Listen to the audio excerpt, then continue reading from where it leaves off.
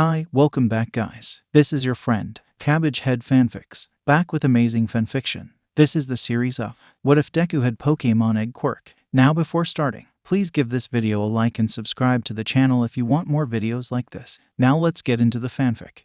The doctor sits in front of them, holding the large egg Izuku had given him. So you're saying this came from my testing yesterday, and that it just popped up this morning? His was colored a pale blue, but the upper half of it is covered in a translucent white material. Yellow ovals glowing on it in a horizontal line. Izuku nods. Yes, sir. That one felt like it was yours, and this other one felt like it was mommy's. He points at the egg in his mom's lap. This other egg is brown and fluffy. Around the center of it is a thick extra layer of light brown fur, and on the top of it is a small pink ribbon symbol, barely visible under the fur. Dr. Tsubasa pushes up his odd glasses. Well, this is definitely odd for a quirk, even ignoring the fact that you didn't get it earlier. People getting quirks at 6 years old isn't impossible, but it is rare. He leans forward, rubbing the egg curiously. If the testing was correct, this must have been caused by physical contact. Quirk use can also cause it, so be aware of that. His mom glances at the egg as she taps her leg nervously. What do we do about this? I don't know how to handle an egg. Well, I can help with that. He reaches onto a nearby shelf, pulling out a book.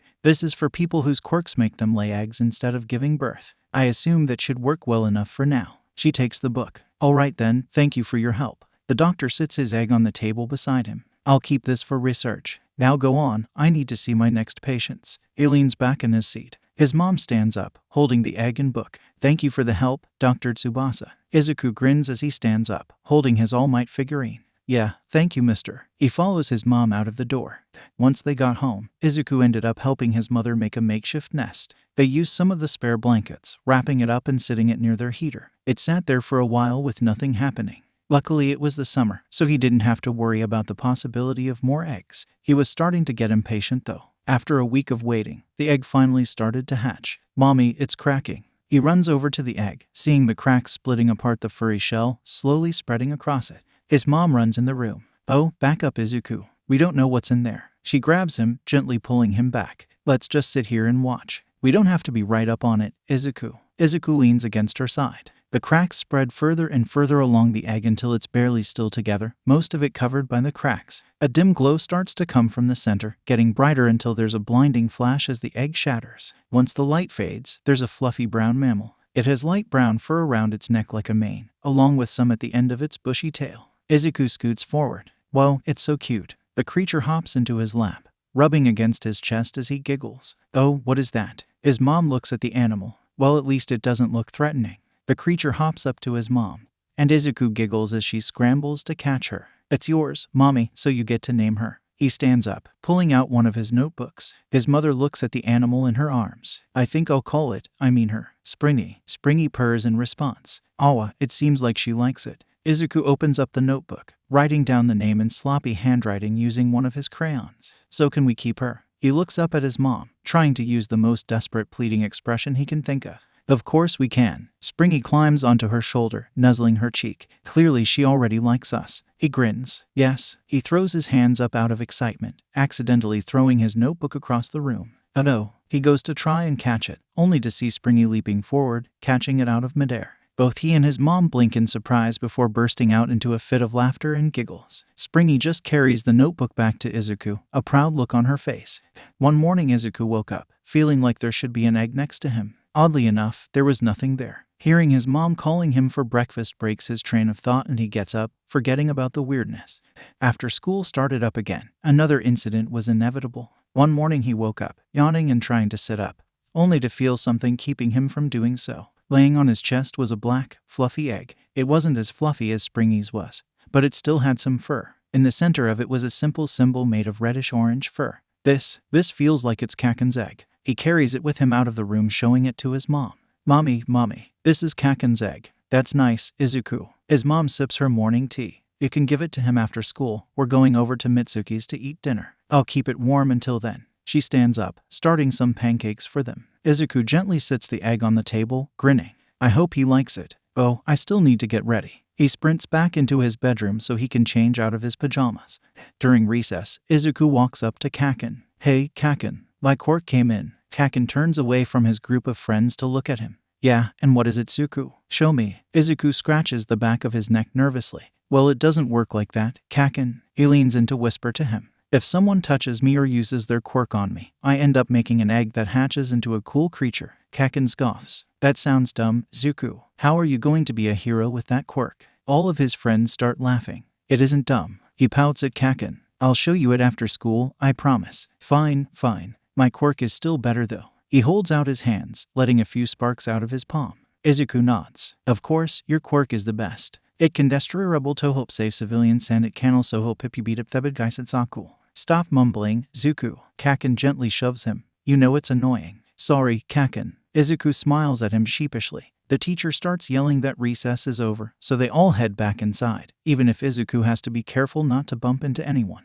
Izuku walks into Kaken's house, smelling the familiar smell of his favorite food in the air. Is that Katsuden? Uncle Masaru shuts the door behind them before heading back to the table. Yes, it is. You got your quirk, so Mitsuki wanted to celebrate. He's busy trying to set up the dining table for them. Glancing in the kitchen, Izuku can see Kaken and Aunt Mitsuki working together in silent focus to prepare the food. Kaken is stuck doing the simpler tasks, but the two of them still work well together. His mom holds the egg in her arms, wrapped up in a blanket to hide what it is. Well, can Izuku here explain his quirk? Aunt Mitsuki yells from the kitchen. Yeah, I'm listening, even if I'm not looking. Izuku steps forward, taking the egg from his mom. Well, my quirk is called Egg Factory, though I don't like that name still. After someone touches me or uses their quirk on me, I end up making an egg while sleeping that night. It's connected to them enough that I can sense whose it is. He unwraps the egg, exposing its black furry shell. They don't all look the same. They're all unique with how they look. They hatch into these off creatures, though I've only seen one so far. This one is Kaken's. Uncle Masaru walks over to Izuku, rubbing the fur-covered shell. Are you planning to keep this or give it to Katsuki? Izuku hands it to him. Kaken can keep it. He deserves it.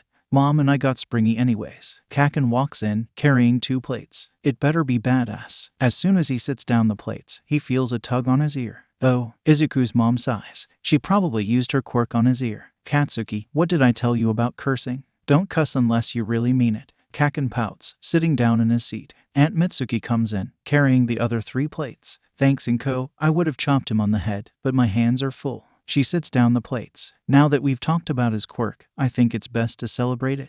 Everyone sits down at the table, starting to eat the katsuden. It's spicier than he usually likes it, but Aunt Mitsuki manages to make it still taste good while still melting off his taste buds with slices. While eating, Kaken looks at Izuku. Hey Izuku, can you use your quirk on yourself? Izuku swallows his bite of food before responding. No, Kaken, only other people's touch counts for it. Kaken scrunches his face up. That's kinda dumb. You can't be a hero with a dumb quirk like that. You're basically quirkless. Oh. Aunt Mitsuki immediately chops the back of his head. Katsuki, be nice. She sighs. I'm sure you could find a way to be a hero with a quirk like that, kiddo. Don't mind my brat. His mother looks at her food instead of him. Yeah, he can't ignore how unsure that sounded. Thanks. Izuku goes back to eating, trying to ignore his dampened mood. The next morning Izuku wakes up, feeling like there should be an egg beside him, but there's nothing. His quirk must be acting up or something. He can't dwell on it since he needs to go to school. During classes at school, Izuku sees Kaken whispering to some of his classmates, and each time it ends with someone staring at him. At recess, he finds out what happened. A bunch of his classmates start chasing him. Let me touch you. I want a cool pet. Come on, let me try. Izuku sprints forward, stumbling as he desperately tries to get away. Time blurs together as he focuses on escaping. He feels a hand graze his arm once, but before he gets caught again he swerves around a corner. Izuku leaps into a pile of trash, hiding in it. Everyone ends up going past him, and he has to hide in this smelly pile of trash for the rest of recess. Throughout the rest of the day, he's stuck dodging people trying to touch him, someone extending their fingers to try and get him, others trying to sneakily touch his legs. By the end of class he feels paranoid with how anxious he is. Once he gets home, he goes to his mom. Hey mommy, can I wear extra clothes to help stop accidental touches? He decides to go with a partial lie, since he doesn't want to get Kaken in trouble. Her expression quickly softens. Of course, sweetie. It's getting cold anyways, so I can get away with giving you a bit more. She sniffs the air. We also need to get you a bath tonight. Izuku smiles at her before sitting down at the table, eating his food with her in silence. The next morning he wakes up with a new egg. This one is blue with a black spot almost like an eye mask. On the top of it is a small metal lump. The egg was a little bit larger than the other 2 as well. He ends up going to school in a hoodie and sweatpants. He also has a scarf, gloves, boots, and a face mask under the scarf. People keep trying to touch him all week, Kaken riling them up. Izuku starts to get better and better at dodging. and they start to get more creative, but they know better than to be rough when the teacher's watching. Izuku even uses this by staying near the teacher for all of recess. Kaken even makes people start calling him Deku. Izuku still doesn't say anything, not wanting to get Kaken in trouble. He just keeps hiding by the teachers. The teachers never really did much, but they would still stop physical violence. Hiding by them at least made sure he wouldn't get beaten up. Near the end of the week, Kaken's egg hatches, and he brings his creature to school. It's a black cat with reddish-orange markings on it that occasionally spits embers. He named her Scorch, and showing her off just made everyone act a bit more desperately when trying to touch him. Izuku got curious at home, and ended up trying to search up something about these creatures. It took way too long, but with his determination he managed to find something. These creatures were from a pre-Quirk game series called Pokémon. His mom had an Eevee, and Kaken had a Litten. It's easier to call them those names than creature or animal anyways. He even started playing some of those games, getting the idea to rename his Quirk. Izuku wakes up the next morning. Still no egg, yet still the same sensation like there should be one he's had for a bit now. It's probably nothing. He needs to go talk to his mom anyways. Walking up to his mother, Izuku smiles. "Mommy, I got a better name for my Quirk now." "Oh, what is it?" His mother looks down at him. "I know you never liked the name Egg Factory, so what's your new one?" She pulls out a piece of scrap paper. Izuku grins. "Human Daycare. Pause in the games. Daycares are where you get the eggs." He had already told her about the games earlier, since she needs to understand his Quirk too, and he still needed help reading some more difficult words in them. She smiles. "I think that's a wonderful name." She writes it down. "I'll go get the name changed while you're at school tomorrow." "Yes, thank you." He hugs his mom before running off. He ends up getting back on the computer, trying to finally beat this buff electric gym leader. A few days later, his egg hatches. A quick search reveals that this Pokémon is called Riolu. It runs over to him, hugging him. "I think I'll call you Mighty." He can feel the happiness emanating from Mighty. When he goes to school the next day, Mighty follows. During recess, Mighty takes the time to train in the nearby woods while Izuku sits by the teacher. It becomes a nice routine for several weeks. But of course, it can't be this nice forever. Something had to go wrong. Today they had a substitute teacher watching them. Izuku still sat near them, but he was worried. His worries proved right when the teacher randomly went inside alone. Moments later, Kaken grabs him by his scarf. "Come on, Deku, play with your friends." Izuku tries to struggle, but Kaken just drags him. "Stop, I don't want to." Izuku tries to struggle, but Kaken just yanks on the scarf hard, making it tighten on his neck for a moment. Izuku is left coughing from the sudden force on his throat. Izuku is dropped on the ground, people trying to yank off his extra bits of clothing. He can feel sparks on his arms, claws digging into his legs, people punching him, all the pain blurring together as he screams out. A sudden noise rings through the air, like metal on skin, a thud following it as everyone goes silent. Izuku opens his eyes, seeing Mighty standing over Kaken, a little bit of blood on the metal pad of its arm. Mighty gets into a fighting pose, glaring at all the others. All Izuku's classmates start to snicker at first. Mighty flexing his hands to extend his sharp metal claws makes them go silent again, backing away and taking Kaken with them. Izuku sits up, his whole body feeling sore and bruised. "Thanks, Mighty." Mighty just makes a proud noise before helping Izuku stand up. Izuku limps his way into the school, entering the nurse's office. "Excuse me, miss, could I have a pass home?" "Now why do you?" "Oh," she gasps as soon as she looks at him. Of course. She hands him a piece of paper after writing a bit of stuff on it. "Just take this up to the office and you can go home. Be careful." Izuku smiles weakly at her before limping out with Mighty again. He enters the office as his vision starts to blur. "I have a pass to go home." He raises up the pass before he can't stay awake anymore. He falls forward as his vision blacks out completely. Izuku wakes up, opening his eyes only to see harsh lights above him. He sits up, hissing at how sore he feels. He rubs his eyes before looking around. He's in a hospital bed, a lot of his body wrapped up in bandages. On his lap is an egg. This one is a bit of a paler blue, and it's made of dry, almost scaly material. It has some splotches of orange randomly on it, and near the top there's 2 extra bits of blue shell on each side. He can feel that it's from one of his classmates. For the moment, he moves the egg to the side. He can see Mighty asleep on the foot of the bed and hugging his leg. Gee good more, he breaks out into a coughing fit. His throat is so dry, irritated by even attempting to speak. "Oh, you're awake." He turns to see his mom in a chair beside him. He can't help but notice her red eyes and the tear streaks on her face. "Let me get you some water, Izuku."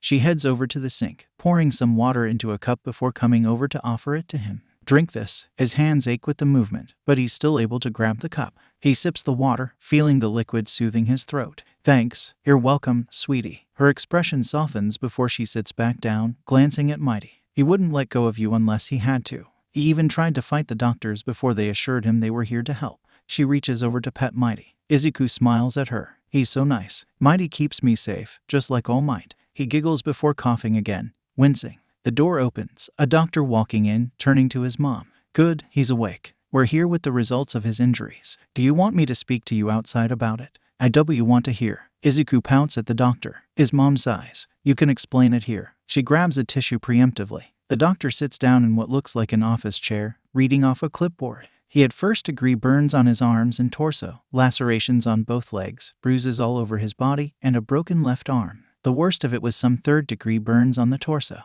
My poor baby. His mom sniffs, wiping her eyes. You're sure he'll recover though, right? Yes, we are. The doctor sits the clipboard in his lap. It was difficult trying to heal him without skin contact, but we managed to do so. The broken arm will have to heal naturally though. The quirk we used only worked on burns. Izuku looks at his arm, stuck in a cast. Oh man, I write with that hand. The doctor shrugs. Yeah, but we don't want any more superpowered pets. So we can't heal you more. His mother looks at the doctor. When can he come home? Tonight should be good. The doctor stands up. I'll go ahead and fill out the necessary forms in advance. He walks out the door. Izuku. His mom looks at him, sighing. Do we need to try online school instead? He hesitates for a moment before looking down. Yeah, that might be good, Mom. Sorry. He yawns. She smiles at him. No need to apologize. Now get some rest. You need it. Okay, Mommy. Izuku lays down, yawning again. He quickly drifts off to sleep, laying there comfortably while holding the egg beside him. That night he's discharged, heading home. He spends a lot of time online, since he's able to play these games even while using only his right hand. It's a pain to do so, but it's better than boredom. Mighty follows him around much more often now, only leaving him to go train. Mom even ended up buying a punching bag for Mighty to use. They eventually try to go to his school to discuss the issue. It doesn't go well. His mom looks at the principal. What do you mean you aren't going to punish them? They beat up my son. The principal leans back. Well, my son said that Midoriya is the one who started the fight by punching Bakugo. I'm inclined to believe my own kin. She takes a deep breath. They attacked my son because they wanted to try and abuse his quirk so they could have free pets. They at least need to be taught why that's incorrect behavior. The principal snorts. Yeah, right. Your son was being stingy. Sharing is caring, and he didn't share it all with his classmates. He sips some water. They just roughed him up a little. His mom inhales through her teeth. They broke his arm. Boys will be boys. The principal sits up. But I guess I could listen to your demands. If you just gave me a— He reaches towards Izuku. Izuku's mother slaps the principal's hand away, speaking with cold fury. Don't ever try to touch my son again. Since you clearly aren't listening, maybe you'll be more cooperative when we're in court. Before the principal can respond, she picks Izuku up and carries him out of the room. After the incident, Izuku stops going to school there. Luckily his mom is a lawyer, so she's probably doing good with the court case. Izuku only had to go into the courtroom a few times, and it was pretty easy, even if he hated the feeling of all the eyes on him. Izuku ends up starting an online schooling program, and he honestly enjoys it. He gets to go at his own pace this way, even if his broken arm slows him down quite a bit with some of the typing. His grades are pretty decent, though it's hard to focus sometimes. Mighty accidentally breaking something can distract him, or Springy causing a mess by knocking over stuff. He still makes sure to take care of the egg, wrapping it up and keeping it warm. It's getting colder, so they have to have 2 heaters right beside it. This one takes longer to hatch than the others, taking a full 2 weeks. The flash of it hatching fades, revealing a Jibble standing there. She looks up at him, grinning. Aw, you're so cute, oof. The Jibble dives off the table into Izuku's lap. Jibble tries to take a bite out of the table, chipping one of its teeth. Hey, no eating random things. The Jibble ignores him, trying to run over to eat the new bags of groceries before Izuku picks her back up. You're lucky I know your species regrows teeth. It's hard to keep a hold on this little dragon, so he pets her to make her relax. I think I'll name you Chip. Chip nods in response before slipping out of his arms, diving towards the groceries. No, bad girl. The 3 Pokémon in the home got along perfectly. Springy would constantly climb up to high places and hide, and they ended up making it a game to try and find her. Mighty always wins. Mighty constantly has to stop Chip from eating things. Izuku has literally watched Mighty pick up Chip and throw her into a pile of blankets to make her calm down. Speaking of that, Chip seems to love blankets. It's one of the few things she won't try to eat, just making a little den within a pile of blankets to sleep in. As for the others, Mighty sleeps right with Izuku, but Springy sleeps in his mom's bed instead. After about another month, Izuku finally got his cast off. He starts to go even faster with his classwork now that he can type. He stops really going outside often, Whenever he does, he wears the same type of outfit he wore to school, covering every inch of skin. Even being around lots of people still feels uncomfortable. Time passes with him mainly focusing on his schoolwork. He gets good grades and stays inside, nice and comfortable. Then, after a year of this routine, something interesting happens.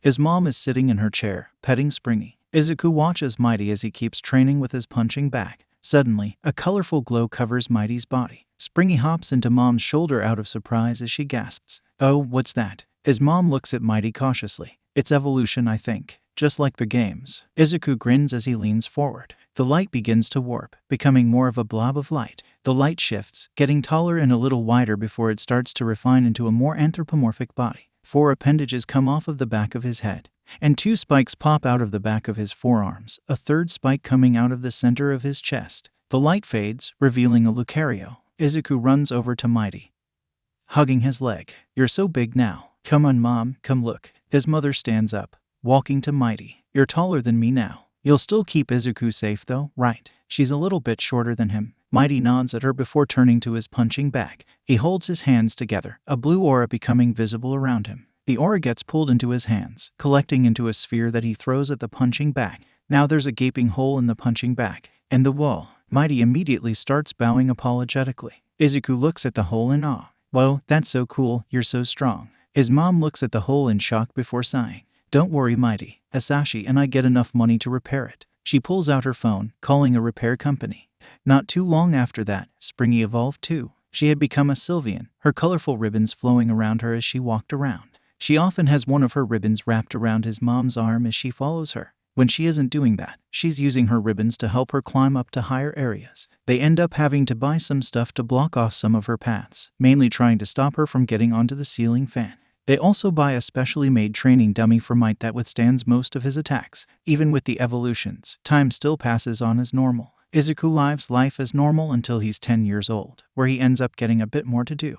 Izuku sits on the couch in the living room, watching TV. After taking a break from schoolwork, he figured some TV would be nice. All Might is on the screen, giving an interview. The interviewer leans forward. "What's your advice for anyone wishing to be a hero?" "Well, that's simple." All Might turns to the camera. "Make sure to train. Relying on just your quirk can get you decently far, but it'll fail eventually. You need a strong body so you can take hits and dish out strong smashes." That gives him an idea. "Mom, could I get some training equipment too?" He walks over to his mom. His mother turns away from the dishes to look at him. "Oh, why do you ask? Would Mighty's not work?" He looks up at her. "Well, I need to be strong to be a good hero. I can't fight villains with these noodle arms." He looks at his arms and pouts. "And Mighty's dummy hurts my hand to punch, so I can't train against that." She smiles at him. "Well, I don't see why not." She turns back to the dishes. "Once I finish these up, I'll order you some training equipment. Just wait a moment." Izuku grins. "Thanks, Mom." He runs back to the couch. A week later, he had his own set of training equipment. He used the weights to strengthen his arms, and the punching bag to help him with combat. He used YouTube videos to figure out how to fight. It takes him a month to build up some bits of muscle, but it works. He and Mighty start to spar, even if it's a bit difficult in the almost claustrophobic rooms. In the end it helps, as Izuku's able to learn how to adapt to an unfavorable environment. He still loses most of the time, but he learns, and that's what matters. A few months later, Izuku ends up bored. He's sore from training, and he shouldn't go overboard, so he has to rest. While he could play Pokémon, that's been getting a bit repetitive. He decides to search for something else to do. He ends up finding a server. It's called Uphill Heroes, mainly meant for aspiring heroes, hero students, and even some actual heroes. It's mostly for those who have something hindering them. Some of them don't have a flashy enough quirk. Others, their quirk is too weird. Several of them have quirks that don't help with heroics. It sounds interesting to him, but he's not sure if he fits in it. First off, it's meant for 13+, but then again, when did he follow that rule online anyways? He didn't know if his quirk really fit here though. He still joined, filling out the starting information. Things like if he's an aspiring hero, hero student, or hero, or entering his pronouns and all that. Poke Might, do I fit here? My quirk lets me create Pokémon eggs, but I can't control them when they hatch. They're often more like pets than fighters. Contagious laughter, of course, kiddo. Welcome to the Uphill Squad. Anxiety manifested. Not all of us have quirk problems, even stuff like anxiety can count. Poke Might, oh, then I definitely fit here. I feel anxious even going outside without every inch of skin covered. Contagious laughter, oh geez, what caused this kiddo? Only share if you're comfortable. It feels so easy to talk to these people. They're just so nice, and they can't try and activate his quirk. Talking online just feels safer, so he shares a bit more than he probably should. Poke might. My quirk is activated by skin contact.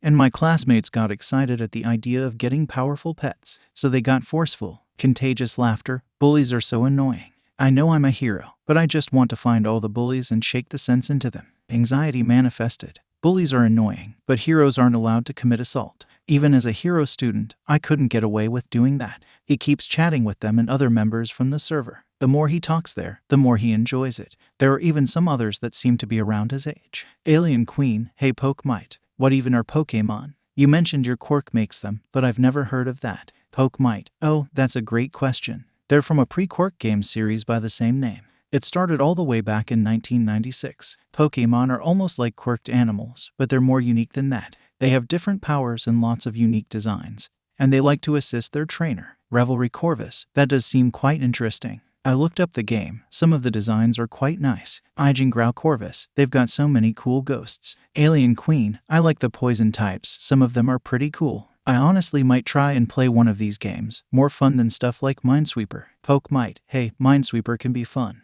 Izuku Corvus. Nah, she's right. It can be pretty boring to play. You just like it because you've got a big brain. Revelry Corvus. Yes, it can be quite dull. But I'll also try out this game series. It seems interesting. Poke might. I'll just ignore you two insulting Minesweeper so I can focus on what else you said. I hope you enjoy the game whenever you try it. He managed to get a lot of these people interested in Pokémon, which he counted as a win. They all had to deal with so many problems. A game series to relax with is deserved. The server even ended up getting a chat specifically for Pokémon discussions. Peekaboo was the first of them to get a shiny, and he shared so many pictures of his shiny Dreepy. A bit afterwards, Anxiety Manifested got a shiny Shelter, though he was a bit more timid about sharing it since he said didn't want to brag. They almost forgot that Izuku could make Pokémon, but eventually someone asked. Once Izuku mentioned the Pokémon he had in real life, the server kind of freaked out. Contagious laughter. What do you mean you have a Gibble? And a Lucario? You got pretty lucky with those. You're a badass trainer already. Poke might. Yeah, even as a Riolu, Mighty tried to defend me from bullies. He's still training more and more. Alien Queen. Well, you're lucky you got a Riolu back then.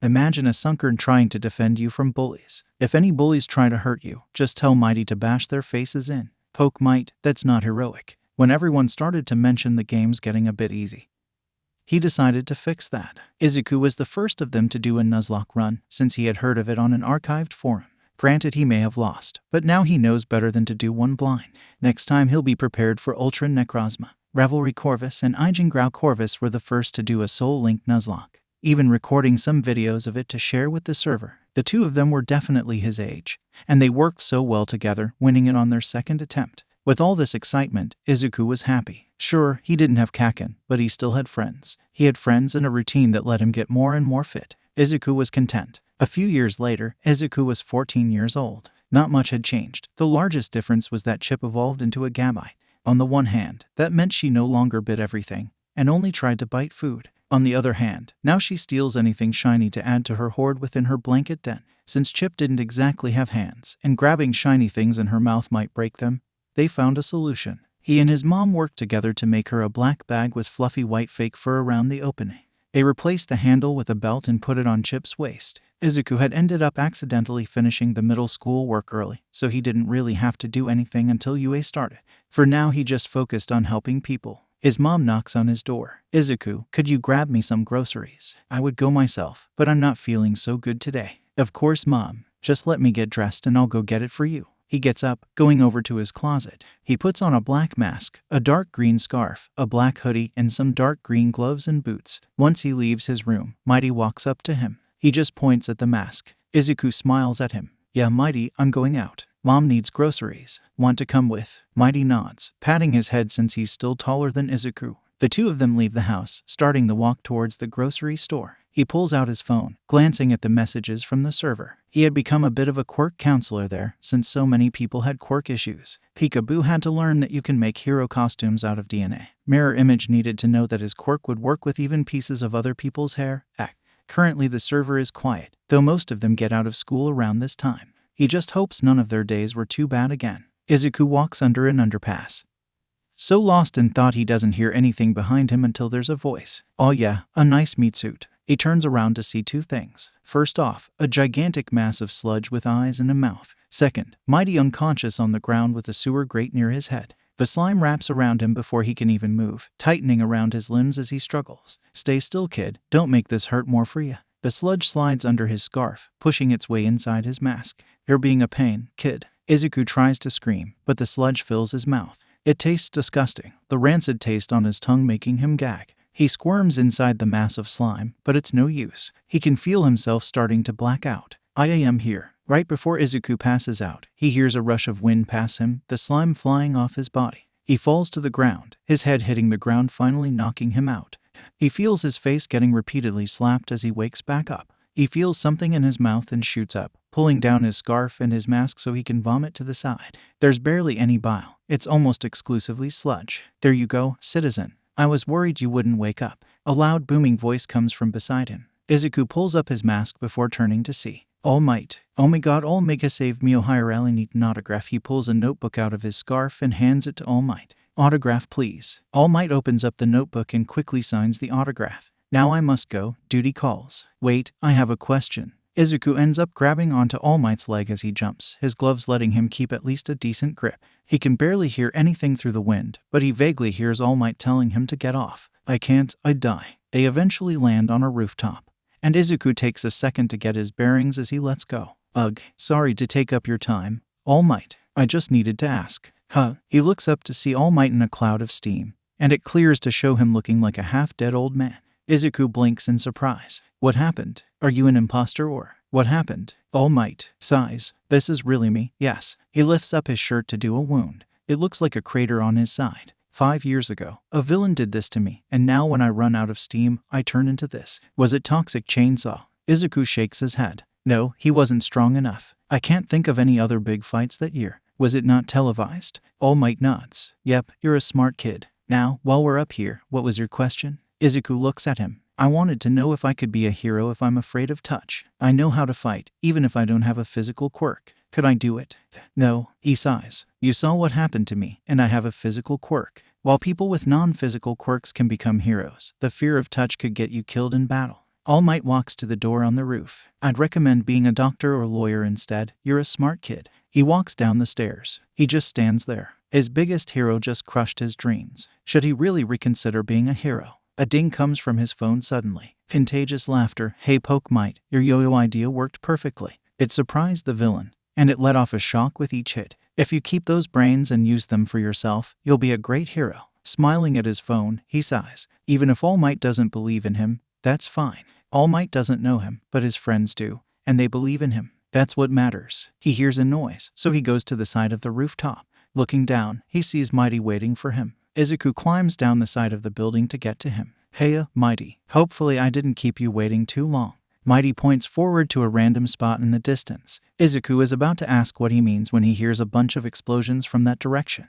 Oh, you felt those auras. Alright, we'll check it out. Izuku starts sprinting in that direction. Once he gets there, he sees the sludge villain, someone trapped inside him. There's fires everywhere, and the heroes are only cleaning up the mess around, not actually dealing with the problem. They talk about how they don't have the right quirks for the job. Then Izuku spots who's inside it. Kaken, from all those years ago. Shit. Mighty turns to him, tilting his head. Let's help out, since these heroes are being cowards. Izuku and Mighty shove past the police boundary line, running straight into danger. An aura sphere manages to destroy some of the slime, but that just annoys it. Oh, you came back for round 2 with your pet. I guess I can do the honor of killing you too as well. Sludge shoots towards Mighty, starting to engulf him. Mighty counters the slime, sending it all flying back. Izuku takes the opportunity to tear through the slime surrounding Kaken, as it's now a lot thinner. Kaken blinks in surprise. Deck nerd, what the hell are you doing here? Saving you. He yanks Kaken out of the slime. I got him, Mighty. Mighty nods, extending his metal claws. He slashes through any slime in his path, getting to Izuku and taking Kaken. Mighty sprints over to the heroes, Izuku right behind him. The medics take Kaken, and the heroes pull Izuku aside. Death Arms glares at him. That was really stupid of you, kid. If we couldn't do it, why the hell did you try? He tries to put his hand on Izuku's shoulder. Izuku flinches away before he can, and Mighty starts growling. Well, at least I succeeded. He looks back at the crowd, seeing the new hero Mount Lady scoop up the sludge villain as he tries to escape. Death Arms pushes Mighty away. Tell your weird dog to back off. He's not a dog. Izuku steps beside Mighty. You could have helped there, anyways. You could have just punched him in the eye and then saved Kaken. But instead you just sat there like a coward of a hero. He turns and runs before Death Arms can respond. Izuku ends up stopping in a street a good distance away, turning to Mighty. You okay, bud? Mighty nods. His ears perk up and he turns suddenly. Izuku turns to see Kaken approaching. Kaken stomps up right in front of him. I didn't need your help, you know that. I could have handled it on my own. He stops himself, letting a few sparks out of his palms as he takes a deep breath. I better see your ass at UA so I can prove that I'm the best hero, a better one than you. And with that, Kaken stomps off. Izuku blinks in confusion. I guess that's an improvement. Mighty shrugs. He looks like he's thinking for a moment before his eyes widen and he facepalms. Huh, Izuku thinks for a moment. Shit, I still haven't gotten groceries. He groans. At least we're not far from the grocery store. He starts to jog forward, Mighty following. Only a few minutes into the walk, All Might runs in front of him, still in his weakened form. Wait, huff ... wait up, kid. He puts his hands on his knees, gasping for breath. I hate, huff, these old legs. What do you need, sir? I was just going to get groceries. Izuku steps back. All Might takes a deep breath before he stands up fully. Sorry about that. I wanted to talk to you, but I can walk and talk so I don't hold you up too much. Izuku sighs. All right. He starts to walk, seeing Mighty tilt his head curiously before following beside him. Thanks. All Might follows on the other side of him. I want to apologize for earlier. I was in a bad mood, and I ended up being too rude to you. He sighs. I see now that you have the brains and skills to succeed, along with your friend, pet. Mighty lets out a barking noise that sounds awfully like snickering. Izuku smiles under the mask. It's a mixture of the two. I prefer to think of him as a friend though. Being praised by the #1 hero wasn't what he expected from today. All Might nods. Fair enough. He glances around, seemingly checking the area for people. There's currently no one else on this street. Even though you could be a hero with your own abilities, I'd like to help. I'd like you to be my successor. Izuku stops, turning to him. Huh, your successor. How would that even work? Well, All Might sighs. I can't explain it out here. Could you meet me at Dagaba Beach tomorrow morning?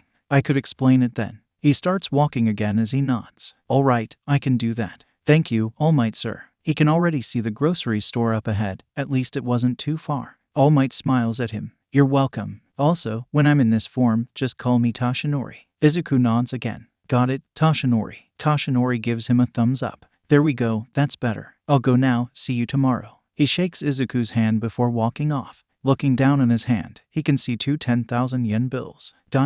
Well, I guess this can help pay for the groceries. Hopefully this isn't just a bribe. He turns to Mighty. Let's get this over with. They head into the grocery store. Izuku walks back to his house, seeing Chip sitting in front of the door. She's glancing around worriedly before she spots him, running over. He pats her head as she hugs his waist. Yeah, I'm okay, Chip. I got you something. He reaches into his pocket, pulling out a shiny rock he found on the ground. Her eyes light up, and she uses her claw to open her bag. Izuku drops the rock into her bag. Now let's make sure Mom's okay. He opens up the door, letting Mighty and Chip go in first. His mom is sitting on the couch, wiping her eyes with a tissue. She quickly turns to the door when she hears them. Oh, Izuku, are you okay? What happened? Izuku takes off his extra clothing first. Well, first off, I still managed to get the groceries. He sits the bag on the kitchen counter. You know I'm not worried about that. She gets up, walking over to him. Are you okay? You look so long, and I saw the news. What happened while you were gone? Well, he tells her everything, even the stuff about All Might. Izuku trusts her too much to keep that information from her, after all. She hugs him tightly. Oh, not even a hero student and you've already gotten attacked by a villain. I'm glad you're okay. She pulls him over to the couch, sitting down. He sits down next to her. Yeah, though I'll need a thorough shower later. Springy hops into his mom's lap, and she lets her gently. As for the stuff about All Might, he's a bit of an idiot for saying that stuff to a teenager on a roof. But I'll still let you go talk to him later, just make sure to keep me informed too. Izuku nods, leaning back into the soft fabric of the couch. Yeah, I will. I don't want to accept anything sketchy without your input. His mother smiles at him. At least Katsuki seemed nicer when you saw them. I didn't want to take legal action on him back then.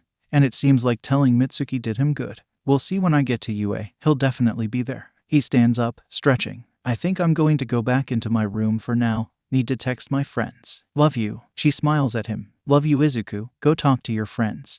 Poke Might. Hey guys, I may have gotten into a villain attack today. I won the second time though. Contagious laughter. So that was you on the news. You're gonna give me a heart attack. Kiddo. Contagious laughter. Wait, what do you mean second time? Peekaboo. That Lucario confirmed it. He mentioned having Mighty the Lucario. Poke Might, yeah, I had to go shopping. I took Mighty with me, and then got attacked by the sludge villain. I almost died, but All Might saved me. Then a bit later I saw an old family friend getting attacked by the villain and I just had to help. Alien Queen, you and Mighty worked damn well together. Revelry Corvus, those heroes were cowards. You showed them your light and shine brighter than they could have ever hoped to.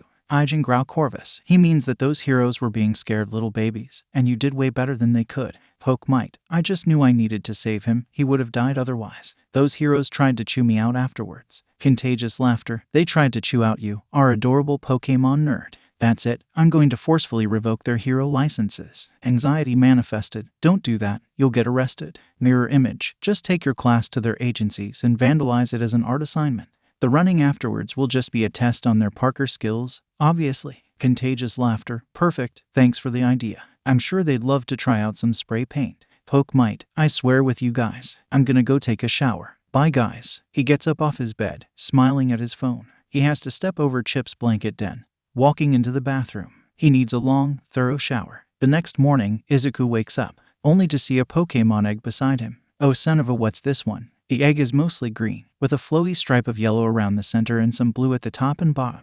It feels slimy to the touch. This one feels familiar, though it takes him a second to figure out who. Oh great, it's from the sludge villain. He sighs before picking it up, carrying it into the living room. His mom turns to him, her eyes widening at the sight of the egg. Oh, it's been so long since your quirk went off. Who's this one from? On the table is a bunch of paperwork, organized carefully, probably about her latest case. Springy is currently asleep on top of the fridge. Chip is trying to jump up to get a shiny magnet on the fridge while Mighty keeps moving the magnet higher up. Izuku sits the egg on the table before going to the closet.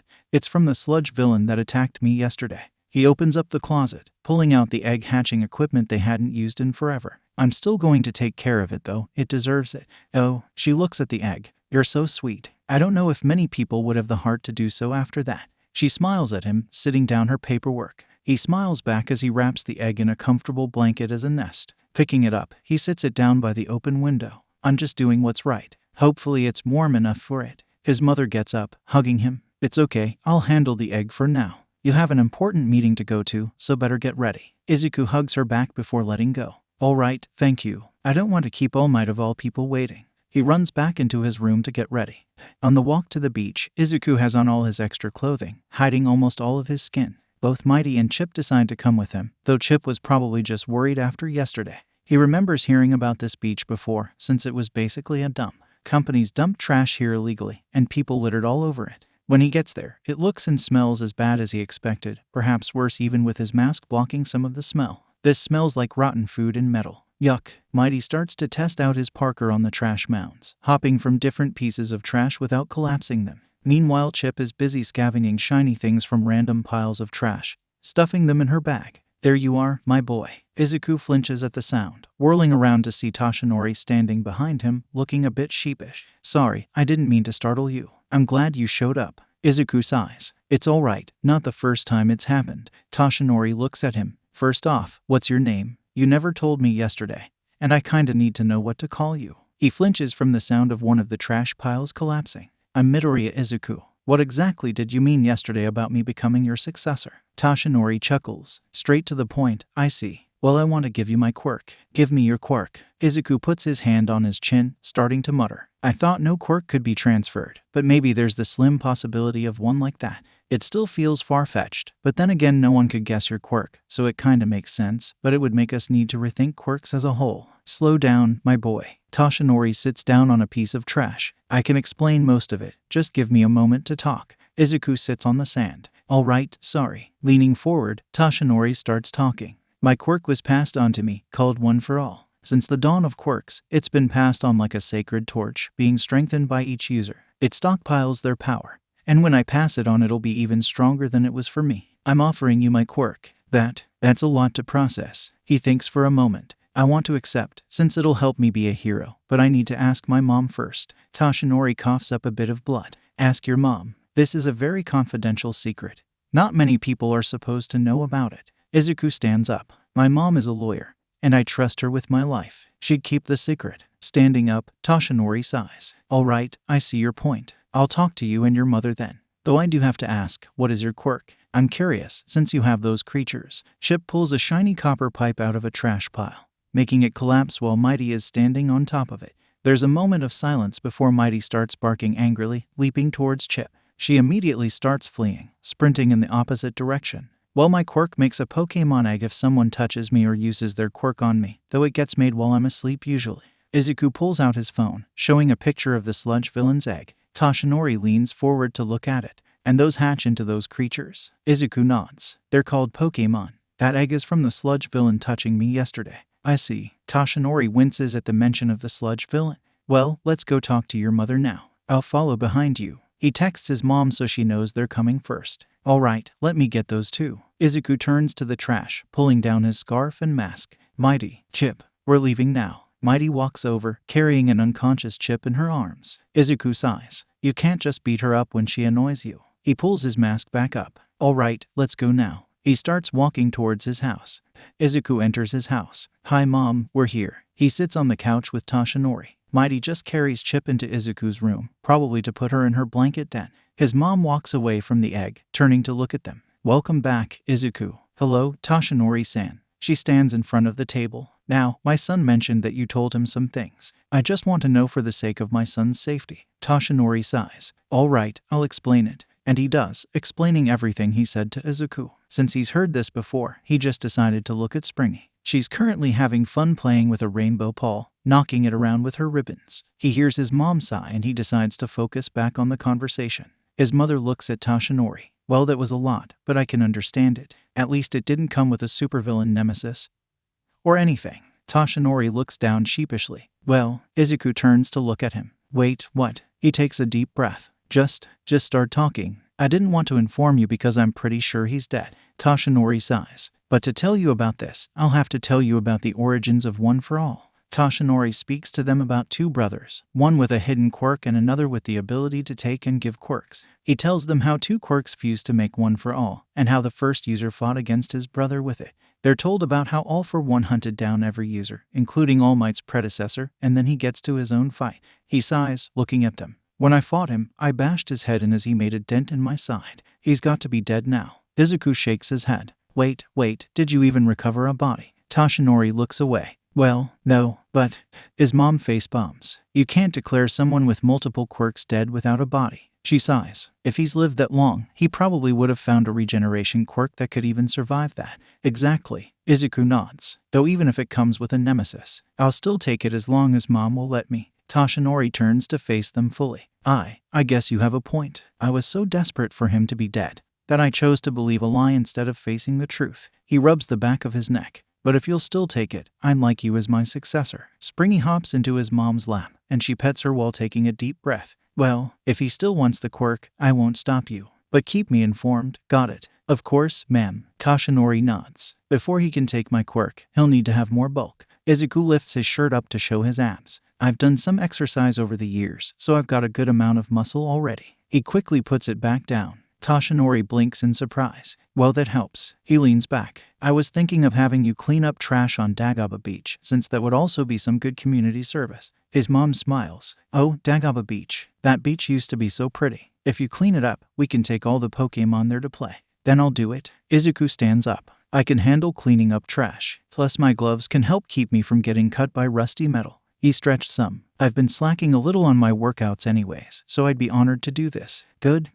Toshinori smiles at him. I'll send you a diet plan too, since that'll help. We can start the cleanup tomorrow. His mother nods. All right, just give us your phone number and I'll even give Izuku some trash bags as he leaves. She hands Toshinori a blank piece of paper and a pen. Toshinori writes down his phone number, sitting the paper on the table. I'll take my leave for now. I've talked enough. I'll see you tomorrow, Midoriya. He walks to the front door, leaving. Izuku's stomach growls. Are you ready to fix some breakfast, Mom? She sighs. I was ready half an hour ago. Let's eat. I got an annoying case to deal with later, so I'll need the energy. He walks into the kitchen. Let me guess, another Endeavor case. His mom enters the kitchen, using her quirk to grab her frying pan. The Endeavor ones are always difficult. His lawyers are a pain to argue against. The two of them both sigh before starting to work in silent harmony.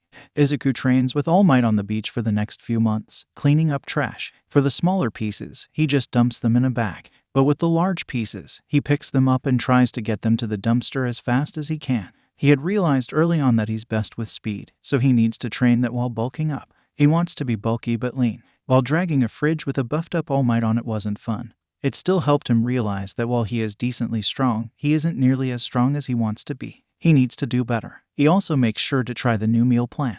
It's a bit bland, but some of his mom's seasoning techniques fixes that issue. He makes sure to follow it as closely as possible. He doesn't want to ruin his progress. A few days after starting, he sees something peculiar on the news.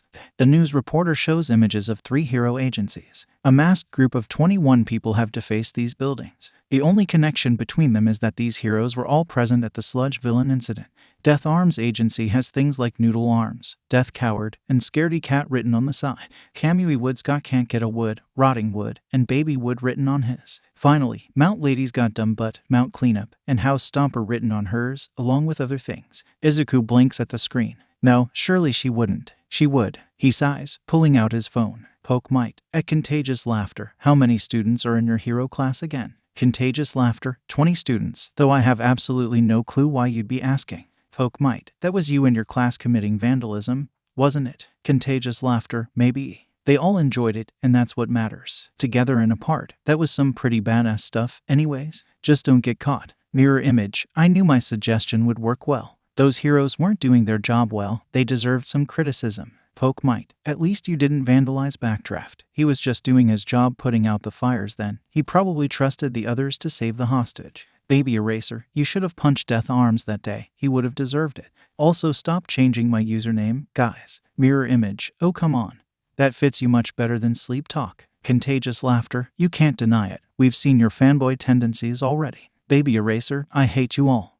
Even while training, he still keeps track of the egg. Even if he hates the circumstances that caused it, he can't punish the Pokémon for it. He still needs to take care of it. About 2 weeks after he starts training, the egg starts to shake. He didn't notice it the other time since he was younger, but now he realizes that it shakes for a bit of time before hatching, just like in the games. Once he notices the shaking, he keeps a closer eye on the egg, just waiting for the day it finally hatches. And the next day, it happens.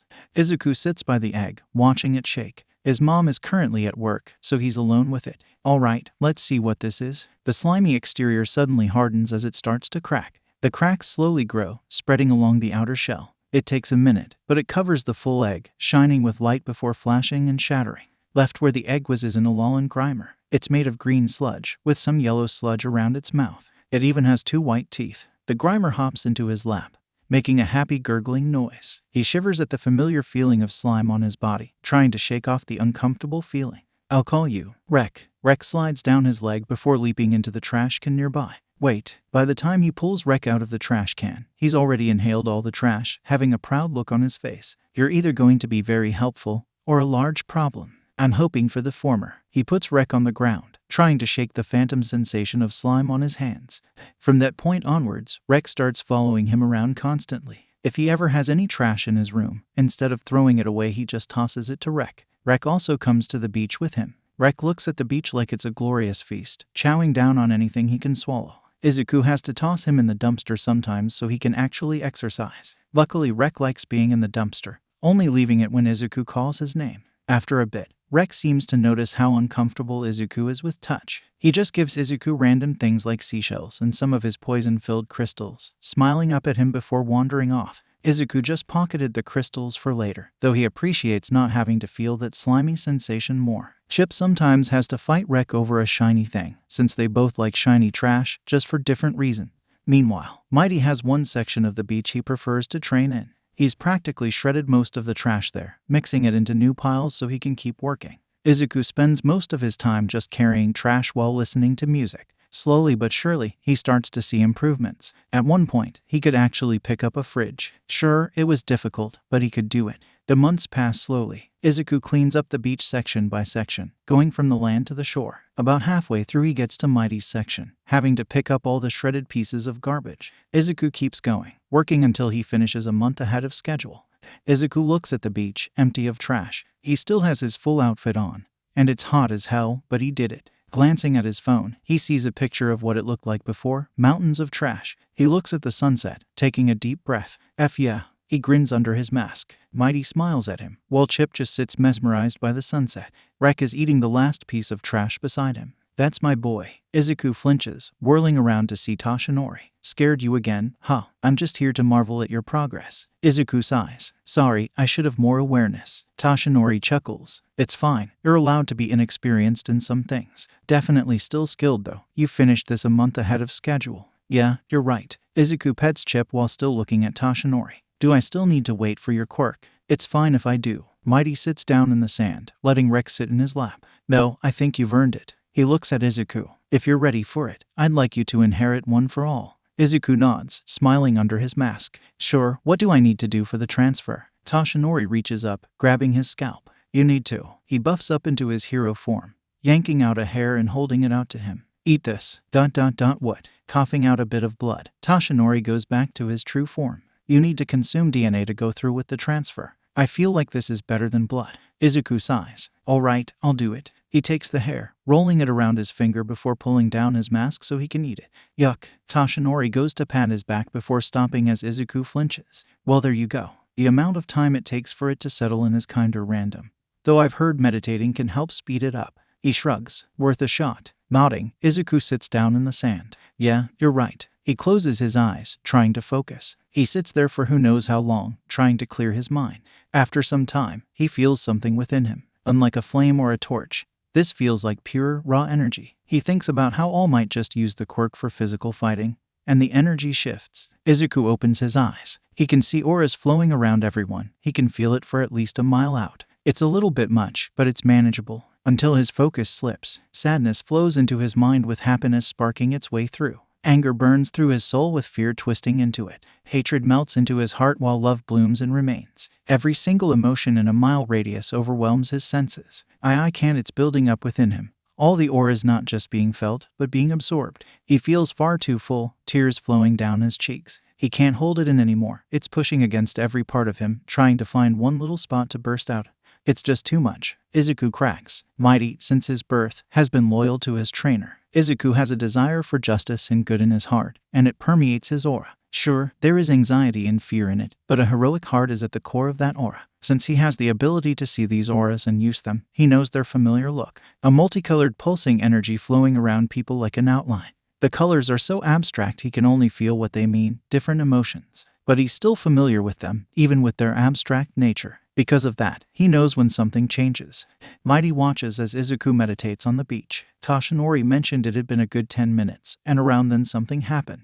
Izuku's aura flares up, becoming more erratic. Mighty tries to bark to get Tashinori's attention, but he just gets a confused look in response. Then he notices it. Everyone's auras are getting siphoned, just like when he's using Aura Sphere. They start slow, like they're being resisted, before all of the auras from within a mile radius get absorbed right into Izuku. He starts to bark more as Izuku's aura becomes erratic, mixed with so many others. Tashinori looks at him again. What is it this time? Izuku stands up, his eyes opening and glowing an erratic mix of colors. Tears pour down his face as he gasps for breath, his aura pulsing chaotically, incomprehensible. Tashinori steps forward. What's wrong, Midoriya? What's happening? Mighty feels something shift, yanking Tashinori back. Izuku screams as aura energy explodes out of him in physical form. Instead of Mighty's controlled blue color, this is a multicolored mess, pulsing in a sphere of emotion around him. Tashinori tries to run into it, but Mighty stops him. Let me go. I need to help Midoriya. Mighty reaches out, pulling some of the chaotic energy into his hand. It's a bit difficult to control, but he can do it. Then he tosses it at a boulder to show how it breaks straight through. Tashinori nods reluctantly. Fine, just go help him. Mighty runs into the massive aura. His own aura solidifies around him, keeping him safe from the writhing energy. Once he's inside it, it's chaos. Auras carry thoughts, so he can hear the voices of hundreds speaking everywhere, all at once. He forces his way into the center of it all. Izuku is just there, floating in the aura. All of his clothes were seemingly annihilated by the energy. He keeps shifting around, like the aura is the only thing stopping him from falling, so Mighty leaps up and grabs him. He manages to get Izuku to look at him, seeing his trainer looking almost dazed from all the pain this probably caused. Mighty attempts to get his attention, punching the air in front of him as an example. Izuku copies him, his punch sending the ball of chaotic aura flying away into the ocean. Once Mighty has them both land safely on the ground, Izuku is already unconscious, but his arm has bones sticking out of it and he's still twitching. Tashinori buffs up, holding his hands out. What the hell happened? I was worried something would happen. But even then, one for all isn't supposed to do this. I'll get him to Recovery Girl. Mighty quickly hands Izuku over. While All Might dashes away, Mighty picks up Wreck and lets Chip climb on his back. They're both confused, scared, and worried. He feels the same as he starts to follow Toshinori towards the large building labeled UA. Izuku wakes up in a void, not able to see his body. He feels calm and safe here, away from the pain from moments before. On one side of himself, he can see 8 lights, shining from the distance like stars. He tries to reach out towards them, but it's no use, they're too distant for now. On his other side, there's a large orb of pure energy. He reaches out, and even if he can't see his hand, he can feel when he makes contact. The orb suddenly splits, popping apart into 18 different spheres of energy, each one a different color with a symbol on it. They all flow around him, before gathering together into a large orb once again. He reaches out to touch it once more. This time, instead of it breaking, it absorbs into his very being, his eyes being filled with bright light. Izuku opens his eyes, the harsh lights making him wince as he closes his eyes again. He sits up, hissing at the pain all over him, blinking a few times. His eyes adjust to the light around him so he can actually see. Mighty is asleep in one of the chairs, with Rex sleeping in his lap. Chip spots him, running over and making a happy growling noise before running off. A few moments later, Recovery Girl enters the room. "All right, you're finally awake. You've been asleep for about 5 hours. She hands him a cup of water with a straw in it. He takes the water, drinking it from the straw. It soothes his dry throat enough for him to speak. "What happened?" Chip runs to the bed beside him, smiling. He makes sure to pet her before turning to Recovery Girl. She pulls up one of the chairs, sitting on it. "Well, first off, what do you remember? Also, I know about One for All, so don't be afraid to mention it. I remember trying to use One for All. Feeling raw energy inside of me and my thoughts making it shift. Feeling the emotions of everyone within a mile and then accidentally absorbing them into me. And then," he shudders at the memory, "overstimulation and pain."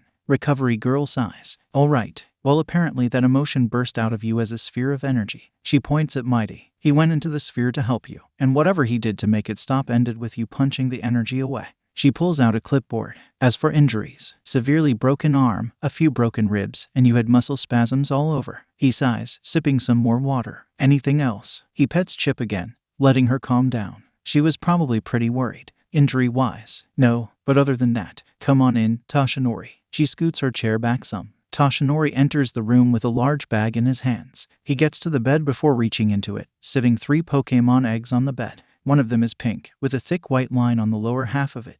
Under the line it's all hot pink. "This one, it's yours, Recovery Girl." He hands it to her. The next one is a fluffy gray egg. It has a white stripe near the top that feels like it's made of wool, and it looks like a headband. "This one is yours, Toshinori." He hands it over to him as well. Toshinori looks at him. "But this is yours, I can't just keep it." Recovery Girl nods. "Yes, I can't just keep a random animal here. It wouldn't be good for my patients or my job." Izuku shakes his head. "Well, Toshinori, I want you to keep yours, and I'm sure whatever Pokémon you get will love you." He turns to Recovery Girl. "Also with you, since my quirk often bases the Pokémon that comes out after the person, you'll probably get one that can help you with taking care of patients."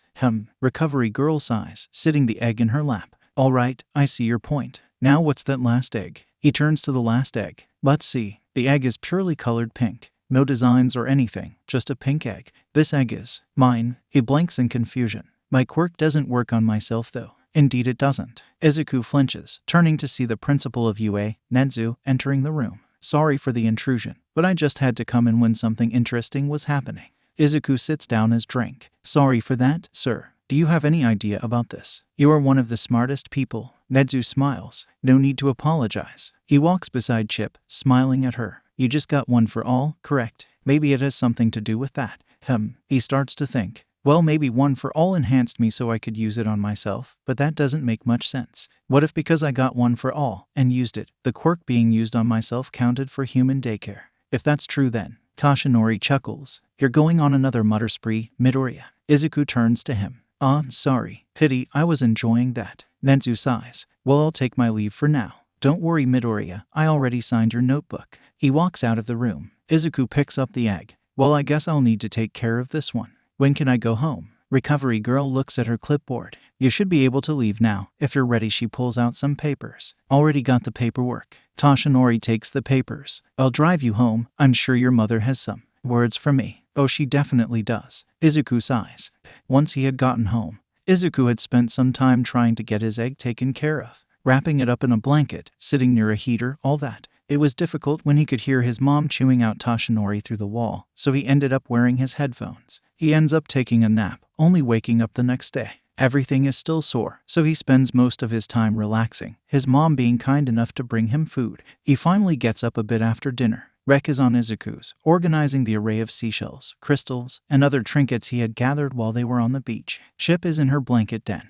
Wall has expanded to also go under his bed so she has more space. She's either organizing her gem hoard or she's sleeping. Mighty walks over to Izuku. What is it, Mighty? He gives him a drawing that seems like Izuku surrounded by something, probably the energy from yesterday. It looks poorly made, but then again Mighty doesn't have thumbs, so it's still pretty impressive. What's that for? Izuku tilts his head. Mighty holds out his hand, making a small ball of aura. He points at it and then points at the picture. Izuku blinks. Are you saying I used aura? Mighty nods, and Izuku puts his hand on his chin. Wait, I can remember feeling overwhelmed by emotions. And aura is emotion, so that makes sense. But why? Mighty just shrugs at that. Izuku sighs. While that isn't very helpful, he checks his phone, seeing the server still full of conversation. I'll relax for now, and we can test that stuff tomorrow. Mighty nods at him, sitting down on the edge of the bed. Izuku hands him the remote to the TV, since Mighty has learned how to use it in his own way. While Mighty searches for something to watch, Izuku sits down. Revelry Corvus. Why are there reports of a crater in the newly cleaned Dagaba beach? At Poke Might, weren't you the one taking on the endeavor of cleaning that massive waste? Ijin Grau Corvus. Yeah, we're worried about you. Poke Might. So my Quirk might have had some developments. Alien Queen. What happened? Come on, I'm curious. Baby Eraser. If you rush him, he'll probably just take longer to explain. Be patient, you drama goblin. Alien Queen. I'm not a drama goblin. I just can't help but be curious about everything happening around me. Poke Might. From what Mighty mentioned, I think my Quirk made me able to use his aura reading abilities.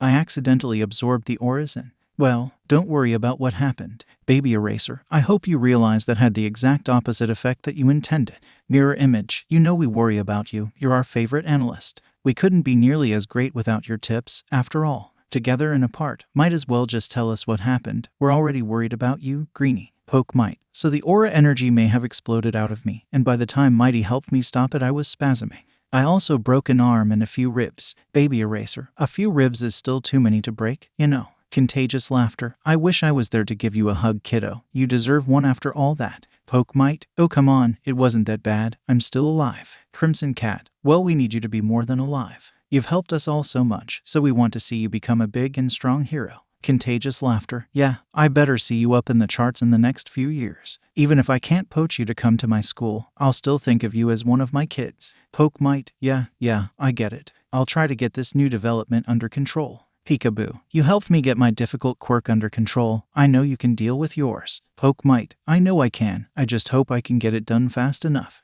Izuku sits on the beach, turning to Mighty. All right, what do you want me to do? It's just them, so he's only wearing shorts. It feels uncomfortable, but he doesn't need to mess up another outfit. Mighty writes in the sand with his claw, spelling out focus quirk. Izuku nods, taking a moment to focus on the quirk. He can feel the auras again, but he keeps his range small, though it takes far too much concentration. Can you hear me? Izuku blinks in surprise. Huh, what was that? He glances around, only to see Mighty looking just as surprised. This is me, Mighty. We're both seeing each other's auras, so we can speak through them. Mighty smiles at him. He smiles under his mask. That's great. This could be so useful for hero work. But I'm still having to focus a lot to keep my range limited. If I even stood up, I'd probably lose control. Mighty nods in understanding. Yes, it can be rather overwhelming. Don't limit your range, but don't let the emotions in. Mighty holds out his hands, the energy from his own aura flowing into it and becoming a blue sphere. So I need to guide it instead of letting it in. Mighty nods at him. Izuku holds his hands out, letting his range extend. Before the emotions can flow into him, he focuses on his own aura, coaxing the energy into a ball. It's small, but it's something. He throws it, and it fizzles out midair. Not the best, but good enough for now. Now relax. The emotions should be fine now. Mighty lets go of his aura sphere, letting it fade away. Izuku takes a deep breath, letting it out slowly. He can still feel the emotions around him, but he isn't experiencing them. He can handle this. Mighty stands up, walking off. He comes back a moment later with a few boulders, sitting them on the sand. I want to test something. Try to use Rock Smash. Let your fighting spirit fill your fist, and strike. His paw gets balled up before it shoots out, cracking the boulder on impact. A second later, the boulder crumbles. All right, worth a shot. Izuku stands up, walking over to one of the boulders. He forms a fist, taking a deep breath. Focusing on his heroic desires, he imagines this boulder as rubble blocking him from saving civilians. Izuku's fist is launched forward, slamming into the boulder. He feels no pain, just victory as he watches the boulder crumble. He looks at his hand, seeing a pale orange energy surrounding his hand for a moment before it fades. It must protect my hands, then, so I can learn Pokémon moves. But only if a Pokémon teaches me them. Yes, it seems like it. I wonder if you can use other types, too. Only using fighting type wouldn't make sense. Mighty sits on one of the boulders. Izuku thinks for a moment.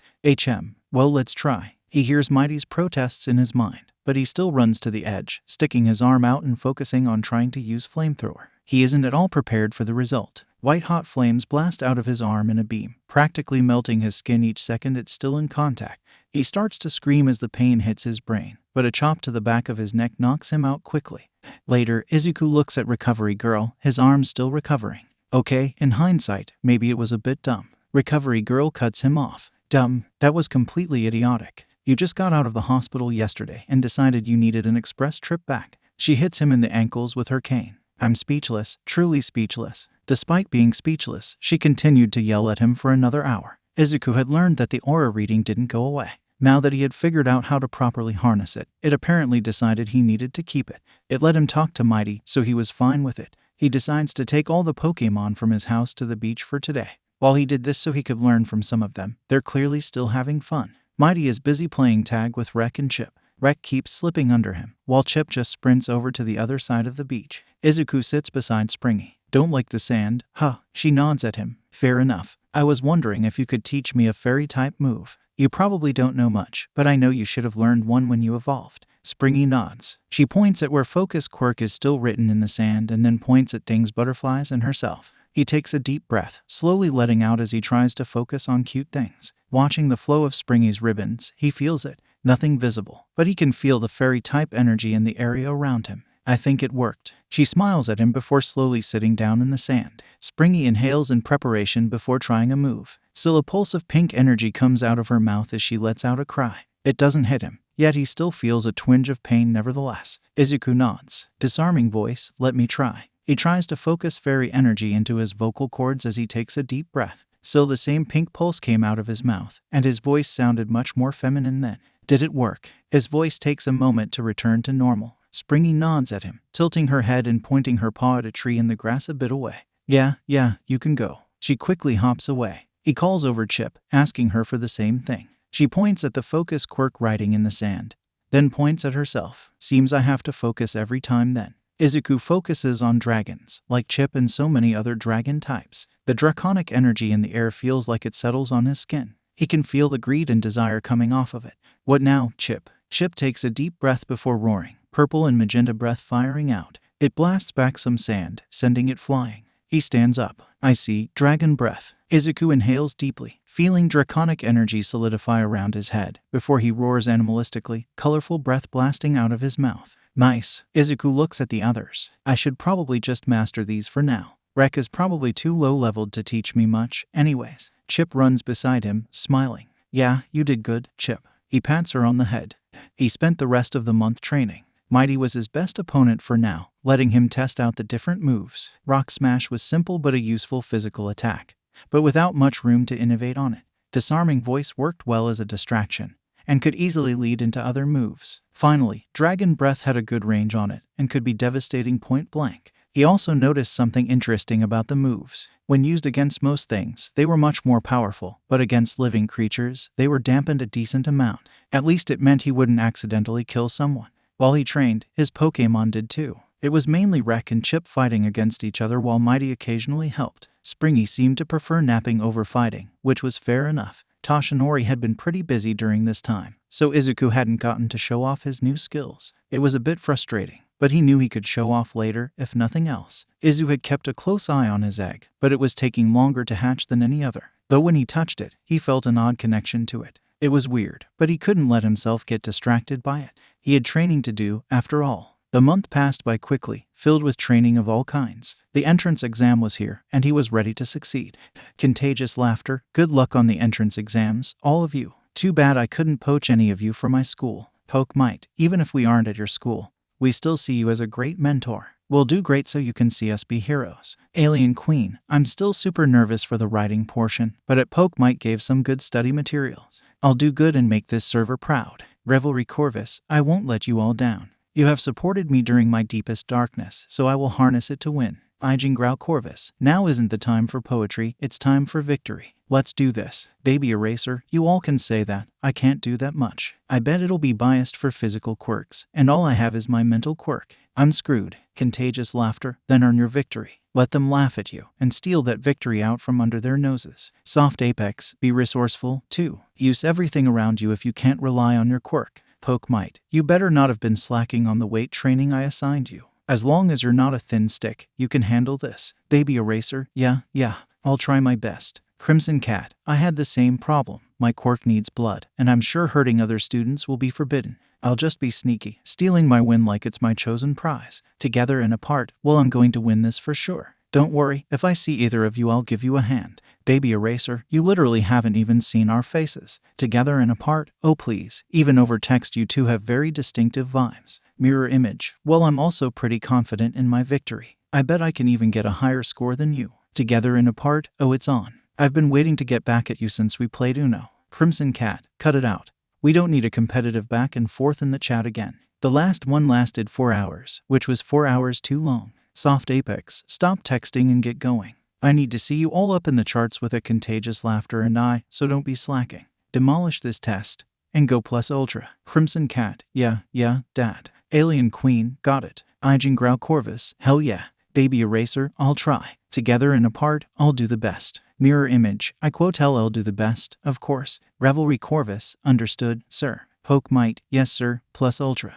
Izuku's mom hugs him. Oh, my baby, I know you're going to do great. It's just too bad you couldn't bring your Pokémon with you. He smiles at her. It's okay, Mom. I'm lucky they let me wear all this. He gestures to his outfit. He has on a new scarf, mask, hat, boots, gloves, everything. Izuku even put on a visor so people couldn't see his eyes. I know. Now go, you don't want to be late. Love you. She lets go of him, giving him a wide smile even as her eyes water. All of his Pokémon are behind her. Rek waves at him while smiling happily. Ship grins, clapping her claws together. Mighty just smiles at him, nodding. You've got this, Izuku. Izuku nods, stepping back. Love you too, Mom. Love you guys. He runs off, trying to make sure he isn't late while also trying to pace himself. He stands in front of Yue, looking up at the massive building. He had come here to be healed before, sure, but this is the first time he gets to choose to be here. Kakin passes by him, turning at him to glare. You better not F this up, nerd. He promptly walks off without waiting for a response. ... Just as weird as my last interaction with him. Izuku sighs, walking towards the building. A few steps in, he trips on a rock and right as he decides to accept his fate, he can feel himself floating. A brown-haired girl comes into view. Sorry for using my quirk on you without permission. I just figured tripping on the first day would be bad luck. She releases her quirk before she glances at the tall building. Geez, that's pretty menacing.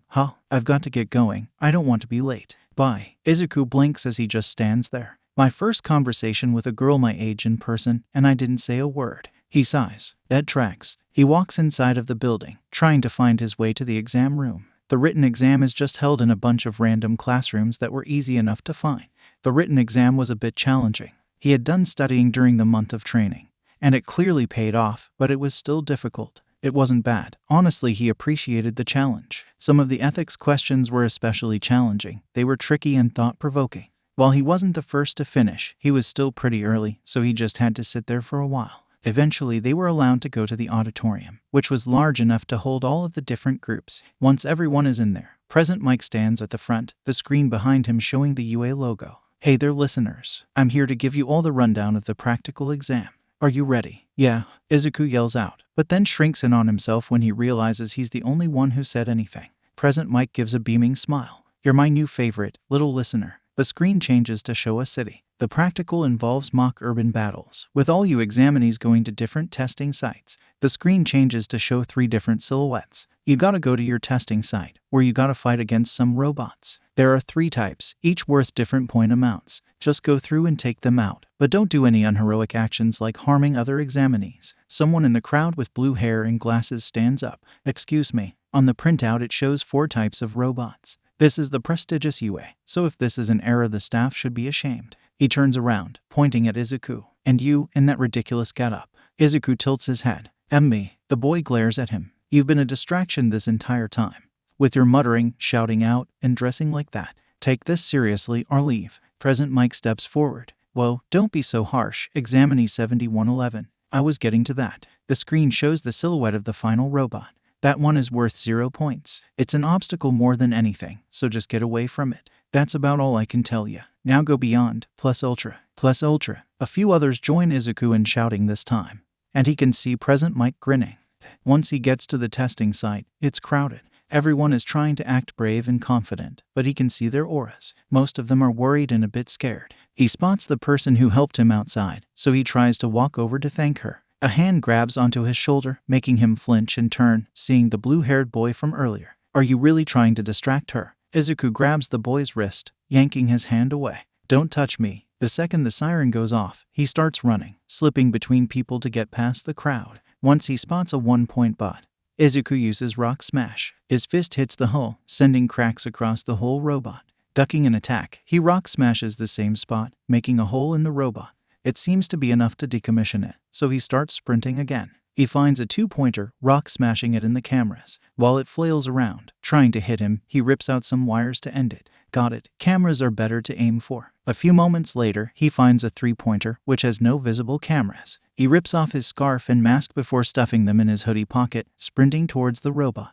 Izuku exhales dragon breath, corroding the metal some, but not doing much. The 3-pointer attacks, firing out missiles. He manages to dodge them, watching them explode into pink confetti that sends a piece of rubble flying. More force than heat, probably. One of its metal fists almost hits him before he rolls away. He moves to another spot, Rock Smashing it and then letting loose a dragon breath. The draconic energy seeps into the cracks, destroying it from the inside. Much more effective. Now let's repeat that. Izuku dashes from robot to robot, destroying them. He ignored 1-pointers, going exclusively for 2 and 3-pointers. Rock Smash and Dragon Breath destroyed any he came across, even if he got hit a few times. But of course, he couldn't ignore others. He spots someone with purple hair that defies gravity, getting attacked by a 3-pointer. Missiles shoot out at the defenseless boy. Watch out. Izuku roars out, Dragon Breath making all of the missiles explode midair. The boy ran over to him, gasping for breath. Thanks for the help, Poke Might. I'll just die now. Huh. Izuku blinks in surprise. Oh, Baby Eraser. Let me just... He picks up a long piece of sharp metal, handing it to Baby Eraser. Here you go. Aim for any opening. Baby Eraser groans. I still hate all of you for that name. He runs towards the robot, getting behind it to shove the metal into it. Since the robot starts sparking and falling over, he probably hit the machinery inside. Izuku grins. Good job, just keep doing that. I wish you luck. He runs off, taking down another 3-pointer with a careful Rock Smash and Dragon Breath combo. He gets into a flow with this, destroying robot after robot. He lost count of his points a while ago, but he keeps going until something changes. The entire cityscape shakes as something enters. Looking up, Izuku can see the 0-pointer towering above everyone. Of course, it can't just be normal size, it has to be excessive. He's about to run when he hears someone calling for help. Turning around, he can see it's the girl from earlier. Baby Eraser is trying to help her, but it's clear he doesn't have the muscle to move the rubble.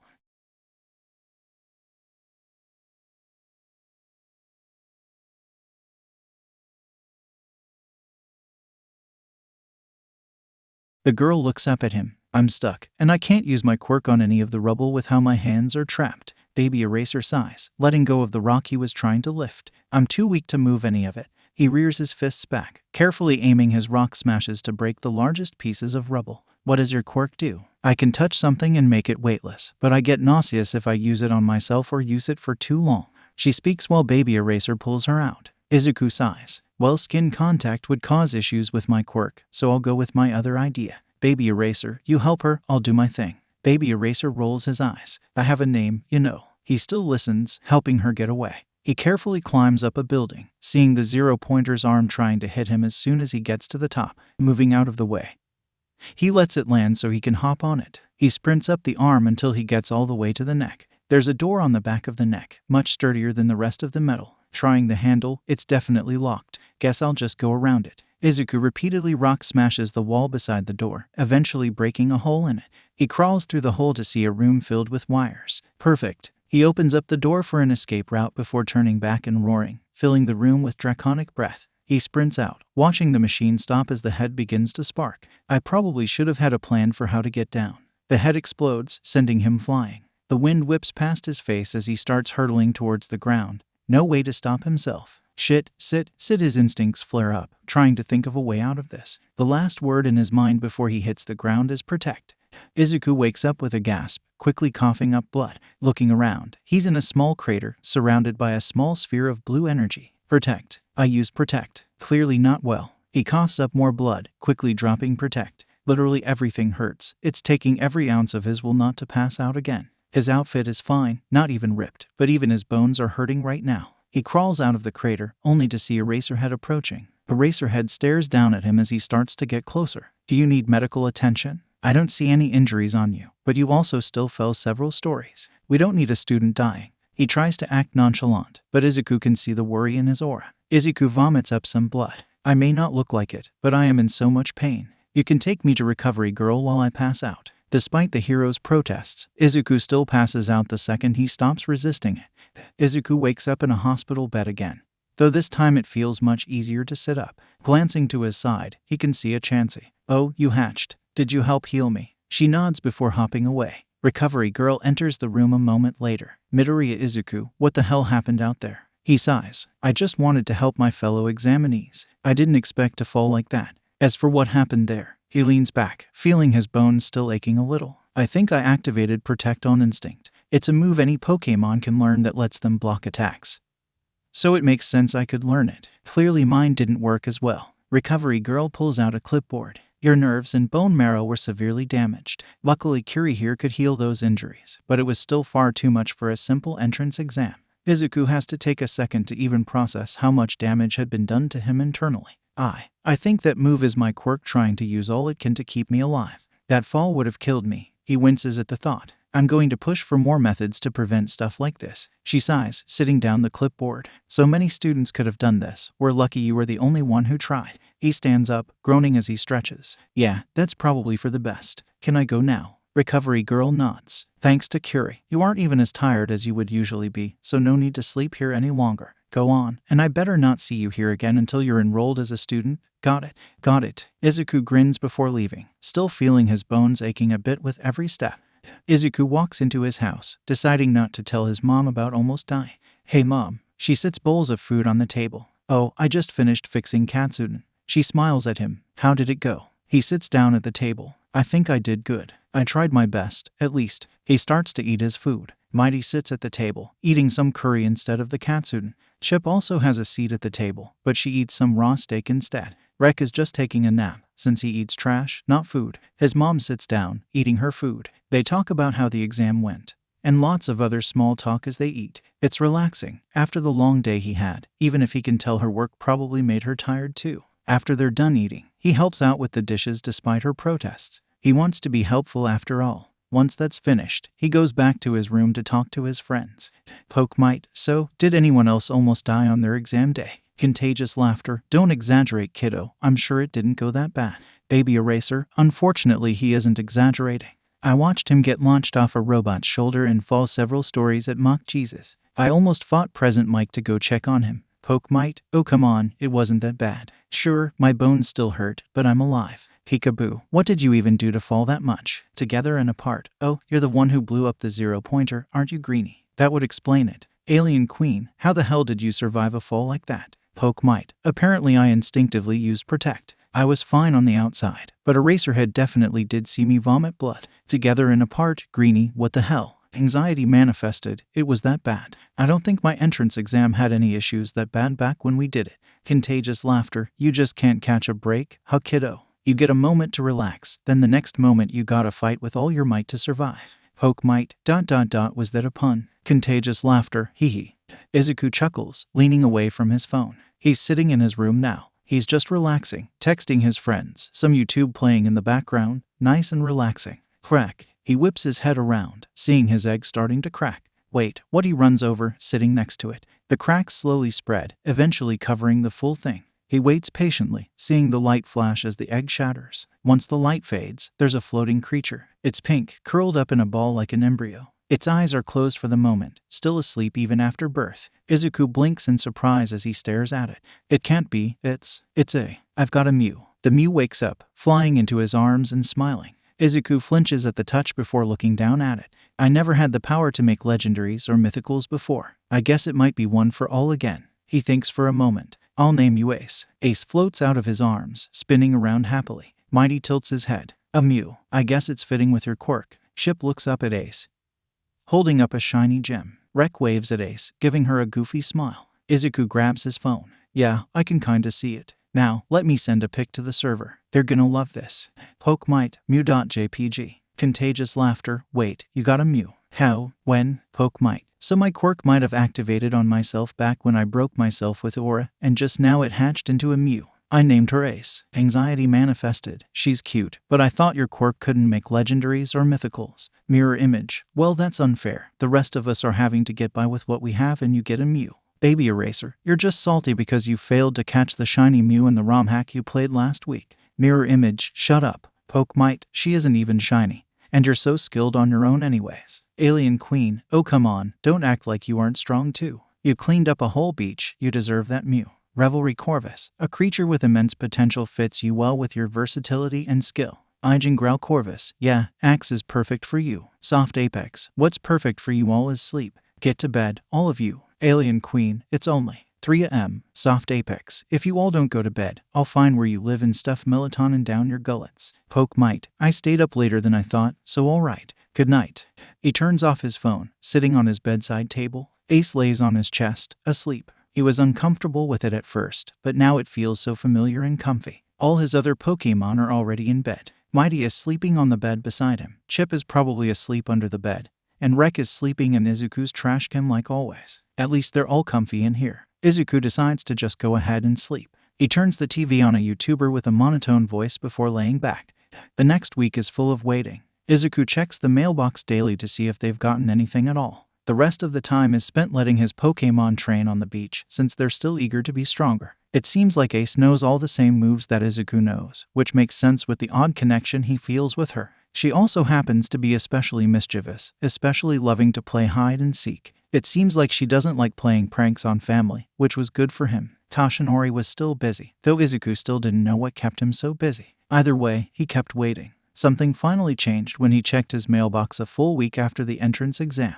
It's from UA. He runs inside, holding the letter. His mom turns to him. Oh, open in, let's see what's inside. She sits on the couch. Spring is on the ceiling fan above them, asleep. Rek is sitting on the table, bouncing excitedly. Ship sits beside the table, while Mighty sits on the couch. Izuku sits down between Mighty and his mom, tearing open the letter and throwing the trash to Rek. A large metallic disc clatters onto the table. A projection of All Might appears. I am here as a projection. Izuku blinks in surprise. Wait, what? This is from UA, right? The projection keeps going. I had paperwork and all that for the past while, so I've been a bit busy, and I apologize for that. I actually came to this town to work at UA. And what? Someone starts gesturing from the corner of the screen. Oh, come on. Fine, I'll hurry it up. You business students and your efficiency. All Might sighs. First off, you passed the written exam with flying colors. As for the practical exam, you got 45 villain points. Already a passing score, but that wasn't even all. The screen shifts to show 2 different recordings. Both the brown-haired girl and Baby Eraser asked if they could give him points for how he helped them.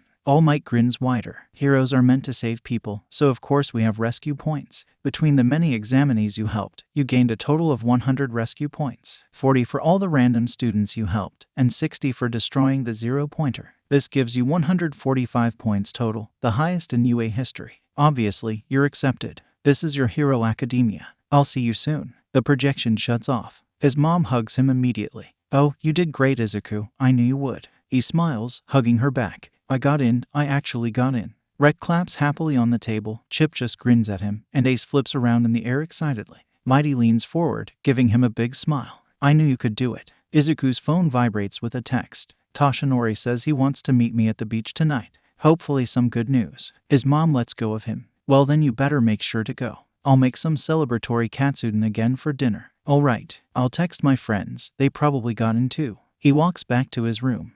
Poke Might, I got accepted. Revelry Corvus, at Ijin Growl Corvus and I both got accepted as well. Ijin Growl Corvus, hell yeah.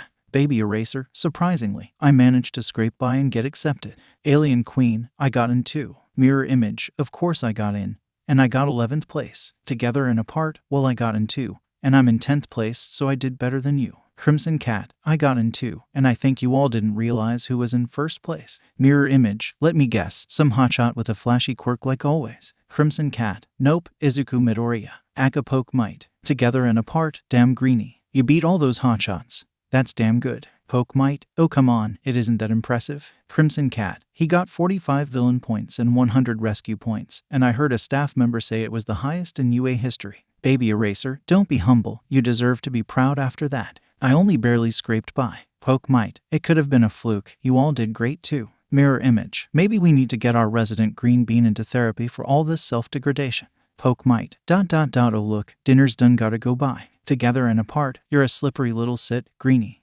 After dinner, Izuku heads to the beach with all his Pokémon. When he gets there, he can already see Toshinori with a, is that a Kubfu? Toshinori blinks at him. Oh, is that the species name of this one? I just called him Kavacha. Kavacha hides behind Toshinori's leg before sniffing the air and deciding it's safe to come out, looking up at Izuku. Well, I can tell your egg hatched. Mine did too. He points at Ace. Now what did you need to tell me? I have a lot to show you too. Toshinori sits down on the sand. Well, first, figured I'd let you know I wasn't part of UAS judges, and I made sure to tell the principal to judge you fairly. Izuku sits down too, his Pokémon going to train and Kavacha following them. Good, I didn't want to cheat or anything with my connections. Though to be fair, I didn't even know you'd be working at UA. I'll be honest, I had accepted the UA job offer to look for a successor. He looks at Izuku. That was before I found you, of course. He nods. I won't let you down. Now, let me show you some moves I learned. Izuku spends the next hour or so showing off his different moves to Toshinori. He shows how he uses them for combos. Breaking rubble, everything until he has to go home so he can finally sleep. Later that week, Izuku is out on the beach again. Most of his Pokémon off playing. He sits down with Mighty. Alrighty, teach me a steel-type move. Mighty chuckles. Impatient, are you? Well, like always, you first have to focus on things of that type.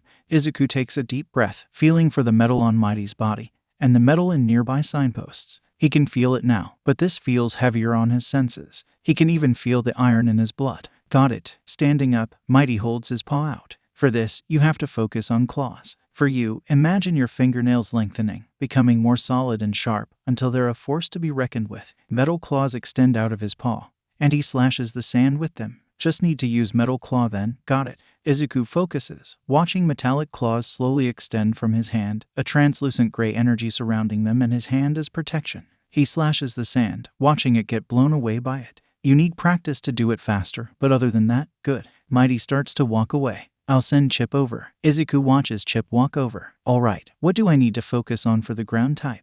Chip points at the sand and nearby dirt.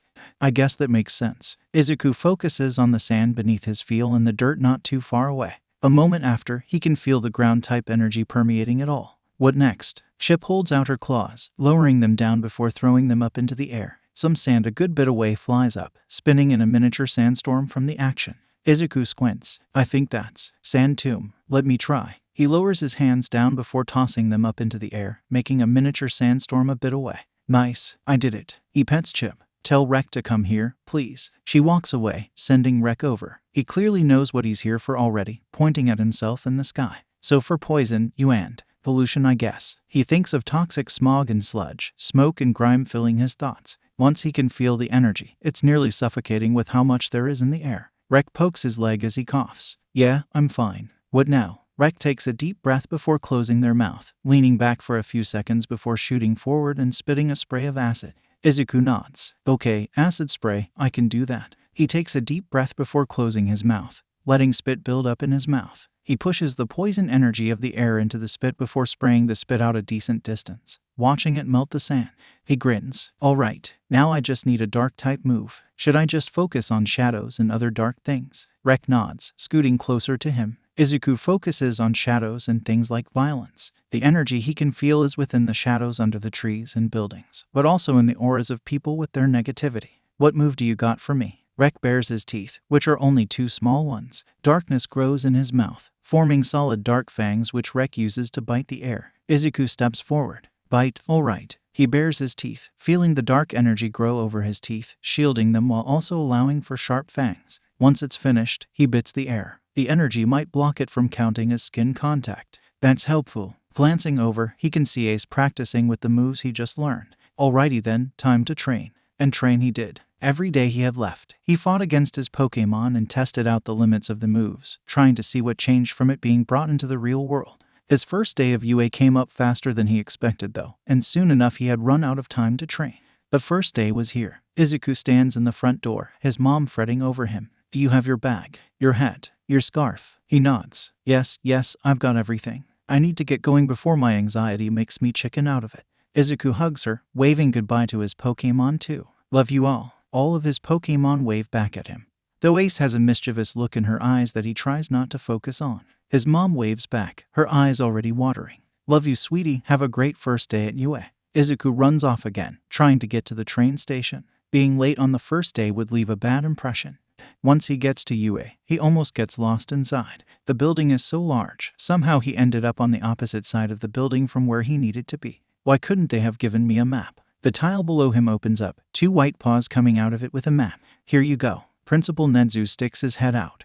Are those secret tunnels you're in? He takes the map. Nedzu grins. You'll gain access once you're worthy. He falls back into the tunnel, the tile closing above him. He sighs, looking at the map. That just happened. After that, he's able to use the map to navigate himself to the one classroom. He decides to just go in before he can get nervous. Kaken sits in his seat with his feet propped up, a Toracat curled up in his lap. The blue-haired kid from the test is yelling at him. That is so very disrespectful to UAS property. And you brought an animal on campus, which breaks rule number. Hey jackass, Scorch is my therapy cat, so stop effing yapping. Effing ignorant prick. Kaken pets her, and she purrs as she rubs against his hand. The boy starts making almost robotic chopping motions. That language is unbecoming of a UA student.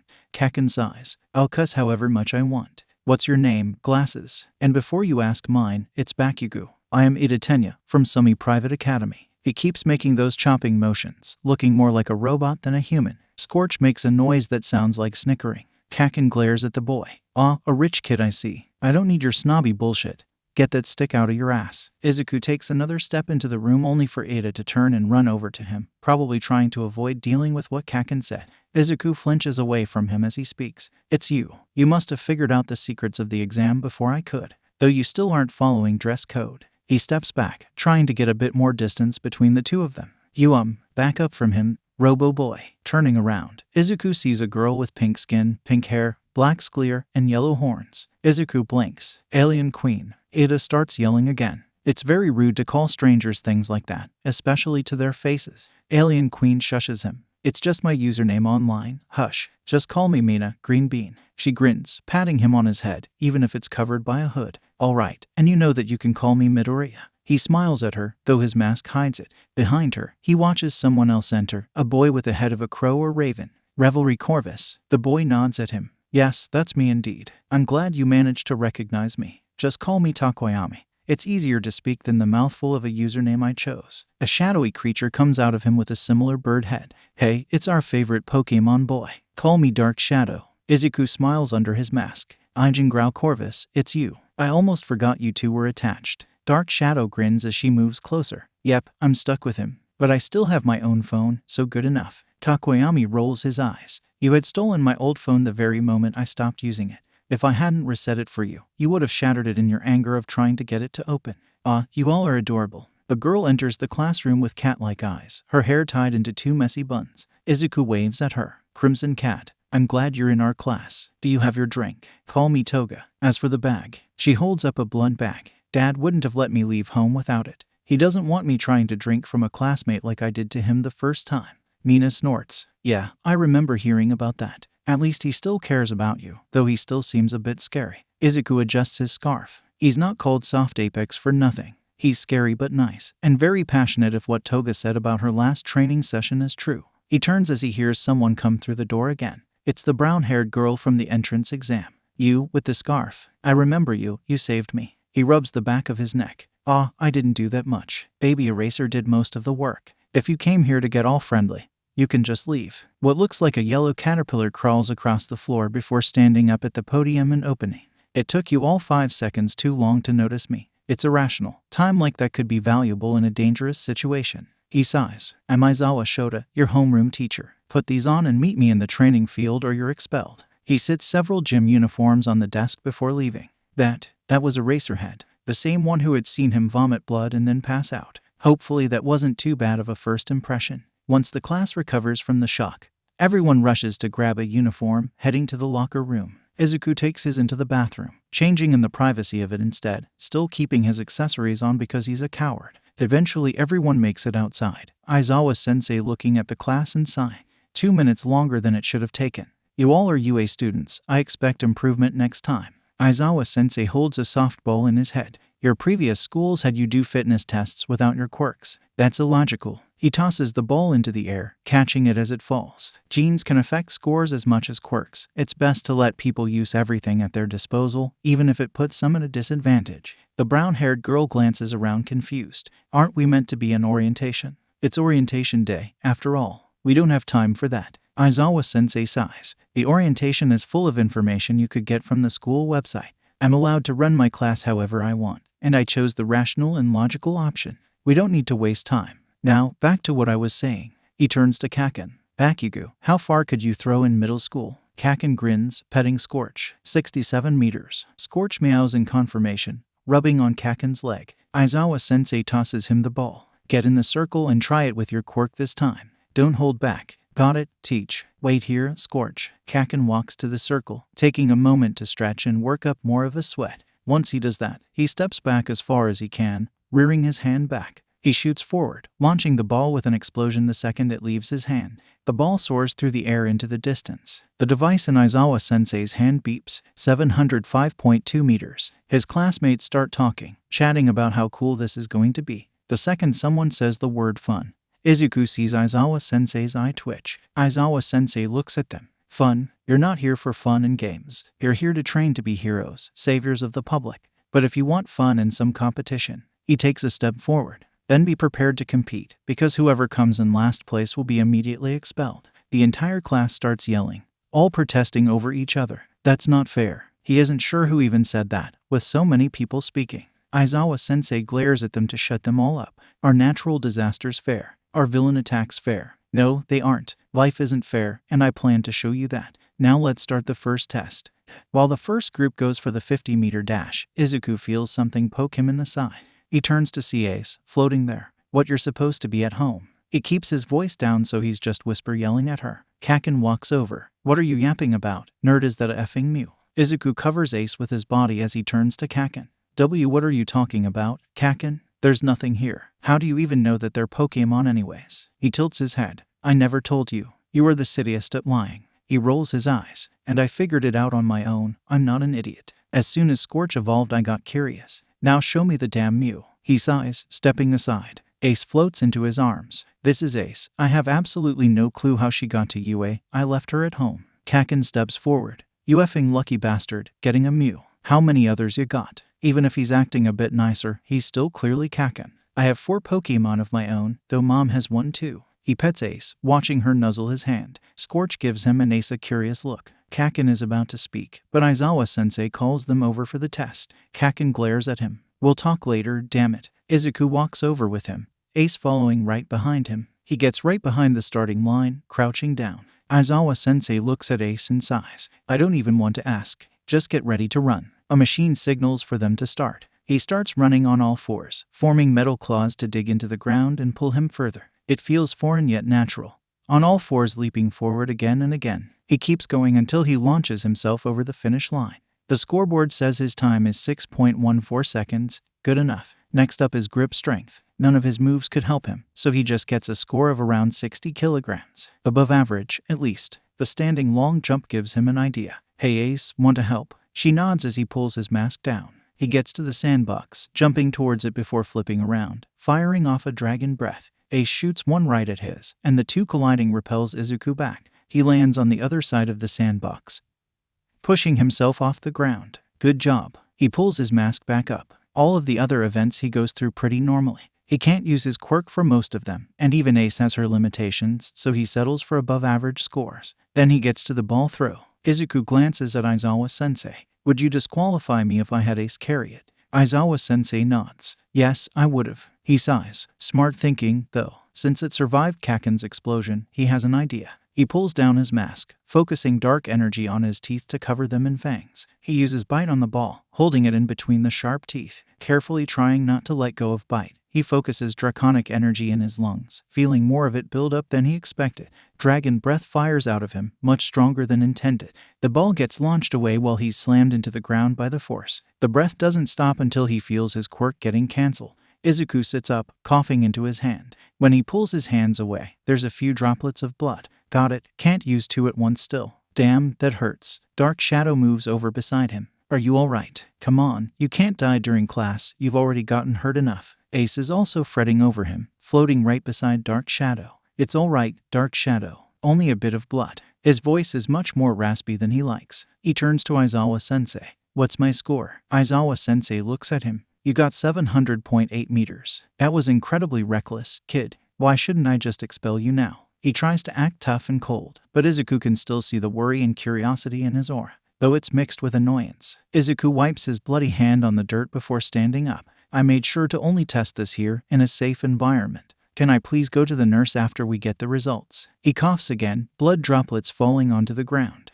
Aizawa-sensei sighs. Fine, get back in the group for now. He walks back to the group, waving off their concern as he pulls his mask back up. His throat still hurts like hell, it feels raw and itchy. He can even feel some cuts in his mouth. A holographic display shows them the results. Izuku can see himself at a respectable 7th place. In last place is a girl named Hagakure, who seems to be the invisible girl. She's already panicking, everyone else trying to comfort her. Also, I lied, no one is getting expelled. He gives a wide, creepy grin that looks unnatural on his face. It was a logical ruse. Hagakure sighs in relief, her clothes showing the tension leave her body as she leans forward. Phew, I thought I was a goner. The entrance exam was hard enough. Aizawa-sensei turns away. You all can go to lunch and get some food, I'll go take a nap. Your schedules are in the classroom. He walks off. Mina turns to Izuku. I'll get the group together at a lunch table, you go get healed. Izuku nods. Yeah, my throat hurts so much. He walks off. He wanted to say more, but speaking feels like too much effort for now, so he just walks away.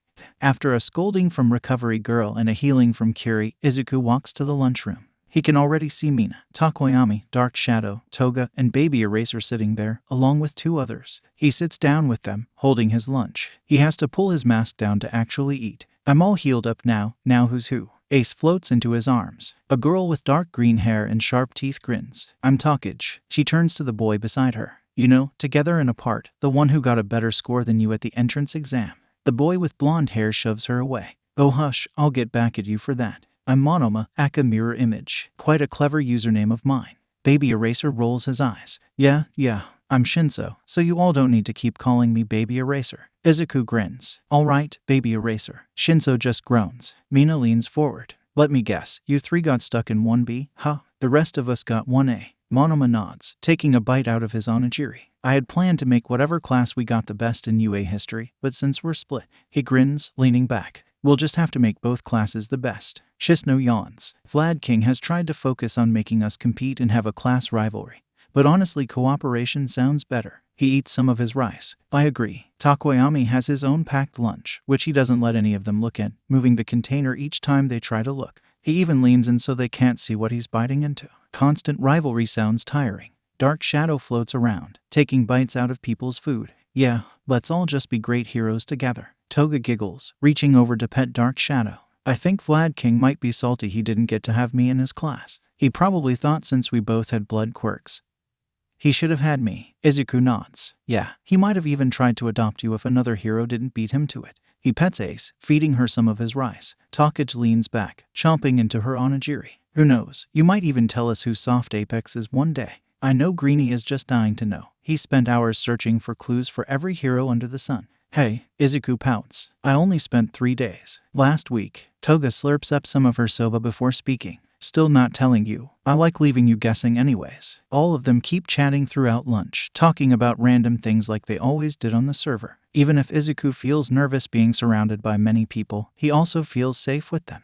Once lunch ends, they all end up going home. Izuku walks to the train station with Mina and Takoyami until they eventually go their own ways home. He's already looking forward to tomorrow.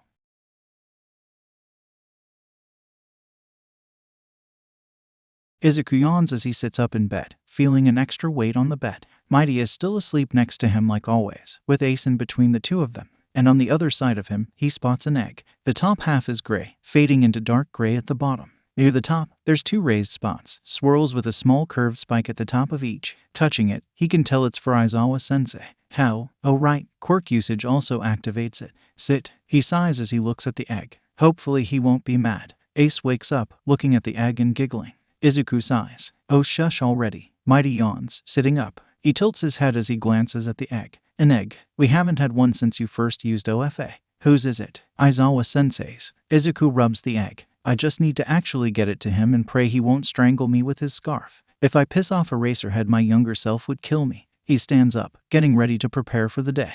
His mom had given him permission to take the egg and give it to his teacher, so he did. Carrying it on a crowded train was nerve-wracking.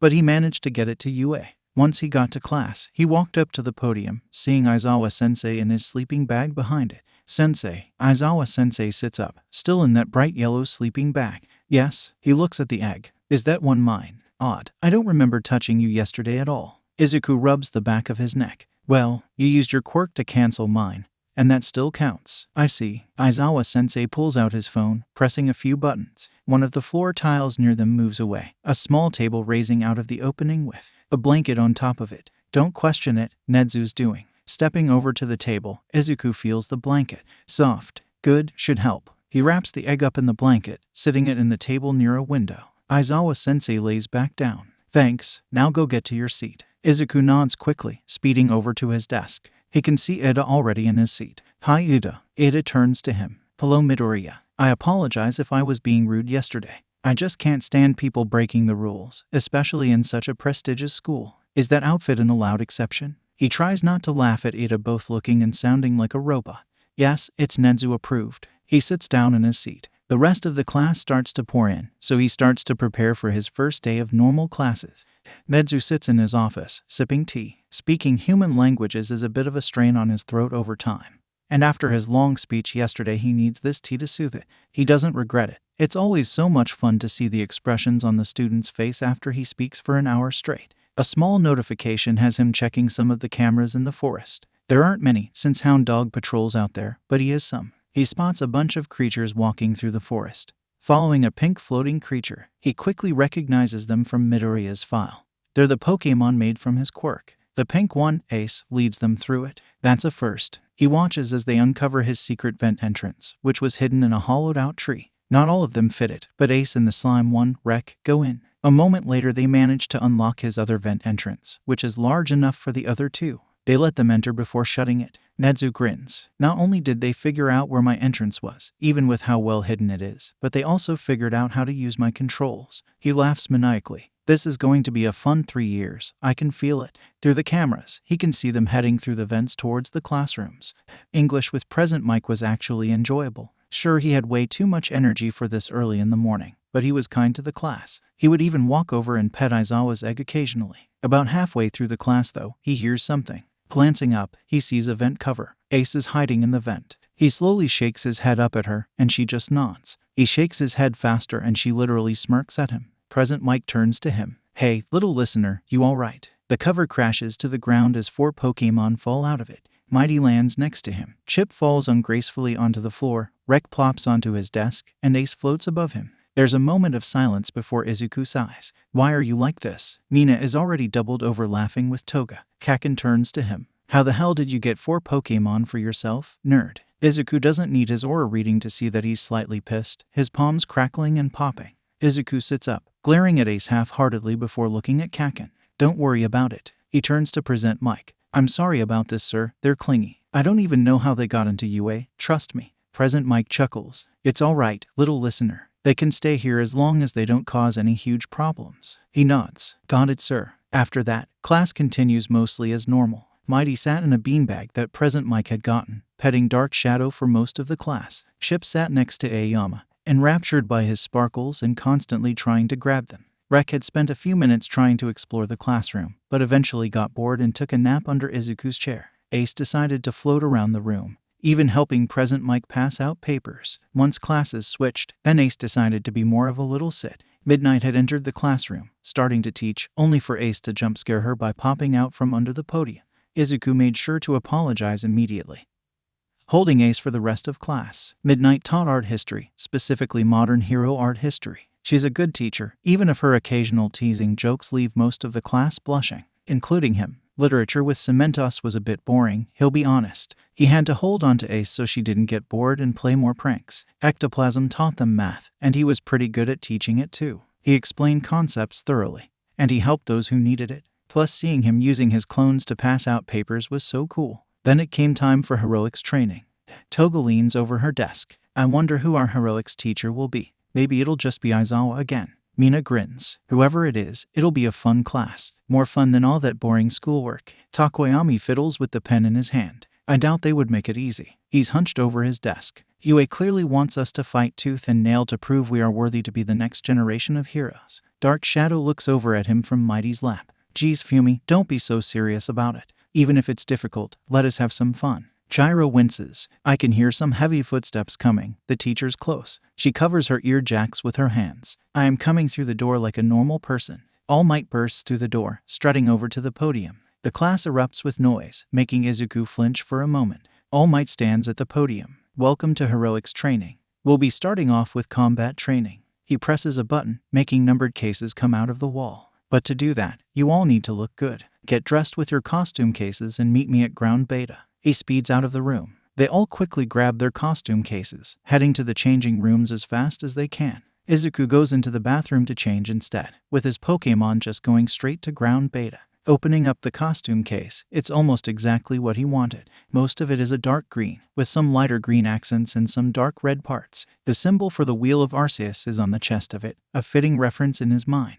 The belt has a Pokeball on it because he just has to include a Pokeball somewhere. His shoes look similar to his regular ones, but they're darker and are much more like boots. The rest of it is hard to see without putting it on, so he does. Looking in the mirror, it feels right. He has a pouch on his stomach to hold Pokémon and if needed. The mask looks a bit creepy, with the red metallic teeth. Pressing a button on the side, they all pop open and point straight out to expose his mouth, a second press closing them. He really likes the glowing eyes. They automatically manage to match his mood with the pupils turning into symbols occasionally. It's purely cosmetic, but he likes it. The hood is especially nice, the ears on it subtly referencing Lucario's ears. He wishes he could add more little references, but it could have made it impractical. Izuku walks out, seeing about half the class already out. There's so many cool hero outfits already with all of them. Mina looks down at Izuku. Oh, that's cool. A bit creepy, but also a bit cute with those eyes. Her hero outfit has a belt. She didn't originally want one, but he insisted it would help her. Ooh, nice. Dark Shadow zooms over, looking at him. What do you think of Fumi's? She drags Takoyami over. Takoyami sighs. There's no need to drag me. I would have come willingly. He's wearing a simple robe. Though at least it seems his body still has some muscle under it, so he took Izuku's advice. We all look so cute. Toga walks over. Her hero outfit is mostly dark red, tight but still loose enough to let her fight. Her belt has knife holsters, and she has spots to put vials of blood. Perfect for underground work. Mighty turns to them, nodding. You all look great. Ace is floating around above everyone. Chip is staring at Aoyama again. And Rek is of course just picking up trash. Not as bad as your old design, nerd. Mine is still better. Kaken walks out, wearing a design Izuku had made him years ago, just modified a bit. Scorch is rubbing against his ankles, purring when she gets pet. Everyone is here, so All Might raises his voice. You all are here to be heroes. And now you look the part. Now let's get started, you zygotes. Someone in armor raises their hand immediately. Excuse me, sir. From the voice alone, that's definitely Ada. This is where we did our entrance exam. Does that mean we'll be doing more urban battles? All Might shakes his head. No, we're doing indoor battles. While the average villain attacks outside, the truly devious and intelligent ones hide in the shadows. You need to learn to battle indoors without destroying the building you're in too much so you can fight these villains. We'll have you fight in 2-on-2 indoor battles, heroes versus villains. He grins at them. Any questions before I explain the scenario? Everyone immediately starts talking, questions filling the air with their voices overlapping. Will we be expelled if we fail? How will we divide ourselves into teams? Am I allowed to stab people? What determines victory? Is my cape fabulous enough? All Might claps to silence them. Quiet down, I don't have super hearing. He sighs, pulling out a script. The villains will be hiding a nuclear weapon in the building, and the heroes must disable it. The heroes must capture all the villains or secure the weapon, while the villains can either wait it out or capture the heroes. Teams will be decided with lots. He pulls a box out of nowhere. Ada tilts his head. Why with lots? How does that make more sense than choosing teams ourselves, or teachers deciding the teams? Izuku perks up, stepping forward. Well, heroes often have to pair up with others in emergency situations, and they have little choice in the matter. This is a good reflection of. Yes, it is. All Might cuts off his rambling. Now come on, draw your lots. There's also earpieces in here, take them. Once he draws his lot, Izuku sees an on it. After a moment of searching, he finds his partner, Mina. At least we already know each other. He puts on his earpiece. Mina grins, patting his head. We're gonna do great, Green Bean. All Might reaches into 2 more random boxes. Moving on. The villains are Team D, while the heroes are Team A. Looking over, he can see that Team D is Kaken and Todoroki. Izuku raises his hand. All Might. Yes, Midoriya. All Might turns to him. Do you have a question? He fiddles with his gloves nervously. What do Kaken and I do about our Pokemon? Can they fight with us? All Might goes to answer before pausing. That is a good question, Midoriya. For fairness, you each can bring 1 Pokemon. We'll need to figure out something for this eventually, so I'll bring it up with Nezu and Aizawa. Now go on. They get to the building, the villain team entering first to prepare. Within a moment the whole building is frozen over. Mina blinks in surprise. Geez, Todoroki is pretty damn strong if he can do that. What's the plan? My acid can melt through that, but it'll take too long. Izuku steps forward, placing a hand on the ice. Very solid yet jagged, probably because of how fast he did it. He turns to her. All right, I can break through this, don't worry. Kaken will definitely go for me out of habit, so I'll need you to handle Todoroki. Remember the acid bomb idea I had last summer? She nods. I got the stuff for it, yeah. She looks at the orbs on her belt. I'll try my best against him, that's all I can do. He turns to his Pokemon. Mighty, you can come with me. The rest of you can watch with the class, don't worry. Chip and Rek pouts at him, but they leave. Ace tries to give him puppy dog eyes, but he just shakes his head and she leaves. Let's do this. All Might speaks through their earpieces. Preparation time has ended. The battle trial starts now. Bakugo Katsuki glares at Isahot. Are you effing kidding me? You just froze the place over without asking, and my quirk needs me to sweat. Effing Hot Pocket has the nerve to keep staring away from him. Doing this will let us win. They won't be able to get us in time. Katsuki face bombs. So you're stupid. One of them has acid, the other has a effing Lucario. Even if the acid would be slow, those effing furry fists of justice can punch through your ice like goddamn drywall. Scorch, the sweet bastard she is, keeps firing off embers around him to try and let him sweat at least. Half and half size. I hadn't considered that. What do you suggest? He pets Scorch. All right, here's the deal. Katsuki holds up his other hand, letting it spark. You stay here and keep the bomb safe. I'm gonna go give the nerd a damn Pokemon battle. He walks off, not giving the Isahot bastard a chance to respond. Izuku and Mighty both rock smash their way through the ice. The floor is covered in it too, but Izuku's shoes can stomp through it. They walk through the halls carefully. They're close, prepare. Mighty prepares an aura sphere in his hands. Kaken comes around the corner, Scorch at his side. There you are, poke bastard. I'm guessing you sent Pinky after half and half. That doesn't matter, I'm gonna show you that I'm still better, nerd. He points at Mighty. Scorch, he's yours. Scorch immediately speeds at Mighty, dodging an aura sphere and tackling him into another hall. Izuku crouches down. I've learned some things, Kaken. He lowers his hands, feeling all the dust and dirt on the floor. Using Sand Tomb, he raises his hand up and makes a miniature sandstorm engulf Kaken. Kaken coughs, sparks crackling in his palms. You little sit. An explosion blasts away the sandstorm, Kaken shooting out of it towards him with a right hook. Izuku grabs his arm, using his momentum to flip him over and slam him into the ground. Izuku takes a deep breath, preparing some metal claws. You still lead with that same attack, Kaken? I remember it, even now. Oh, shut up. Kaken pushes himself up, blasting towards him in seconds. A kick slams into Izuku's side before he can block, sending him into a wall. Pushing off the ground, Izuku swipes up.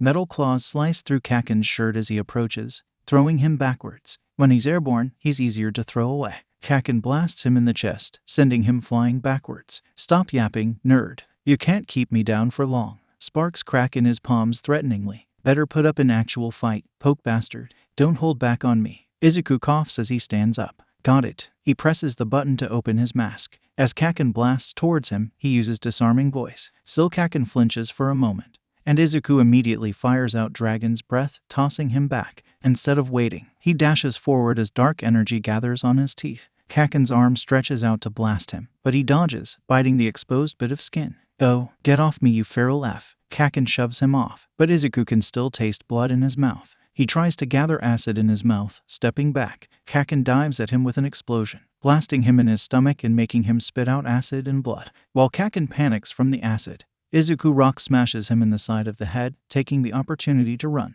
He speeds off in the direction Kaken had come from, ignoring the yells behind him. Mighty ducks, Scorch soaring over his head as she misses her attack. Nice try. At least they can communicate, better than fighting Bakugo. F off. Scorch's teeth burst into flame as she hisses, crouching down. As soon as Mighty steps back, she spits a small ember at him. He dodges, but he also slips on the ice, his head slamming into the ice. The moment he's on the ground, she pounces, Fire Fang burning into his arm. Gah, that burns. Get your teeth out of me. He grabs her head, trying to shove her off as he feels the flame burning through his HP. The pain turns into force as he prepares to use counter, the fighting energy gathering in his skull. Get off me. Mighty rears his head back before headbutting her, sending her flying off. Using Life Dew, he heals the bite mark slightly. She managed to land on her paws, hissing at him. There's a small crack in the wall where she hit it, slightly scorched. F-er. She launches at him again, Fire Fangs ready. Back off. Force Palm strikes her in the stomach. He watches her body crash straight into the wall. Mighty doesn't stop, scraping his metal spikes against each other to make a horrid metallic screech, infusing it with metal sound so it can weaken her.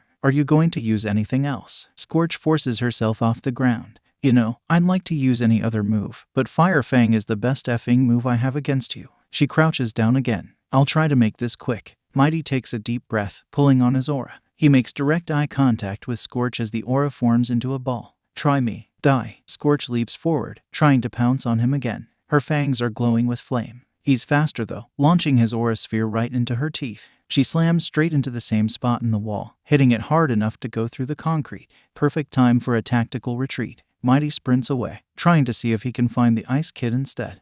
Mina slides along the ice, searching each and every floor. It's pretty boring work, but the bomb could be anywhere. She holds onto one of the balls from her belt, filling it with acid as she moves. Once it's full, she puts it on her belt and starts filling the next one. The acid in them isn't too strong, but it's enough to sting, and that's all she'll need. Just enough to hurt, but not cause permanent damage. She doesn't want to scar anyone. She keeps sliding around, searching room by room. It's a mind-numbing task when the rooms are so similar. Despite her attempts to stay on guard, her focus slips as she starts thinking about how cool it is to see heroes as their teachers. Something slams into her side, knocking her to the ground. There's a hole in the wall, and there's a very warm cat on her chest. Bakugo's Toracat hisses at her, hopping off and trying to dash through the hole. Not so fast. Mina tosses an acid bomb, exploding onto the cat's fur. As she stands up, she comes face to face with a now very pissed off cat. Sorry. Toracat's teeth catch on effing fire and it starts running at her. I regret my life choices. She scrambles to slide away,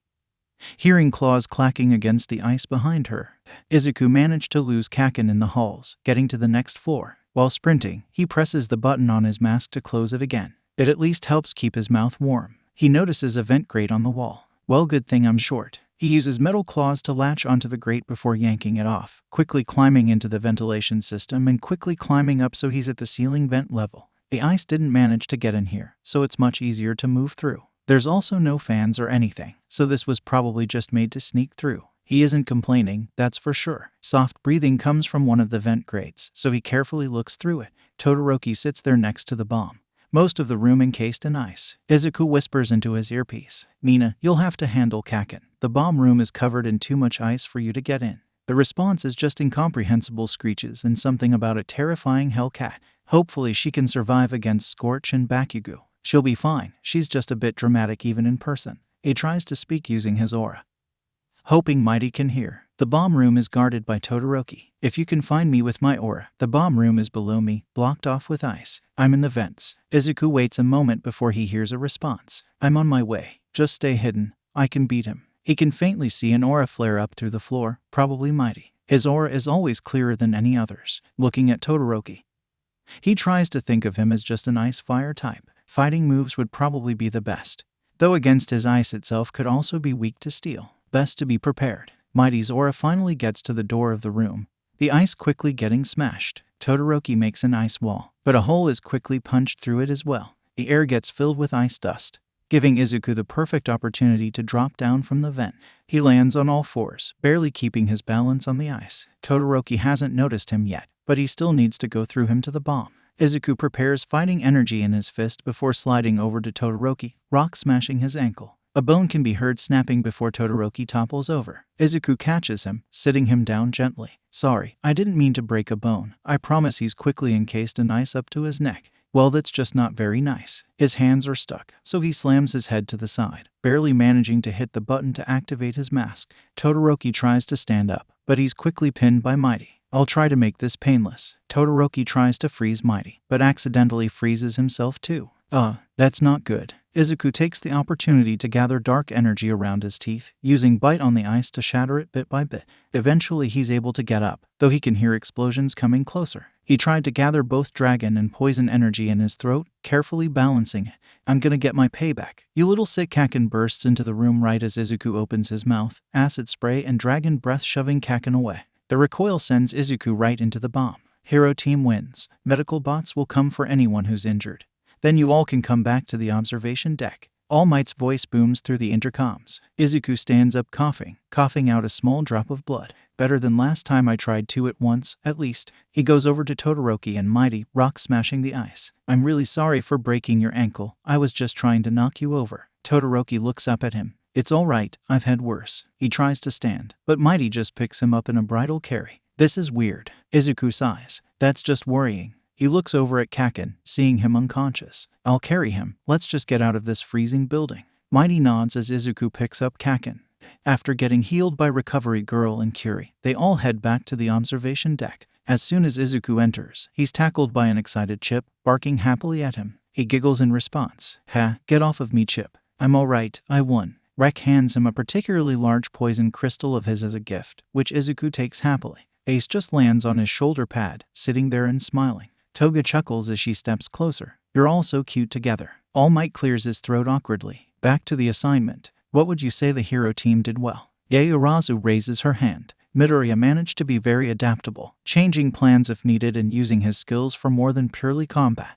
His Pokemon, I think he called it. It fought off Bakugu's Pokemon well, and it seemed to communicate with Midoriya without speaking at points. Ashido was exceptional at navigating the rough terrain, and very thorough with her search. Izuku found himself blushing under his mask at how much her outfit exposed her. Very good. All Might grins. And what were they lacking in? How could they improve? Kirishima speaks up. Mido Bro should have been more careful with his attacks. His acid could have hit someone's eye. Kirishima's outfit made him blush more. Damn it, why did Izuku have to be a disaster buy? Kaminari looks up from where he's at, still idly playing with Ojiro's tail. Lucario probably should have been more careful when pinning Todoroki. If he had a hand free, he probably could have broken himself out. Dark shadow rises above everyone to be heard. Mina should have tried to keep her composure more. Her acid could have tripped the Toracat, but instead she flailed around like a headless chicken. All Might was clearly about to scold Dark Shadow, but since Mina just flicks her on the head, it's clear Dark Shadow was just messing with her. Clearing his throat,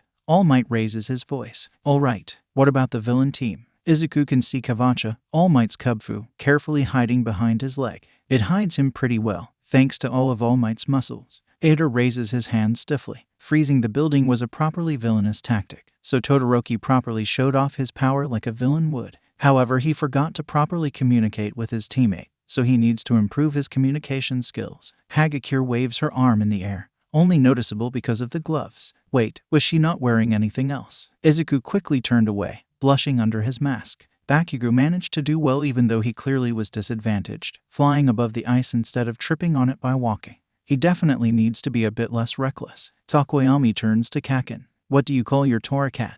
I wish to address your Pokemon properly in my review. Kaken is sitting next to Scorch, idly petting her fur. Her name is Scorch, Birdbrain. If the pronouns I'm using aren't already damn obvious, she's a girl. Scorch purrs, rubbing against his hand. Understood. Takoyami pats Dark Shadow's head before speaking. Scorch did even if fate was against her. Fire Fang was her only feasible option, as it was her strongest move and it'd stab. She also managed to chase Mina, striking fear into her heart and keeping her from helping her teammate. Takoyami gets flicked on the head by Mina, glaring at her before continuing. However, she still has flaws. Given her limited options, she should have hidden in the shadows and took her prey by surprise, or at least attempted to use some deception to get the upper hand. Most of the class looks at Takoyami like he's a bit crazy. It can't be for his weird speech, since they all heard him talk like this already. Zero tilts his head. What do you mean by stab? Or moves? It's not like this is a video game monster. Kaken practically growls at Zero. Listen here, you glorified piece of office supplies. She is not a monster, she's my therapy cat. Scorch hisses at Zero. Raising his hands in surrender, Zero steps back. Hey, I don't mean to be rude. Izuku sighs. All Might, can I explain my quirk to them to explain all of this? He gets a nod, so he explains most of it to them. How his quirk works, how Pokemon are from pre-quirk games, that his moves are Pokemon moves, etc. And stab just stands for same type attack bonus. I didn't even realize it was an acronym for years. That's beside the point. It basically makes your attack stronger if it matches your type. Izuku points at Scorch. She's a fire type, so Fire Fang would have stab. Everyone clearly wants to ask more questions, but All Might claps his hands together. All right, now that that's been dealt with, let's move on to the other battles. The next match has Ida and Xiaoji as the heroes, fighting against Anjiro and Hagakure. Hagakure had taken off her gloves and boots and kept tripping Ida whenever he started running. At least that's why Izuku guesses Ida tripped so much. When Xiaoji listened for her footsteps, he was able to get her with the capture tape. The bomb was at the top of the building. Anjiro, who stood in front of it, managed to fight off the heroes. He quickly knocked Ida out before using Xiaoji's size to run circles around him, kicking his knees to knock him over before tying him up with capture tape. Next up was Uraraka and Aoyama against Sato and Koda. Koda had birds pick up the bomb, flying it high above the building. Meanwhile, Sato ate sugar. When the match started, Sato dodged a beam of energy and punched Aoyama in the chest, knocking him over and letting some of Koda's rats tie capture tape on his arms. Uraraka did the smart thing and ran, making Sato punch lots of walls. She cancelled gravity on chunks of rock so she could use them as ammo, throwing them at his face and releasing them when they floated above his head. Even with this, it took one slip-up for Sato to punch Uraraka to the ground, stepping on her chest so she'd stay down as rats tied capture tape on her. Kaminari and Jiro against Yaoyorozu and Toga was interesting. Toga had asked Izuku for some blood beforehand, which he easily gave. She had transformed into him, wearing her outfit but using his hood and mask. Yaoyorozu spent the prep time rigging the place with traps. The booby traps weren't harmful, but things like tripwires that launch capture nets could trap the heroes, and sensors that dumped non-toxic paint from above were annoying. Thanks to Toga's suggestion, there were also speakers playing Cotton Eye Joe, bass boosted to high hell, on loop the entire time. Once they actually got to the bomb, Toga fought them off with Izuku's muscles and speed before Yaoyorozu threw an insulated blanket on the heroes. Kaminari managed to just take out Jiro with the shock, so Toga quickly wrapped them up with capture tape. Takoyami, Dark Shadow, and Asui fought against Kirishima and Zero. Zero had filled the halls with tape to try and make it difficult to get through while Kirishima stood guard in front of the bomb. Dark Shadow just tore through all of the tape like it was paper. Zero tried to swing in and hit Asui from above, but she just kicked him into Dark Shadow, who held him still so Takoyami could wrap capture tape on him. Meanwhile, Asui went ahead to Kirishima. She picks him up with her tongue, but Kirishima punching her tongue made her drop him. By then Takoyami had caught up. Dark Shadow starting to pummel Kirishima while Asui touched the bomb, winning them the match. All Might seemed pleased with their results and sent them to change before they had to go back to the classroom. After the battle trials, they all were sent back to the classroom, where Aizawa was waiting for them. He seems normal, but he's scratching against the fabric of his capture scarf. I'm going to strangle that blonde oaf for sending you into battle trials on the first full day. But besides that, you all did well. Aizawa sighs before sitting down some papers on the podium. These are permission slips for all future field trips. Get them filled out, since for some reason the school board says we need it even for on-campus field trips. He goes back to taking a nap like usual. Kaminari walks over to Izuku. Dude, your Pokemon are so cool. I love retro games like that. Izuku smiles. Thanks. Lucario is named Mighty, Gabite is Chip, Alolan Grimer is Wreck, and Mew is Ace. He points to each of them as he says their names. They're lots of fun to have around. Takoyami pets Chip. Rough skin, but it doesn't harm my skin. Just like you described it on the server, it seems to only be harmful when it's in combat. Standing up, Izuku stretches. I'm going to go ahead and head home, since class is over. My mom will be worried if I stay here too long. He waves goodbye to the class before climbing up into the vents with his Pokemon. He chuckles as he hears the confused shouts from his classmates. Izuku follows Ace's lead through the vents, hearing the others following behind him.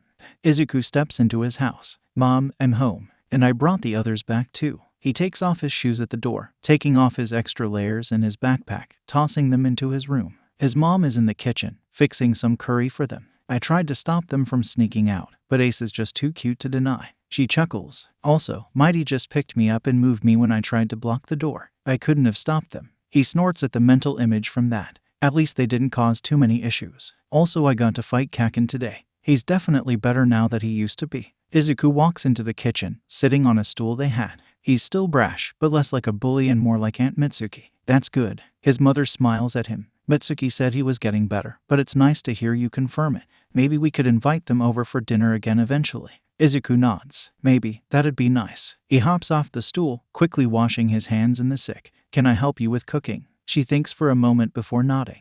All right, I don't see why not. We need a lot, since Springy loves her curry. Springy waves her ribbons excitedly from where she sits on top of the fridge, making the two of them chuckle. Izuku wakes up to see another egg. Oh, goddamn it. One half of it is a light reddish-brown, with reddish-orange fur at the top and curls. The other half is covered in white fur, with icy blue fur on the top and adorable swirls. Todoroki's egg. This one is unique. He takes it to school with him like he did with Aizawa's. His Pokémon just gets on the train with him, even though he tried to stop them. Once they got to the school, he could see the horde of reporters outside the gate. Vents. All his Pokémon nod before heading into the forest. Izuku drops out of the vent, landing beside his seat. He sits the egg on his desk before holding his hands out, catching Rek and sitting him in the seat. He catches Chip too as she falls out of the vent head first, carefully sitting her on the ground. Mighty manages to stick the landing on his own, and Ace just floats out of the vent. What the hell? He turns as he hears Jiru's voice, looking around to see the rest of his class looking at him, surprised and confused. Jiru points one of her ear jacks at him, and the other at the door. Why didn't you come in through the door? Izuku puts the vent cover back on the vent. You all saw the front gate. I entered through the vents to avoid that. He walks over to the podium, setting the signed field trip permission slip from yesterday on it. Takoyami shakes his head. What a mad banquet of darkness. I see your team has infected you into becoming a vent goblin.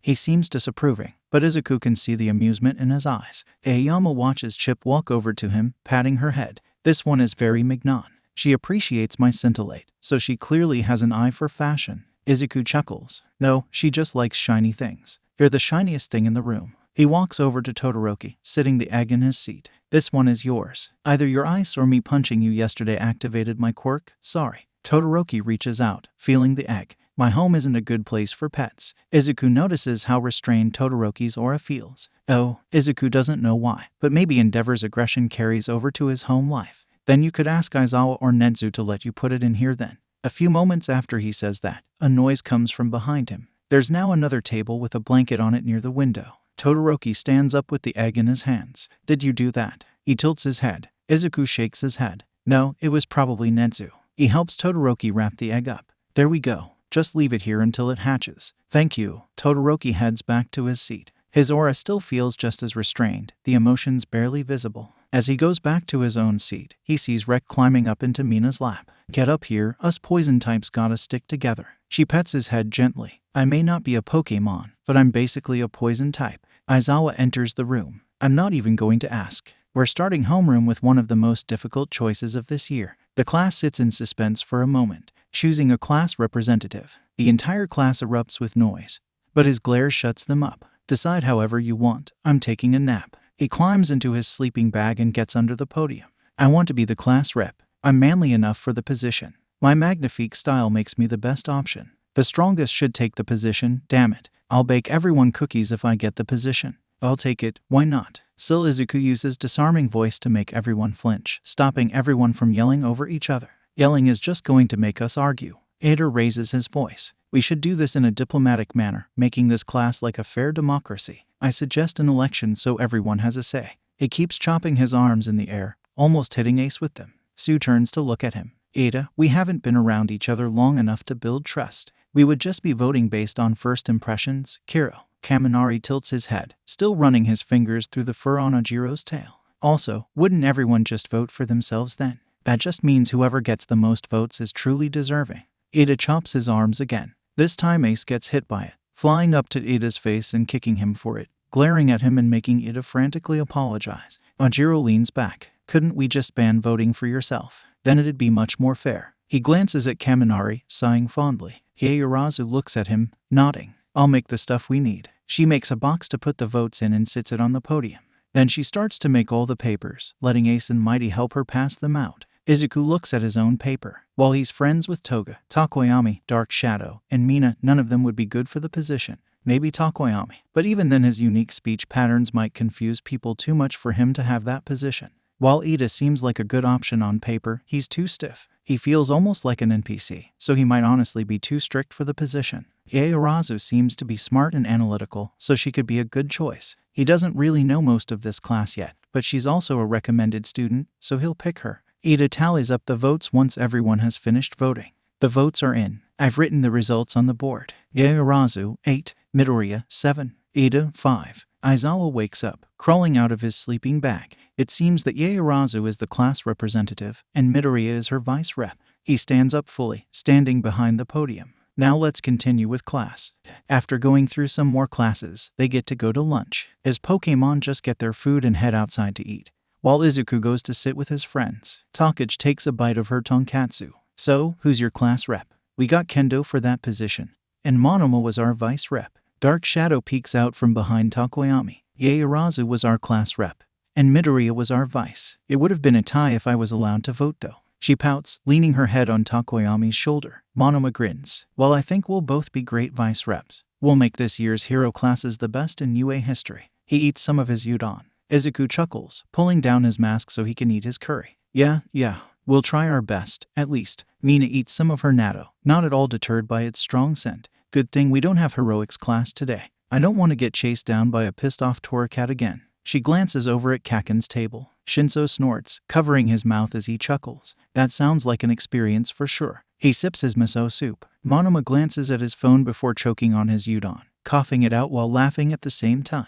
Guys, you've got to check HeroTube. Search for All Might and you'll see what I meant. Now you've got me curious. Izuku looks at HeroTube, already seeing All Might on the homepage. He clicks on the first video. He sees All Might standing in front of a group of criminals. Instead of defeating them himself, he's watching as Kavacha fights them. Kavacha ducks under a kick. A punch to the back of the knee makes his attacker topple over. Two others tried to shoot at him, but Kavacha just jumped up, punching one of them in the wrist. The other one tries to punch him with an enlarged fist, but he disappears behind the fist. He shows up again, climbing up the fist before kicking them in the nose. That's my boy. All Might yells praise from the sidelines. Izuku drops his phone as he snorts. Oh my Arceus, of course he would do that. Izuku devolves into a fit of giggles, doubling over and clutching his stomach. Oh damn, Takagi laughs heartily, throwing her head back. That Kubfu is badass. It kicked those F-ers asses in no time. Tokoyami covers his beak to hide a chuckle. It seems this legendary bear is now by All Might's side. Quite fitting, a fighting type to match All Might's raw strength, and a legendary fitting with his #1 status. Dark Shadow grins. The media is going wild. Everyone is confused. No one knows what Kubfu even is. She eats something from Tokoyami's lunchbox. They're all uncultured dum-dums. It's hilarious. Toga, who was giggling with Izuku, finally calms down.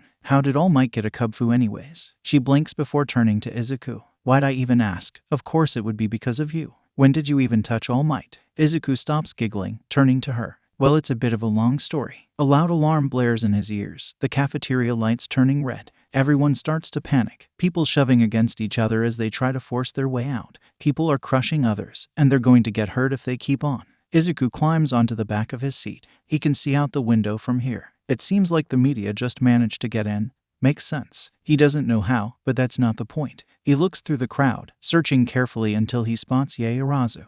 Yaoyorozu. Toss me a megaphone. She seems to barely hear him, but she still tosses him one that he catches. He brings the megaphone to his mouth, turning it on. Still he sees everyone flinch and sink from the use of disarming voice. All of you are acting like children. Is it just the media, not villains? Either get back to your lunch or evacuate in an orderly faction. Everyone looks properly chastised by that, even his own classmates. They all listen to his instructions. The alarms silencing and the lights returning to normal. Izuku falls back into his seat, landing on his head. Ugh, I hated that. Yelling at people is so draining. He decides just to stay like this, upside down in his seat. It's surprisingly comfy for the moment, though he'll regret it later. Mina flicks him in the stomach. Get used to it, you're planning to be a hero. She chuckles before going back to eating her natto. He topples over in his seat from the flick, collapsing into Takagi's lap. Oh come on, that was mean. He pouts as he sits up, fixing his scarf and his hat. Takagi grins. I don't know, I didn't mind having a lap full of greenie. She chomps into her tonkatsu. Izuku blushes, sputtering before putting his head in his hands. He groans as everyone laughs and giggles around him. cursing both his bisexuality and how everyone around him was hot. They head back to their classes. Izuku's Pokémon make themselves comfortable in whatever spot they get in, and he focuses on the class. Instead of heroics training, they had Snipe come in. He spent the class talking about weapon safety, despite him only using his pistol in fights. He knew about swords, knives, spears, all kinds of weapons. At one point, Kaminari raised his hand. Snipe, how do you know so much about these weapons? You've never fought with them. Snip turns to him. Well, partner, I went through a lot of changes in my original costume. At first I was going to be a samurai. That gets some surprised snorts from the class. Because of that, I figured I might as well train with a lot of different weapons in case I changed my mind.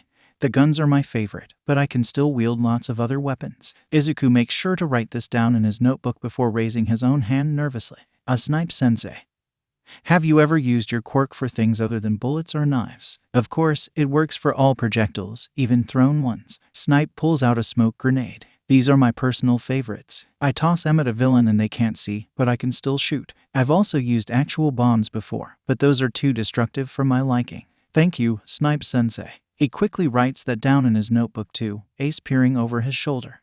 When classes end, Izuku looks at Mighty and points at Kaken before climbing up into the vents. A moment later, he can hear Kaken. Let go of me, you furry mutt. Izuku sighs. Kaken, just come on. I want to show you something, so don't blow up Mighty. He can hear a groan, but no more violent struggling. Scorch managed to get here too. The annoyed hissing is a clear sign. Also, don't insult my team. You don't need a round 2 with Mighty. Kaken practically growls at him. Don't bring that up. That was years ago. Scorch is going to kick his ass with me next time. Sure, Kaken. He giggles before he focuses on leading them through the vents carefully.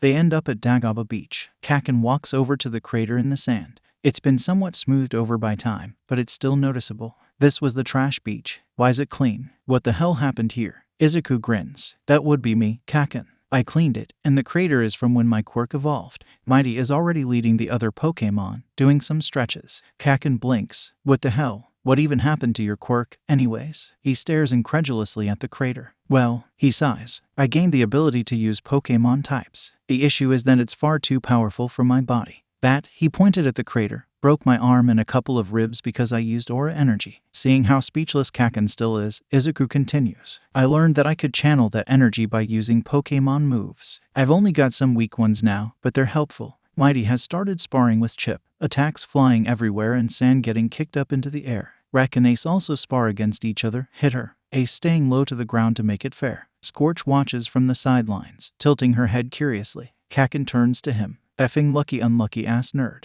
You got all this power, but can't even effing use it yet. Well, you better get stronger. I need some good competition, and you aren't too citty. Izuku grins. Of course, I gotta get stronger if I want to take the #1 hero position. You can't have it, poke bastard. That spot's mine. Explosions pop in Kaken's palms. He giggles before walking over to Scorch. Can I learn Fire Fang from her? I don't have any fire-type moves yet.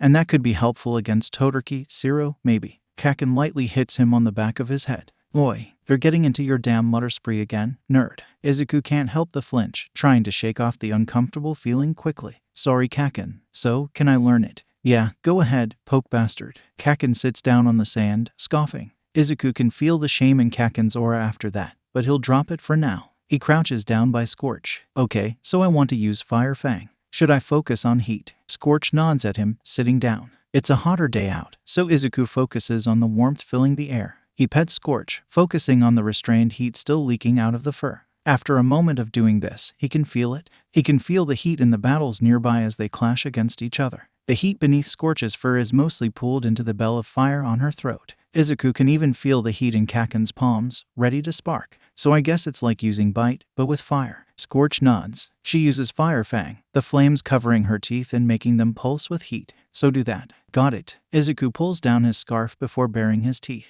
Heat from the air around him gets pulled into his mouth, forming around his teeth. The flames don't hurt. They feel comfortable as they sharpen into flames. He chomps on the air in front of him, letting the heat fizzle out after the attack. Now that he focuses, he can feel some heat gathering into his body. Looking at his body, he focuses enough that his eyes start to hurt. He can see different energies gathering inside his body. Most of it is gathered around his heart, though there are some in other parts, like a bit of steel energy at his fingertips, and fighting energy in the muscles of his hand. The energy around his heart is pure and raw, while the energy at other parts is more refined and specific. Kaken, I discovered something. He turns to him, already grinning even though everything looks too bright since he strained his eyes. Kaken tilts his head. What did you figure out now, nerd? Izuku takes a deep breath. So I think my body might have reserves for the Pokemon types. It's mostly just raw energy around my heart, but it even gets some at my fingertips, teeth, and probably my throat too. Since I learned Metal Claw, I have steel energy at my fingertips, and Rock Smash got fighting energy in my hand muscles. And when it can't use the reserves, it takes from the environment instead, like using heat from the air. And how does this help? Kaken leans back as Scorch comes over to sit next to him. What could you even do with this information, poke bastard? He blinks. Well, okay, I can't really do much with it. Isn't it just interesting to know things, Kaken? Izuku pouts. Kaken grins. Nah, you're just a city nerd. Izuku whines dramatically. Kaken only cackles in response, but moments later, some sand hits him right in the side of the head. Hey, who the hell did that? I'll kill ya. None of his Pokemon fess up, but Izuku snorts at the barely hidden pleased look on Chip's face. Don't kill her, Kaken. Izuku giggles to himself as he watches Chip sprint away from Kaken, who's still screaming profanities that would make a sailor blush. Izuku sits in class the next day. The main classes flew by, even with his Pokemon occasionally causing some chaos. Ace taking a nap on Cementos' head in the middle of class was the highlight for sure. They're finally at their heroics class. Aizawa stands at the front of the class. Alright, today we'll be doing rescue training at another on-campus location. Immediately, the class fills with noise as people start chatting about it. Still disarming voice from Izuku and the old Eraserhead glares shut them up. I wasn't finished. Aizawa sighs. We'll be doing this alongside Class 1B so you can learn how to work well with unfamiliar heroes. He pinches the bridge of his nose. And one of the students in that class won't shut up about class cooperation, so we went ahead and did it. He presses a button, making costume cases come out of the wall. You can choose between wearing these or your gym uniforms. Your costumes might not be useful in all situations, after all. Now get dressed. Aizawa walks out of the classroom. Everyone immediately scrambles to get up and choose between costumes and gym uniforms. It seems like basically everyone got their costumes. When they walk out to wait for the buses, they can already see Class 1B waiting. Izuku walks over to Monoma. Nice outfit. Monoma looks like a butler with that fancy outfit, clocks on his belt. He grins. I know, I made it look perfect. Yours looks good too, of course. Mina looks over at Monoma before speaking in a mocking voice. Could you get me a drink, butler? She laughs before dodging his slap. Don't be so violent, butler. Dark Shadow gets in between them. Oh come on, stop acting like children, even if it is funny. That's Bakugo's job. Luckily Kaken wasn't listening. Monoma sighs before quickly reaching over to flick her forehead. I had to get my payback somehow. Takoyami runs his hand down his face. Trying to keep you all in line is like herding cats. Izuku can still see the fondness in his aura even as he grabs the back of Mina's shirt to stop her from retaliating. Izuku turns to Shinso. You really are Baby Eraser. His outfit looks like Eraserhead's outfit, just with a slight lavender tint and a voice modifier. Shinso gives him a glare with no heat behind it. Shut your whore mouth, Midoriya. He gets head butted in the shin by Chip, jumping up. F. Rude, that hurt. Chip just laughs at him. Takage walks over. What do you think of my hero costume, Greenie? She has a skin-tight bodysuit made of lots of tiny purple scales, the same material making up her eye mask. Her hands are covered by fingerless gloves with tan 3-piece wrist guards. Izuku blushes. Lucky his mask hides it. It looks good. Oh really? She grins, about to tease him before she's interrupted. Yaoyorozu yells to them all with a megaphone. The buses are here. Come board them in a timely manner. Takage rolls her eyes. You're saved for now, Greenie. I'll tease you more later. She gets on the 1B bus. Both classes slowly get into the buses. There's one for each class, so at least they don't have to hear bickering the whole time. After the bus starts moving, Asui turns to him. I usually say and ask what's on my mind, Kiro. So I must ask, why do you wear so much extra clothing, even out of your hero costume? Izuku blinks. Ah, well Asui. Call me Tsu. He nods, leaning back. All right, Tsu. I wear all this because of how my quirk works. When I was young, other kids had found out, and well, I figured it was best to cover up. Toga sighs, fiddling with a knife in her hand. Kids are a-holes. The sit I got from my quirk in school wasn't fun, that's for sure. Sato looks at Ace, who's floating in the air. At least the Pokemon that are here are pretty nice. Ace's tail gently hits his nose. ... even if they're pretty mischievous. Kuda is letting Mighty sit beside him, having a small whispered conversation together. Mina is holding one of Rek's crystals like a prized treasure, Rek clapping happily while sitting in her lap. Chip is staring curiously at the armor of both Aoyama and Ida, occasionally headbutting their chests so she can feel the metal. Izuku chuckles. Yeah, they're some little pranksters. But they mean well, at least. He leans back, listening to the conversations around him and relaxing. It's nice to be around people he can somewhat trust not to touch or bother him, letting him just relax. Of course, that's interrupted by Toga sitting in his lap, making him blush and sputter. She just grins at him. What? It looked comfortable here, hee hee. They have to deal with Ida's lecturing the rest of the ride. They arrive at the USJ, getting off the bus at the same time as Class 1B. They quickly enter, and Izuku sees a hero. It's 13. Both Uraraka and him shout in unison. Uraraka turns to him. You like 13 too? Oh, they're such a cool rescue hero. I love their space theme. Izuku nods, smiling under his mask. Yeah, they're probably one of the most popular rescue heroes, and Mighty pokes his shoulder. Focus, they're about to start talking. You can tell her your analysis later, I'm sure. He gestures at the teachers. He turns back to the teachers. He can hear 13 mention All Might and hold up 3 fingers. So he probably ran out of time again. 13 turns to them. As you all know, I'm a rescue hero. But my quirk can be dangerous too. I could easily kill with it. All quirks can be dangerous. Just one slip-up can kill. All Might's battle assessments taught you how to use them to fight. But today we want to show all of you how they can be used to save people. 13 gestures at the class. Both Izuku and Mighty turn towards the center of the building, right by the fountain. A small ball of aura is there, but it's so many auras condensed into one spot. There's something wrong, Aizawa. I can feel something. The lights flicker as a portal expands, people streaming out of it. Izuku flinches. The aura of one of them feels so wrong. Kirishima steps forward. I thought this was a rescue exercise. Why are you giving us people to fight? Aizawa steps in front of them all. Get back, these are villains. He readies his scarf, standing alongside Vlad King. The man covered in hands steps forward. All Might was supposed to be here. I hate it when the quest info lies to me. He sighs, his voice low and raspy. I guess it can't be helped. But maybe a few dead kids will attract the big man. Villains rush forward, but so does Aizawa. He leaps down the stairs, tripping people and usually his scarf to slam them into each other. Vlad King is right behind him, shooting blood at villains and punching them away. Izuku looks on in awe. They're doing so good, even while massively outnumbered. Hey. He gets picked up by Mighty. Ida yells at them. Let's evacuate. Follow Yaoyorozu and Kendo. There's no time for analysis. The portal of darkness forms in front of them, glowing eyes on it. I'm afraid I cannot let you do that. We are the League of Villains. We have come here to end the life of the symbol of peace. While we expected him to be here today, the revised schedule is but a minor inconvenience. My role is still unaffected. Right as 13 is about to attack, Kamakiri jumps forward, trying to slash at the portal. Oh, F off. We'll just tear you to shreds. Stop talking fancy. Kirigiri just makes a small noise of acknowledgement before his shadows start to grow. Begone, suffer until your last breaths. Prepare to write in agony as your life fades away. Izuku's Pokémon grab onto him as the shadows get closer. He's consumed by the portal, and he screams as pain flares through every single nerve.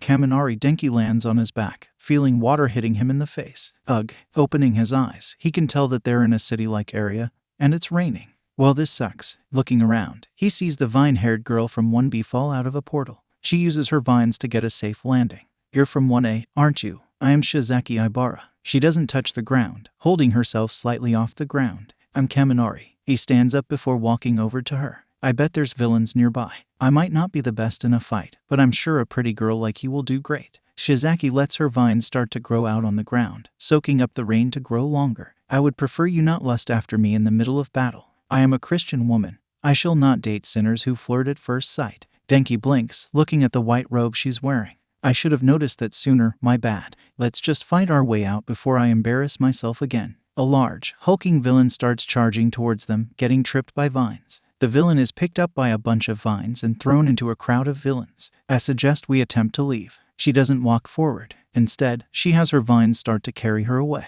A group of pissed-off villains starts to speed towards them, one making lightning shoot down from the sky above them. Yeah, let's get away from imminent death. Denki starts sprinting away, ignoring the pissed shouting behind him. Horns shoot past them, making Shizaki abruptly turn back. Pony, she's fighting the sinners with one of your classmates. We should assist them however we can. She lets her vines stretch out. Denki turns around, seeing the horn girl from Class 1B, probably Pony, firing horns at the crowd of villains. Some of the villains seem to get hit by an invisible force, but that could just be Hagakure. He tries to run closer, but then lightning shoots at him, leaving no time to dodge. Denki winces, expecting to short-circuit, but he doesn't. Denki's muscles pulse with electricity. Well, this is new. He sprints forward speed, and immediately crashes into the villains, barely staying standing. As for the villains, they tumble into an ungraceful pile. Denki releases the excess electricity, fully defeating the villains. He can hear Hagakire's footsteps now. Whoa, what did you do there, Kaminari? I didn't know you had super speed.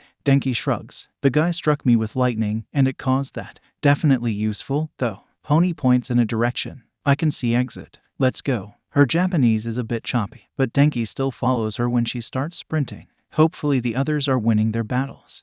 Kirishima Ijiro stands beside the black-haired girl, Kodai, watching Bakugo and Ijiro fight. The place they're in is full of fire, so Scorch is hiding in the flames and ambushing villains randomly. He had tried to help, but between Ijiro's skill and Bakugo's power, Ijiro and Kodai didn't have much to do. When he follows Kodai's gaze, he realizes her eyes are trained on the two of them's asses as they fight. Why are you staring at them like that? Not manly, I'll be honest. Kodai shrugs. It looks nice, though some of your classmates had better ones. She must have noticed his shocked look, because she continues. At least I admit to staring. Others wouldn't. Ijiro sighs, shaking his head. I guess I can't stop you. Still not manly. One villain tries to sneak up on him, but even he can hear their footsteps. A quick hardened punch to the face knocks them out. Geez, that was kinda easy. His classmates are definitely winning if all the villains are weak. Yaoyorozu Momo lands in a random grassy area of the facility. She forms a bow staff, holding it tightly as she cautiously walks around the area. She's the class president. She has to set the right example. She sees Jiru fighting off a villain by a door. The villain looks like an angry minotaur, charging at Jiru again and again. Momo sneaks up behind the villain, carefully producing a taser and some soundproof headphones. Momo puts on the headphones before making eye contact with Jiru, mouthing now. A loud sound wave is muffled by the headphones. Momo hops on the villain's back, tasing him right in the neck with enough voltage to knock him out. She takes off her headphones. Are you all right? Jiru brushes herself off, nodding. I'm good. The guy was trying to get into this room. She points her ear jacks at the door. Said it was a control room. I see. It's a good thing you fought him then. There's no doorknob, just a keycard slot, so she can't get in without breaking the door. Let's protect this room, even if we can't get in. The girl in a mushroom outfit comes over. Hey, it's me, Komori. She holds up some odd-looking weapons, almost like guns. You two are from 1A. I heard something about defending this place. Momo nods. That room is a control room. It needs to be kept away from villains. Komori grins, holding up her gun-like things. Then I'll help. I can create mushrooms, so I'll make any attackers choke on some Amanita muscaria. Maybe that's too mean. Nah, better than Amanita phalloides. Jiru steps back. I'm gonna guess those are mushroom names. She shrugs. Whatever, if you fight on our side, you can be a bit weird. Momo smiles at the exchange before changing position completely, preparing to fight. It seems her instincts were right, as within seconds they're fighting again, protecting the controls.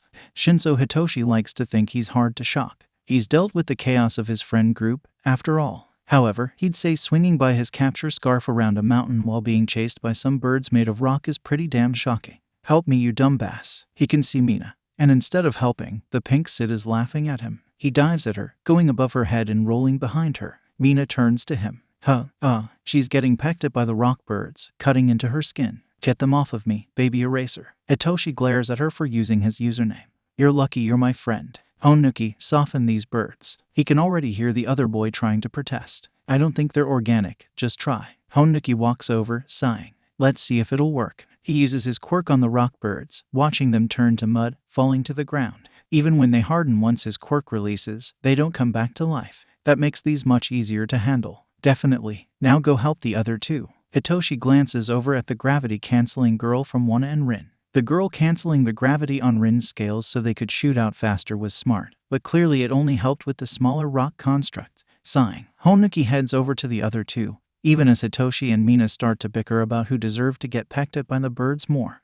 Suitsuyu sits on a boat, surrounded by water and villains. She's already saved some of her classmates, though she only recognizes Aoyama. Who are you two, Kiro? Call me Tsu. The guy with an odd-shaped head with several holes in it speaks up. My end name is Bondo. I can spray out a fast-acting glue. I'm Fukadashi. The other guy, who has a speech bubble for his head, speaks up. I can make physical onomatopoeias. They even have the effect of the word. For example, boom explodes. Aoyama stands in front of them. I'm Aoyama. I can. She cuts him off. He shoots lasers from his belly, but it makes him sick quickly. When he pouts, she sighs. If you explained it, it would have taken forever and involved too much French, Kiro. Tsuyu looks over the edge of the boat. The villains seem cautious. Anyone got a plan to handle them? The sound of cracking fills the air as one of their attacks hits the boat. Aoyama slams into the boat, starting to make it sink. Aoyama turns to her. It seems less criminals were not as cautious as you thought. I cannot die, it would ruin my briller. Fukadashi's speech bubble gets a mischievous on it.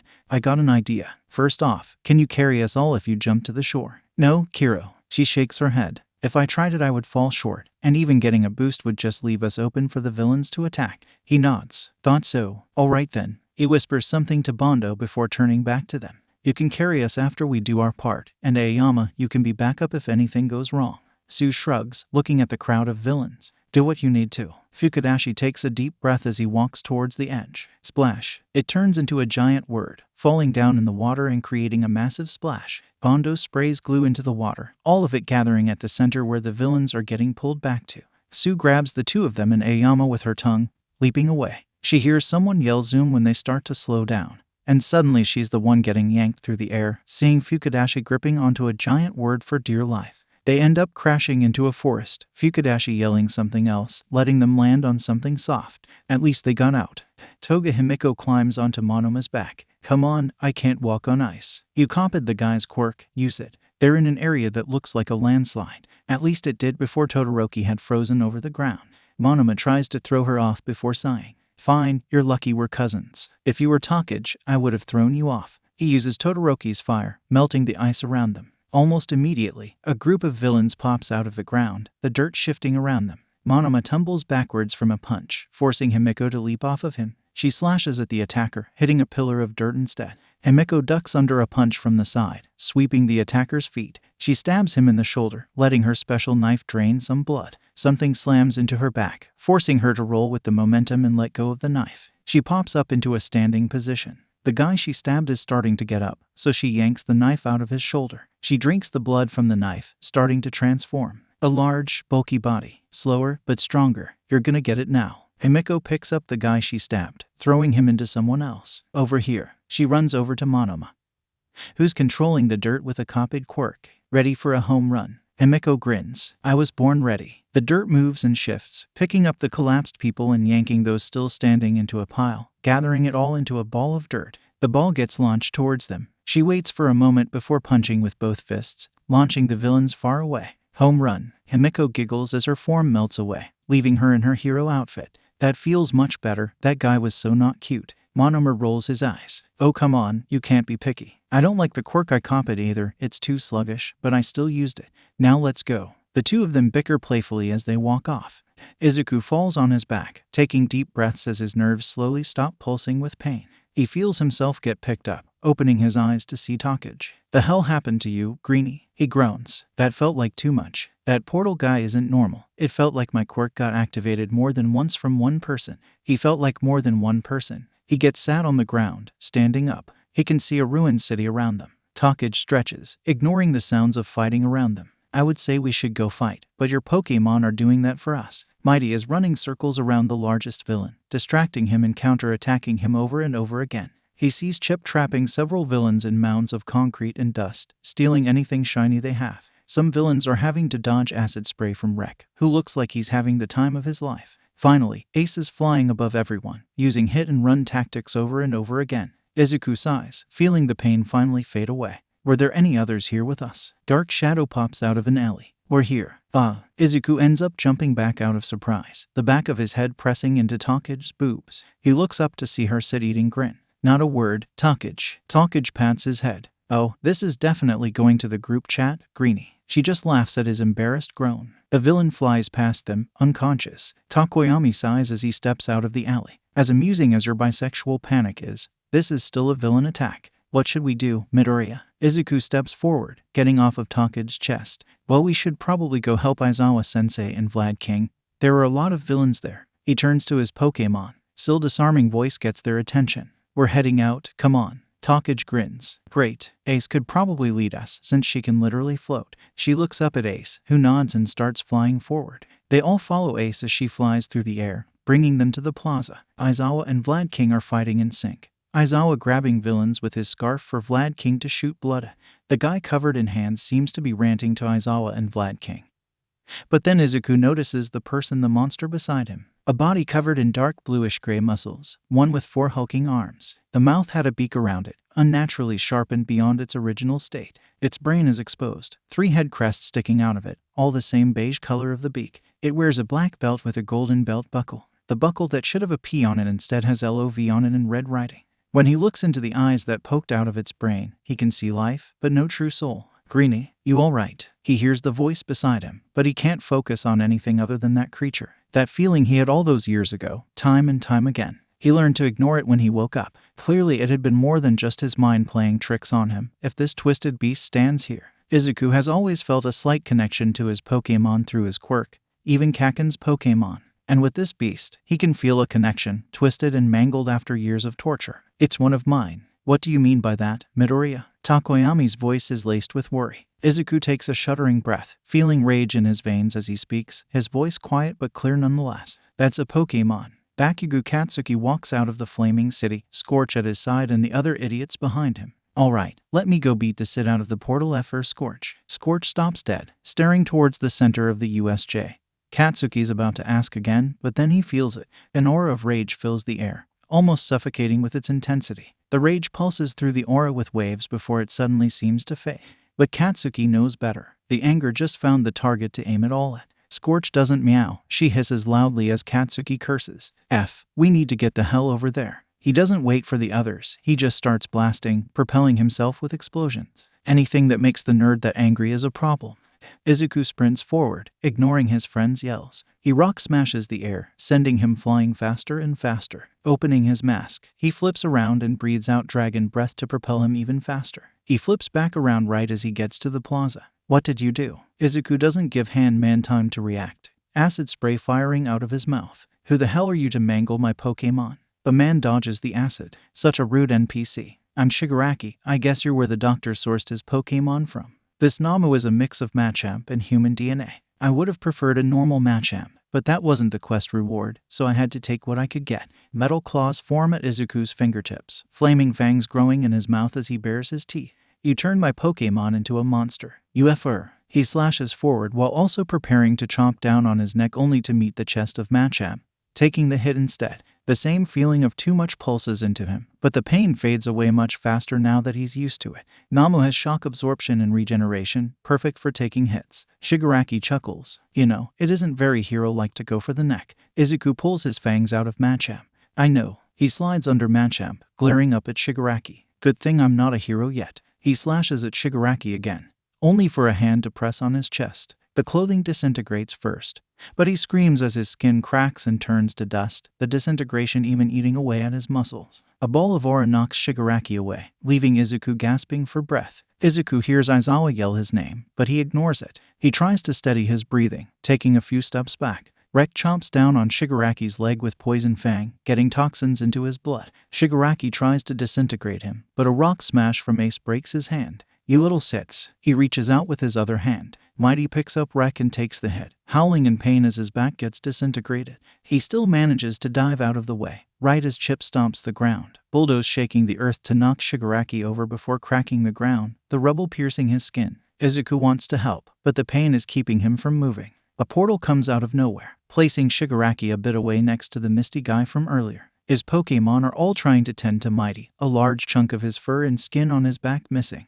Shigaraki is talking to the misty portal guy. You let one get away. Damn it. Fine then. Be useful and get rid of those Pokémon for me, though. Spread them out. Before Izuku can say a word, his Pokémon are teleported away. He stumbles forward, pouring blood out of the wound as he tries to push past the searing pain. Namu, go play with the heroes. They're getting annoying. Shigaraki sends the Namu towards Aizawa and Vlad King. You're pretty weak for an aspiring hero. Do you rely on your Pokémon for everything? This isn't Pokémon. You can't just use your team. Izuku can feel the adrenaline pulsing through him, starting to numb the pain. I'm not just a trainer. I can do so much more, and I'll show you. Shigaraki is about to respond, but Kaken pounces on Kurogiri. Shigaraki growls with anger, scratching his neck. I needed my damn fast travel. Stupid effing NPCs, disabling it. Izuku shoots forwards, grabbing Shigaraki by the wrists. Oh, you lost your fast travel? Why not try out Fly. Izuku apologizes to Recovery Girl in advance.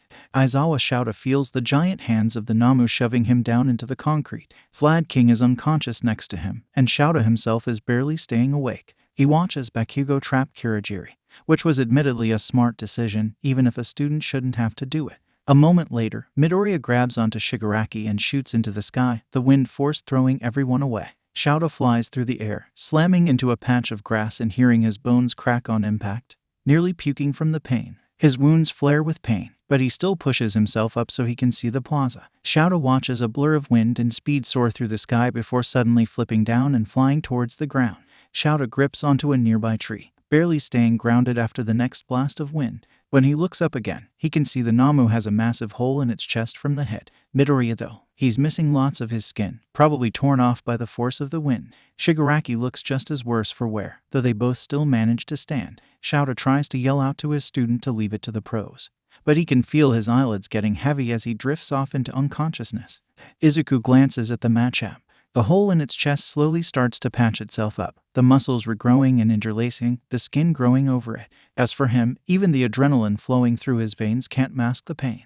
The disintegrated crater in his chest pours blood, burning with pain each time he moves. But he pushes past it, his anger keeping him conscious. He turns to Shigaraki. You're no better than Team Rocket, experimenting on humans and Pokémon like this. Despicable. Izuku focuses on the sand and dust on the ground. Shigaraki glares at him, hissing in pain just from standing up. I'm not the one who did the experimentation. I just took the result back. Izuku uses Sand Tomb, watching the dirt get into Shigaraki's wounds. He takes the chance to rock smash Shigaraki in the stomach. I'm not just a Pokémon trainer, Shigaraki. I can use all their moves. I'm like another Pokémon, and I'll show you. He grabs Shigaraki, looking into his eyes as flying-type energy spins around them. To fear me.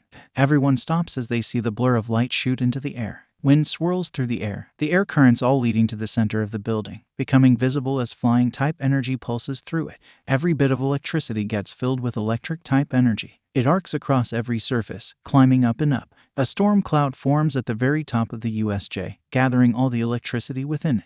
When that isn't enough, the lights flicker and fizzle out as their electricity is stolen, leaving only the arcs of lighting on the storm cloud as a source of light. Bright lighting cleaves through the center of the USJ, illuminating the building in its pure white glow. A moment later, thunder rumbles through the air, loud and all-consuming as the sound crashes into their eardrums. The excess electricity arcing along the air currents. Then they can hear the screaming. Two people at the center, screaming in agony as the lighting flows through their body on its path to the earth. And then, the storm cloud fades, and the two of them fall down, the glow of the lighting shining from their bodies. Katsuki looks down. Shit, Portal Beach. That purple portal prick teleported away while he was distracted by the lighting. He looks up at the nerd, seeing his body glowing with electricity as he falls. A massive creature comes out of the darkness, catching Izuku with one massive hand. The light makes it shrink before sitting Izuku down. He sees Bird Brain walk over, so it was probably his damn Quirk. They both run over to Izuku, seeing electricity still pulsing from his body. Oi, nerd, don't die on me. Izuku grins, even as he spits up blood. This hurts like hell, but I did a number on Shigaraki. My heartbeat feels weird. Two gloved arms, floating arms, not attached to a body, come out of nowhere and pick him up. I got him. These are insulated, thanks to 1A's rep. Where do I take him? Katsuki sighs. All right. Potato Head. Before he can speak, another glowing body comes charging out of the darkness. The nerd sits up in Potato Head's arms, spraying acid at the crusty bastard. Seeing electricity arc through the acid is kinda badass, he won't lie. Krusty F stumbles backwards, tripping over his own feet and landing on his ass. This isn't over. A portal of shadow swallows him up. The door to the USJ finally slams open, revealing All Might, arriving far too late. Nedzu sighs, leaning forward. Extracting the children required them to have their support students recharge the backup generators with electric quirks, as even they got drained of power. Almost all the villains were left there and were knocked out, but the ringleaders escaped. A shame, truly, but at least they left the beast. The creature called Nama was put in the basement. Normally he would have sent it to the police, but he sees how much Pokémon DNA is in it. He'd be a fool not to be curious about what Midoriya would do to it. Later, of course, only a few students required medical attention. Most of them were physically fine other than a few scrapes and cuts, just shaken up by the unprecedented villain attack. Midoriya, though, they had to force-feed him one of Chansey's eggs so he could have the energy for Recovery Girl's healing. The arrhythmia was especially severe. Having so much electricity flowing through his body messed it up severely. They also had to give skin grafts, many skin grafts, The other students weren't doing well either. He's prepared mandatory therapy appointments for them all. He's looking into hiring another therapist. Hound Dog is going to be overworked at this rate. Mental scarring isn't the only issue, though. Yaoyorozu Momo almost lost an arm to a villain when the lights went out, but she managed to fight back. Yororaka got her leg broken by tripping down the mountain. And Yanagi got partially caught up in one of 13's attacks, meaning they had to repair her skin too. It was unfortunate. As for the teachers, they were all heavily injured, but they would make a full recovery. Mild scrapes compared to Midoriya. Nezu has taken the time to try and up their defenses. The wall and gate both need an upgrade, though the most he can do is infuse them with anti-quirk metal, which is extremely costly, even for him. He'll do what's needed for the students. The USJ needed a unique approach. Nezu has decided to order in some quirked crows that are made of pure energy. They can easily travel through the walls of the USJ to alert the staff of the disturbance. It's the best he can do, as mechanical defenses can be shut down. He has a much better idea for Kirigiri though. On every UA facility, he's started installing towers. At the top of all of them is a glass sphere containing a beacon. The beacon itself is made by having someone with a quirk that allows them to copy energy, copying from many different teleportation quirks and mixing the energy together to make the beacon. The machinery in the tower can use the beacon to check for any teleportation in the vicinity and check the DNA, so they can exclude the student's DNA from the system, but that's irrelevant, even if it interests him. While they can't prevent teleportation or warping, they can at least alert themselves of it. They cost a lot of time and money, but they're worth it all. They should be able to finish the defenses upgrading within a week, though he expects to see some complications before they finish, so they may need to add something else. A problem for later. For now, he has to go meet the HPSC president. He just needs to remember not to mention Midoriya or the Pokémon. They aren't poaching his students again.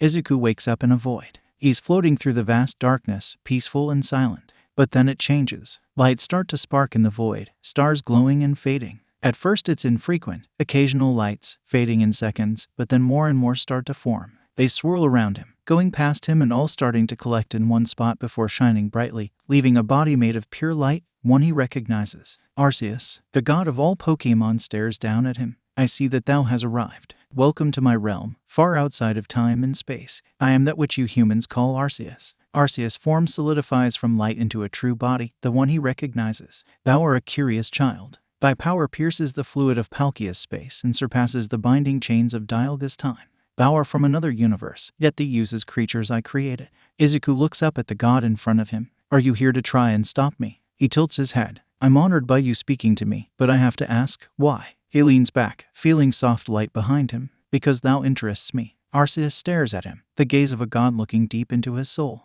A child, pure of heart. Fate has dealt thee the worst hand in many universes, and yet thou often perseveres. I shall give thee a gift. I will only ask one question before thou leaves. Where does thee want to awaken? He thinks for a moment. I want to go home. Then by Arceus' will, it shall be done. Arceus shatters into a cloud of light. Stars swirl around Izuku, the light consuming his body and tearing him out of this void. I will do this for thou only this once, child.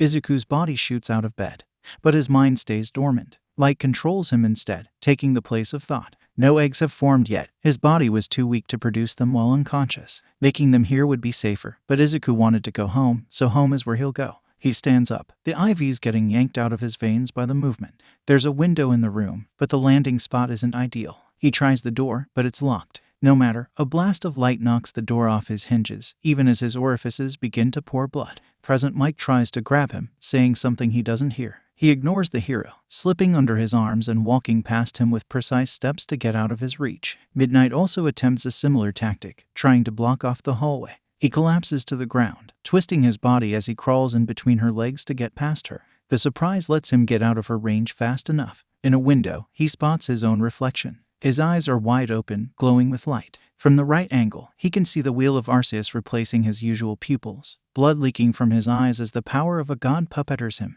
He pays his appearance no mind, leaping out the window. Glass pierces his flesh, but he walks until he's surrounded by nothing but grass. Life drains from the plants around him, turning into pure light that fills him. The glass shards pop out of his flesh as the cuts heal, the skin grafts properly sealing to his flesh as the light heals him. He expands his radius, draining more life until his veins glow with light. He harnesses that light for one moment, teleporting himself back into a familiar room, his own bedroom. The light has already faded, and the deed is done. He passes out, collapsing into his bed.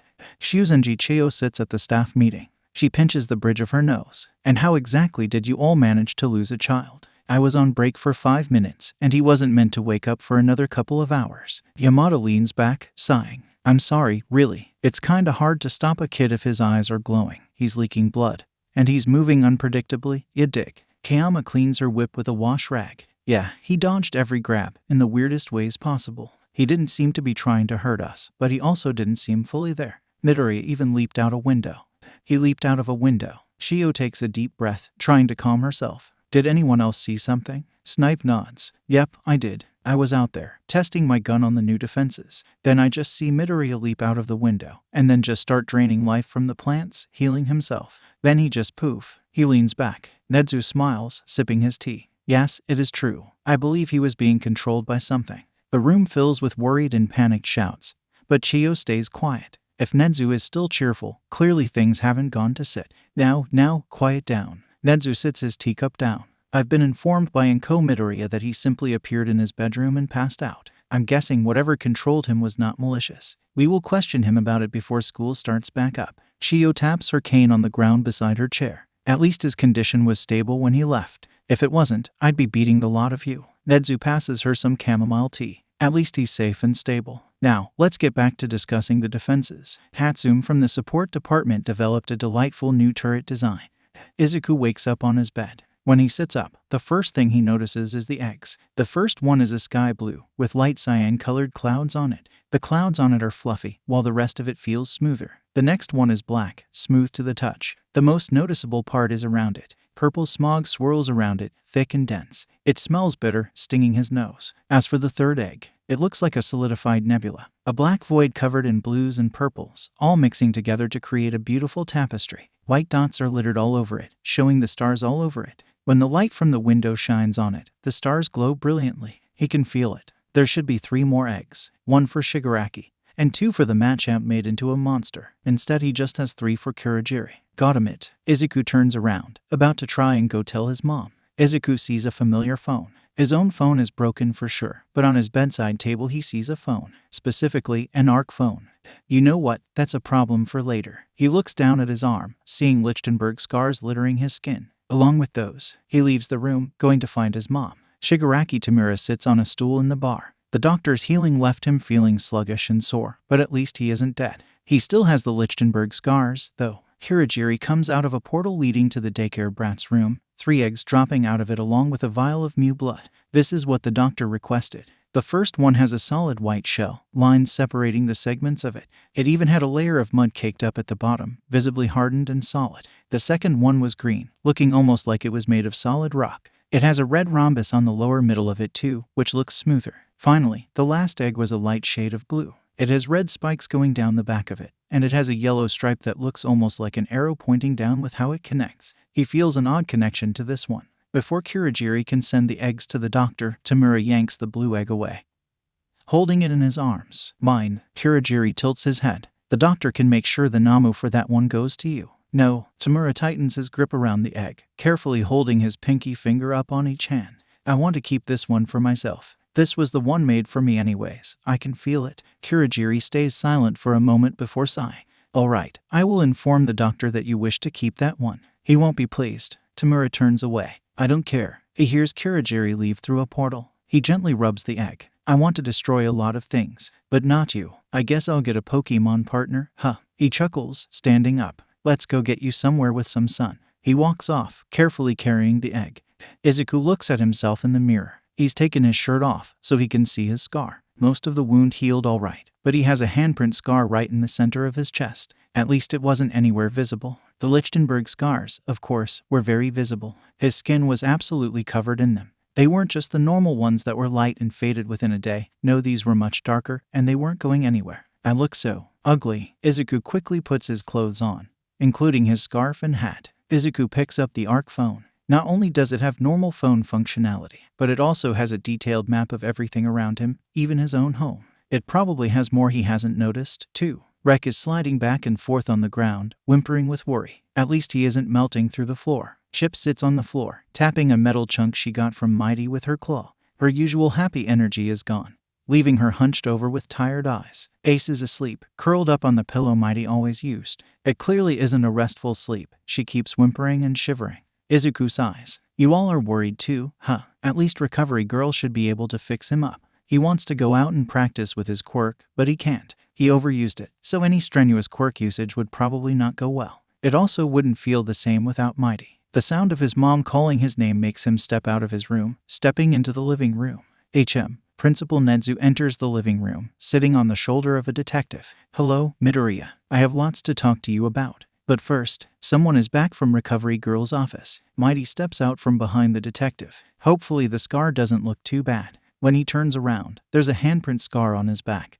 But it's much harder to see than Izuku's. It isn't too bad, don't worry. Now go, the others are still worried. Izuku sends him to the bedroom, where he can already hear the sound of Mighty getting tackled to the ground by the others. His mom turns to the detective, handing him some coffee. You can sit on the couch, you too. Though I have to ask, what's the UA principal and a detective doing here? The detective shakes his head. I'm fine to stand. We're just here to ask some simple questions on behalf of UA, if that's all right. Izuku nods. Yeah, I can answer some questions. You probably did this to the others anyways. Izuku sits down on the couch. The detective starts a recorder, speaking into it. I am Tsukachi Naomasa from the Musutafu Police Force. My quirk is called Human Lie Detector. Please state your name and age. He sits the recorder in the middle of the table. I'm Midoriya Izuku, 15 years old. He leans back on the couch. Tsukachi sips his coffee before setting it down on the table. Could you please recount to us what happened during the USJ? He nods, starting to speak. Most of it is simple. Getting on the bus, listening to 13 talk once they arrived, etc. Most of this stuff they probably heard from the others, but he still said it.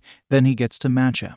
I saw it and I just got so angry. He feels his teeth start to heat up and his nails starting to sharpen, so he takes a deep breath, deactivating his quirk. Tsukachi writes something down on a notepad. And why did you get so angry? Izuku sighs. That creature they call it a Namu, but it isn't. It's a damn Machamp is a Pokemon. My quirk lets me produce Pokemon eggs. They took one of my damn eggs, evolved it, and mutilated it into a monster, even shoving quirks and human DNA in there. He practically growls in anger, purple draconic smoke coming out of his mouth. His mom turns to him, surprise and horror on her face. They did what? Springy hopping down into his lap startles him, but he starts to pet her. Her fur feels like a fluffy blanket, the softness soothing him. Tsukachi sips his coffee, giving him a moment to calm down. How do you know for certain that they took the eggs from you? Why couldn't they get them through any other methods? Well, Pokemon are fictional creatures, so another quirk that makes them is extremely unlikely, though possible. But I felt a connection with Machamp.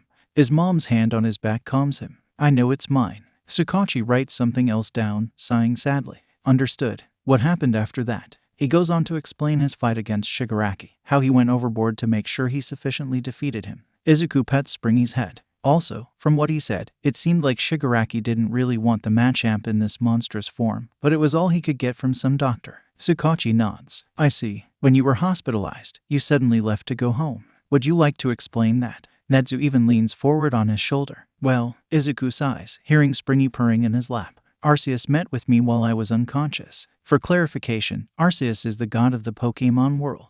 He hears a gasp of surprise from his mother, and he can see Nedzu's eyes gleaming with interest. He continues, leaning back. They told me I essentially broke through time and space to use Pokemon.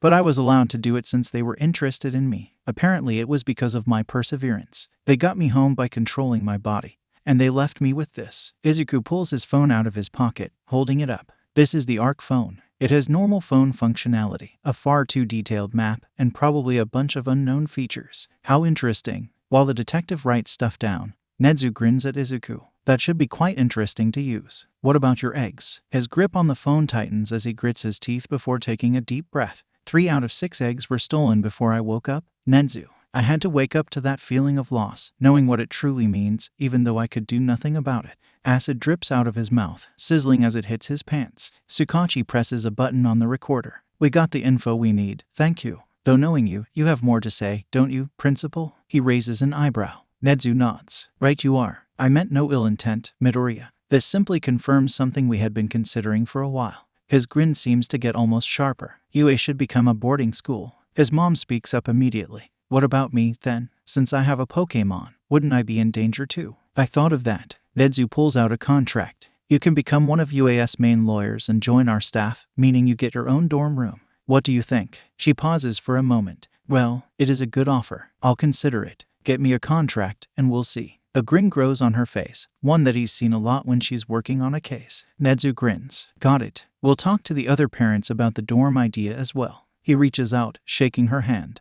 Contagious laughter. You all got into another villain attack. This is Pokemite's third and Alien Queen's second. Alien Queen, hey, at least I fought back this time. Baby Eraser, by fight back, you mean get pecked at by stone birds. Alien Queen, you're the one who let them go after me. Peekaboo, at anxiety manifested and I were so worried for all of you. He's currently asleep in my lap because he exhausted himself crying. Crimson Cat, might be the inappropriate timing, but gay. Peekaboo, I can tease you on one of your many crushes. Don't play a game you can't win. Crimson Cat, I regret my decision immediately. Contagious laughter, how are you all feeling? This was your first villain attack. And your only first years. Do I need to send a list of therapists? Mirror image. For a hero who focuses on jokes and laughter, you're such a worrywart. You're like a mom. Together and apart. You say that like you weren't crying out of worry as it Pokemite got taken out on a stretcher. Mirror image. All I hear are lies and slander. Contagious laughter. Shush, I am not a mom. Also, what happened to him this time? Is he okay? Pokemite, I'm alright. Just had a few small issues. The teachers were probably hurt worse.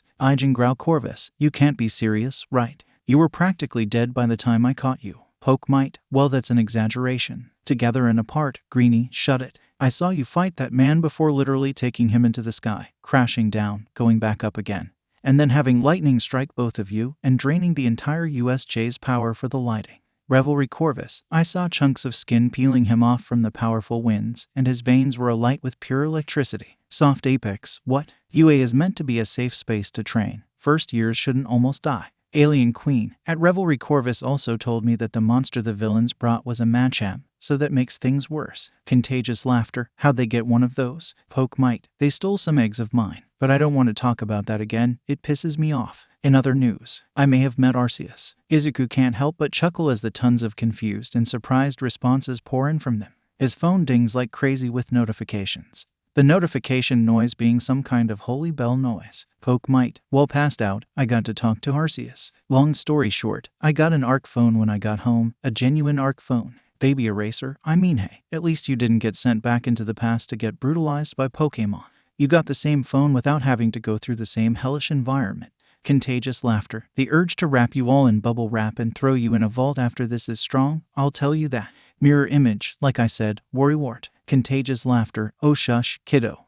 Izuku sits in his room, at his computer. Rek is currently asleep in his lap, snoring softly. He has gotten better again handling contact with his Pokemon, at least. He leans forward as Pokemon Legends Arceus loads on the screen. Getting the ARC phone obviously made him think of this game, so why not go back to it? He starts to play through the intro, getting to where he gets some Pokeballs. Laventon. Now, I've mentioned already that Pokemon are strange, marvelous creatures. What's so strange about them, you ask? Well, each and every Pokemon can shrink itself down to minuscule size. And that's where Pokeballs come in. Izuku goes to click and move on, but then he pauses. Hold on. He stares at the explanation for a moment. Can we make Pokeballs? No, we couldn't, of course not. But, he groans, slamming his head into his desk. I should have thought of this years ago. Damn it. A shimmering noise makes him sit up, seeing his phone screen glowing. Seeing a recipe for making Pokeballs just had him slamming his head into his desk again. Mighty patting his back as he groaned.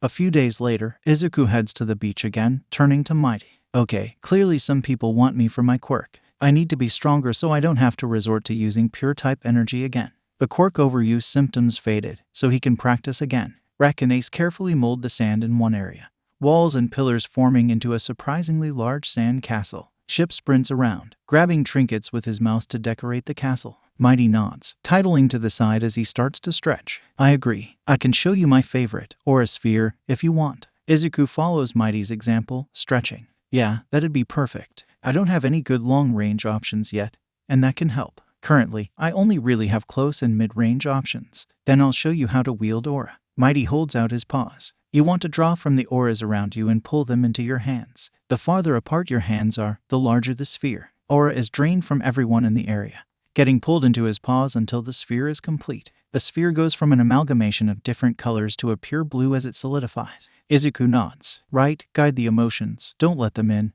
And the hands matter. Not too different from what you said the first time I tried this. He holds out his hands, pulling from all the auras within his range. The auras gather into a ball, slow but steady as he keeps the balance to not let them in. It eventually solidifies once the top and bottom almost touch his hands, colored a viridian green. They both throw theirs, watching them tear through the sand. Mighty's sphere goes further, but Izuku's attack still made it a decent distance. Good, much better than when you last tried it. Mighty smiles, patting him on the back. Izuku chuckles. Oh come on, I had broken my arm just a bit before that, it was understandable. We're lucky for recovery, girl. That was a painful way to find out I could use moves. Mighty grins before pointing to the others. Yeah, without her you'd still be in a cast. I'll go over there, you can try to learn from the others. Mighty walks over to them, punching his paws into the sand as he starts to dig out a moat for them. Hey, Chip. Chip turns towards him. I need to learn some moves. What can you teach me? Chip comes over, clapping her claws together excitedly. So, what do you have for the dragon type? She holds out her claws, draconic energy flowing into them and making them both glow purple. Her claws slash through the air, leaving a purple trail that fades seconds later. Izuku nods, stepping back. So it's Dragon Claw, hopefully not too difficult. He focuses on something extending from his fingernails, except instead of metal, he focuses on the greed of dragons. Draconic claws extend from his fingernails, translucent with a purple glow. He slashes downwards, watching the purple trail as it cuts through the sand. Nice. It's stronger than Metal Claw, but I'm sure both have their uses. He lets the claws fade away. Now I just need a few more moves. He spends the next hour learning from them. Chip teaches his bulldoze, stomping into the ground to shatter it around her. Useful for close range, and it might startle his opponent enough to allow a combo. Rek teaches him 2 moves, Knock Off and Toxic. Knock Off lets him knock anything someone is holding out of their hands, which could be useful in hero work if someone is using a weapon. Toxic lets him secrete a powerful toxin from his hands to throw them on opponents. It'll probably be useful eventually, if he doesn't accidentally kill someone with it. Once his limbs get sore, Izuku spends the rest of time relaxing.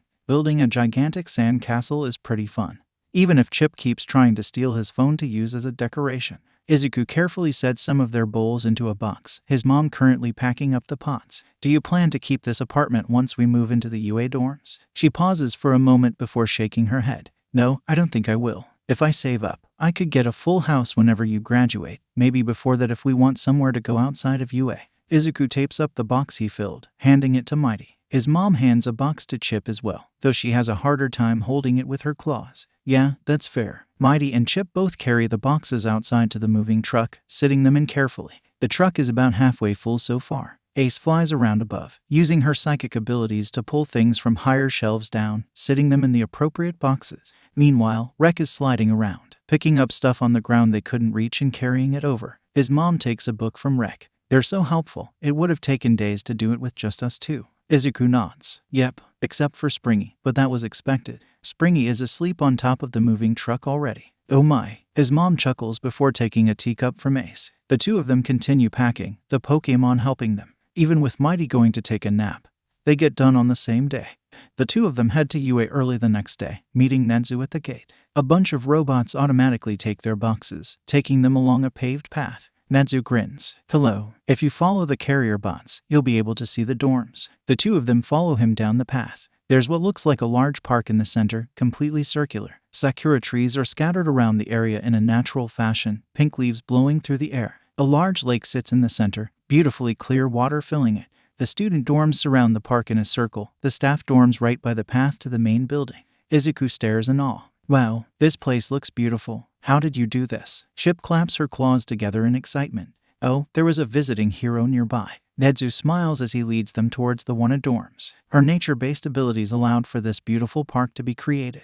The trees can even stay bloomed during the winter. As mom looks up, pink leaves flowing past her. UA really lives up to its name with such a beautiful area for just the dorms. Netsu nods. We try our best. Ace floats behind them, holding up the 3 eggs with psychic energy, moving them slowly to keep them safe. Chip walks alongside them, holding the box with her hoard inside on her head. Rek is sliding along the path, while Mighty is just walking right behind them all. They all get to the dorms, Aizawa already standing there. I'll take it from here with Midoriya. You two can go on to the staff dorms already. He's using crutches, one of his legs covered by a black cast. Izuku's mom hugs him before nodding. All right, remember Izuku. I'm only a few minutes away if you need me. Have fun, you two. Netsu grins before walking off, talking with Izuku's mom. Aizawa walks inside. Come on in. Izuku walks inside, seeing what looks like a living room with a kitchen nearby. Right in the back though, he can see it leading into another large, open room. This is the common area, and that's the kitchen. Through here, they walk into the other room. Is the hatchery. The floor was made out of soft padding, comfy to walk on. There are a bunch of different areas, some pools and ponds, others nests, and even small dens. This is made for any eggs in the class. My own egg is here already, along with Todoroki's. Izuku steps forward. Whoa, Ace floats around, carefully sitting down the eggs. The cloudy egg goes on a bird nest. The black egg gets sat in a pile of blankets, and the nebula egg, it randomly starts floating in the center of the room. Well, that's definitely a psychic type then. Aizawa stares for a moment before sighing. Sure, of course. He gestures up. The dorms are separated by gender, and the maps for the rooms are by the elevator. He uses one of his crutches to point over at the kitchen area. You all have to fix your own food, but you can request ingredients from Lunch Rush. The rules are with the maps. You can message the teachers if you need anything. For now, I'll go take a nap. He walks off and out the door. Looking around, Izuku can see 2 other eggs. Aizawa's is almost hidden inside a small rocky den, the shadows covering it. Todoroki's egg is sat on top of a pile of ice, the reddish half of it melting, the ice touching it. Izuku heads out of the room and to the stairs. On a table nearby there's a stack of pamphlets, with the layout of the dorms and a list of rules written on it. He takes it, going up to the 2nd floor. Chip seems to have the most trouble getting up the stairs, though Rek isn't much better. When he enters his room, it's empty except for a bunch of his boxes. He sighs. All right, we've got some work to do. Ready? Mighty nods. Let's get to work.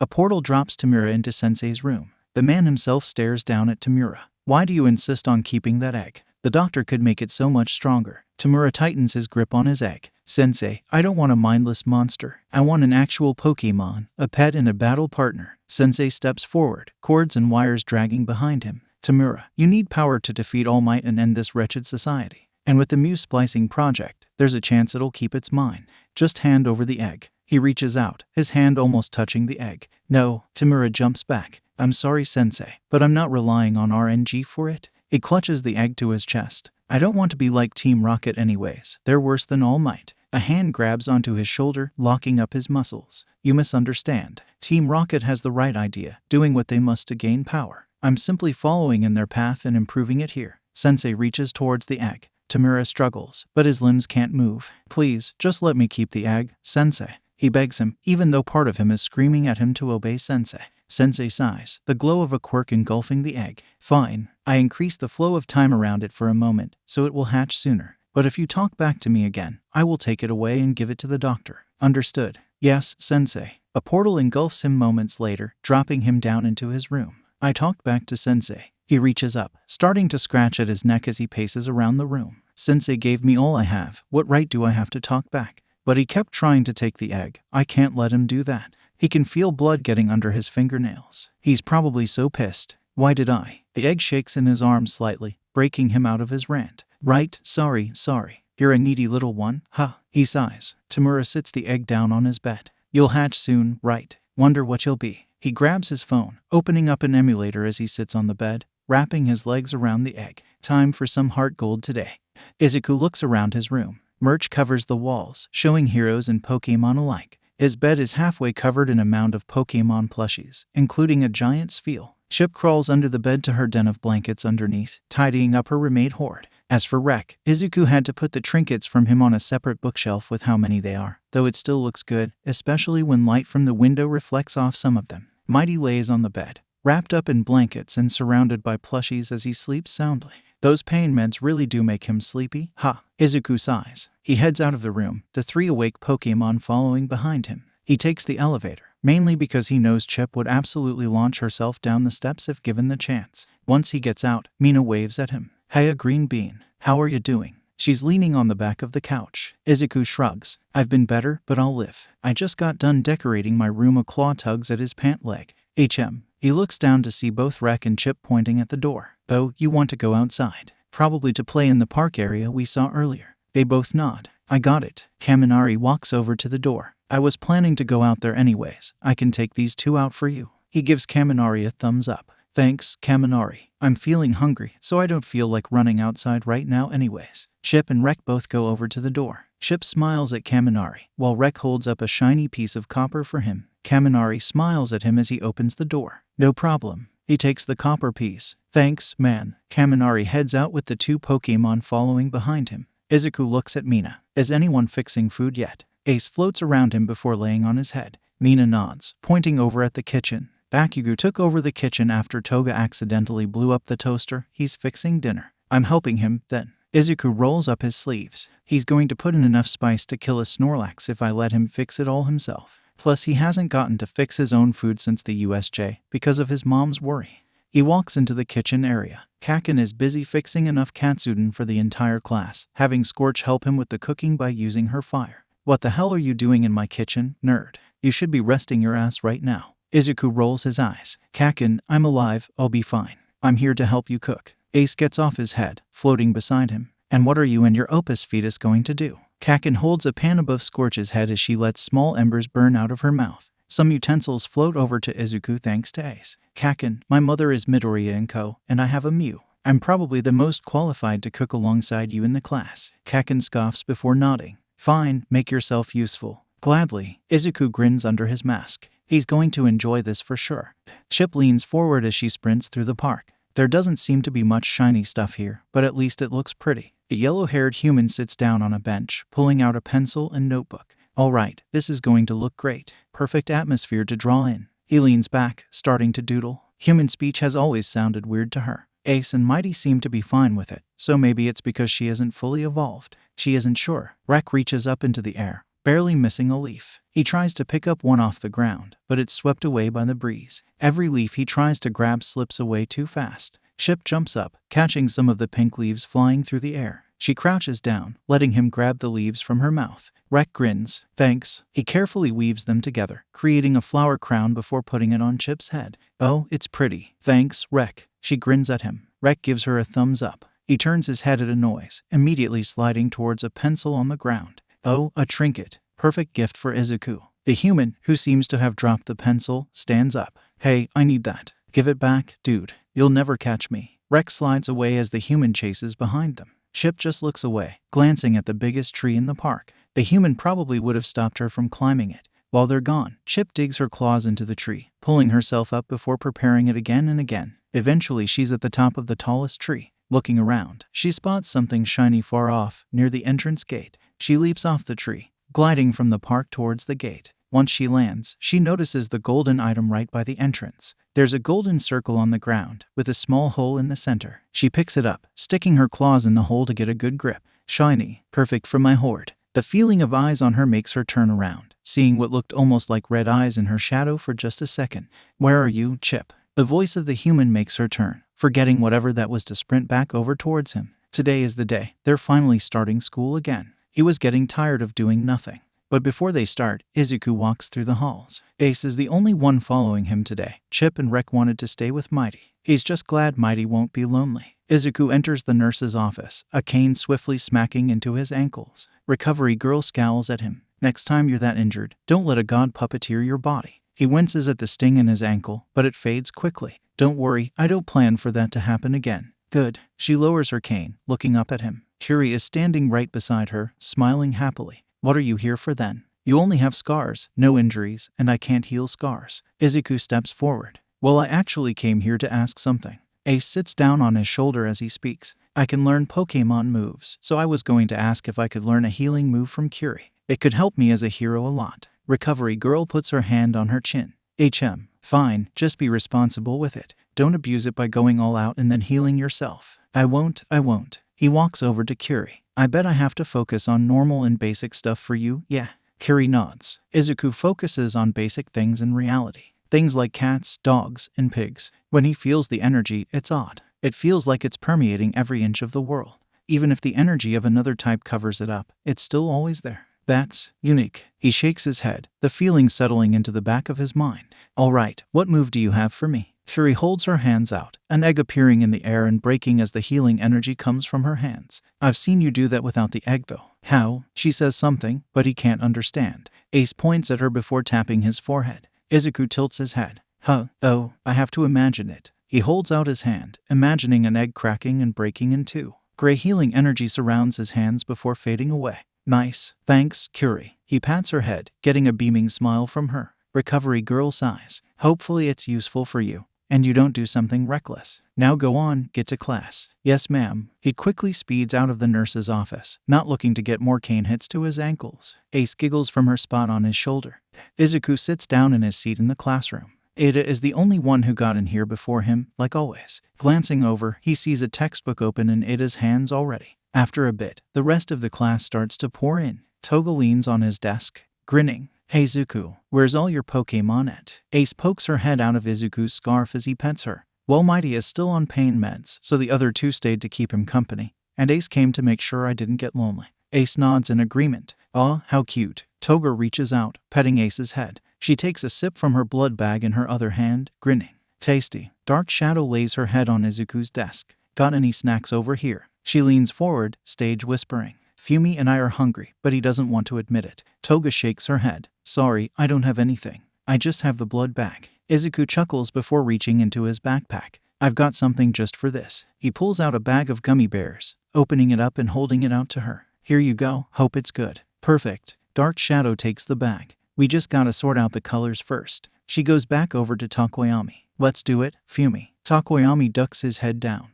I told you not to bother them. He sighs. But fine. We'll eat the gummy bears. They start to sort them out by color, laying the piles out on the table. As soon as Aizawa enters the class, they all quiet down. He's still walking with crutches, though he looks slightly less tired. His glare sweeps across the class, silencing everyone quickly. His classmates all rush to their seats. It took you all 5 seconds to quiet down. Decent. He glances over at Uraraka's raised hand. Yes, Uraraka points at his leg. Aren't you still injured? Why didn't you get a substitute so you'd have time to recover? Yaoyorozu nods in agreement. Yes, you got very injured. And it looks like Recovery Girl hasn't healed you up completely. She taps her pencil on the table. Aizawa leans forward on the podium. My welfare doesn't matter right now. After all, your fight isn't over. Everyone visibly tenses as Aizawa lets the silence linger for a moment. The sports festival is only a month away. That's so ordinary. Ada starts chopping his arms. But Aizawa-sensei, why are we still doing it right after the villain attack? It isn't right after, it's getting pushed back to be a month from now. Aizawa's glare silences them all again. Netsu says if we cancel it, then we'll seem weak to the public, making the villains bolder. There will be more police personnel there, and many heroes will be both attending and guarding the event. Kaminari grins. Those heroes will be looking for potential sidekicks. We'll just show them how good we can be. He fidgets with the fidget spinner in his hand. Jiru rolls her eyes at him. Yeah.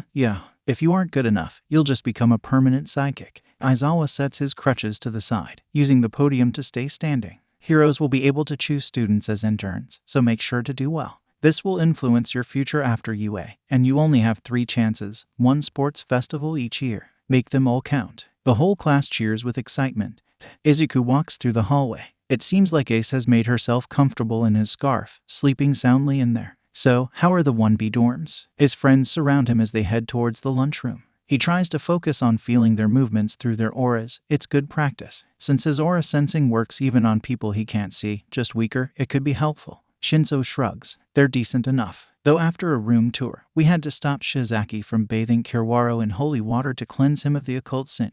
That was eventful. That was funny as hell to watch. Takage chuckles, taking long strides as she walks. Toga giggles, tossing a knife between her hands. That does sound funny. All we had was Kaminari and Mina getting stuck in the elevator. She puts the knife back in its sheath for a moment as they pass by a teacher. Mina playfully shoves Toga. Shush, that was a scary experience, especially since Kaminari almost shocked me. Dark Shadow eats her last gummy bear before laying on Monoma's head. Seems it's been pretty eventful for all of us. How fun. Monoma nods. Yes, the dorms have been quite interesting. The closer bonds will just help us be the best classes, anyways, and our dorms are close enough for visits, just saying. As they get to an intersection in the hallway, All Might pops out from around the corner. Midoriya, there you are. Wanna eat your lunch with me? He holds a bagged lunch, looking small in his hands. Izuku blinks in surprise before turning to his friends. Do you guys mind if I go eat lunch with him? Shinzo gently pushes him towards All Might. That's the #1 hero. You don't need to ask us for permission. Go on, have fun. Toga nods. Yeah, we can talk after school anyways. Thanks, guys. Izuku turns back to All Might.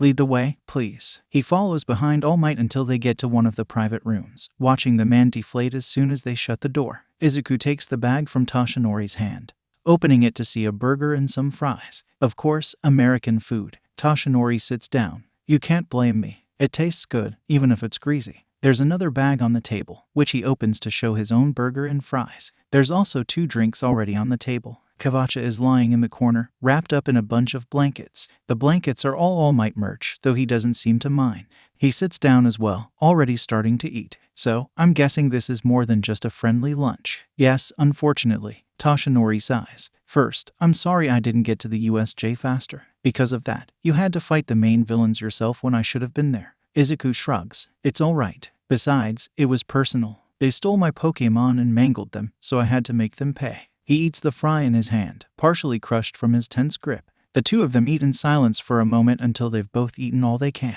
Toshinori looks at him. First off, did anything feel different to you about that Pokémon the League used? He puts down his empty drink. Well, it felt like there was too much with both it and Kirigiri. He leans back. Toshinori sighs. I was afraid of that. Some of the arrested villains spoke about how it had multiple quirks. I believe All for One is alive and is the true leader of the League. Izuku is silent for a moment. Of course, he takes a deep breath. I already hate him.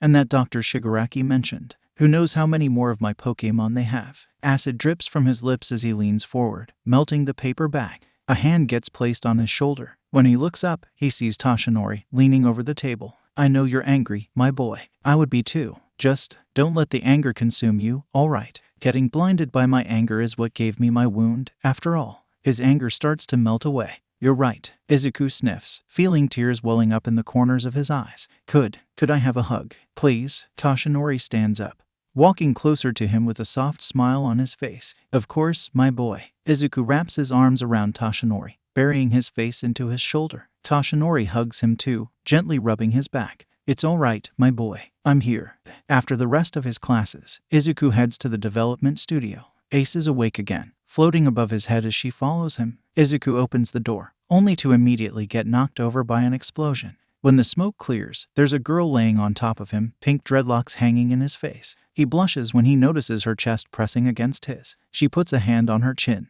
Too much voltage, clearly. I'll need to reduce it without losing effectiveness. Oh, she looks down at him, the crosshairs in her eyes focusing on him. Hi there, what do you need? As soon as she stands up, he gets up too, seeing Ace giggling at him. I need a support item made. Then you've come to the perfect place. I'm Hatsume. She walks back into the development studio, dragging him along. So, what do you need? I've been working on a jetpack, but I could also whip up some hover boots. If you need a weapon, I have a missile launcher. Izuku shakes his head. No, I don't need any of that. He pulls out his ARC phone, showing her the Pokeball blueprints. I need you to make some of these. She leans forward, her face almost touching the phone. A blueprint. I haven't seen anything like this before. Interesting. She takes his phone, quickly typing something before her own phone dings. There, sent it to me now. I have to ask, what is it for? He takes his phone back from her. My quirk lets me make these creatures called Pokémon. Ace plops down on his head, waving at her. Ace here is one of them. These Pokeballs can store them. It's pretty interesting, with how it uses their natural ability to shrink to minuscule sizes to turn them into light, or perhaps data. I wonder. He gets broken out of his muttering by Ace tapping his forehead. Sorry, Hatsume grins widely, pulling out her phone to look at the blueprints again. I don't mind, this is interesting. So much more unique than what Power Loader Sensei makes me create. These will be my best babies yet. Babies. Izuku blushes before sighing. Bo, you meant your inventions. She picks up the exploded invention off of her desk, putting it with a pile of charred scrap metal. Of course, I put so much care into them, they're my adorable babies. Izuku nods. I guess that makes sense. So, when should I come back? Tomorrow. I'll be finished with the prototypes by then. Hatsume tosses materials onto her now empty desk. Now shoo, ball boy. Before he can fully question the nickname, a tiny robot grabs his ankle, tripping him before harshly dragging him across the messy floor, out of the room. Oh.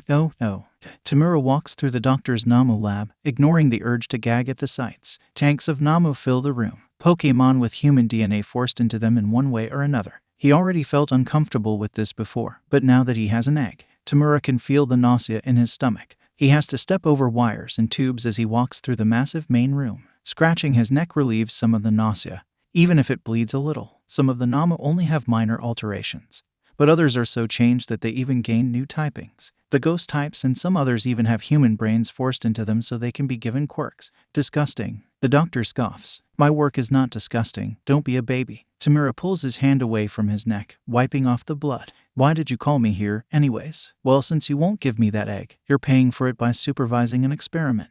The doctor starts to walk away, gesturing for Tamura to follow him. He follows right behind the doctor. Don't you usually ask Sensei for this? He's more interested in your work than I am. The doctor sighs. Unfortunately, he's busy with a project of his own. The two of them enter an elevator. This one has a high chance of going wrong, so you're here for disposal. The elevator starts descending, deeper into the lab. Why do the experiment if it'll probably go wrong? Seems a bit dumb. Tamura leans against the wall of the elevator, trying to resist the urge to scratch his neck again. The doctor rolls his eyes as the elevator comes to a stop. Of course you would say that. You can learn from failures, just like you with your last attack. He follows the doctor out of the elevator. Ugh. He didn't want to admit the doctor was right, so he chose to just shut up. Eventually they make it to a testing room. An unconscious boy laying in the center, wavy blue hair on his head. He's still wearing a high school uniform. A weak water quirk, usually not very useful for my experiments. However, the doctor pulls out a small syringe. New DNA on its own does nothing to humans, but let's see how it does when some trigger is mixed in with it.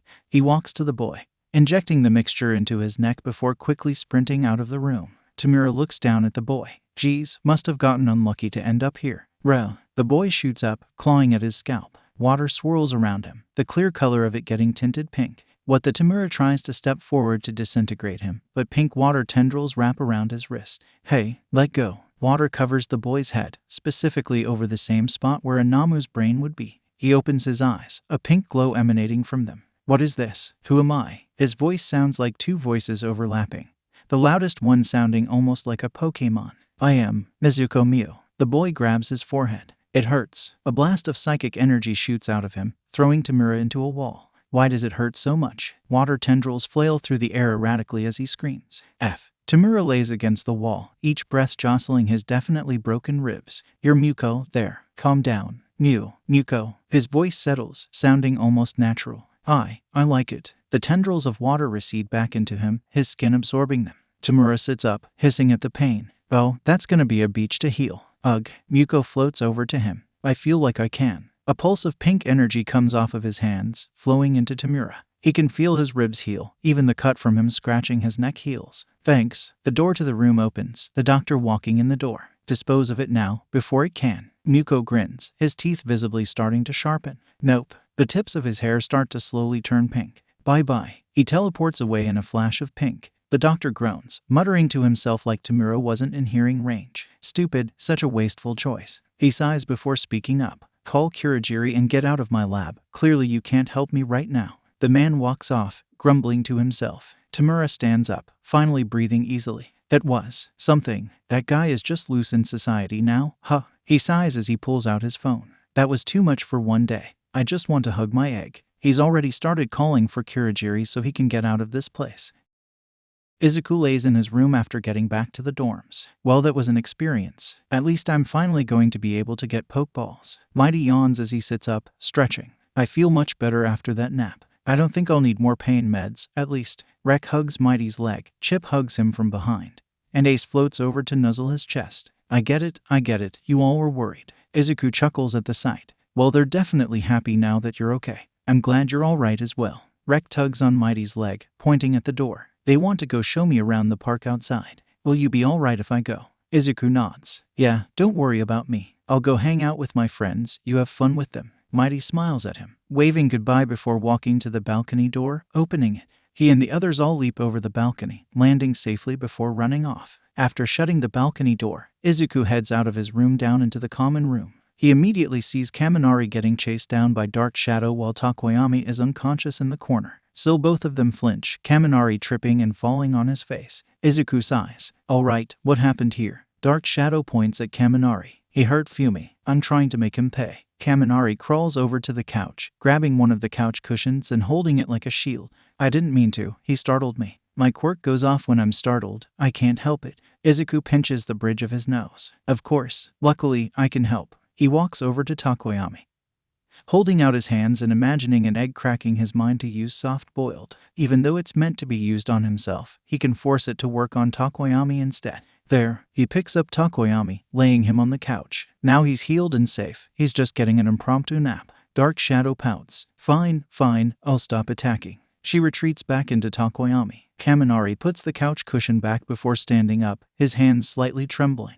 Thanks, man. I thought she was gonna kill me or something. Izuku shakes his head. She wouldn't kill. She probably would have done something more scary than dangerous. Still, thanks. Kaminari walks into the kitchen, grabbing a chocolate bar before walking towards the stairs. I just came for this. I'll be going now. Talk to you later, Midoriya. Bye, Kaminari. As soon as leaves, Izuku sits down on the empty couch. He puts a slight focus on the auras in the building, trying to feel who's here without focusing on their movement, since that'd probably be an invasion of privacy. Most of the class is still here, of course. Most of the class is here, just Mina and Toga are missing. Extending the reach of his aura reading, he can feel Toga and Monoma hanging out in the 1B dorms. Guess I'll go there then. He leaves the dorms, trying to ignore the slight headache from straining his aura reading. I could enter the dorms normally. He looks at the 1B dorms, already feeling how many people are in the common room. Yeah, nope. Izuku lets metal claws extend from his fingernails, starting to use them to climb up the side of the building.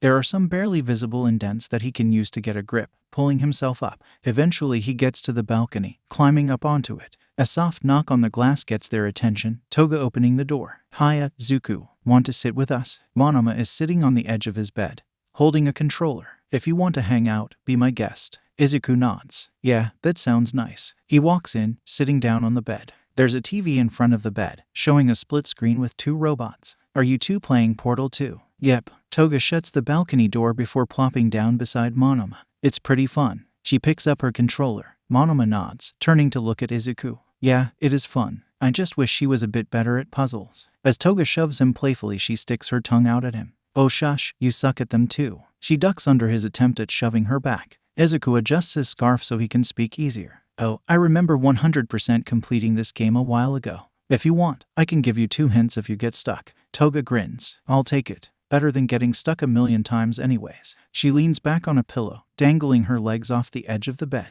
Monoma chuckles, turning towards the screen. Of course you completed it. Seems like you've done that to most of the retro games on the list you sent to us. Hey, I've only completed a chunk of those, not that many. He pouts as the 2 of them just laugh. Toga giggles. Yeah. Now come on, scoot closer so you can see better. She reaches over, grabbing his shoulder and dragging him closer. Izuku pushes her hand away, scooting closer. All right, I'll get close. Don't want to rip my hoodie. He lays down between them, watching as they start the game, already bickering as they try to solve the puzzles. The city is dark, illuminated only by the lights from houses and cars. After escaping that lab, Muko has spent hours teleporting around, especially after getting chased by the police. Now that he's finally eaten some food, he can feel something is wrong. Muko teleports into an alleyway, hissing in pain as he doubles over. He can feel his body changing already. His ears recede into his flesh, leaving him surrounded by silence. His head starts to throw with pain. A silent scream rips out of his throat as something tears out through his scalp, his hearing returning and letting him hear his screech. Everything is so loud. He can hear droplets of water slamming into the ground. Footsteps sound as loud as thunder, making him reach up to cover his new ears. A new pressure forms, this one at his tailbone. No, he screams as something bursts out of there, his new tail slowly growing and throbbing with pain as the bones shift and reform. With the pain clouding his mind, he barely notices the next pressure. His fingernails grow and sharpen along with his toenails first, a mostly painless process. Muko hissed as he felt the nails tear through flesh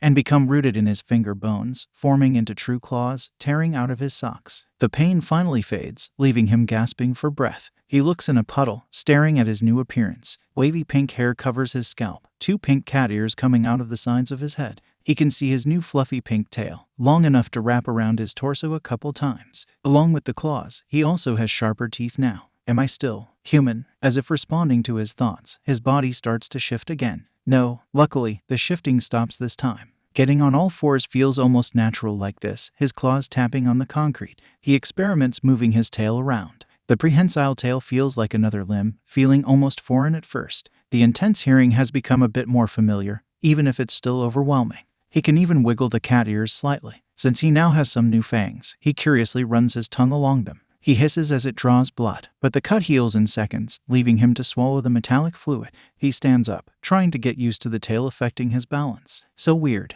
A scream echoes out several streets away. Might as well help.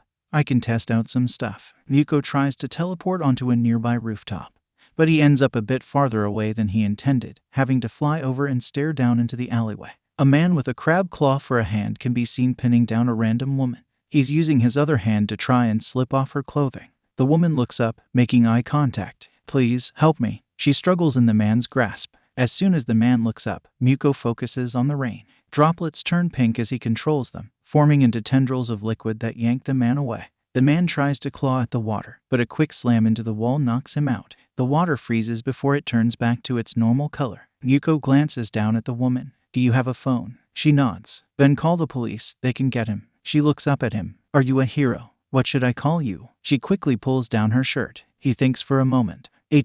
Call me Hybrid. I'm not a hero, I just wanted to help. As she calls the police, he waves goodbye before teleporting away. Yuko ends up in the air, floating in the clouds. I need to work on my precision with that. Now that he finally has a moment to think, he considers what he should do. His previous memories are a bit fuzzy, but he can remember his previous home wasn't ideal. I'll just make a new home. Teleporting by instinct, he ends up in an abandoned mineshaft. I really need to get these under control. He picks up a sleeping bag. But first I need to sleep. Yuko crawls in it, falling asleep surprisingly fast. Izuku wakes up, yawning as he sits up. He already spots 3 different eggs around him. The first one was hot pink with a lighter pink section at the very top. An unrefined spike comes out of the center of it, almost diamond-shaped. The metal spike is tinted a shade of purple as well. It feels like it's Hatsume's. The second one is pure purple, and it's slimy to the touch. This one is definitely Monoma's, and it's about as simple as Ace's egg was. As for the final egg, it was mostly light gray. It had extra bundles of white fur around its neck and on its head, both fading into red. The whole egg was fluffy to the touch as well. This was definitely Toga's. Of course this happens already. He groans as he gets up, climbing over Mighty's sleeping body. After changing his clothes he picks up the eggs, heading out of the room. At least his strength makes carrying all these eggs easy. The elevator definitely helps though. Going downstairs with these would be a pain. Izuku enters the hatchery, finding spots for the eggs. Hatsume's egg goes into a rocky section of the room, wrapped in a metallic blanket. Monoma's egg simply sits in the grass of one area, already adapting to the temperatures. Toga's egg goes in the same icy area as Todoroki's egg, laying inside of an ice cave. He takes pictures of Monoma's and Toga's eggs, already sending the image to the group chat. Poke might. Well, we have the first eggs of the group. Alien Queen. Aw man, I wanted to be the first. Baby Eraser, how'd you get both of them at once? Mirror Image. He hung out with us as we masterfully made our way through Portal 2, of course. Crimson Cat. By that he means we begged Zuku for hints for over half of the levels. Together and apart, yeah, that tracks. Mirror Image. Hey, I'm intelligent. I just so happen to have trouble communicating my ideas to others. Contagious Laughter. No need to get defensive. Just admit you weren't thinking with portals. D. Mirror Image. Had it not been for the laws of this land, I would have slaughtered you. Baby Eraser. We all know that if anyone killed her, everyone in this chat would riot. Peekaboo. We'd absolutely break the Geneva Conventions for our chat, Mom. Contagious Laughter. Don't commit crimes for me, you all. Poke might. After what you had your class do, that's probably the most hypocritical thing you could say. Contagious Laughter. Those were special circumstances. Ijin Grau Corvus. Didn't she vandalize the house of Toga's old parents while its Soft Apex was preparing a case against them? Revelry Corvus. Vandalism is an understatement for what she committed. She covered the building in paint laced with the scent of a skunk, along with infesting the mansion with approximately 20 different types of insects. Contagious Laughter. Those were also special circumstances. Anxiety manifested. She also used excessive force on it. Peekaboo and I's old principal. Though we didn't mind. Peekaboo. I mean, he deserved it after what he did to you, but it was still illegal. Contagious Laughter. SHHHHH. Soft Apex. Just admit you're a hypocrite and move on. Every hero has broken a few laws. Be glad ours were for good reasons. Crimson Cat. Oh, does my dad have some illegal secrets to share? Soft Apex. Over my dead body. Izuku snickers as he reads the chat. Some of the others already are starting to get up, so he heads to the kitchen. He definitely needs some food in him before class starts today. His stomach is already growling. When Heroics training comes, All Might is teaching it again, but with Aizawa beside him. All Might looks towards the class. Aizawa has informed me that the battle trials I had you all do were a bit much for a first training session, so today we will have you all doing supervised sparring instead. Aizawa is still using his crutches. You can use your quirks, but don't go overboard. As heroes, you need to practice restraint so you don't kill villains. You can choose your opponents, too. Toga walks over to Izuku. Hey Zuku, want to spar against me first? She twirls a knife in her hand. Izuku nods. Yeah, we haven't gotten to fight yet. Do you want my Pokemon to help me, or should they sit this out? Ace is curled up around his neck. They can help. I like a challenge. She grins. The two of them walk over to a training mat to spar on. Izuku gives a feral grin under his mask. Ready? You know it. She crouches down, preparing her knives. He already has a plan to handle her. She dashes forward, slashing at him. He ducks, hitting her in the wrist with knockoff. Both knives clatter against the ground as she drops them. While she's shocked, he stomps the ground. Bulldoze knocks her over, though she rolls away as he uses Dragon Claw. Just as slippery as Soft Apex said. When he looks up, her aura seems to have just disappeared. Then he feels it behind him. Not so fast. A punch to the back of his head leaves his vision blurred for a moment. Dragon breath bursts out of his mouth as he spins around, pushing back the blur he assumes is Toga. I've got her, be ready. He sees Mighty, holding onto Toga's arms. As soon as he lets her go, he force palms her in the back, knocking her forward. Izuku and Ace move to the sides to pincer her. Their dragon claws slice through the air, but hit nothing. How is she doing that? It feels like her entire aura and presence just disappear somehow. A giggle echoes from behind him. It's a secret. Her knife slams into his hand, making Izuku yelp in pain as it pins him to the ground. She flips through the air, barely dodging Rek's acid spray. Toga still gets hit by Chip's bulldoze once she lands, stumbling right next to Rek. She hisses as he bites her leg with Poison Fang, holding her leg down even as she tries to yank it away. Izuku pulls the knife out of his hand, getting up and pulling aura into his hands. Ace flies right next to Toga, using disarming voice in her ear right as Izuku throws Aura Sphere. Rek lets go of her leg at the last second, so she falls over. Mighty pins her to the ground before she can get up. I think that's enough. Izuku nods in agreement. We should stop for now, Toga. She sighs, nodding. When Mighty lets her go, she stands up. That was fun, though that bite makes my leg feel much less responsive. Why? Oh, I actually was curious about this too. Izuku grins. When we were training, I took a sample of the poison and tried to study it as best I could with what I had. It seems like it isn't lethal, instead trying to knock the target unconscious. I tried it on myself. It takes a very high dosage to do that, and the sleep only lasted an hour. I'm rambling, sorry. He smiles apologetically. Toga blinks as she processes that.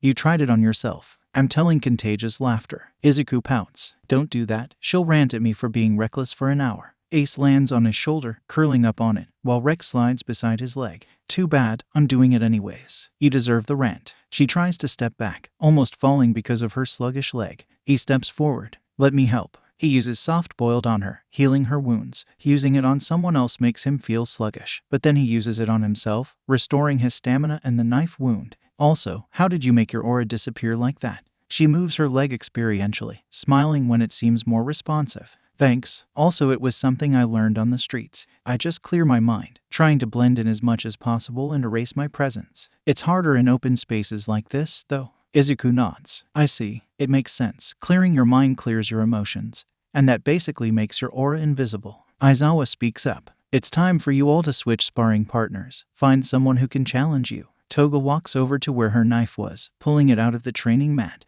That was a fun fight, even if I probably bit off more than I could chew. I'm gonna go try against Todoroki next. Izuku waves goodbye as she walks off. He looks around, trying to find his next opponent.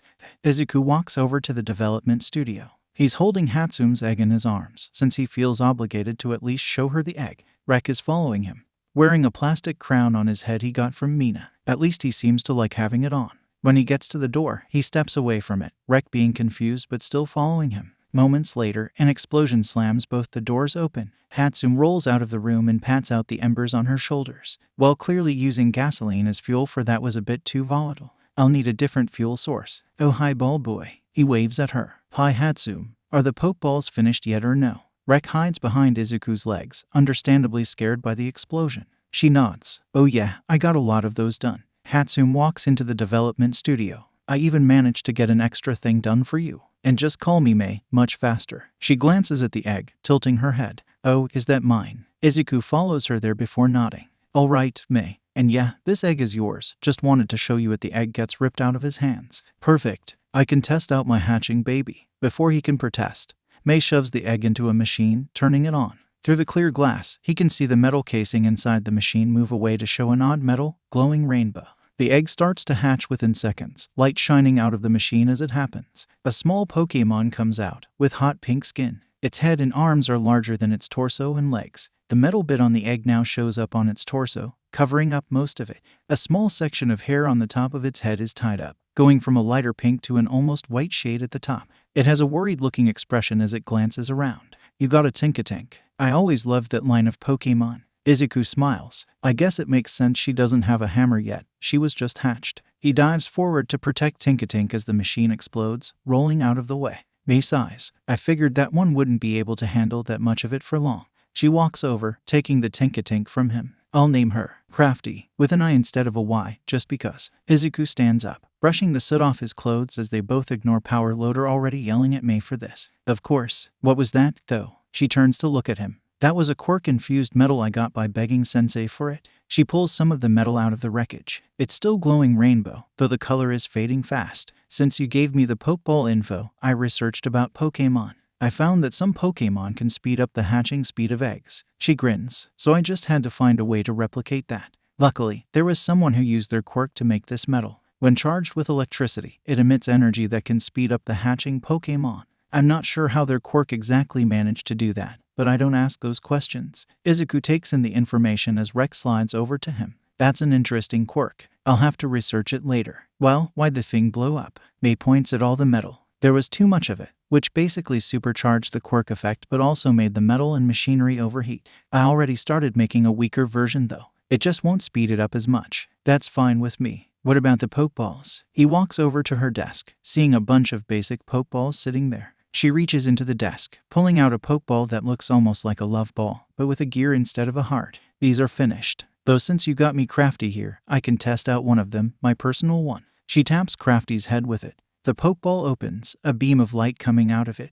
Crafty's body shrinks and turns into light too, getting pulled into the Pokeball. It shakes a few times before making a clicking noise. May grins. It worked. Perfect. Now let's see if the other function works. She presses the button on the ball, making it open and fire out a beam of light, the light shaping into the silhouette of Crafty before she fully forms, a bit dizzy but still alright. Izuku nods. Yeah, that definitely works. May tilts her head as she picks up another Pokeball. I wonder, it doesn't hurt to try. She throws the Pokeball at Izuku. Wait a minute, he feels himself get pulled into the Pokeball, his vision getting filled with light. Once the light fades, he's in a flower field, a rainbow of different flowers covering the ground. I guess it makes sense. I technically have some Pokémon DNA in me, apparently enough to go into a Pokeball. Before it can fully capture him, he lets the power of every type fill his body at once, before it all explodes out in a violent blast, and he pops out of the Pokeball, tumbling to the ground as he adjusts to being physically here again. Ugh. Rek taps his shoulder worriedly. Izuku sits up.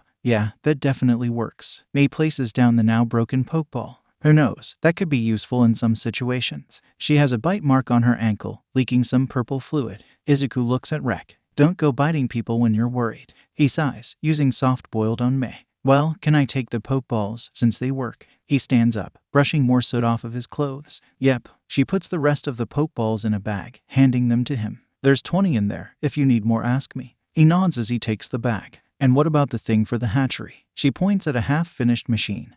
All the wiring and machinery still exposed. I should get it done pretty soon. When it's done, I'll just have Sensei put it in the hatchery, so you'll see it then. Now shoo, I have babies to make. This time he managed to dodge the robot trying to grab his ankle. He and Rex sprinting out of the development studio together. Izuku gets in his room, laying out the Pokeballs on his desk. Too bad they're all basic, removes the uniqueness. His phone dings with a notification. When he looks over, there's a new app called Modify Pokeballs. Clicking on it gives the instructions. Place a Pokeball on the phone and then it can be changed into any type of Pokeball. And when it says any type, it means it, because some of these Pokeball types aren't even available easily or at all in-game. Some are from the anime, manga, and TCG. Well, that's definitely useful. He turns to Mighty. Hey, do you want me to actually catch you now that I can? Yes, I do. The others agree as well. Mighty walks closer to him, the tip of his spike poking against Izuku's back. Luckily, it isn't sharp enough to hurt. Izuku places one Pokeball on it. Alright, good to know. Anyways, I think a heavy ball would fit you well, color-wise. Mighty looks over his shoulder, seeing the image on the screen. Gray for my steel spikes, and blue for my fur color. I think it fits well enough. He nods in agreement. Izuku presses the button, and watches the Pokeball glow as it gets changed into a heavy ball. He picks it up, feeling the extra weight of it. Nice, ready to try it out. It might feel a bit weird. I know it did for me. I shouldn't be surprised that these work on you. Well, go ahead and catch me. Mighty steps forward, leaning down his head closer to Izuku's height. Smiling at him, Izuku taps the heavy ball to Mighty's forehead, watching the light from the heavy ball pull him inside. Instead of shaking several times, it only shakes once before it makes a clicking noise. A critical capture. Maybe it's because he wants to be caught by me. I'll need more testing on that. Seconds later, the heavy ball opens, Mighty coming out. It seems I can enter and exit the ball at will. He almost fell over, but he managed to keep his balance, better than Izuku did at least. Huh, that's definitely interesting. That's kinda how it worked in the anime, so it makes sense. Izuku sits another Pokeball on the phone. Time to pick out some for the others. Mighty nods, grabbing a book. I have some reading to catch up on, anyways. He plops down on the bed, using aura to open the book since he doesn't have thumbs. Chip, you'll go next. Chip glances at the heavy ball curiously before walking over to Izuku. Izuku gently pets Chip's head. I think a great ball could fit you pretty well. A lure ball would also work though. What do you think? She seems to think for a moment before pointing at the great ball image with her claw. You want that? All right then. Izuku presses the button, watching the basic Pokeball slowly turn into a great ball. Once it's finished, he grabs it and gently taps it against Chip's head. The same thing happens with her, a critical capture instead of a regular one. He presses the button to let her out, and once her body forms she almost immediately tumbles to the ground, looking dazed. Sorry about that. Chip stands up, having to take a second to balance before grabbing the great ball with her teeth, running to her den. Hey, I need that, he sighs. I guess I'll just grab it later from her. Izuku puts another Pokeball on the phone. Rek, it's your turn. Rek slides over to him, letting Izuku pick him up and sit him in his lap. They look at the list of Pokeballs together, Rek curiously tilting his head. I'm stuck between the strange ball, the dusk ball, and the nest ball. What do you think? Rek points at the strange ball, so Izuku clicks on it, watching the Pokeball slowly change colors into the almost ethereal shade of green from the strange ball. Lives up to the name Strange Ball. As soon as Izuku picks it up, Rek headbutts it to get caught by it. Once again, another critical capture to practically confirm his theory. Izuku presses the button, releasing Rek back onto his lap. He melts into a poison puddle, having the same dazed look. Izuku can't help but chuckle at the sight. Sorry. Once Rek manages to stop being a puddle, he hops off of Izuku's lap, climbing onto the bed to sit with Mighty. Ace floats over as Izuku puts another Pokeball on the phone. I could use the Cherish Ball, but the Origin Ball looks so cool and it fits you pretty well. Do you want it? Ace taps the button for the Origin Ball. They both watch the Pokeball shift from a smooth material to a crystalline shell, the light from his balcony shining off of it.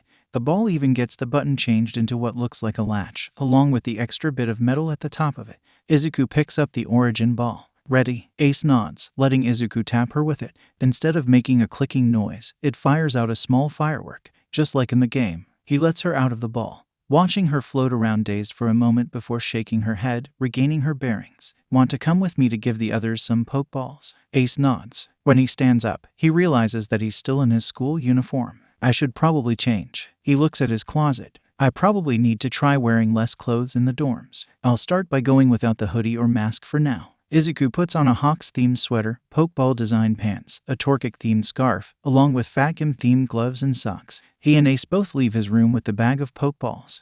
Izuku finds Kaken in one of the gyms, training with Kirishima, Zero, and Kaminari. Kaken keeps throwing explosions at Kirishima, getting hardened fists to his chest and responding with carefully aimed explosions. Kaminari and Zero are having a worse time, though. Zero and Kaminari are doing some sparring, Zero swinging around and using hit-and-run tactics while Kaminari keeps trying to hit him with electricity whenever he gets close. This would be fine if Scorch wasn't constantly spitting embers at them, forcing Kaminari to dodge and occasionally igniting Zero's tape.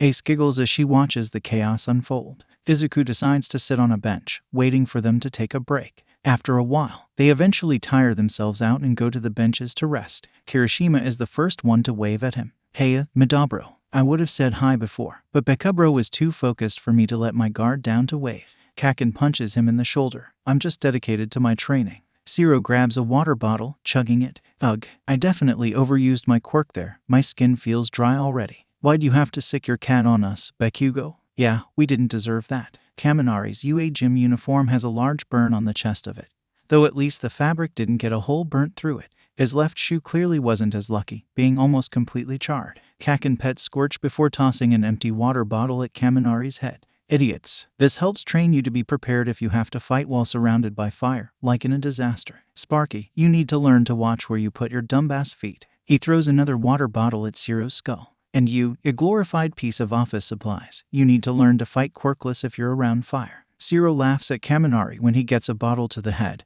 only to yelp in pain when one hits him. I get it. Izuku just shakes his head. Kaken, don't be too mean to them. He reaches over, petting Scorch who purrs in response. Kaken rolls his eyes, catching the 2 water bottles getting thrown back at him by the others. Yeah.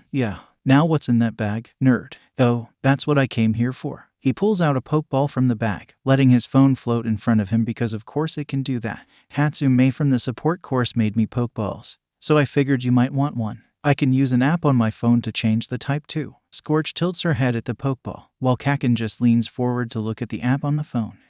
Want a luxury ball, Scorch? She nods. Then it's settled. Izuku places the Pokeball on his phone, watching it morph into a luxury ball before their eyes. He hands it to Kakin, who catches Scorch with it. Kakin tilts his head at the clicking noise. A crit capture. Kaminari leans forward. I'm pretty sure those are decently rare. I've only ever gotten a couple of them while playing the games. Well, I think if they want to be caught by you, it's going to be a critical capture. Izuku puts his phone away. The only reason I can think of for why it didn't happen with Maze is because Crafty was unprepared. Not expected to be caught since she had basically just been hatched. The sound of the luxury ball being opened stops him, Kakin sighing. Don't get lost in your muttering, poke bastard. Scorch is just as dazed as the others were. Kakin pets her as she regains her bearings. Now what are the other F'ers doing? He slowly turns his head to see Zero, Kirishima, and Kaminari all tied up in a ball of tape. Kaminari smiles awkwardly. You see, it's a funny story really. UDUMBASSFing PICHU. Izuku quickly makes his way out of there, carrying an almost cackling Ace as Kakin yells more profanities than an Irish sailor. He'll leave the other three to handle the consequences of their own actions.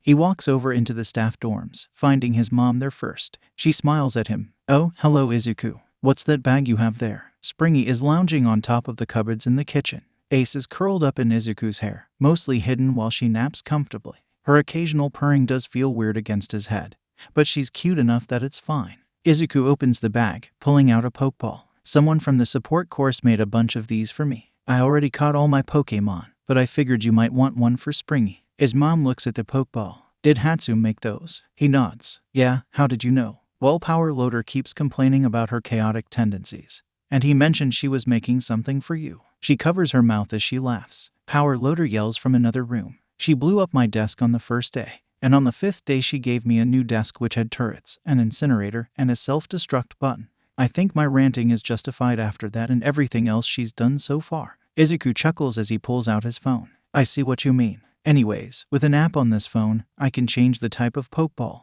He sits the Pokeball on the phone. She looks at the list of Pokeballs. I think the Love Ball fits her the best with that heart design. Alright, we'll go with that then. He taps it, letting the Pokeball change into a Love Ball right in front of them before handing it to her. Just toss it at Springy. They'll make sure she knows you're doing it first. His mom walks closer to Springy. Ready to be in a Love Ball, sweetie? Springy just nods in response before yawning. She gently tossed it at Springy, watching it pull Springy into it before falling back into her hand. It's another critical capture once again. How do I let her out? Izuku points at the button. Just press that and she'll come out. Alright, she probably wants to go back and lay on the cupboards more anyways. She presses the button, aiming the Love Ball so Springy gets put right on top of the cupboards, looking dazed but still comfy on her shelf. Ace yawns, peeking her head out of Izuku's hair. He chuckles, reaching up to pet her. Well, I should probably go give out the rest of the Pokeballs now. Do you know where Toshinori is? His mom almost drops the Love Ball, but she pulls it back with her quirk. He's out training Kavacha right now. Izuku nods. Got it, I'll go find him then.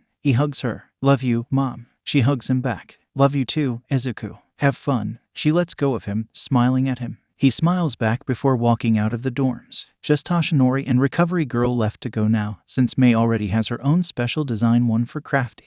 There was only one gym built to handle one for all level strength, so he heads there. When he looks inside, he sees Toshinori is his deflated form sitting on a bench. Kavacha is in the center of the room, training against two moving punching bags. One of them is blue, getting moved around the room quickly in an unpredictable path. Kavacha hits that one with one strong hit each time it gets close. The other one is black, much larger and bulkier than the other. It moves slowly on a straight path towards the center of the room. Kavacha punches that one in a blur, hundreds of punches getting thrown out until the punching bag is slammed backwards. Izuku walks over to Toshinori. Looks like he's doing good, practicing both styles of fighting he can evolve into. Toshinori turns to him, nodding. Yes, he seems to prefer it that way. As young Aizawa would say, no hero is a one-trick pony. He leans back. Young? Why are you calling him young? Izuku tilts his head. He holds up two fingers. First, it's just part of my vocabulary. Second, I'm 20 years older than him. He's practically a fetus to me. Why do you think I call you students zygotes? Izuku can't hold in the snort of laughter, both him and Ace breaking off into a fit of giggles, taking a moment to recover. I mean, you aren't wrong, but still. Toshinori chuckles before glancing at the bag.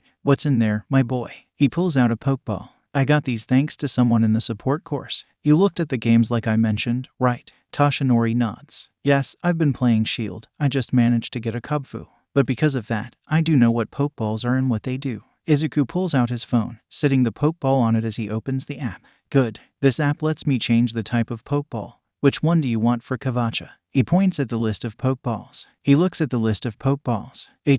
Isn't the evolution of it mostly black? I want it to still fit when he evolves. Yeah, both forms of it are mostly black. He pulls up pictures of the two forms for a moment before switching back to the Pokeball app. Tashinori points at the Ultra Ball. I think that one fits well then. Kavacha should like it too. Ace reaches down off of Izuku's head to press the button, watching the Pokeball change into an Ultra Ball. Izuku chuckles before handing the ball to Tashinori. Just wait for Kavacha to finish first. The two of them watch as Kavacha keeps training, slamming the blue bag away with one hit while giving the black bag flurries of hits. Eventually he gets tired, walking over to the bench and taking a water bottle, drinking it. The bottle looks large in his paws. Once he finishes drinking, Tashinori holds out the Ultra Ball towards him, ready to be properly caught. My boy. Kavacha nods, punching the button of the ball to open in, letting himself get pulled in. Tashinori smiles. I wonder what it's like inside of those. Hopefully it's nice. Izuku puts away his phone once again. I think it's different depending on the type of Pokeball and the one who goes in there. Ace comes out of his hair, floating down into his lap. Tashinori smiles. That sounds nice. He probably wants to go back to training though, so I'll let him out. He presses the button on the Ultra Ball. When Kavacha fully forms, he's mid-kick, tumbling over onto the ground before standing up, brushing himself off and giving them both a wide grin. Suddenly the blue punching bag slams into his side, knocking Kavacha back into training. Izuku snorts at the sight. Well, it seems the bags also want to get back to training. By the way, how are you going to play off having Kavacha around in both your forms? Simple. Tashinori Yagi is All Might's assistant, so it makes sense for him to help All Might with his Pokémon, don't you think? Tashinori grins at him. Izuku nods. Smart, especially since the public doesn't know your name. Well, I probably need to go give Recovery Girl her Pokeball. He stands up. Ace decides to just float beside him again. Tashinori gives him a thumbs up. Good luck. Try not to let her bash your ankles too much. He chuckles. Yeah. Izuku heads out of the gym, heading towards the main building.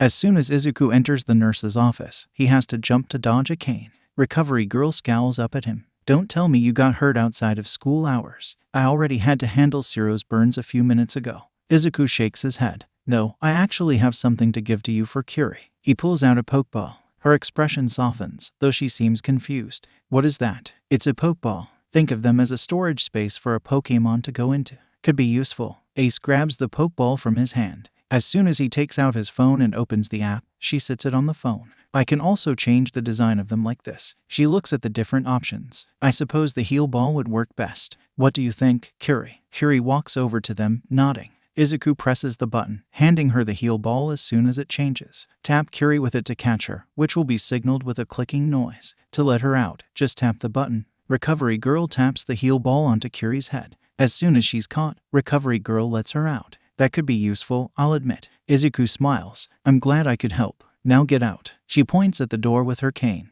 As soon as I finish making sure everything is all right in here, I'm going to my dorm, so don't make me stay longer than necessary. He nods. All right, I'm going. Izuku walks out of the room, heading back towards the dorms. Once Izuku gets back to his dorm room, he pulls out another Pokeball and sits it on his phone. I guess I need one for myself too, huh? Ace nods before floating away, starting to play with a ball in the corner of the room.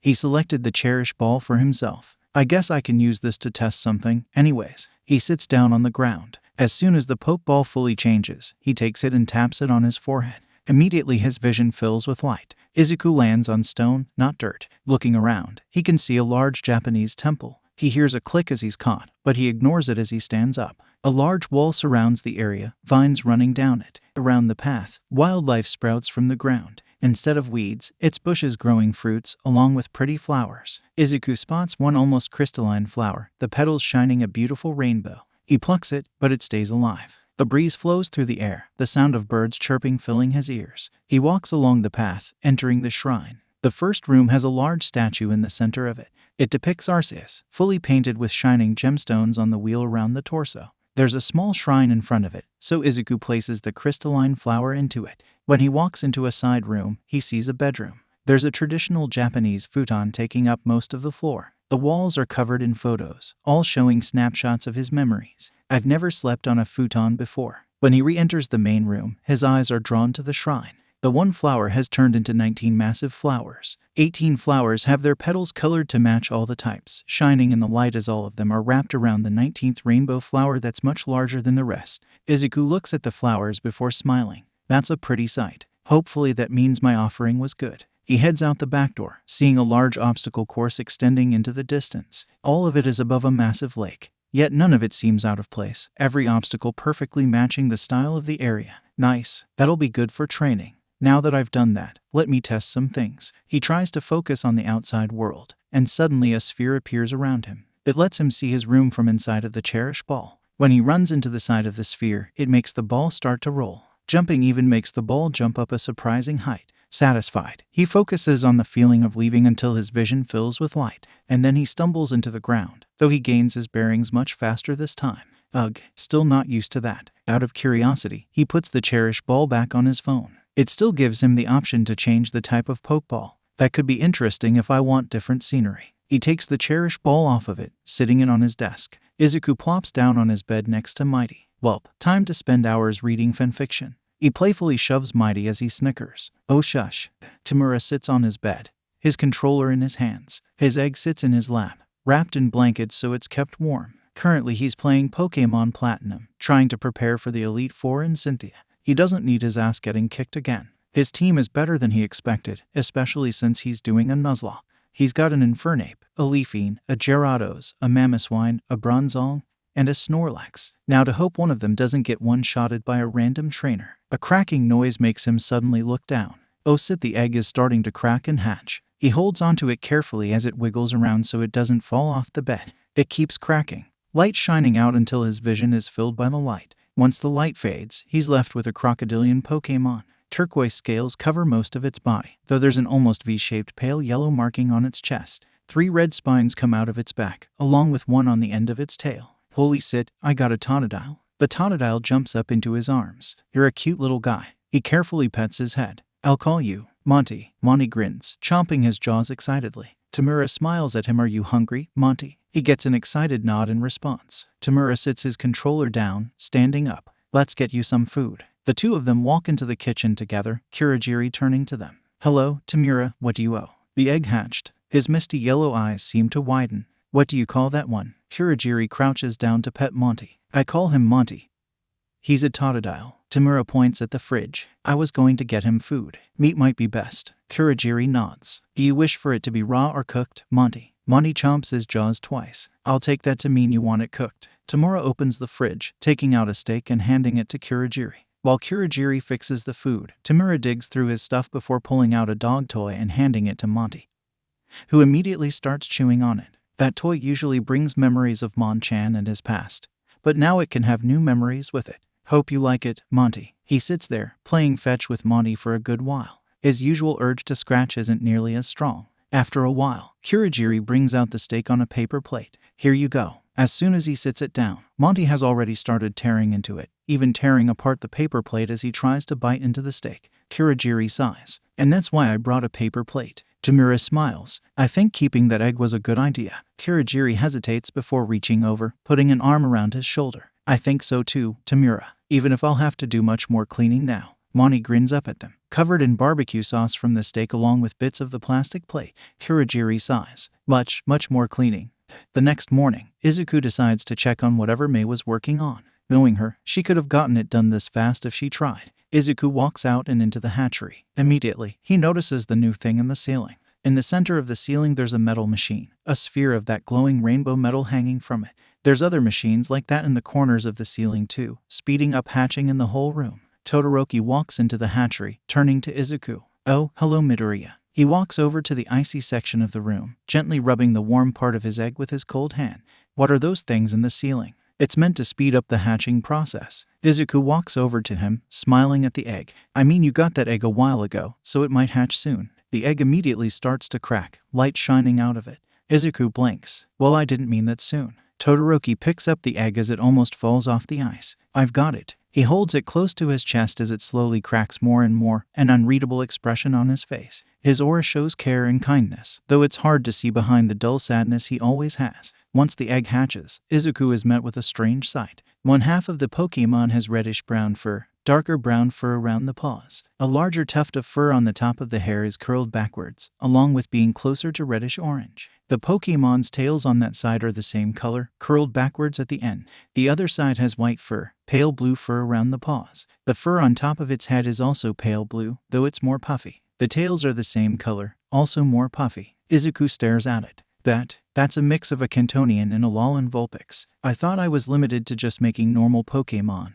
How'd I make a hybrid? Todoroki smiles at the Vulpix, the smile looking unfamiliar on his face. I don't know, but I appreciate this. I think I'll name her Taoyumi. He smiles sadly after speaking the name. Taoyumi rubbing against his chin. May I ask why? Izuku sits down in the snowy area, feeling the comfy chill around him. After a moment, Todoroki sits down beside him. Taoya and Fayumi were my older brother and sister. When I was 6, they both died in a training accident. He opens his mouth, about to say more, before going quiet. Taoyumi sees his sadness and rubs against his cheek. She whimpers worriedly before rubbing against his chest too. Izuku turns to him. I think it's sweet of you to honor their deaths like this. I'm sorry for your loss, though. Thanks. Todoroki reaches down to pet Taoyumi. They sit in somber silence for a moment. After a bit, Izuku pulls out a Pokeball. Want to officially catch her? He pulls out his phone too, already getting the app ready. Todoroki nods. Yes, I think so. None of these seem to fit her, so could I get one and paint over it? If so, I want the friend ball. She deserves the friendship.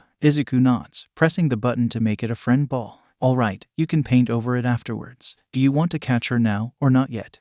Later, the two of them sit there, Taoyumi purring as she gets pets from the both of them. Todoroki is surprisingly nice to just sit with, despite his standoffish nature. So the two of them relax together, smiling softly.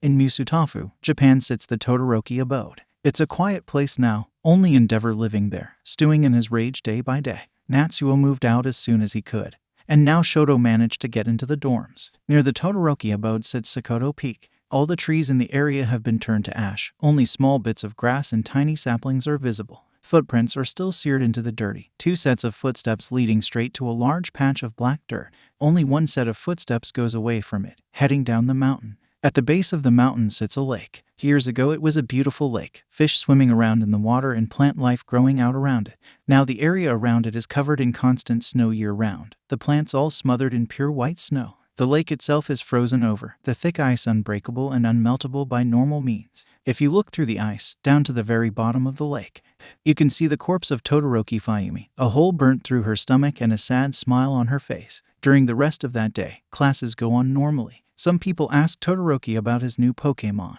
but he simply just tells them her name, letting Taoyumi sit in his lap all day. When lunch comes, things go a bit interestingly.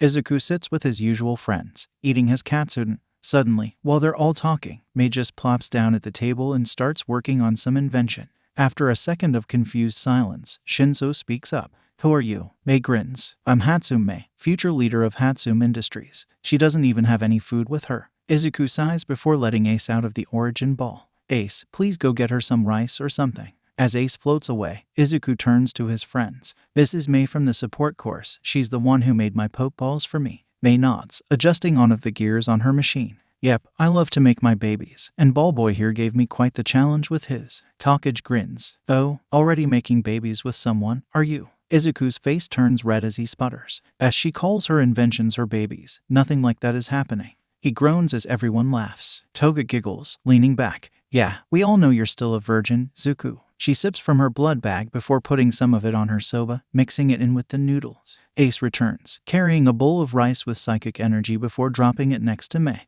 When she doesn't notice it, Izuku sighs and picks up her invention, some type of gun. You're going to eat before you work yourself into starvation. Mei reached up, trying to grab it. My baby. Izuku holds it away from her. Nope, since you're sitting here, you're my friend now. And I don't let my friends starve. She pouts, but she does start to eat the rice. Your lucky lunch rush is a good cook. Her hands are still covered in soot and grease, but progress is progress. Takoyami looks at her. She seems like she has lost to madness at first glance, but she may just be entranced with her craft. Dark Shadow comes out, taking a bite of the food Takoyami is hiding in his lunchbox. Fumi, you could just say she's autistic instead of going all Shakespeare on us. Shinzo shrugs. I mean, she wouldn't be the first autistic person in this friend group. Mina nods, pushing her empty bowl aside. Yeah, definitely. She starts tapping her fork on her bowl rhythmically. Nope. Nito yanks the fork away. I'm not handling that sound grating on my ears as I attempt to eat. He looks up from her bowl at them. The sound of metal on metal is actually pretty calming to me. I've fallen asleep to the sound of it a couple of times. Izuku chuckles as the others start yelling about how the hell that works. It seems Mei is already fitting in with the chaos.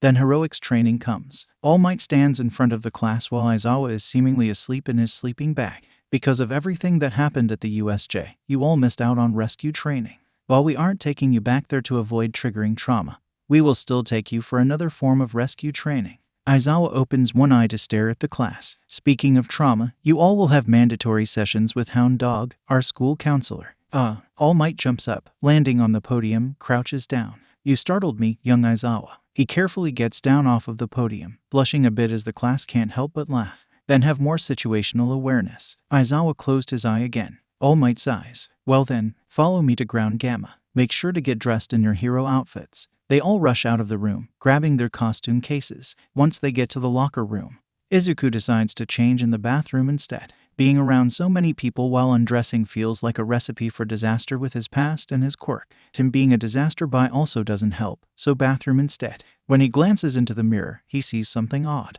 Normally, he's used to seeing his eyes colored the same dark shade of green as his hair. But they aren't. His eyes shine a vibrant rainbow color. All the colors in his eyes swirling around as he looks at them.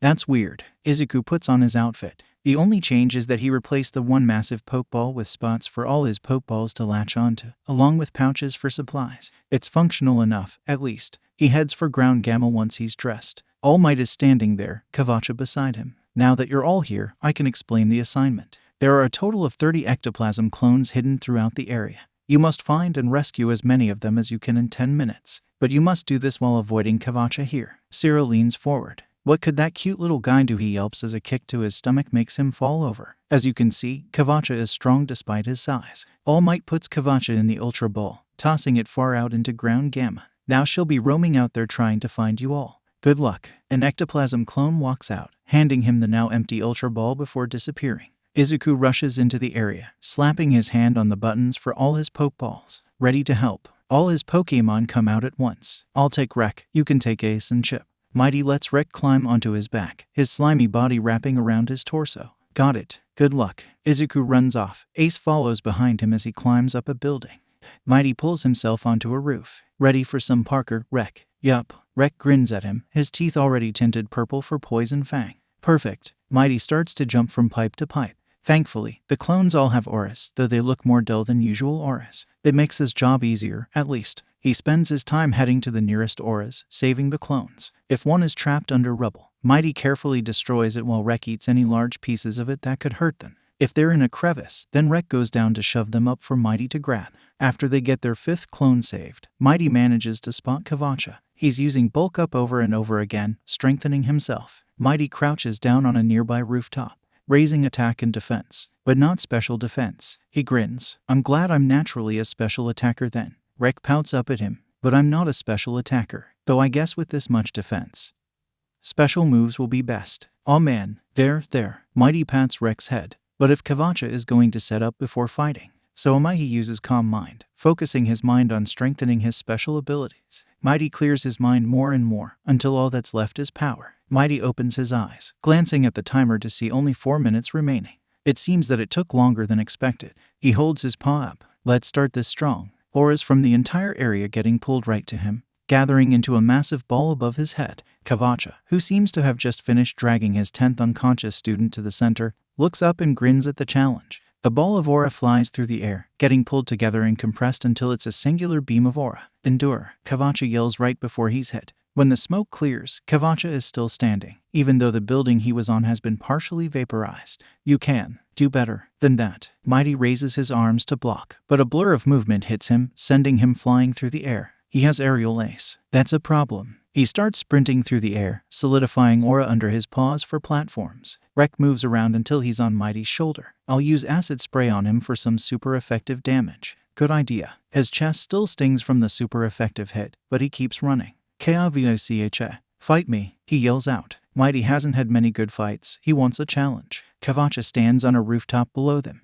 Are you just trying to distract me from capturing students? It's working, but still. He chops his arms forward, brick break shattering the building he's on and sending a shockwave of air at Mighty. Mighty forms an aura barrier in front of him, blocking the shockwave. Seems we're both a lot stronger with this much setup, but it's still 2-on-1. Rek fires out an acid spray, but Kavacha dodges. Kavacha grins. I always love a challenge. Come at me. Rek makes the understandable decision to hop off and run to safety. Mighty starts to pull even more aura from all of UA to his paw. The two of them dash forward, twirling auras and speedy aerial aces colliding in the center.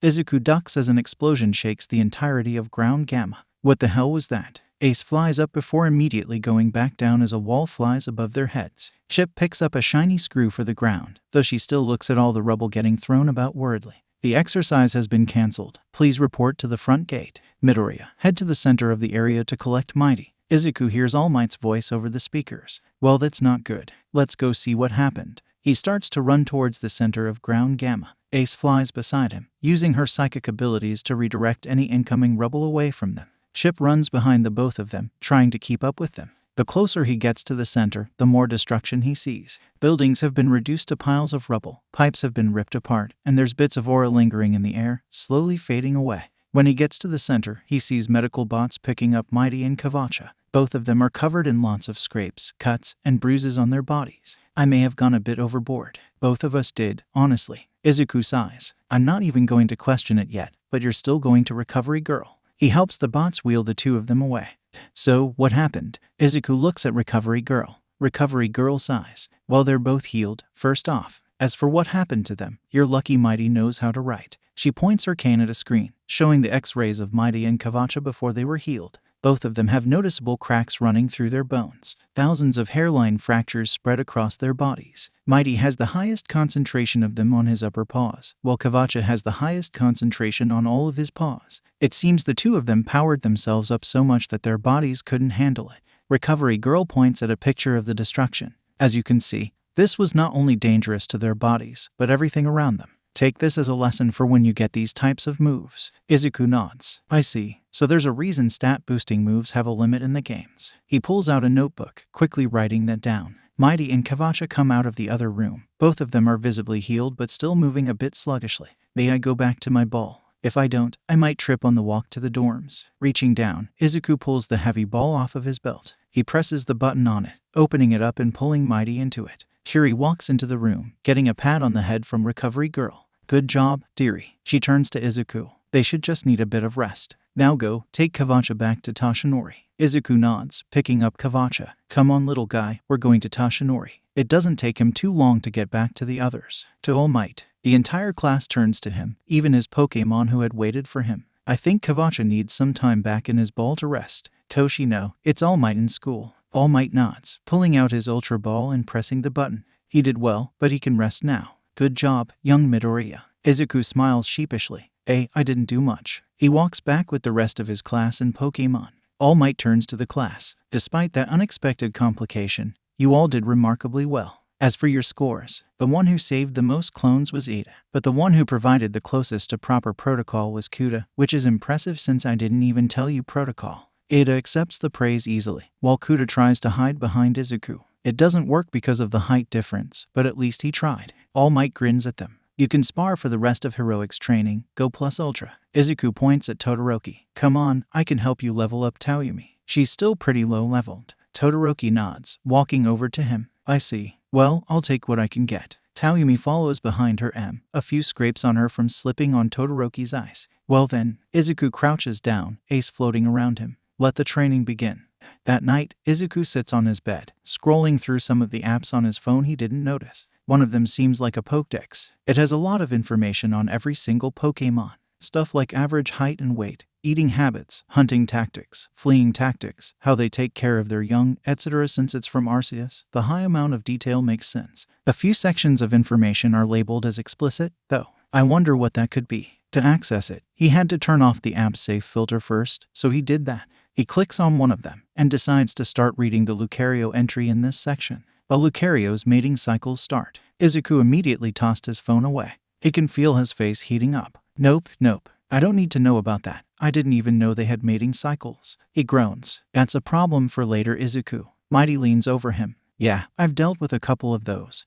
But usually I just slept through it. Well, I'm not going to worry about that for now. His phone floats back over to him, now on the home screen instead of the Pokédex. I'm not even going to risk clicking the other explicit tabs. I don't want to know what's on them either. That's for the best. Honestly. Mighty sits on the bed beside him. I have a suspicion on what they are, and you probably don't want to see them. Izuku nods. Yeah, I'm not going to test them. Ace floats over to him as he opens up U2. Rek climbs onto the bed, sitting on Izuku's chest. Finally, Chip hops onto the bed, laying beside Izuku as he sighs. You all are too adorable. He opens up YouTube, ready for a distraction. He decides to watch videos about some new vigilante in Musutafu, a warper of sorts. That'd be very useful for vigilantism. They could easily escape the police. He can't help but start rambling with his ideas. All for One has lived a long time. Back when he was young, he still played video games, even as society collapsed around him. Pokémon had been one of his favorites. So many interesting creatures to collect, it felt just as fun as collecting quirks. As time went on, he had grown to have a fondness for the evil teams. They had interesting ideas. Well, except for a few, but those were the exceptions. The one thing he noticed was how so few of them even modified their Pokémon. He wished he could do their schemes, but better, though of course he couldn't put himself inside the games. He had thought of it as just an unattainable fantasy, until the doctor found Izuku Midoriya. Over the years, they managed to gain a total of 24 eggs from him. Thanks to one of them being a ditto, breeding is easy. Now he just needs to check on the doctor's experiments. One of his quirks lets him possess any creature for about an hour. He uses it to possess a Machoke, using its body to walk over to the doctor. Thankfully, he had practiced talking in a Pokémon body. Progress update, Doctor. The doctor turns to him. Hello, Sensei. First off, I found out how to force Mega Evolution in a Pokémon. He tilts his head. Oh, do tell. Having to form bonds for it is a time waster, after all. I inject them with this. He holds up a vial of liquid. It's a mixture of Trigger, Mew blood, and the blood of Midoriya that we got off of Tamira. He placed the vial back on the table. It essentially creates pure infinity energy, which is enough to force permanent evolution. Very useful for our shadow. All for One nods. Yes, indeed. And how is the work on the Ashen Angel? He walks beside him as they go further into the facility. The doctor sighs, taking a moment to clean his glasses. While it has been difficult, its body seems to be trying to reject the quirks. But I've managed to make some progress. I assumed that one would be more difficult than the charged beast was. He follows the doctor through a long corridor with several complicated locks. And how about the evolution tests? He watches the doctor slowly open all of the different locks. Well, unfortunately it failed. Making them Nomus at their first stage and then evolving them just ended up causing the internal organs to fail. The doctor steps into a room with 3 doors in front of them. All for One gestures towards the door. These are the Mew experiments, correct? It seems their area has been reinforced. That's new. The doctor nods. It's a mixed bag. So far, I only have done it on the 3 starter Pokémon. All of them developed the psychic type and unique mutations. He pulls out a clipboard. All of them have developed aggressive behavior, more than any other Pokémon in this facility. They also have all covered their skulls, seemingly to avoid becoming like the Nomus. All for One feels the eyes on this body widen, something he hasn't felt in years. Well, that's interesting. All for One goes to open the door, but the doctor stops him. Sensei, when I say aggressive behavior, I mean they are berserk. When they all mutated, they slaughtered all my extra champions. Let me show you the pictures. The first picture shows what the grass type did.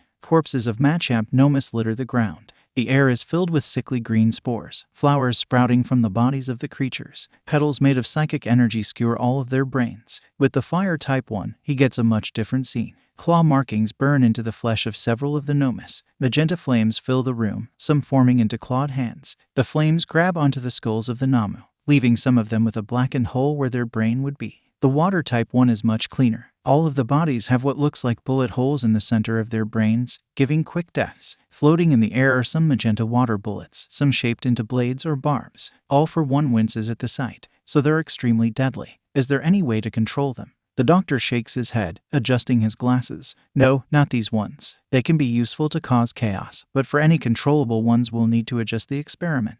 Any ideas, Sensei? He leans against the wall. I have some ideas, but I'll need to research them first. I'll explain them to you afterwards. Understood, Sensei. What should I do with the berserk ones? The doctor points to the 3 doors and the 3 pictures. All for One grins. Oh, I do have an idea. The other 2 can be saved for later, but let's release the water one into Musutafu. It should be quite interesting to see. The doctor nods. Understood, Sensei.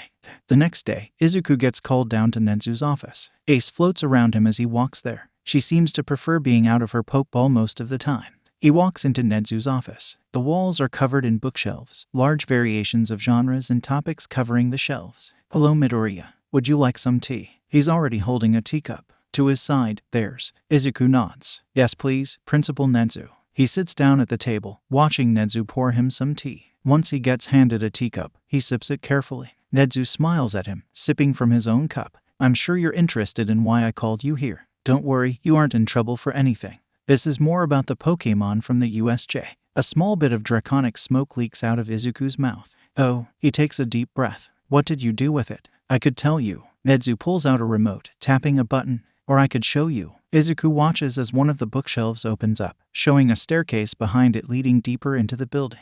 Nedzu starts to walk through, so Izuku gets up and follows him. When they get to the bottom, they enter a hallway. The walls are covered by several cell doors, though they all seem empty. At the end of the hall is the largest cell. The mutilated Machamp sits in the cell, hunched over with closed eyes. Izuku steps forward. Why don't the police have it? Nedzu chuckles. Oh, believe me, they wanted it. But I kept it because I wanted you to try to see if you could do anything to it. Simple curiosity. He sips his tea as he opens the door to the cell. Izuku places his hand on the head of the Machamp, and he's brought back into the void. Arceus standing before him. Well, this is not what I expected. Arceus stares down at him. Thou has entered my realm once again. I will examine the creature thee has brought here. The Machamp Namu appears in front of Arceus, golden light flowing over its body. Interesting. Human DNA has been overlaid on top of the Pokémon DNA. It is inefficient and certainly time-consuming. Izuku looks at the poor creature and how mutilated it is from its original form. Can we do anything to help it or something? There is something I could do.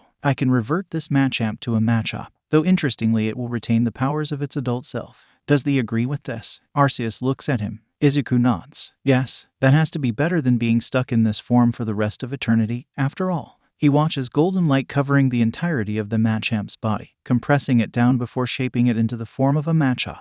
The light fades, leaving nothing there. Arceus steps forward. Thou can do this as well, though it may prove to be much more difficult. Keep it in mind, for I cannot always come to assist thee. Shining light starts to flow through the air. I understand, Arceus. Izuku feels golden light wrap around his body, shining bright. There's an unconscious Machop sitting in front of him. The only sight of what had happened to him that remains is one scar on the Pokémon's shoulder. Oh, now that was truly unexpected. Nedzu gets up from where he was sitting, walking closer with his teacup in hand. Well, it had about a 5% probability of happening in my calculations, but still unexpected. Izuku looks at the Machop. What's going to be done with this Machop? He pulls his hand away from it, though he smiles at its peaceful sleep. Nedzu takes a Pokeball from Izuku's pocket, catching Machop with it. I'll keep it for myself, of course. Same with any more of those that you save. Change this into a great ball for me, please. He hands Izuku the Pokeball. Yeah, I think that's for the best. He got a bit startled from Nedzu already catching it. Izuku pulls out his phone, using the app to change the Pokeball to a great ball. I mean, you're probably the person here who can relate to them the most. Nedzu nods. Of course, us former experiments stick together, after all. He takes the great ball from Izuku. Though I am quite curious on what Pokémon I would get from you touching me, I'll let that happen naturally. For now, you're free to leave. I have some work to do. Nedzu scurries into a nearby vent. Izuku blinks out of surprise before sighing. Of course, Ace giggles beside him as they both start to walk back up the stairs. Mighty sits within his Pokeball. A heavy ball makes the air feel thick, every movement feeling sluggish. He stands on a small patch of grass, seeing a couple of flowers blooming. But that's the only bit of grass. The rest of the area has large metallic spikes jutting out of the ground, slowly shifting around. A creature made of liquid metal jumps out at him, its gaping maw wide open. Mighty slams his fist through its chest, letting out a blast of aura to destroy its body. After its defeat, the grass patch grows slightly. Ugh, that still hurts. His paws haven't healed fully yet. Probably because he hasn't gone to sleep. This area feels like both training and a reward. He gets to train against these creatures, along with a visual representation of his progress in the grass. Eventually, he may have a meadow here he can relax in, but it will be a well-earned relaxation. Though at least when he wants to relax here now, he doesn't have to worry about being attacked by some metal beast. Mighty turns his whole body into pure aura, sinking through the ground until he reaches a small cave. Even if I can only do that in this Pokeball, it's still useful here. The cave has a large collection of different blankets and pillows, making essentially a large comfy nest. He lays on it, yawning as he sinks into the pile of fabric. I probably need to sleep anyways. He pulls a blanket over himself as he drifts off to sleep.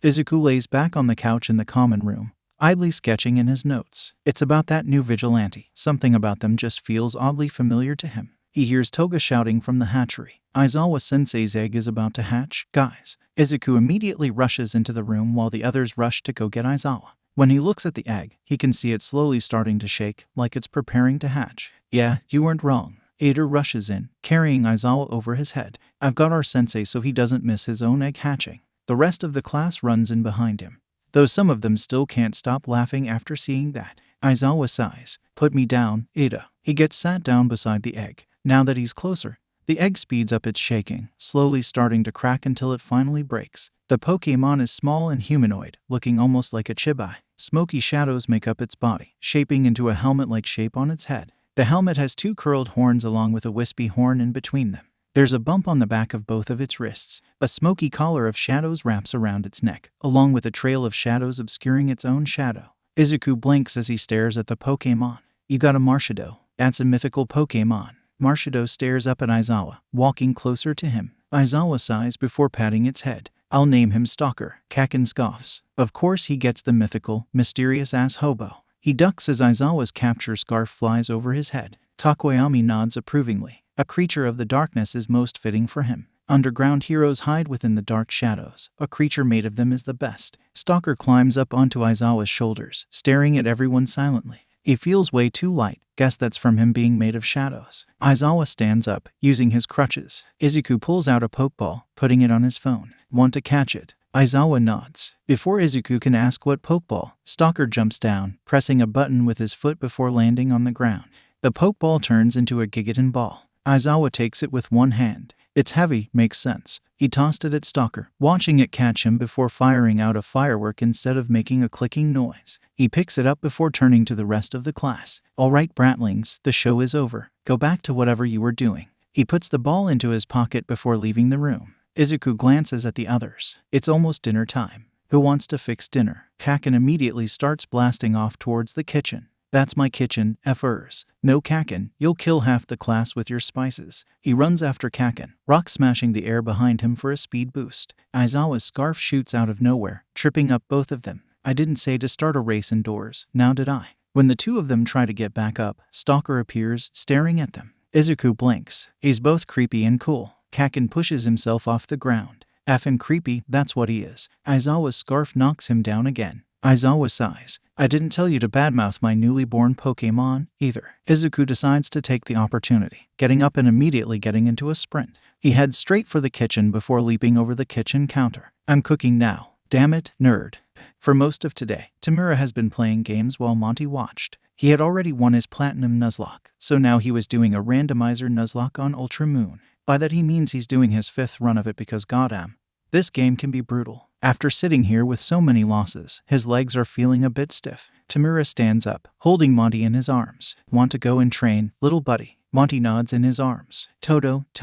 He grins, showing his sharp teeth. Tamura heads out of his room, walking over to Kirigiri. Hey, could you make me a portal over to the daycare? Kirigiri sighs. Still not calling the crates their proper name, I see. He's idly cleaning out some of the glasses, one shaped almost like a heart. He makes a portal beside Tamura. My name for it sounds better and less cruel. Tamura shrugs before stepping into the portal. He steps out into a long hallway. The walls are covered in cages of all sizes, some even stacked on top of each other. They were all filled with Pokémon like Charizard, Sobble, Bayleaf, Rockruff, Snubbull, and even Ninjask. At the end of the hall is a locked door, labeled the breeding room. That's where they keep all the Dittos so they can get as many eggs as they want for the species they have. Tamura walks to one of the cages, seeing an Absol. Instead of the normal white coat it should have, its coat is tinted gray with a grainy texture. Hey buddy, want to do some training instead of sitting in here? Once the Absol nods, Tamura unlocks the cage. He walks to one of the training rooms, sitting Monty down on the ground. The two of them get into fighting positions. Monty rushes forward, spraying out water gun. Absol dodges to the side, slashing at Monty. Monty rolls as he gets hit before springing back up.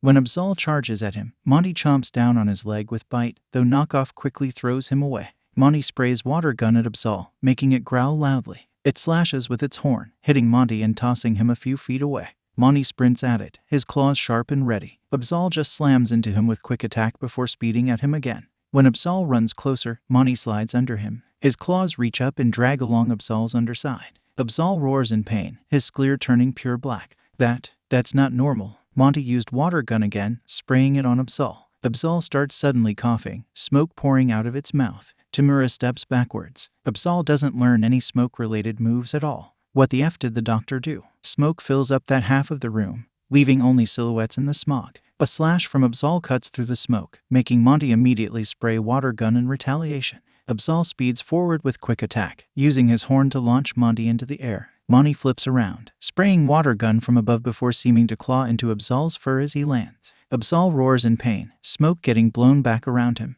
Its pupils shift from their natural red into a glowing fiery orange. It opens its mouth, a red-hot glow starting to slowly get brighter from inside it. Monty fires water gun straight into Absol's open mouth. Absol chokes, vomiting up wet soot before fainting, collapsing to the ground. Tamura glances at it. Geez, Monty runs over to him, and Tamura pets his head, but he can't pull his eyes away from the fainted Absol. What the hell has the doctor been doing to them?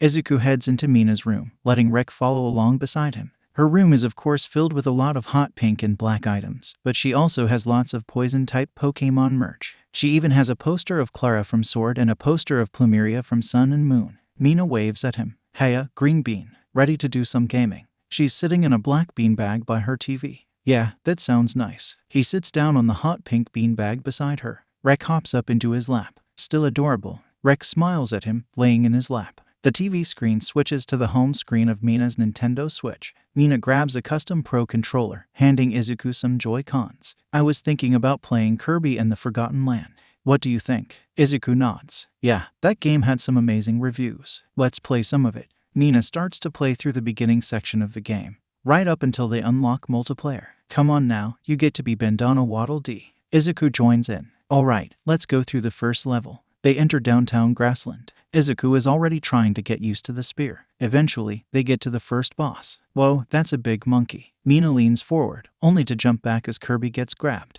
Shit. The big monkey got you now. Izuku chuckles as she manages to finally escape its grip. Even Rek is laughing. The two of them work together to weave through the attacks, defeating it and moving into the second area. The two of them fight the opponents together, slowly getting better at how to fight in it. After a good while of playing, they get the Spring Hammer upgrade. Izuku reaches over for the Pro controller. I want to try something out, can I? Mina hands it over. Sure. What is it, Green Bean? She leans forward. Rek hops over to sit in her lap. It's a glitch I saw, let me just. He does a little trick that he saw in a video, failing a few times before finally. Damn, Mina snorts as Kirby flies off the screen. Izuku tries moving around. Come on, let me just. He tries to land, but all he hears is the damage sound effect, and then Kirby is teleported back on screen. Damn it, I fell into a hitbox. Rek just giggles at the chaos, hopping out of Mina's lap to go back to Izuku, leaning against his leg. The two of them keep on playing. They try to get all the Waddle Dees possible in every level, doing their best to be a completionist, though it's hard when they don't know where to look half the time. They manage to get to the fourth area before they both have to give up and go to bed. Nedzu carries the Great Ball with him as he walks through the halls of his school. I need a way to contain Pokémon that is both humane and something they would enjoy. I don't wish to be a trainer, I want them to be more independent. He opens a locked door, entering another hallway. Match up. Your species seems to enjoy mountains and caves. Unfortunately, there isn't a mountain anywhere nearby for you to roam, and I can't make one. Nedzu enters an elevator, pressing a button to send himself down. The elevator starts to go down. Cheery music plays over the loudspeaker until he finally gets to the bottom. Nedzu walks out the door. Luckily, a cave is perfectly within my limits. A large cave sits deep underground. Stalactites extend from the ceiling, some stalagmites pointing upwards at them. Crystals gleam on the walls, their light serving as one of the few light sources. There are even pools of water and lava further out. Exactly what I'll need. Won't work for flying types as well, but that's a later problem. He tosses the Great Ball onto the ground. Matchup pops out. It glances around for a moment, confused, before grinning. It picks up a boulder, starting to practice lifting it up and down like an atlas stone. It already seems to be adapting to its environment. Perfect. Now I just need to test a theory. Nedzu pulls out a camera, setting it up. He sets it to detect Quirk-related disturbances, as that seems to work for detecting things like Mighty's aura or Ace's psychic abilities. The camera connects to his tablet as the screen lights up. It shows an odd energy coming off of Machop, sinking into the earth around it along with floating in the air. It's distinctly different from the fighting type aura energy. This feels much more pure. I think I have a theory. Nedzu grins. This is life force energy. It's what gave life to inanimate objects like boulders and gears in the Pokémon world. Let me test it. He takes out an empty Pokeball outer shell that he got from Hatsune, holding it in the thickest part of the energy. After a moment of it not working, he pulls out a grenade, dropping it in the shell before shutting it again, waiting a few minutes. It shines brightly for a moment, glowing and morphing before finally settling into the shape of a Voltorb. Perfect. The Voltorb rolls off of his hand, falling onto the ground. Nezu looks at his tablet again. Voltorb is producing significantly less energy than Machop was. So perhaps purified Pokémon output significantly more. Interesting. With the amount of it that Voltorb is outputting, that process that only took a few minutes would have taken approximately 5 years. A Geodude forms from one of the rocks, quickly floating away into another section of the cave. I suppose I shouldn't allow these ones to get caught. This should be a free ecosystem for them to develop. Nezu smiles, setting up a few cameras to connect to his surveillance system before heading back into the elevator. Muko crawls out of his sleeping bag, stretching. The mine shaft he's in is still pretty empty. All he added was a singular table which has a map laid on it. Having a reference seems to help him control his teleportation. The clothes he was wearing originally got ruined pretty quickly. He just wears a black hoodie he found in the trash along with some dark gray sweatpants. He teleports out of the mine shaft, ending up in an alleyway with the moonlight shining down on him. It's nighttime already. His stomach growls. I guess I didn't eat anything before my nap. I'll just go and get some food from someone. Muko wanders out into the dark streets of Musutafu. He doesn't know what it is, but something about this place pulls him in. It feels almost like home, but there's something missing. After a bit of wandering, he comes across a shop. The label above the door says Takoyami Family Butcher Shop. He steps forward, teleporting inside. Of course it's closed this late at night, but that's fine. Shelves covered with packaged meat surrounding him. He grabs the largest one he can find, tearing it open. Muko tries to focus on his powers. He pulls heat from the air, flames forming underneath the meat. In a practiced motion, he holds the meat up with psychic energy, gathering all the smoke from the fire into a ball. Once the meat is properly cooked, he grabs it off the fire, tearing into it with his sharpened teeth. He swallows it, forming some water in the air that he sips on to wash it down. The fire can easily be put out using the water ball. He mixes the ash and water in with the ball of smoke, teleporting it away right onto the mean doctor's head. As for how he can do that, he found out that some people he can recognize by DNA signatures with his teleporting. Even the nice guy who gave him his name. I should probably pay them back. I know. Muko pulls out a 10,000 yen note, sitting it on the counter. He looks up at the camera. Hiya, I got the money from some mean criminals. Hope you enjoy it. He chuckles before teleporting into the sky above the city, floating in the air to get a good view. Muko can spot a group of people in an alleyway. He flies a bit closer for a better view. A group of guys are cornering one little girl in a dead-end alley. He teleports in front of the little girl. Now, boys. This isn't very nice of you, now is it? One of the guys steps forward. Don't act like a hero, kid. Get out, and no one else needs to get hurt. He floats down to land on the ground, standing up. Oh, don't worry. I'm not trying to be a hero. That would imply some mercy. He bares his teeth at them in a feral grin. That's it, prick. One guy stretches both his arms out to try and punch him, but psychic energy ties his arms into a knot. Another guy, an octopus mutant, wraps his tentacles around him.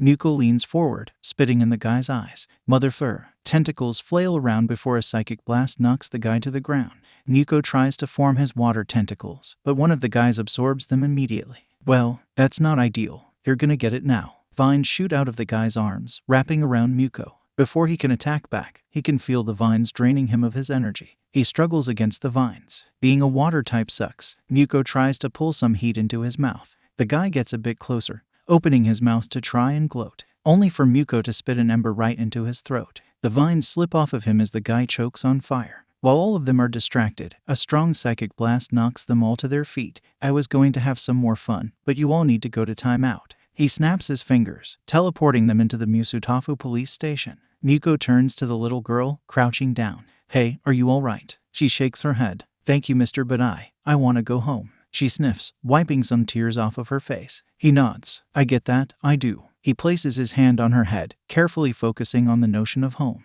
Within seconds, she's teleported away to her home. Well, that was eventful. He stands up, stretching. First crime of the day. Already a bit roughed up. That won't stop me though, I'll keep on. Crack. Muko watches something fly past him, slamming into the stone wall, cracking it before splashing it with liquid. He slowly turns his head, only to see a pink eye staring at him from the other end of the alleyway, glowing liquid illuminating the humanoid lizard it belonged to.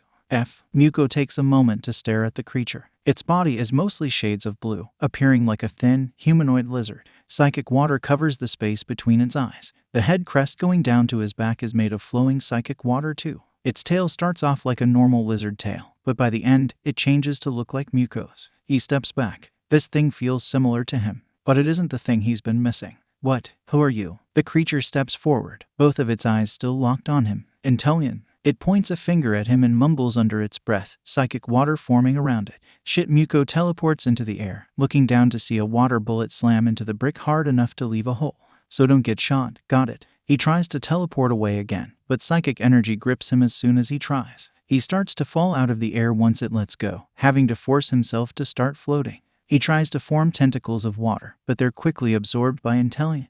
Well then, bye-bye. He falls onto a rooftop, running along it on all fours. Footsteps quickly follow behind him. Muko has to leap to the side to dodge a bullet, only to see it start to turn and follow him. Muko keeps running, zigzagging to dodge all the bullets, but he can feel them all gathering together behind him. He's not stupid enough to try teleporting again though. He runs to the edge of a rooftop, about to jump before rolling down into the alley below. He looks up, watching a massive water bullet crash into the edge of the next rooftop, leaving a gaping hole. Not waiting to see what happens next, he sprints into the street. Intellion is already approaching, firing several bullets of pink water. Muko sends out a wave of psychic energy, the two attacks canceling each other out and making the water splash on the ground. Muko grins before sprinting closer. Now you're gonna get it. He rears his claws back, ready to strike. Suck a punch. Intellion fist slams into his gut, throwing Muko backwards. He bites back a scream, digging his claws into the concrete to slow himself down. When he looks at Intellion, he sees black energy slowly fading off of the fist that hit him.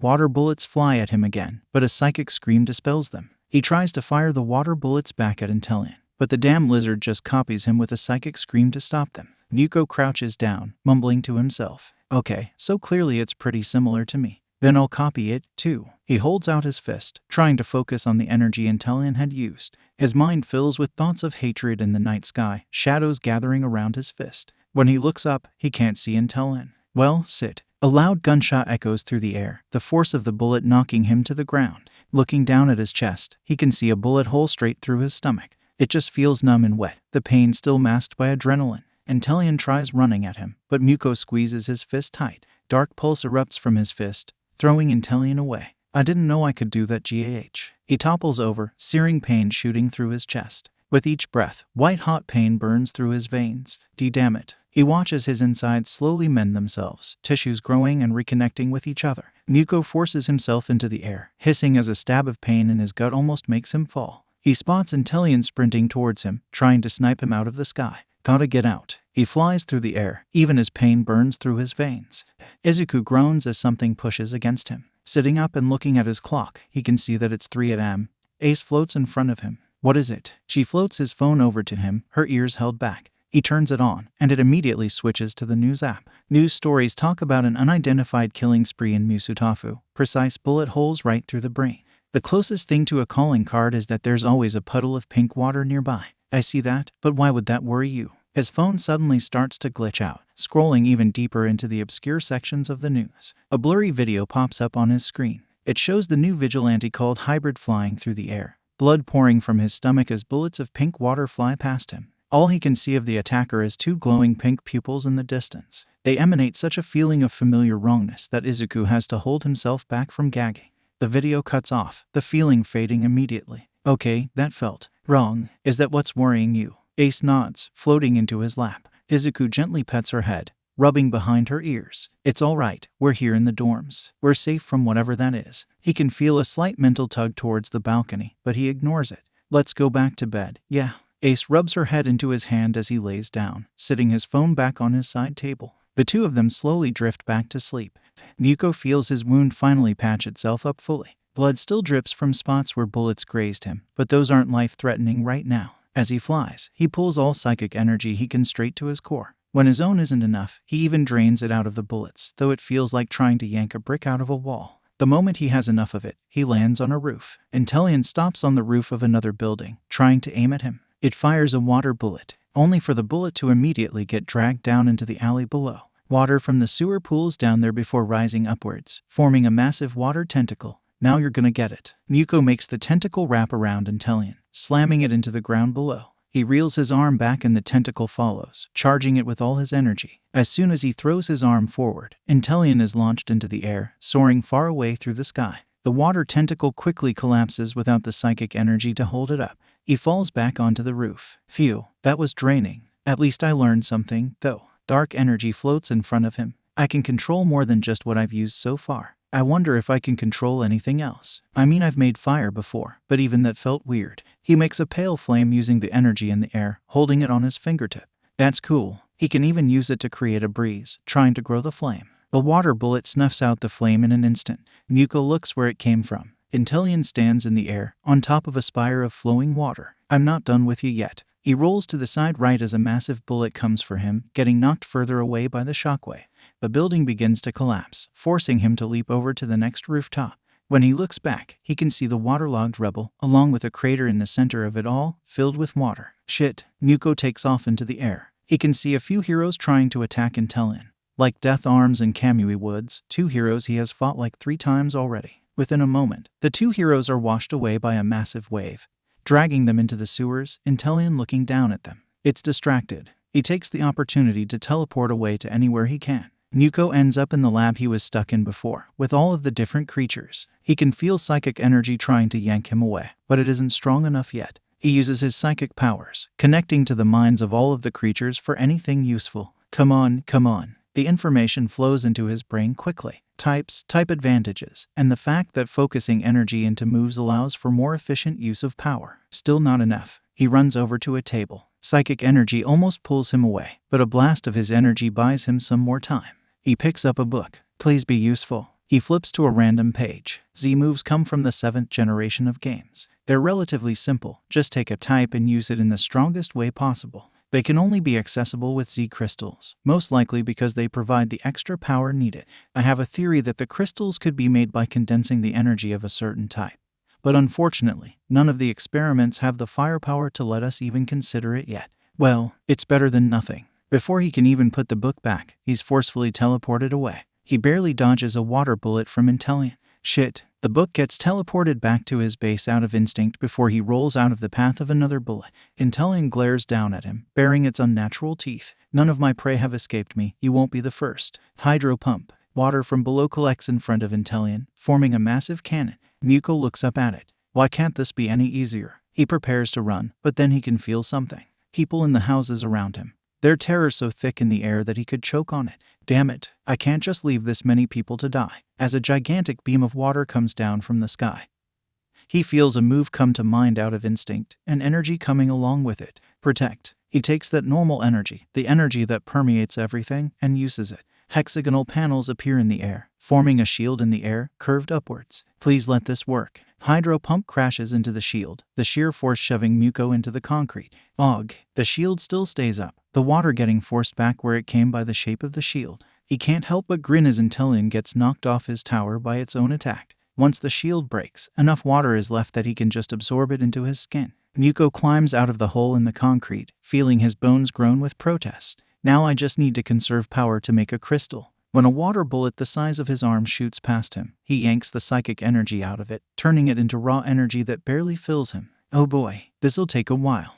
Shouta swings from building to building. Why is it always on the worst days? He had already broken a coffee cup. He didn't need a destructive villain along with it. Of course, all this had to happen on his first patrol after getting his cast off, too. It seems to be just his luck at this point. When he gets on the tallest rooftop he can, he looks down. Of course he's here. Hybrid, the new vigilante, stands on a rooftop, barely dodging a lot of bullets. When he looks closer, he can see that they're made of pink water. That explains the puddles. The source of the bullets seems to be someone with a lizard mutation of sorts, a spire of water lifting them into the sky. Rubble litters the streets, and several abandoned buildings have been destroyed by bullets. I should be able to turn off their water manipulation. He glares at the villain, turning on his quirk. But it doesn't work. For some reason, his quirk just doesn't affect them. The hell? Hybrid looks up at him. Oh, hobo hero. Perfect. He dodges a bullet, draining some pink energy from it. This thing isn't human, so your glare doesn't exactly work. You gotta evacuate the civilians though. I can't do that. What do you mean by that? Is this a quirk creature or something? After dodging another bullet, Hybrid shrugs. I don't know, I just know that they're called Pokemon. Shouta almost stumbles from that, but instead, he heads to the edge of the roof. The civilians are more important right now, but you better explain this later. He gets a nod from Hybrid before he jumps off the roof, swinging down to try and help all the civilians. Muko dodges another liquid bullet, pulling the last bit of energy he needs from it. Now this better work. He rolls off the edge of the roof, landing in an alley. I just need a moment. His hands crackle, arcs of electricity between his fingers. Even as bullets slam into the building, he still claps his hands together, pouring all the power he can into it. When he pulls his hands away, he's left with a jagged, misshapen crystal. It isn't nearly the same shape as the book's illustrations, but it still has the same yellow color and the lighting mark. A bullet slams into his hand, tearing through some of his fingers. He nearly drops the crystal, but some psychic energy pulls it back into his good hand. The pain isn't very strong yet, adrenaline still coursing through his veins, which he absolutely plans to take advantage of. Muko teleports high into the air, grinning down at Intel. I'm not just gonna escape you, I'm gonna end you too. He grips the crystal, feeling himself start to change. You're too similar to me with your powers, copycat. I'll show ya. Feral rage emanates from Intel.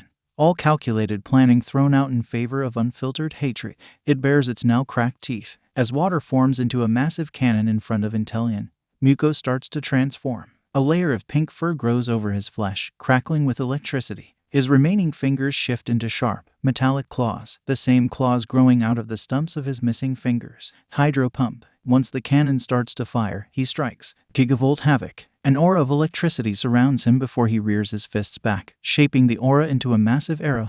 He slams his fists forward, an arrow of electricity shooting forward and tearing through the hydro pump. The arrow crashes into Intellion. The screams quickly are covered up by a crackling explosion of electricity. The electricity arcs through all the water it can, filling his vision with a bright glow until he covers his eyes with his arms. As the crackling of electricity fades away, so does his transformation. Muko uncovers his eyes. Is it finally over? He looks down. Water slowly drains out of the streets, the pink color fading from it. He floats over to a pile of nearby rubble. There lies Intellion's body, the psychic water over its brain and making up its crest having completely faded by now. The hobo hero climbs up, crouching down by the body. No pulse. Did you have to kill him? He nods. Yeah, I couldn't see any other way. Glancing down, the bones on his fingers are fully formed. Now the muscles are slowly wrapping themselves around the bones, giving him some slight movement in them. It was a bit too berserk for me to detain. A sigh comes from the man. I figured. You're coming with me to the station to explain this. He reaches towards him. Muko shakes his head, floating into the air. Nah, I think I need some rest. Bye. Before the man can protest, he teleports back to his base. The cheery facade drops off of him in seconds, leaving him to collapse onto his bed.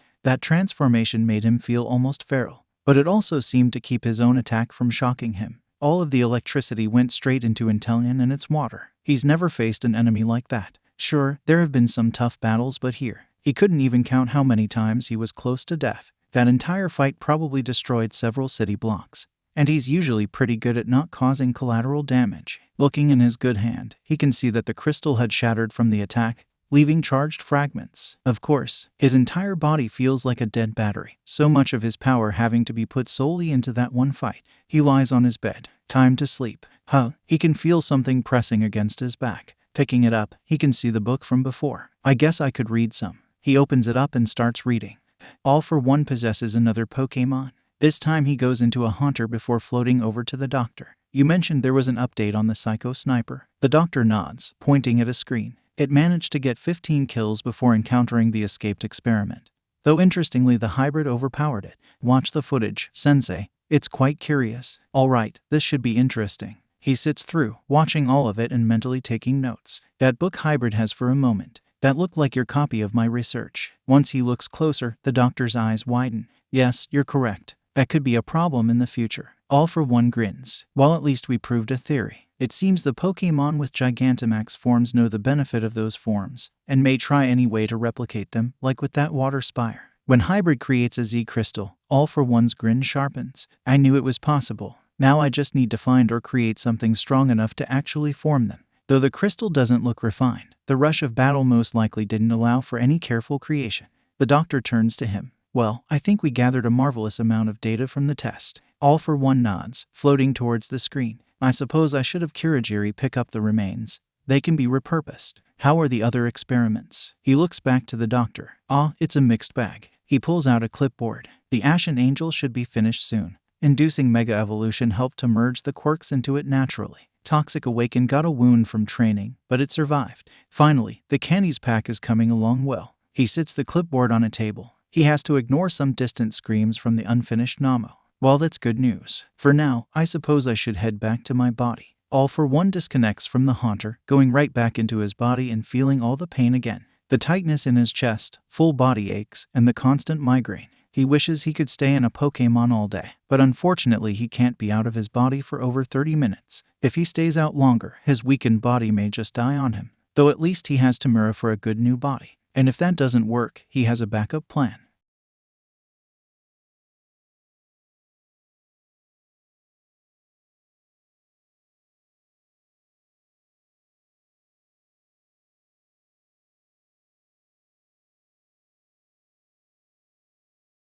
Most legendaries could be useful for healing him, but for that, he just needs to get his hands on the boy again. After all, I'm quite curious about what monster would come from my quirk. Terastallization allows for Pokémon to temporarily change their typing, also covering themselves in a layer of crystal. This can only be done with Terra Orbs, which most likely contain crystals from Area 0. Unfortunately, the only way to get this in our world would be to have a Terrapagos, the source of this phenomenon. Pure type energy doesn't seem like it would be enough, as Terrapagos' reality warping abilities seem to be what creates these crystals. So they most likely have more than just type energy. Tamura pats Monty's head. Want a snack, buddy? He holds out a fish, raw since that's how Monty likes them. Toto.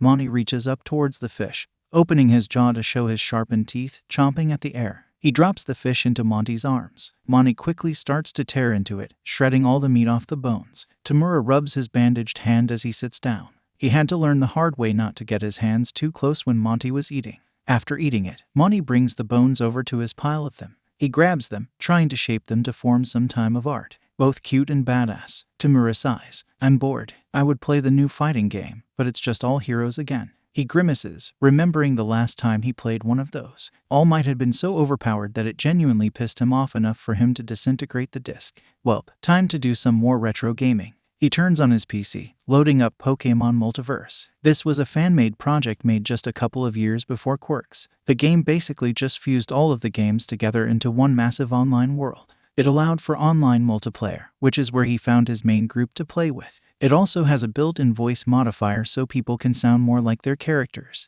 Tamura loads into the game, starting off in Paldea. His gamertag is Dusty, simple and to the point. Next, Bolt loads in. Hey, Dusty, ready to try and go for the gauntlet again? As his gamertag suggests, Bolt really likes electric types, though he'll also use some fairy types. Ugh, don't remind me. The gauntlet made them fight every legendary in a row, with no healing allowed. Even with 3 people, it was difficult. Plus, you still need to EV-train your damn Hatteran. Bolt groans. Ugh, but that's so annoying. I don't have the money to buy the items for it, so I just have to grind against random Pokémon for it. Tamura rolls his eyes, heading to the Pokémon Center. Dumbass, you can just grind money with the Academy Ace tournament, then you have everything you need. He takes his false swipe Gallade out of the box before healing his team. Pokemite loads into the game, walking over to them. I think we might be able to beat the gauntlet this time, or at least get halfway through it. He's mainly a ghost-type trainer, though he also uses grass types. I still haven't figured out what the reward at the end is though. I think we should wait for Bolt to finish his grinding. No use going into it weaker. Tamura opens up the map, flying over to Sinnoh, starting to walk through it. He can see Pokemite flying above, riding on the back of his Giratina. Fair enough. I already have all my Pokemon's EVs fully dealt with.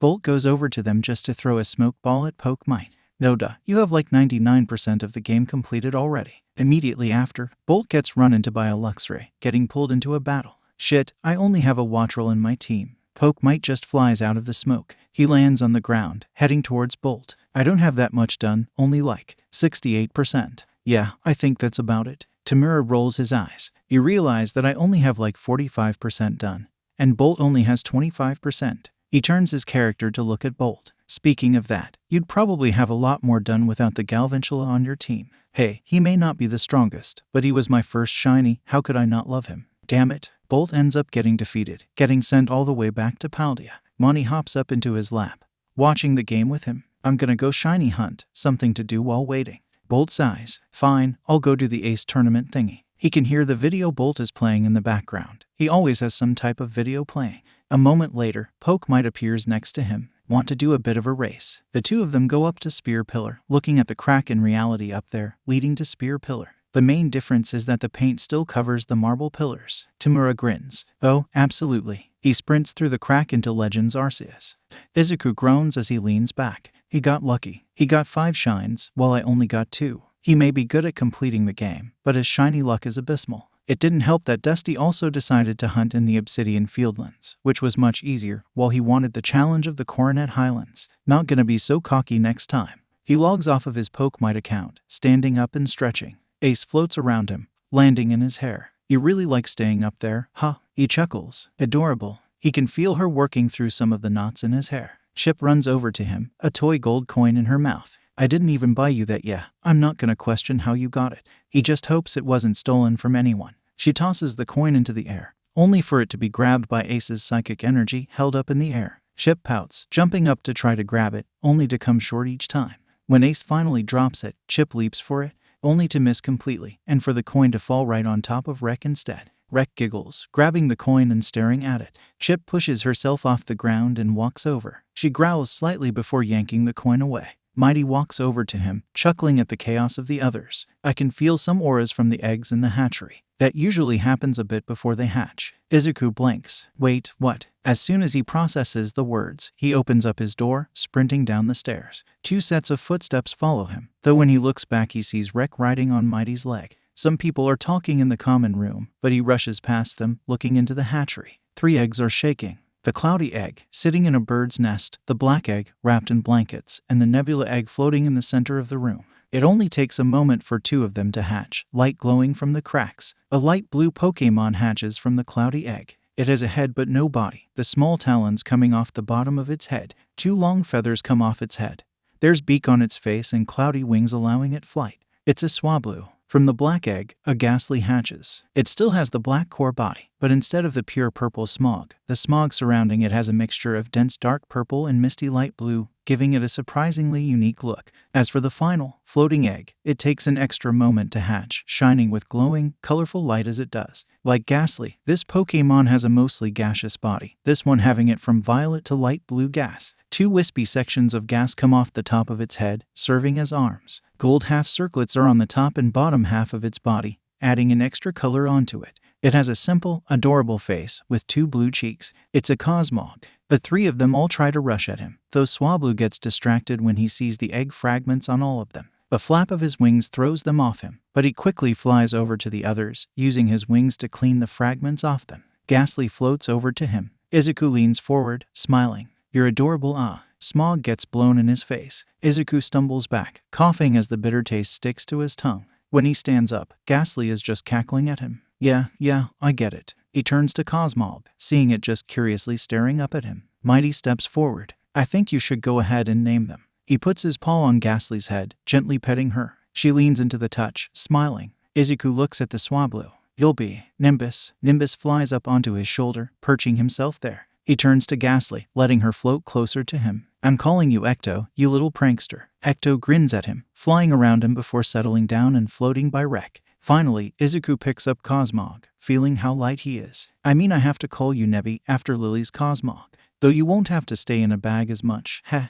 Nebby smiles before looking around the room curiously. Now I just need some Pokeballs for them. Oh. He turns to leave, only to see Ace, floating 3 Pokeballs in the air. Izuku smiles, petting Ace's head and getting a purr in response. Thanks, Ace. He takes them, using his phone to change all of them. Be prepared, guys. He taps a jet ball onto Nimbus' head, though he has to move his fingers off the top of the ball so the resulting firework doesn't blow up his hand. As soon as he holds out the dusk ball, Ecto flies over and headbutts it, getting caught. The last one is a beast ball, which Nebby touches with one of his wispy arms, tapping the button on the ball and getting pulled in. The 3 Pokeballs get grabbed by psychic energy, floating up in the air. Izuku smiles, holding his phone. I guess I should tell the others. He starts to text as he walks over to his room, his Pokémon going ahead of him. Pokemite, the 3 eggs from the USJ hatched. I got Nimbus the Swablu, Ecto the Ghastly, and Nebby the Cosmog.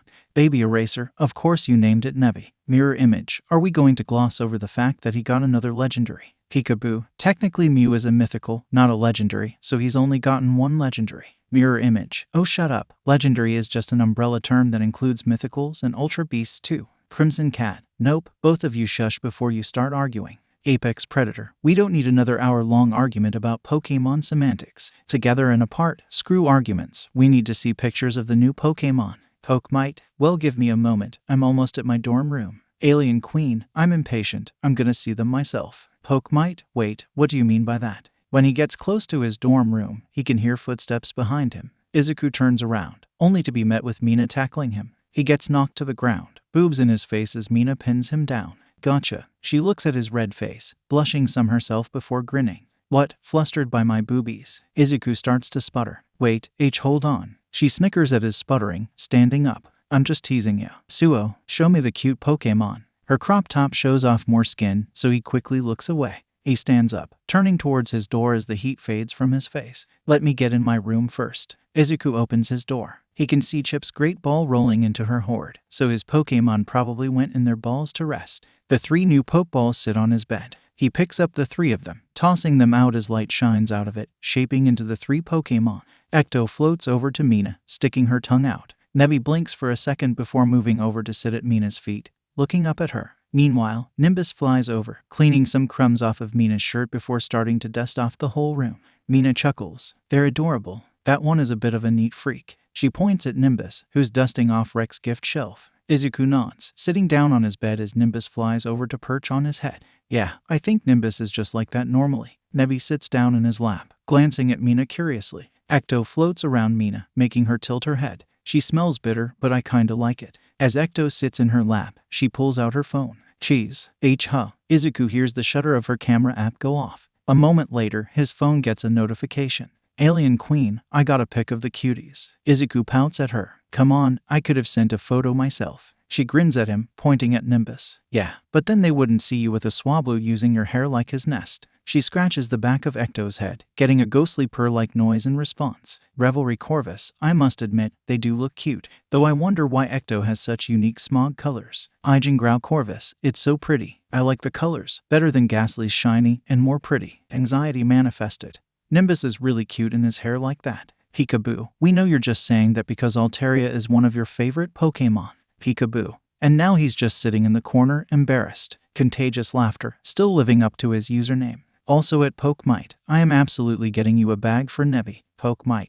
No, you will not. I know you're just doing it for the future joke potential. Contagious laughter. Who? Me. 0, I would never. Together and apart. If Nebi is anything like his in-game version, you're gonna have one curious ball of gas. Crimson Cat. I gotta admit, I'm jealous of you, getting all the cute Pokemon. Mirror image. Our eggs will hatch eventually, and I bet they'll be much better anyways. Baby Eraser. Just because you said that, I'm gonna hope that you both get your least favorite Pokemon. Crimson Cat. If I get a Bruxish, I'm going to cut your D off. Soft Apex. No threatening genitals or else I'll ask Aizawa to put you specifically through his hell course. Crimson Cat. It probably wouldn't be that bad. Pokemite. I heard some third years talking about how they actually threw up from how difficult it was. Mina chuckles. I remember that. We were walking to the lockers then. I guess she was too busy talking to Takoyami. Yeah, she was. Izuku nods, reaching up to pet Nimbus. Alien Queen, I heard that too. They also mentioned that they had tried it last month, so they puked from that as third years. Crimson Cat, you know what? For no particular reason I'm taking back my previous threat.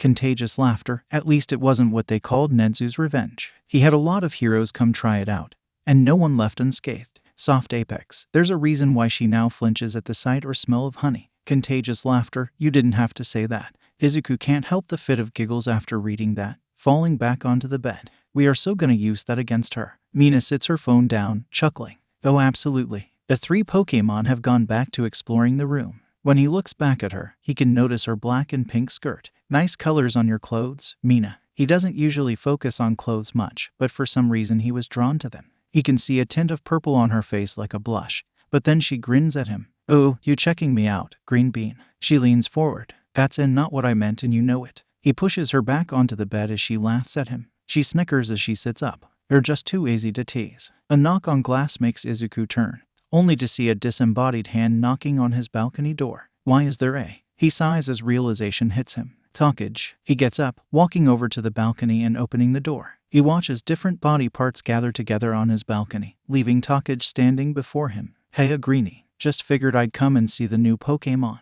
Izuku blushes a bit, seeing how she's only wearing an oversized dinosaur t-shirt. Why yeah, come on in. He walks back into his room, sitting on his bed. Talkage walks over to Nebi, gently picking him up. Wow, he really is as light as the games say. It's like holding a feather. Nebi reaches out to her curiously, tapping her nose. She grins, getting a beaming smile from Nebi. Adorable. Izuku can't stop the words from slipping out of his mouth. Nebi tilts his head as Take's face turns red. Oh, shut up, Greenie. She sends one of her hands at him, forcing him to hop off the bed to dodge. Izuku ends up running around the room being chased by a hand, Mina unhelpfully laughing her ass off. After school, Izuku walks into one of the training gyms with Nimbus nestled in his hair like a nest. He wanted to train and learn some new moves. But someone else is here. Kaminari is shirtless, just wearing some shorts. Izuku's face turns red, but Kaminari's actions make him more worried than flustered. Kaminari paces around the center of the room with a grimace, mumbling to himself and tapping his fingers on his arms. Izuku steps closer. Are you alright? Kaminari jumps back, sparks arcing on his skin. Oh, it's just you, Midoriya. You startled me. What do you need? His face quickly shifts from a grimace to a goofy grin. Izuku glances at Kaminari's knuckles, blood dripping from them. I just came in here to train, but clearly you need some help. Before he can protest, Izuku reaches out, using soft-boiled in him to heal the wounds. Kaminari wipes the blood off of his hands.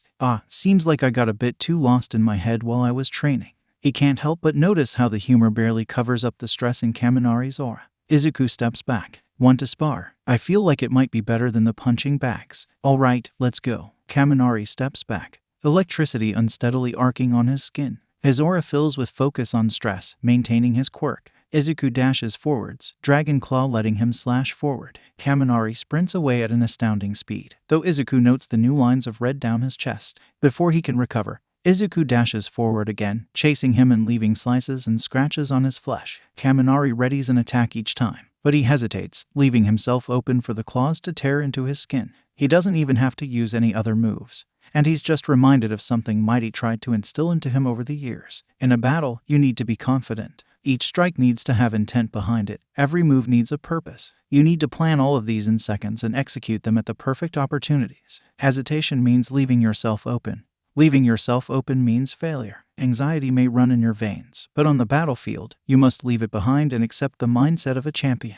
The hesitation in Kaminari's movements is clear as day. With his new speed, it seems like he's learned something, but he's scared of it, afraid to truly commit to it. Izuku growls, feeling draconic energy fill his lungs. As Kaminari hesitates again, Izuku roars, dragon breath knocking his opponent to the ground. The draconic energy makes him feel more primal as he plants his foot on Kaminari's chest, forcing all emotion out of his own aura. Why do you hesitate, Kaminari? He stares down at him blankly. Hesitation is a weakness. You could be a force to be reckoned with if you gave it your all, so tell me. What's the chain holding you back? As the stress in Kaminari's aura reaches a crescendo, Izuku pulls his emotion back, letting it surround his body like a shield. Kaminari's quirk fires off all at once, electricity shooting into the air. Izuku's aura becomes dense enough that the electricity flows along it, not touching Izuku's skin. Once the electricity stops, he absorbs his emotions, emotional whiplash making him stumble for a moment. Whoa, that was weird. Don't do that too often then, got it? He crouches down to check on Kaminari, seeing how he's already short-circuited. When Izuku looks at his chest, however, he notices something. Familiar markings climbing along Kaminari's skin. They're lighter than Izuku's, more temporary, but they're still Lichtenberg scars. A consideration pops up in his mind.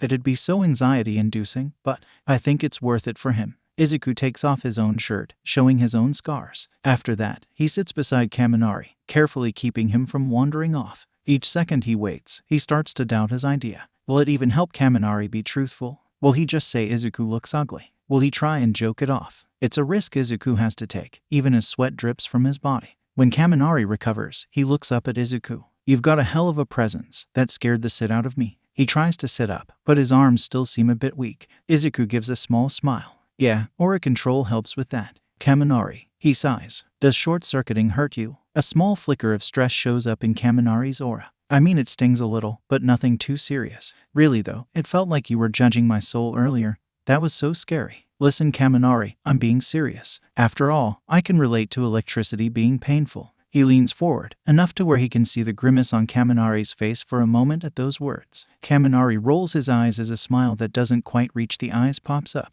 Static electricity doesn't count? Silly. Everyone says that one. You can't pull that one, me too? Ha. It's a bit shocking how much everyone says it. Izuku stands up. I mean it when I say that, Kaminari. He gestures at his chest. Lichtenberg scars cover his skin. the arcs of lighting through his flesh being permanently tattooed onto him with darkened scar tissue contrasting against his pale, freckled skin. The scars climb up his arms and waist, twisting through his chest and up his neck. From staring into the mirror, he knows a few reach his eyes. While he only wishes to show that off, he also has to show the handprint scar on his chest, a lighter shade of scar tissue, but still a scar nonetheless. Kaminari blinks for a moment before he lets the false smile drop. Yeah, it does hurt. It hurts, more than I like to admit. Izuku nods. Want to talk about it? Not really. Instead, he walks over to him, reaching out a hand as he smiles a smaller but real smile. Electric buddies. Izuku almost stops himself, the fear of touch that's burned into him telling him that Kaminari just wants a free Pokémon. But that genuine smile on his face isn't the one of greed he's come to expect. It's one of joy and friendship. Electric buddies. He shakes his hand. Tears start to well up in the corners of Kaminari's eyes before he wipes them away, stepping back. Wanna continue sparring? His hands start to spark. You know it. Izuku tries to focus on how free he feels without the extra layers weighing him down. Each sway of his arms going further. Kaminari begins to spark all over, electricity arcing on his skin. Izuku crouches down, feral excitement running through him. As the fight begins, they move. Izuku walks into the kitchen later in the day. I'm hungry for something. He grabs a bag of popcorn kernels, walking over to grab the stovetop popcorn popper. Kaminari leans over the kitchen counter. Hey, you can use Fire Fang, right? I wonder if you could pop the popcorn in your mouth with that. Don't be giving him dumb ideas, Pichu. Kaken stands at the stove, cooking some curry and adding his spices. When he needs a taste test, he just scoops some up and lets Scorch lick it up. Izuku steps out of the kitchen, walking over to the couch with Kaminari. I mean, I could try. Hagakure leans over the back of the couch. It'd be like a party trick, like the smoke tricks you see online sometimes. Let's see it. Ada starts chopping his arms. That would be far too reckless, and could possibly be harmful. You couldn't possibly be considering this, Midoriya. He tries to take the bag of popcorn, but gets stopped by Toga. Toga grins. I'm curious too. Plus, he has healing moves, he'll be fine. I mean, I'm curious now, I have to try it. Izuku opens the bag, pulling out a singular kernel and tossing it in his mouth. He uses Fire Fang, which gives his mouth heat resistance. He takes the flames surrounding his teeth, gently maneuvering them until they cover the roof of his mouth. The heat spreads out through his mouth, heating everything up. When the popcorn finally pops, steam suddenly fills his mouth. Izuku chews the popcorn and swallows it before blowing out the steam. It tasted alright, but it worked. The heat fades from his mouth after a moment. Mina sits down on the couch beside Kaminari. Come on, try doing it with even more. I want to see what'll happen. She's wearing a leopard print spaghetti strap shirt, along with some shorts. Yeah, sounds like it'd be cool to see. Kaminari leans forward, bouncing his leg. He has on a Muraden t-shirt. Yaoyorozu puts down her cup of tea, sighing. This seems a bit too unsafe. What if something goes wrong? Jiru sits beside her. Relax, let them live a little. She leans on Yaoyorozu's shoulder, making the taller girl blush. I mean, even if something does go wrong, I doubt it could be deadly. We have Recovery Girl if things get out of hand. Out of the corner of his eye, Izuku can see Mina and Hagakure already sneakily taking photos of the cute scene. She sips her tea, her cup hiding her blush. Alright then, I'll let it happen. Sorry for being overbearing about it all. It's alright. Izuku smiles at her. You're just trying to be a good class president, I understand. He picks up the bag of kernels again. Izuku grabs a large handful of kernels, shoving them into his mouth. He repeats the same process as before, though it's easier now. Heat fills his mouth, his lips being parted just slightly. Kernels start to pop, the steam coming out of his mouth instead of building up inside. At first it seems fine, but then even more start to pop. They start to fill up his mouth, opening up his jaw until his mouth gets forced open, popcorn flying out as his classmates screech. While most try to run, Mina and Kaminari instead grab handfuls of it as it lands on them. Wait, he coughs out some of the leftover steam. Those have my spit on them, you don't want to eat them. Mina looks at it before shrugging. I've eaten worse. She shoves it into her mouth, even as Izuku screeches, feeling blood rushing to his face. Kaminari does the same, eating a handful of them. I mean, it could use some salt and butter, but still just tastes like popcorn. He gives Izuku a goofy grin. Izuku groans, covering his face. I swear with the two of you. Don't swear, there could be kids around. Kaminari chuckles. Izuku just gives him a blank look. We are in UA. I doubt that there are any children here at all. Kaminari chuckles, leaning back onto the couch. You never know, there could be. Oi, Kaken's voice rings out from the kitchen. If you are all done being dumbasses, then get ready for dinner, the curry's almost done. When no one moves for a moment, he yells out again. If you idiots don't hurry it up. I'm adding my spices to the whole pot instead of just my bowl. Everyone rushes to the tables, quickly preparing bowls and silverware. No one wants death by spices, after all. Izuku wakes up the next morning, yawning as he sits up. When he looks down, he can see an egg in his lap. It's definitely Kaminari's egg, he can feel it. It's covered in thin yellow fur. There's 4 blue patches on it, almost in the shape of eyes. All the fur is spiky, and when he touches it, static electricity shocks his finger. I wonder what this'll be. He picks up the egg, sneaking out of his room to head down to the hatchery. The best place for the egg is a section with blue rock, so he sits it there and wraps it up. When he glances out the window, he can see that it's still dark out, though the sun is rising. Should be enough time to get in a good morning run. Izuku heads out of the hatchery, stepping out the front door. He heads towards the forest, spotting the track that goes around its perimeter. First, he starts off with a simple jog along the track, letting himself feel the nature around him. All the types weave together in everything to make true life, though he can't sense all of them. He only has moves for half the types, after all. That's enough admiring for now. He gets down on all fours, the position feeling almost natural as he starts to sprint. Draconic claws come out, digging into the track and yanking him forward as he speeds up. He dives off the track into the forest, preferring the more natural terrain. He weaves between trees, trying to let his instinct guide him instead of his rational thought. It's difficult. He's relied on his logic for most of his life. Trying to abandon it feels like trying to stop thinking, which just makes him think about thinking. Izuku trips on a branch, turning his fall into a roll along the ground. He crashes into a tree, falling back onto the ground. Ugh. When he sits up, he spots someone else here. It's Shizaki from Class 1B, walking towards something. It's a small shrine, the black frame made of painted wood. The roof of it is filled with dirt, grass and flowers growing out of it to make it fit in more with the environment.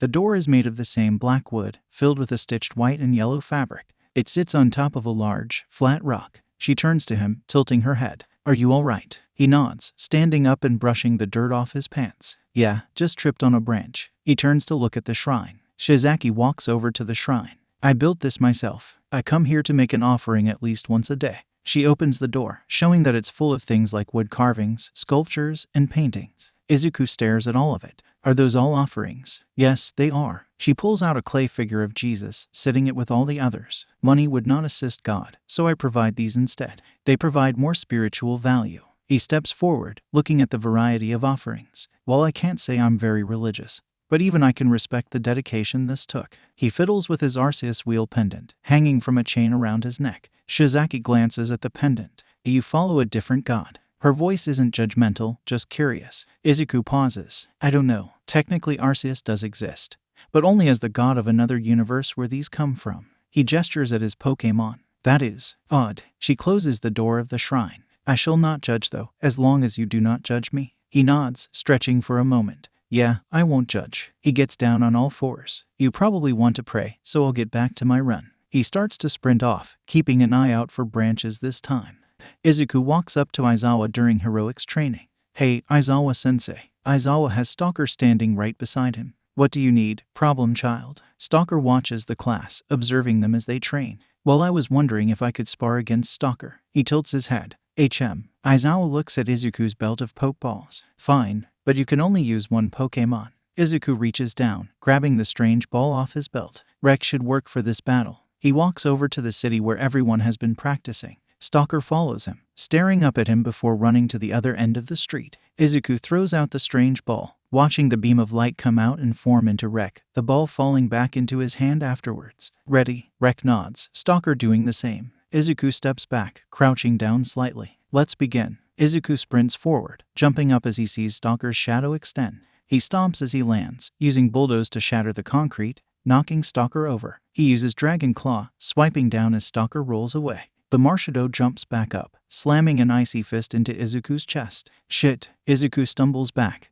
looking down to see his torso covered in frost. The cold is already seeping through his hero outfit. Before Stalker can attack again, Rec runs over, Stalker's leg crunching under his teeth. Stalker rears his fist back. He counters, punching Rec off his leg before headbutting him away. Izuku manages to claw at him while he's distracted, quickly jumping to the side to dodge a fire punch. Stalker had overextended, leaving him open. Izuku whirls around, opening his mask and blasting his opponent with Dragon Breath. Still disarming voice makes Stalker flinch hard, stumbling back. Before Izuku can try to hit him with a combo, Stalker sinks into his own shadow. Shit. Izuku tries to sprint away, but Stalker's shadow merges with his own. Draconic claws slash down at his shadow. All it does is leave marks in the concrete.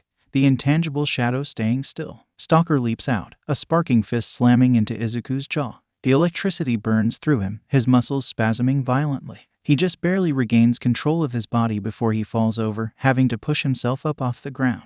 Rex slides over, opening his mouth wide. Stalker starts to slide along the floor like Mina. Each time Rex tries to bite him, he slides out of the attack. When Rex gets too close, he slams 2 flaming fists into the ground, creating a miniature explosion to launch him in the air like Bakugo, repeating it to send him back to the ground. Once his muscles work again, Izuku stands up, ignoring the slight twitching. Ground-type energy fills his hands as he dashes forward. Before he can use Sand Tomb, Stalker crouches down like a frog before leaping into the air, dodging the miniature sandstorm. Izuku looks up, seeing shadows getting pulled to Stalker, forming a large scarf. Like Aizawa, he uses them to try and ensnare Izuku. He tries to dodge, but it wraps around both him and Rex. Rex bares his teeth. Grimer. He makes a gurgling roar as his body starts to glow with a colorful light. Even as the shadow scarf tightens, Rex's body gets covered in a colorful glow. He starts to shift and grow into a larger mass. Sharp crystal-like shapes form on his body, and his small arms grow in size. The lights fade, revealing the flowing rainbow of colors in his slime. MUK. Rex slides out of the scarf before grabbing it and yanking. Stalker slams into the ground, the scarf quickly fading. Izuku sprints over, yelling out. Still Stalker stumbles, Rex taking the chance to engulf him with his body. Alright, that's enough. Aizawa pulls out the Gigaton ball, recalling Stalker. You did good, though you need to be more prepared for unexpected things. He nods. Yeah, I didn't react the best to Stalker getting in my shadow. He turns to Rex. You evolved, congrats. Rex hugs him, Izuku chuckling before hugging him back. Good job, big guy. Kaken walks over. Seems we both got evolutions today, nerd. Scorch walks beside him, but instead of a Torracat, she's an Incineroar. The only difference from a normal Incineroar is that she has breasts, but the muscles are still just as large. Nice. Izuku grins, even as he returns Rex back to his Pokeball. He stands up, wiping some rainbow slime off his outfit. The rest of the class gathers around, everyone a bit battered and bruised. Zero's arms are covered in cuts, dripping blood onto the floor, while Ada has burn marks both in the shapes of bite marks and explosions. Aizawa puts away his Pokeball in his pocket. Alright, that's a good place to stop. He starts to walk back to the school, the class following behind him.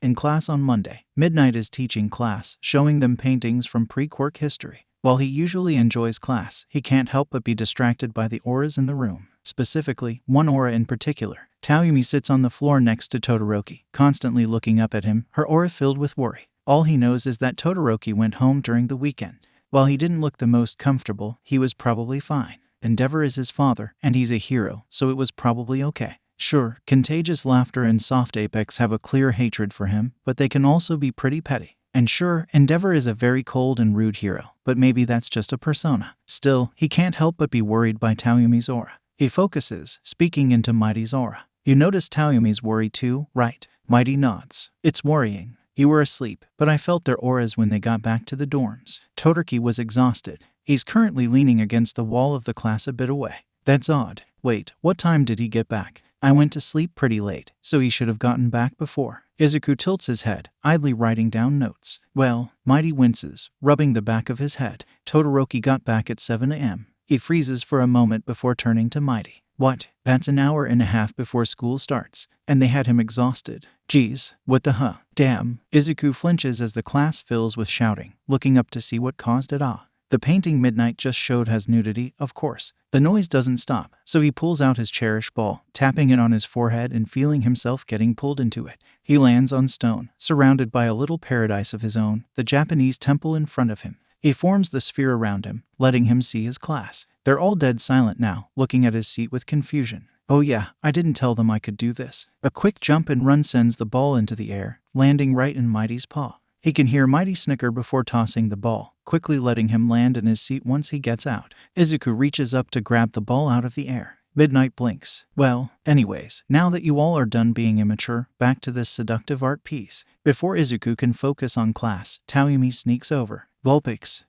After she walks away, Izuku glances at Mighty, seeing his whole body being tense. When Mighty doesn't say anything, he turns to him. What did she say, Mighty? He puts away his cherished ball in his pocket. Mighty sighs. She said, help him, please. Several days later, Izuku heads out to Gym Gamma with all his Pokeballs. He still has the underlying worry about Todoroki, but he can't do much about it. While he really wants to help, there isn't much he can do yet. Instead, he just waits until he has a chance to help. Once he walks inside the gym, he tosses them all out, letting his whole team run free. Chip immediately runs over to Rek, excitedly clapping her claws together. Rek grins with his crystal teeth. Mighty walks over. Seems like heroic training yesterday went well. Rek seems a lot happier like this. Rek slides up beside him, getting head pats from Mighty's paw. Izuku nods. Yeah, he does. Nebi floats over, waving at Rek. Nimbus just flies over, perching himself on Mighty's head. Acto chases Ace through the air above them, the both of them giggling as they weave through the air. I'm guessing you want some more moves. Mighty starts stretching. He starts to stretch too, even as Nebi floats around him. Yeah, it's close enough to the sports festival that I need to make sure I can expand my moveset some. Mighty nods, stepping to a more open section of the gym. He barks at the other Pokémon, making them all gather around him to look at Izuku. Well then, let's begin.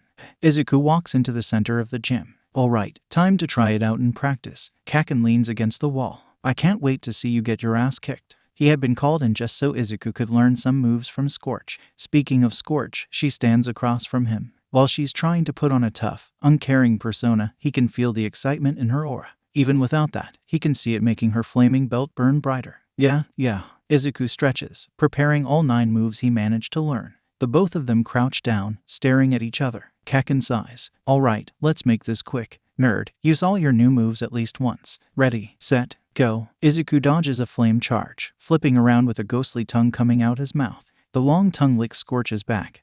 Though it doesn't do much, he tries to gather poison around his teeth, only to be met with a throat chop. Ack. He reaches up to his throat, coughing. Izuku just barely ducks under a cross chop, forming a beak out of air and pecking Scorch in the knee. Incineroar, she shouts out, Fire Fang glowing in her mouth. Izuku can't dodge, reaching up one arm to let it take the attack. He bites back a scream as fangs burn through his skin, preparing a move instead.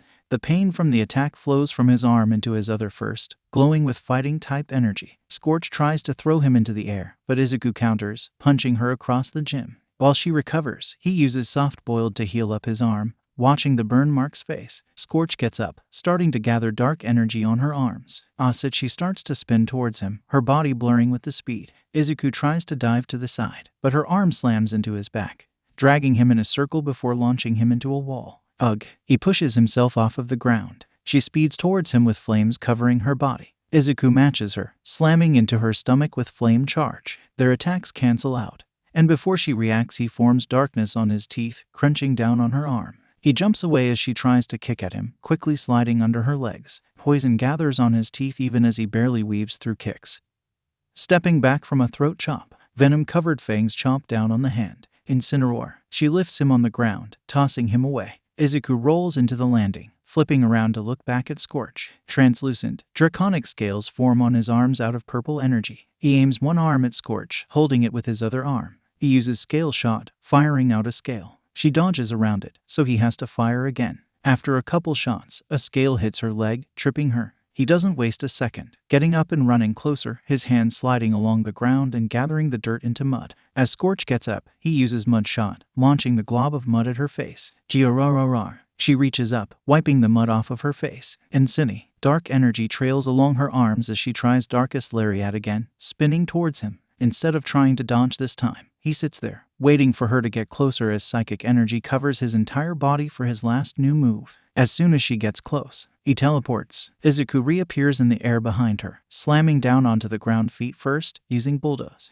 The ground cracks, knocking Scorch to the ground. Before she can get up, he gathers up a handful of mud, using Mud Shot on her again. She raises her paw with her fingers forming a circle, therefore its sign. Yes, he grins, punching into the air. These will really be useful for the sports festival. Izuku goes over to Scorch, healing her with soft boiled. Kaken groans. Ugh, lucky bastard. I bet if you did a rematch, Scorch would kick your ass. He walks over, tossing the luxury ball and catching it once it pulls Scorch in and starts to fall. Izuku rolls his eyes as he heals himself up. Maybe, but the two of us are tired after that fight. I'd rather not do a rematch. Nebi floats over to him, so he pats the little guy on the head. Thanks for teaching me teleport. That's probably my new favorite move. You're already overpowered enough. Kaken shoves him playfully. He kicks Kaken's ankle, tripping him. That's why I have trauma. Arceus decided to nerf me. Kaken stands back up. If you were nerfed, you wouldn't be able to use abilities. He puts his Pokeball away, scoffing as Ecto flies around his head. Oh yeah, I almost forgot. He starts to float slightly above the ground with levitate. Feels a bit weird, but it could be useful. Izuku lets himself drop back onto the ground. Natural cure may be especially useful depending on how it defines switching out. Kaken turns around. Yeah, I'm gonna go to bed. I need my sleep. Izuku rolls his eyes, tossing out his pokeballs to pull his Pokemon in. It's only 8 p.m., Kaken, and I'd already be in bed by now if it wasn't for you. He walks out of the gym. After packing up and cleaning some of the mess, Izuku heads out too. After school the next day, Izuku sits in his room. It feels a bit cramped with all these Pokemon, but they make do. Looking under his bed, he sees Nimbus and Chip. She's trying to organize her hoard a bit more while Nimbus dusts off some of it. Ecto floats into the vents, seemingly going to prank some of his classmates. Meanwhile, Rek is showing off all the trinkets he collected for Izuku, Nebi looking at it with wonder. Mighty and Ace had gone outside, training in the forest. He can feel their auras, but he doesn't focus on it. A knock on the door catches his attention. Normally he'd just go over and open it, but with his new moves, well, he should at least mess with people a little. He teleports out of his room, right behind whoever is knocking. Toga stands there, patiently knocking on his door. She has a knife in her pocket, so scaring her would be a bit stupid, but he can handle it. Ooh, she spins around, slashing with the knife only for it to get caught by metal claws extending from his fingers. Izuku twists the blade, letting it stab safely into the wall beside them. He pulls his hand back, retracting the claws. I can teleport now, surprise. She steps back, leaning against the wall as she takes a deep breath. You scared me, Zuko. Toga pulls her knife out of the wall, checking it for damage before putting it back in her pocket, sighing. So, what did you need? He feels a presence next to him, looking down to see Nebi floating beside him. Toga steps forward. Well, we were having a girls' night down in Mina's room, and we had a little idea. She starts to walk down the hall, having him follow behind her. We decided we wanted to see how cute some of the boys looked in girl clothes. Izuku blinks as he processes it before his face turns red. Yeah, well, first, why me? And second, you know I like to keep my skin covered. Even now, he's still wearing a long-sleeved shirt and his scarf. She turns to him, a knowing grin on her face. Remember when you stole that shiny Ralts I found, Zuko? He winces. Maybe. Well, I still haven't gotten my payback for that. So either you take this as payback. She pulls out her knife, twirling it around. ... or the replacement will be much worse for you. Her grin widens. Izuku sighs, nodding. Okay, I'll do it. Lead the way. Perfect. He sits in the changing room, wearing the outfit he was given. A light green crop top covers his chest, and he has on a black skirt, just long enough to cover the important stuff. They also gave him green and black striped thigh highs which feel way more comfortable than they should. They did leave him some panties to put on, but that would be far too embarrassing, especially since they have Takage's name on them, so he's sticking with his boxers. Luckily, Nebi didn't follow him in here. He ended up heading down to the common room to watch Takoyami play Dark Souls. He didn't need Nebi staring at him curiously as he changed. Feeling the auras in Mina's room, he feels not just the 1A girls, but the 1B girls too. It makes this a lot more embarrassing, but he knows Toga's alternative payback will be a lot worse. So he'll just deal with this. He heads in the room, seeing the other boys in similar outfits. Kaken has his being orange and red. Todoroki's outfit is covered in pastel colors. Shinso has purple and yellow, and Kaminari is wearing mainly hot pink and black. Sue tilts her head. They look better in the outfits than I expected, Kiro. Kaken rolls his eyes. I look stupid in this. Can I get back to training already? He crosses his arms. Kodai makes a shooing motion. Go, you have the worst but here. After a moment of silence, she looks at the others. What? I'm not afraid to say the truth about it. TCH. Kaken walks out of the room, grumbling to himself. Shinso twirls around in his outfit. Not what I'd normally wear, but I don't really mind it as much as I used to. His outfit also has see-through ribbons on it that trail behind him. Todoroki looks down at his outfit. Father wouldn't let me wear this, but I don't mind it. Izuku still worries about him. Looking over at Kaminari, Izuku's face turns red. Sure, Kaminari is wearing basically the same thing as him, but it looks better on him. He notices Kaminari's butt for a moment, but he quickly looks away. Toga giggles. You all look adorable. Boys really should cross-dress more. She's still holding her usual knife. Yaoyorozu sighs, blushing just a little. Well, at least you agreed on my compromise of making the skirts longer than planned so it wasn't inappropriate like you planned. Izuku turns to them. Thanks for that, Yaoyorozu. She shakes her head. Please just call me Momo, Midoriya. My family name is too long. Thank you for that, Momo. But wait, what was her original plan? Everyone is silent for a moment before Hagakure speaks up. She was gonna make them only go halfway down your asses. Tsunotori nods. Yes, so girls could stare at panties on boys. Her Japanese is a bit broken, but still understandable enough to make his face go bright red. Kendo sighs, face bombing. don't just blurt that out. Not all of us wanted them to wear panties anyways, especially since we had to give them our own. Todoroki looks down. We were meant to wear those. I thought that was meant as a joke. He shrugs. Shinso stops twirling to look at the girls. I could have worn them, but I preferred to stick with my boxers because, there's a moment of silent confusion. Takage face palms. Oh right, you're trans. You pass so well that I genuinely forget. The rest of the girls immediately start shouting out of surprise, even his 1B classmates. Mina winces, standing up. Sorry, I forgot. Hopefully leaving those in there or including you in this cross-dressing thing didn't seem offensive or something. She rubs the back of her head. Everyone just thought of you as one of the cute boys. Honestly, that just feels gender-affirming. He grins, twirling around. I did want to be a twink. Not a buff-bearded man, so I'm fine with this. Komori leans forward, speaking in a quiet voice. How did you transition so well? Sometimes I still struggle with my voice, and I kinda have to. The next part is whispered just to Shinso, though Jiru blushes from it. Shinso stops twirling.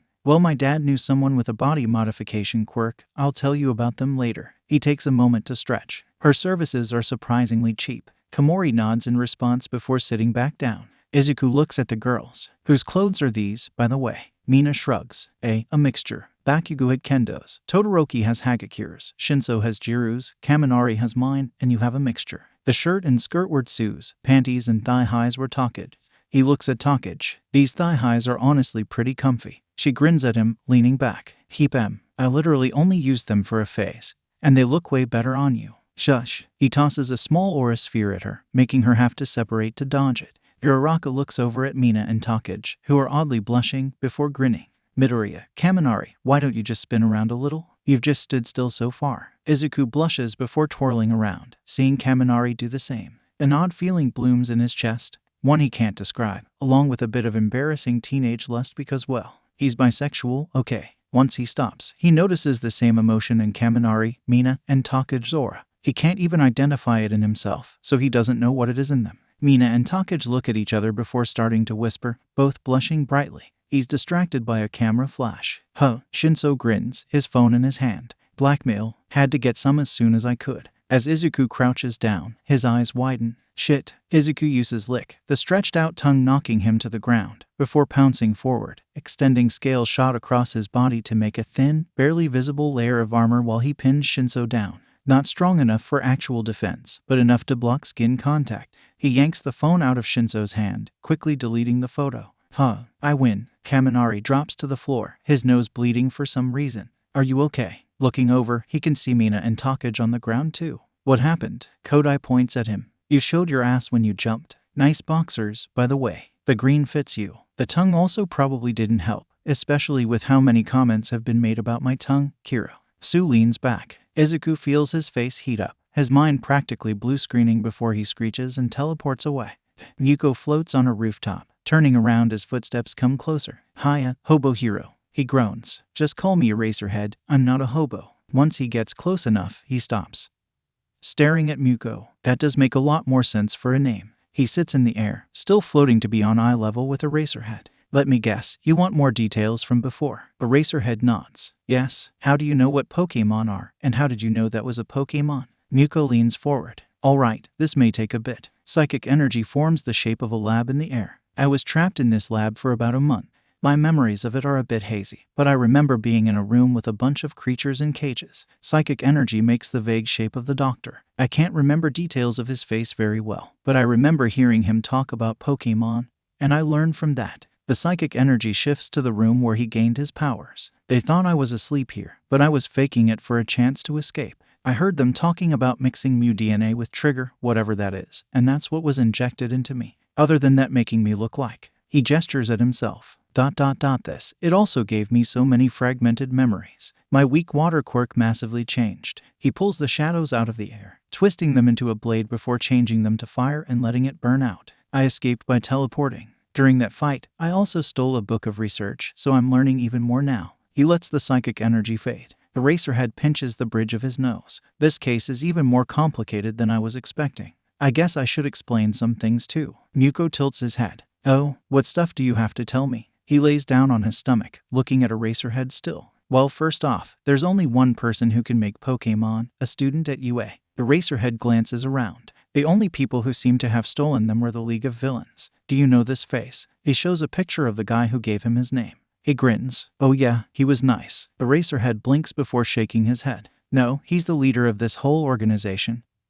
He's not the leader. Muko shakes his head, flipping himself around. No, it was pretty obvious that he still had to follow orders from others, like that doctor. Let me just show you. He grabs Eraserhead's skull, sending the memories into his head. As soon as he lets go, Eraserhead stumbles back, taking a moment to process the information. I guess he changed. Yep, maybe he could even be saved from villainy. He doesn't feel too evil. He shrugs. Maybe. Eraserhead starts to walk away. Muko sighs. Well, if you need some help on this case, just ask. Though when do you plan to tell the kid who has this ability? He probably isn't happy about the stolen Pokémon. Eraserhead turns back. I'll tell him about it after the sports festival. No need for it to ruin his competitive spirit. After a moment, he hops off the edge, swinging away into the night and leaving Muko alone.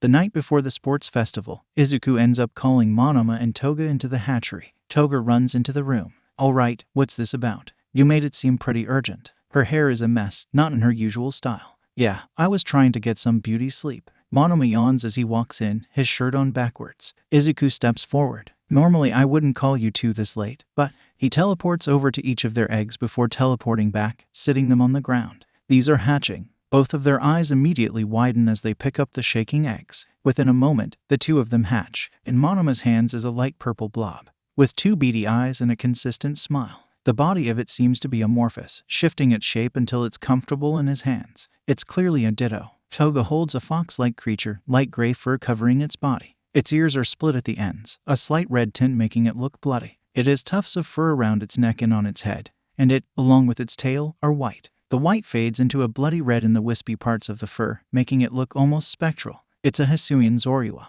Monoma grins. Oh, you're absolutely getting named Loki. Loki slides up onto his shoulder, still smiling as it rubs against his neck. You're getting the name Wraith. Toga hugs Wraith, even as he seems a bit confused. Makes sense, since Hisuian Zorua are usually filled with malice. I've always wanted a Zorua or Hisuian Zorua, but I could never manage to catch one. Izuku pulls out 2 Pokeballs, along with his phone. You two get to decide what to catch them in, of course. He has his phone floating in front of him. The 2 Pokeballs sat on the screen. Toga picks a Premier Ball, while Monoma turns his into a Dream Ball. Both of them catch their Pokémon, getting crit captures. I assume you two are planning to go back to bed now. Izuku tilts his head. Monoma nods. Yeah, the sports festival is tomorrow after all. He tosses the Dream Ball into the air. Toga yawns as she puts up her ball. I definitely need the rest so I can fight properly. And so do you. If you don't go to bed, I'll call contagious laughter. Izuku groans. Fine.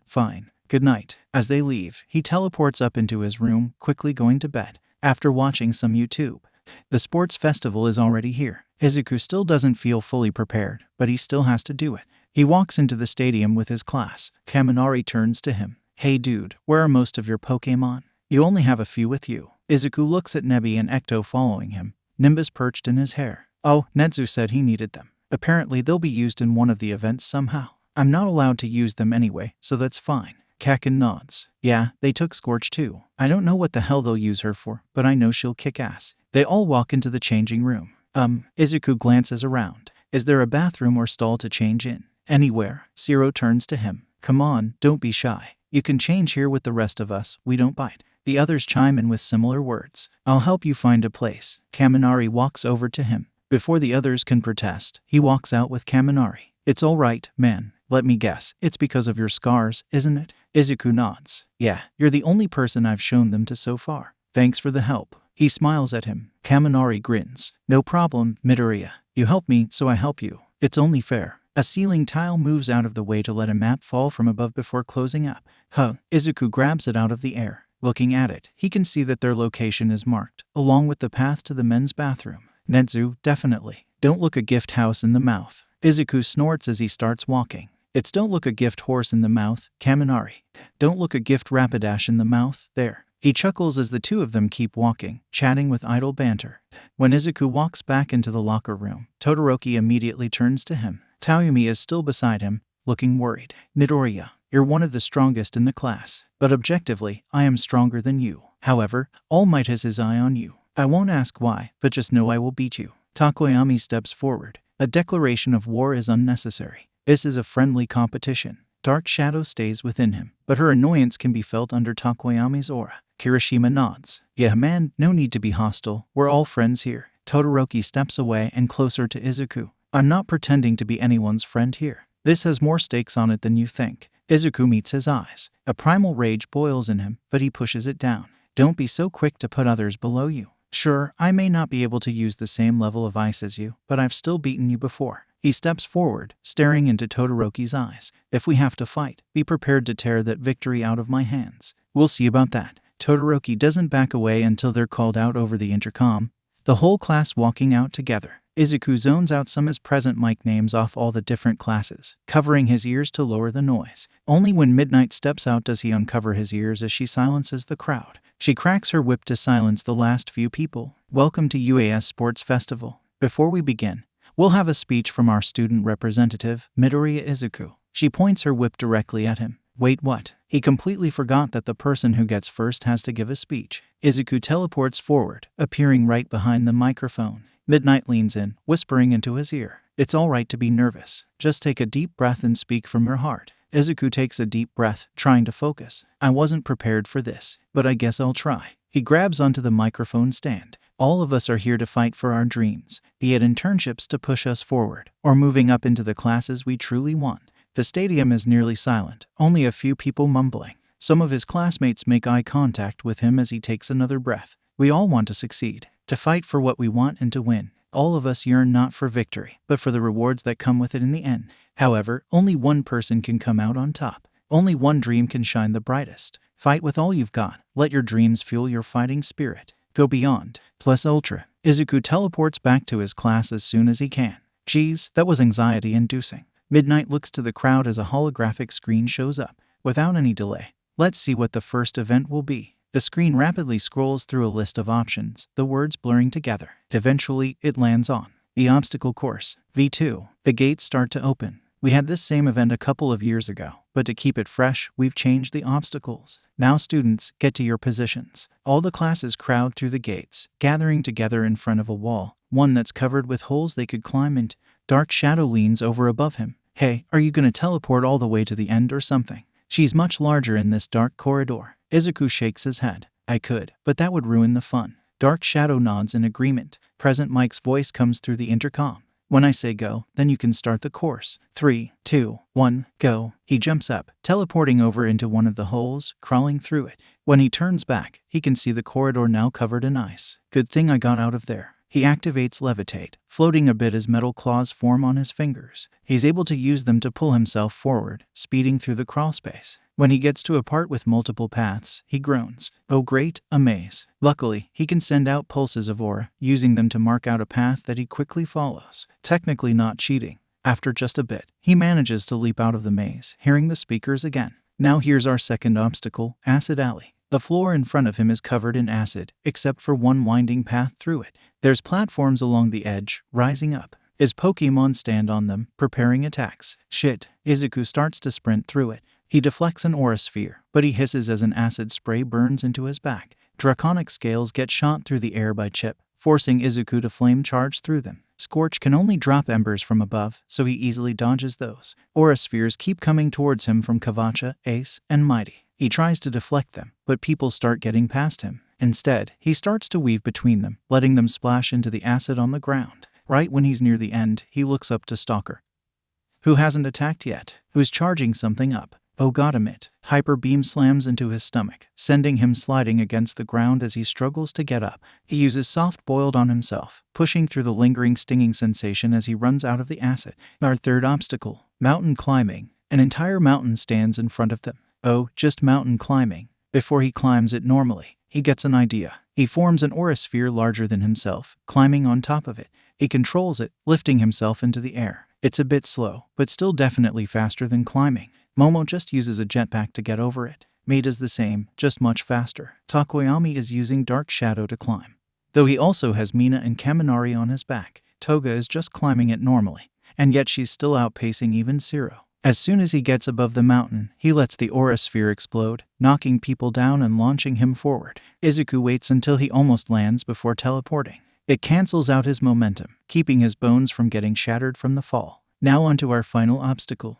the shockingly thick fog. In front of him is a field of fog. A Gen Ed student runs into it, only to scream as they get electrocuted by something. Alright, well that's a bit of a problem. Bakugo and Todoroki are neck and neck. Who's going to get first place? Izuku cloaks himself in flame, charging forward. Flame charge boosts his speed more and more the longer he uses it, the world blurring around him. Shock traps litter the ground, but levitation keeps him safe from all of them. Midoriya chases down his classmates and now he's taken the lead. What a turn of events. As soon as he gets in front of Todoroki and Bakugo, he flips around.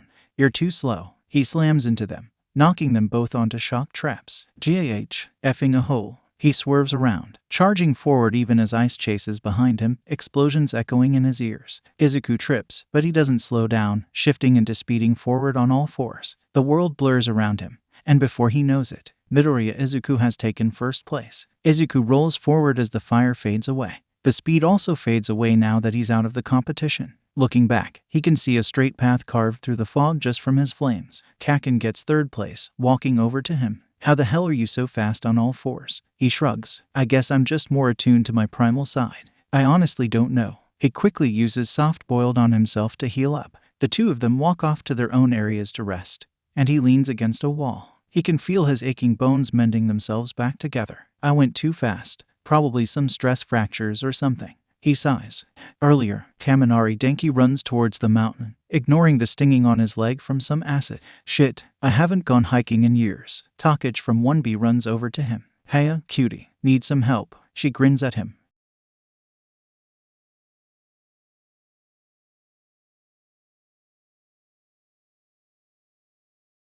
She splits her body some, floating up the mountain while pulling him along.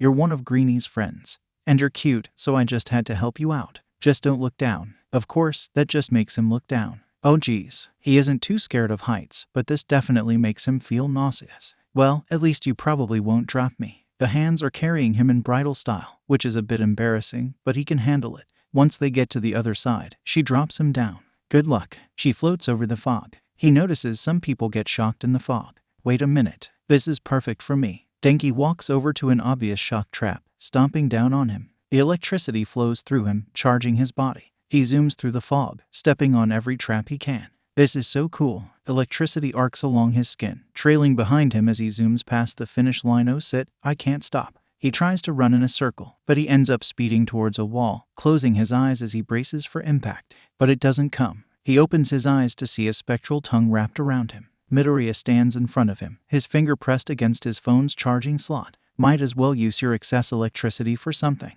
The tongue drops him. Denki blushes, thinking of that tongue. Nope. Not going down that mental rabbit hole. Thanks for the save, man. Midoriya shrugs. You helped me earlier, so I just returned the favor. He puts his phone away. Takich walks to them. That was cool as hell to see. I didn't expect an electric blur to just shine through the fog. Wait, how bright was I? Denki tilts his head. Mina walks over, sitting beside him. Most people had to look away because you shine so bright. She has a small burn on her shoulder, probably from scorch. Geez, he chuckles at the thought. He never thought his quirk would seem at all impressive. All of them lay back, sighing. Denki looks at them. Want to make bets on who in our classes gets higher placements? Takich grins, showing her sharp teeth. Oh, you're on.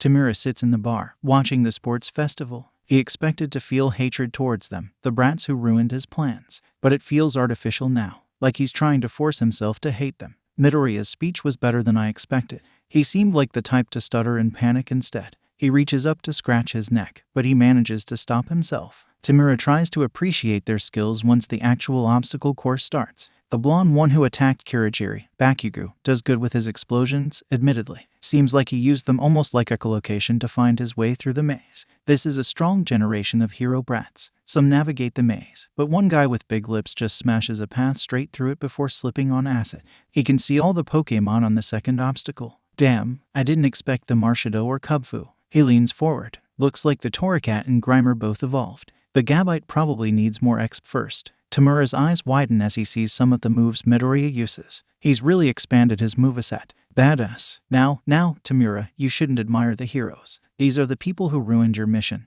Let your hatred burn at the thought of them. Sensei's voice comes out of the speaker.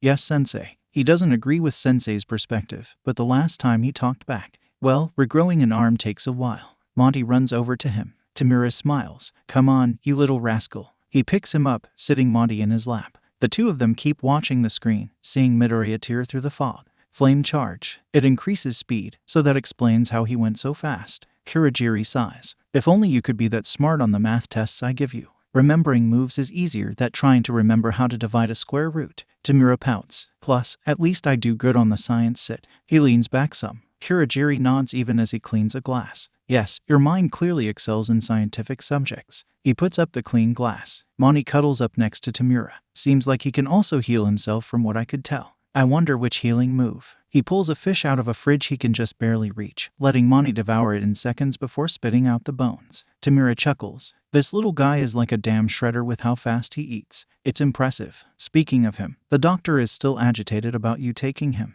Kurogiri pours alcohol in a glass before putting it through a portal. He had some quirks he wanted to integrate into a Feraligatr. He rolls his eyes, holding Moni close. Well, the doctor can suck my D. Wait, no, he's too ugly. He can go F himself, since I'm not giving up this cute little guy. Tamura boops Monty's noise, getting a cute giggle in response. Sensei's voice comes out again. Now, don't insult the doctor. He's the one who made the champion you used, and who healed you up. Tamura sighs. I know, but he still left me with scars, and he tried to make me get another quirk. He pouts. That absorption quirk could have been useful for you. Tamura holds back his impulsive responses. Yes, but it could have made me brain-dead like his Nomus. I didn't want that possibility. Sensei sighs before his audio cuts out, probably going to deal with some important stuff. He looks back at the TV, seeing how almost everyone has passed now. Almost time for the second event. I wonder what it'll be. After the failure of our first Pokemon, we decided to try for a few more. Pure Mew DNA was off the table as while it worked. The resulting creature was uncontrollable. The DNA of other Pokemon alone just wouldn't result in anything, so we mixed it with Mew DNA. This had interesting results. Some wouldn't change, others had a delayed transformation, and some would instantly transform. The one factor was emotion. High emotion leads to a better integration of the Pokemon DNA. However, most quirks eventually reject this and end up leading to the experiment's death. More tests are needed. Nuko floats in his room, looking at a TV he definitely obtained legally. Of course, he's watching the sports festival. He already identified the kid who the Pokemon came through. Midoriya used so many Pokemon attacks. Looking at him, he feels an odd connection. Same with the Mew, Ace. Ace's features look like his own, but smaller. Maybe he was a Mew hybrid. That would explain the name Muko from that nice guy. He still needs to figure out more about Pokemon so he can use his power more effectively. I mean, I could also just go out and practice against villains. That sounds fun. Muko teleports into the air, flying through the sky as he searches for criminals, even in broad daylight. Once everyone has finally finished, Izuku has most of his friends betting money. Of course they didn't have any yen on them, but they all owe him. Mina groans. How are you so good at this? Practice with the other sports festivals. He chuckles to himself. I did some online bets for many of those. How do you think I managed to buy some of my limited edition plushies? Son of a beach. Midnight cracks her whip until everyone is silenced. Now that everyone's here, let's look at the results. The screen changes to show all the placements. It seems all of 1A and 1B made it through, along with May and a Gen Ed student he doesn't know. Without any delay, let's see what the next event will be. The screen scrolls through another list of options. This will of course be a team event, forcing you all to work together. The screen stops. Tower defense. Ace floats into the sky out of nowhere. And moments later, all the students are pulled into the air by psychic energy. Below them, the ground was unfolding, showing a deep cavern that no one could even see the bottom. And then, things began to rise out of the shadows. Fortified towers, ones like you'd see on castles, rise out of the pits. The tops of them even have the crenellations most people associate with castles. They all form a circle inside the stadium, though there's a massive gap in the center. In this game, the different teams will inhabit these towers. Inside them, you'll have gold coins representing your points, which are decided by your placement. The teams with the highest point amounts will pass on to the next rounds, so you have to steal others' gold. But be careful, not all towers are inhabited. Midnight grins. But as for our first place winner, he'll stay in a different spot. A massive tower, larger than all the others, roses out of the center of the pit. On top of it is a small golden statue of Netsu. That trophy you see is worth not 100, not 1,000, but 10 million points. Izuku feels the eyes of his fellow competitors turn to him, greed and competition in their eyes. He bares his teeth at them, making most of them turn away. Midnight cracks her whip to stop any talking. Now for some rules. Your gold has to be on your tower. You can't hide it anywhere else. Gold is only added to your team's total when it's brought to your tower. And finally, falling into the pit disqualifies you. Any questions? No? Then start pairing up. You can have teams of 2-4. She puts on a timer. Ace forms a visible psychic platform for them all to stand on. Kaminari turns to him. I mean, I'm definitely going to stick with you. Sure, it'll be a challenge, but I trust you. Mina nods. Yeah, she grins at him. You're hella strong for how cute you are, and we can support you. She rubs her now healed burn, since Izuku decided to help her with it. Takage crouches down. We're definitely going to kick ass. Not only are you strong, but you've got good tactics. Want to have all of us? Izuku nods, smiling. Thanks, you guys. As for tactics, Kaminari, Mina, and I need to stay at the tower to defend our gold. Are you alright with going out to sneakily steal more coins, Takage? Then we could have some backup coins. He fidgets with aura in his hands. I thought the same thing, Greenie. Takage grins, cracking her knuckles. We're gonna make sure we wreck the competition. Her grin shows her sharp teeth. The four of them spend the next few minutes fleshing out their tactics. They noticed a few other groups too. Bakugo got Shiro, Jiru, and Kirishima to team up with him. Todoroki works with Momo, Ada, and Uraraka. Monoma got Shinso and Toga with him, and Mei decided to tag along. Midnight's voice rings out. All right, time's up. Get to your positions. The psychic platform fades, all of the groups getting lifted down to their towers. Izuku lands on his group's tower, seeing the trophy surrounded by a pile of gold coins. Midnight starts to count them down. 3, 2, 1, let's go. Izuku grabs the coins and trophy, bringing them down to a windowless room in the tower, the third room down. You know the drill, guys. Mina nods. Right. She runs to the second room down, preparing to cover the floor in acid like they planned. Kaminari grins, even if uncertainty still sits in his aura. You got it. He heads to the first room below them, meant to defend it for them. Takage's body splits. Time for a bit of thievery. Her different parts fly off, heading for some towers. The eyes can serve to gather information, while the hands can do the actual stealing. As for Izuku himself, he stands on the roof of the tower, serving as the first line of defense. While he isn't very confident in himself, his versatile moveset should hopefully help him fight off anyone who comes. When he looks at the other towers, he can see different groups trying to figure out how to bridge over without many options. That is, until Todoroki steps in. He forms many ice bridges, connecting all the towers. To some, it may seem like kindness. He's just trying to make everyone else fight so less people target his group. Izuku looks at the bridges connecting to his roof. Well, that's no good. A few rock smashes partially breaks them. People could still jump over, but he'd be able to counter them easier. He suddenly hears explosions, turning towards the sound. Kakin soars over the pit below them, Shiro on his back.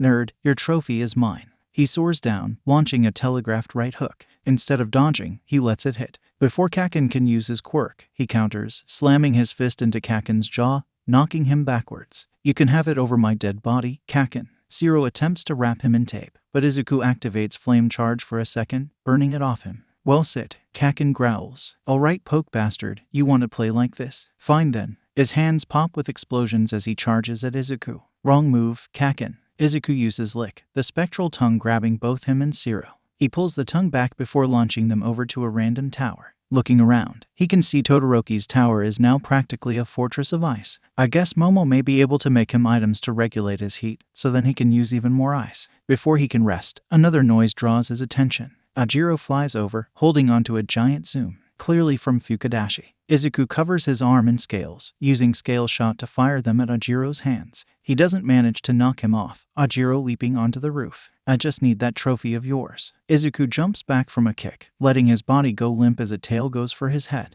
He gets up on all fours, pecking his ankle. Before he can react, Izuku crunches down on his tail. Fuck. Ajiro trips, trying to catch himself with his tail only to hiss in pain and collapse. Walking over, Izuku picks him up. He holds Ajiro over the edge, noticing Aoyama firing his body towards them. Say hello to your teammate for me. He throws him, watching Ajiro collide with Aoyama in the air, leading to both of them falling into the pit below them. Perfect. Toga Himiko grins, holding a grappling hook Mei gave her. She runs along the ice path to another group, making eye contact with Shaoji. Then, of course, she tosses herself off the side of the bridge. She fires her grappling hook, pulling her through one of the lower tower windows, rolling to save herself. She rolls into the fall to get out of it unharmed, ending up in front of Tsu. Stealing from us, really, Kiro? Her tongue shoots out, trying to wrap around her. Himiko ducks under it, clearing her mind as she goes behind Tsu. The magnet glove lets her pick up several high-value coins. Tsu tries to turn around, but Himiko sweeps her legs. Bye-bye. The tongue tries to grab her, but biting down on it makes it let go. The grappling hook latches onto the ice bridge. She's yanked into the air, landing and rolling on the ice to quickly get back to her tower. There's a box on the roof of the tower, guarded by Monoma. I'm gonna guess it went well for you. He presses a button to open the box. Yep, stole it easily. She dumps the coins in before the box closes. Now we have 1,250 points. Pretty good. Monoma nods. Yep, we're in third place right now, sure. But that's a respectable enough score to prove that UAS first-year hero students are the best. She rolls her eyes at him. We get it. You have an inferiority complex. A Gen Ed student tries to run at them, but May sweeps in out of nowhere with her jetpack, firing pellets at their ankles. I don't have any complexes. He tries to argue the same point he always does, but she just slowly sneaks away, going for more points. When the timer gets to just a minute left, Izuku notices Todoroki turning towards his tower. Guys, we have to do plan B now. Mina and Kaminari both run up the stairs, standing beside him. Takage dumps off more coins before reforming her body. All of them stand on the roof. Ida starts to run at them on the ice, holding a metal shield in front of him. The flames from his engines turn blue as he speeds forward, running at them. Right as he gets close, Izuku uses disarming voice. Still, he trips, landing on the ice. Izuku hits him with knockoff, making him drop his shield as Mina throws acid on him. A rope latches onto Ida's leg as his team quickly pulls him back. Kaminari sighs. I feel kinda useless here. Izuku shakes his head, pointing at the other team. Look at them. They're preparing to shoot a cannon. Just electrify your fist and punch whatever comes out. I'll heal you up.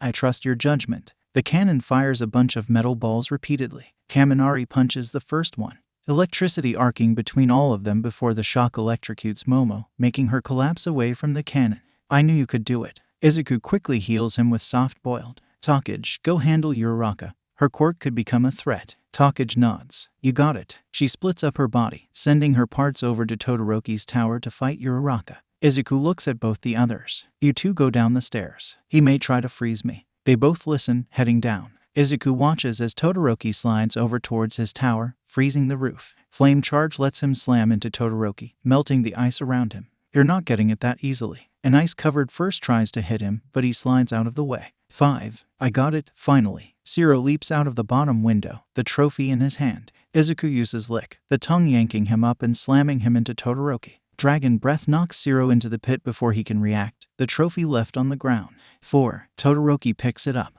I'll be taking this. He tries to run away. 3. Izuku rams into him with flame charge, flipping him around. Oh no you don't. He crunches down onto Todoroki's arm. 2. Before it blooms with fire, burning his mouth, he still rips the trophy out of Todoroki's hands, teleporting back to the tower with it in his hands, even as Todoroki looks at his hand as if it betrayed him. 1. Todoroki tries to rush over, but a mud shot to the ankle makes him trip right near the end. Time's up. Present Mike yells out. Let's see who the top 4 teams are right now. Everyone turns towards the screen. In 4th place, Team Monoma. In 3rd, Team Bakugo. In 2nd, Team Todoroki. And finally, maintaining the lead, Team Midoriya.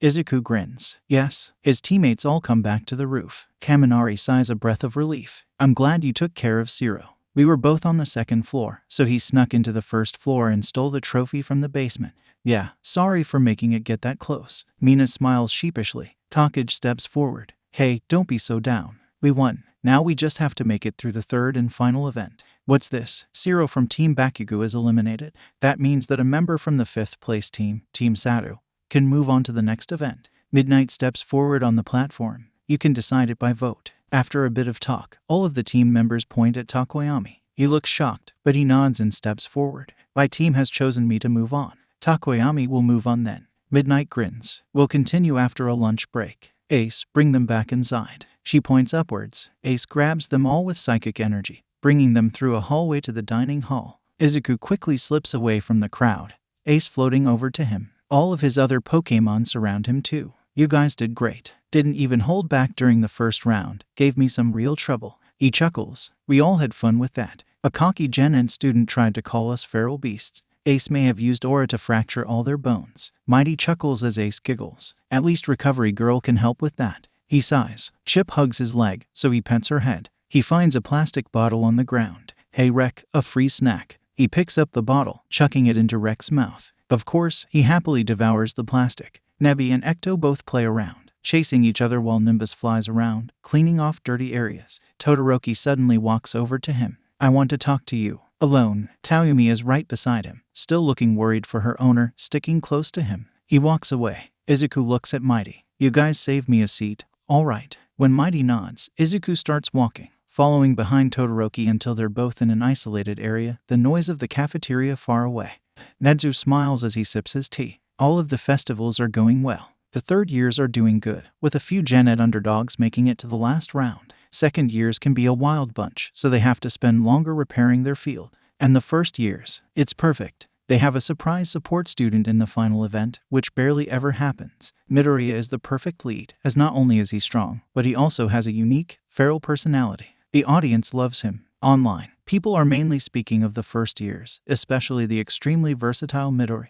It's both good and bad. While yes, this fame will help his hero career, it can also be very negative, mainly how it can gain the attention of All for One even more. He sighs, looking around the cave he's watching from. Pokémon life down here has developed remarkably, showing Ace this was a clear benefit, as it led to her making the area even more habitable for Pokémon. Still though, it needs more time. Most Pokémon are rudimentary, like Slugma or Oddish. It clearly isn't fully developed yet. Turning back to the screen, he sees Izuku following Todoroki. Well, it wouldn't hurt to listen in. After all, my case against Endeavor doesn't have nearly enough evidence yet. He sips his tea.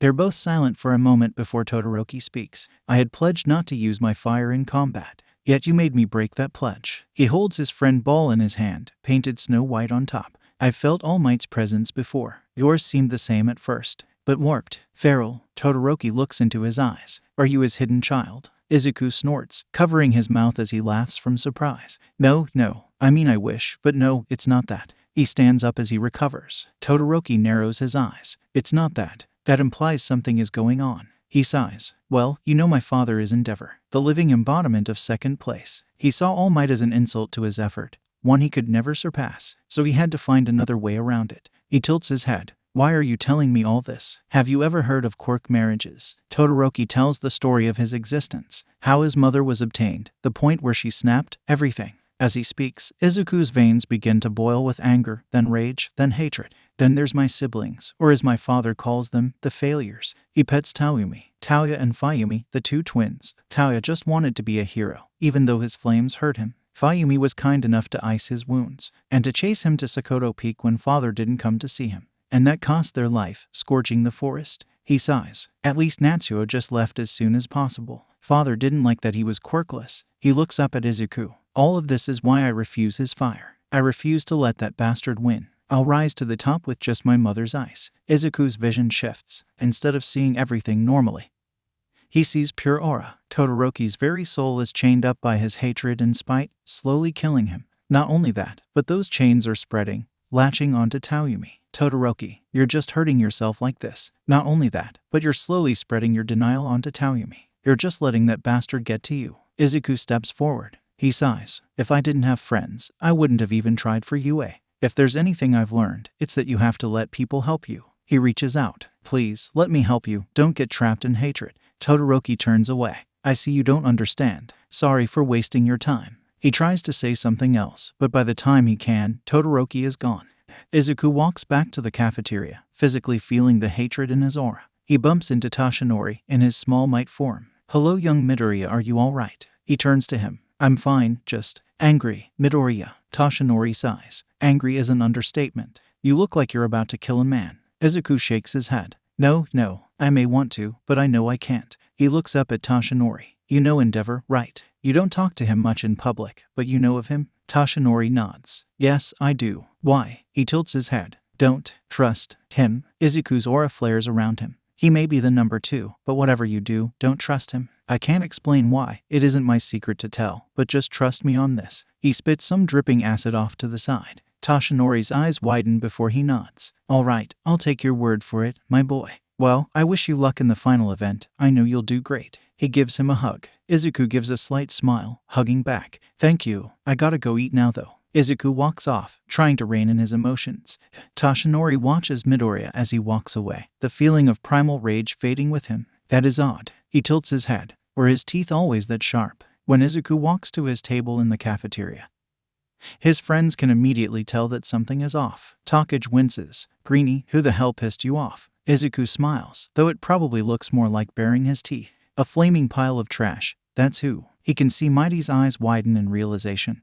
Though of course, the others don't notice. Dark shadow floats over the table. No offense, but you look like you're gonna kill someone. take some candy. She dumps some sugary sweets onto the table. Thanks, but that would probably make me vomit in my fight. He puts them away for later. He eats his food, listening to the idle chatter of his friends. It helps him calm down just a little, though anger still boils in him. Eventually, lunch ends. All of them looking at the screen in the cafeteria as they hear Midnight's voice. All right, time to announce the third and final event. The screen begins to scroll through a list before settling on an option. Paintball. The screen seems to crack, though it's just a visual effect, before a shattering sound plays, showing the true result. 1v1 tournament. A small wooden sign seems to lower on the screen below the result, with text on it, with a twist. Altered terrain. After that, the screen changes to show the tournament brackets. Monoma vs Takoyami, Hatsum vs Ida, Midoriya vs Kirishima, Todoroki vs Toga, Yaoyorozu vs Jiru, Bakugo vs Uraraka, Ashido vs Shinso, Kaminari vs Takage. He's in the third fight, going against Kirishima. Rock Smash would be forbidden there, since it might just kill him, but other moves should be effective. Looking around, he sees the hungry look Mei is giving Ida. He quickly walks over, whispering to her, "Hey, don't try to put your inventions on him. Instead, fight him with them to show how easy they are to use and how powerful they are." She pouts. "I guess you're right." She shifts to working on a different invention. Crafty, now evolved into a Tinkatuff, helps her out. He walks away, going up to where his class is seated. A section of the ground in the stadiums moves down, getting replaced with a rocky battlefield. The uneven terrain is unique. Most tournaments have the same flat ground. "Ladies and gentlemen, welcome to the first-year tournament." President Mike's voice rings out, though he quiets down after glares from the crowd. On one side, we have UAS Copycat, the thieving trickster, Monoma Nito. Monoma walks onto the field, grinning. On the other side, we have the avian attacker, the master of his shadow, Takoyami Fumikage. Takoyami walks out, though Dark Shadow is already out, waving at Monoma. They list off basic rules, of course, before finally start. Monoma steps forward, trying to taunt Takoyami by saying something. Takoyami just sends out Dark Shadow, trying to use her to attack. A bright explosion knocks her back, coming straight from his palms. As she recoils, though, she doesn't shrink away. Instead, she forms into armor for Takoyami, along with large gauntlets. He reaches to the side, breaking off a chunk of rock. Monoma has to roll to the side, dodging heavy rocks getting launched at him. Boom! The physical word forms, one he tosses straight at Takoyami. He manages to redirect the word, having it explode more of the tall rock beside him. Once Dark Shadow comes back out, they start pelting more rocks at Monoma, slowly backing up into the small cave the explosion made. A few rocks hit him, some bruises forming. Running to the cave, he tries to turn the ground to mud to trap Takoyami. Out of the darkness, a massive claw reaches out, shoving Monoma into his own mud. Shine! The word turns into a bright light, but since he switched quirks, the mud turned back to solid land. When he liquefies it again, Dark Shadow picks him up, trying to toss him out of the battlefield. Pow! The word slams into Takoyami, knocking both him and Dark Shadow back. Monoma runs away, hiding behind a rock. Then he does an odd gesture, pulling his hands towards his chest, taking a deep breath, and pushing them out. Izuku's eyes widen with realization. That's what we practiced for how to release a quirk early. The ground around him turns to mud for a second, but the effect fizzles out once the quirk is gone. Monoma grins, staying in his spot. As soon as Dark Shadow tries to attack him, he runs past her to slap Takoyami instead, copying the quirk. Instead of his own companion, he has shadowy tendrils come out of his stomach. They form into a fist, punching him in the face as he lets off 2 explosions at Dark Shadow. Takoyami runs into the cave, Monoma following him. A night vision camera looks into it. Shadowy tendrils are flailing around wildly, like angry whips. Takoyami can't be seen, the massive form of Dark Shadow engulfing him. She grabs onto Monoma, reaching out into the light to launch him away.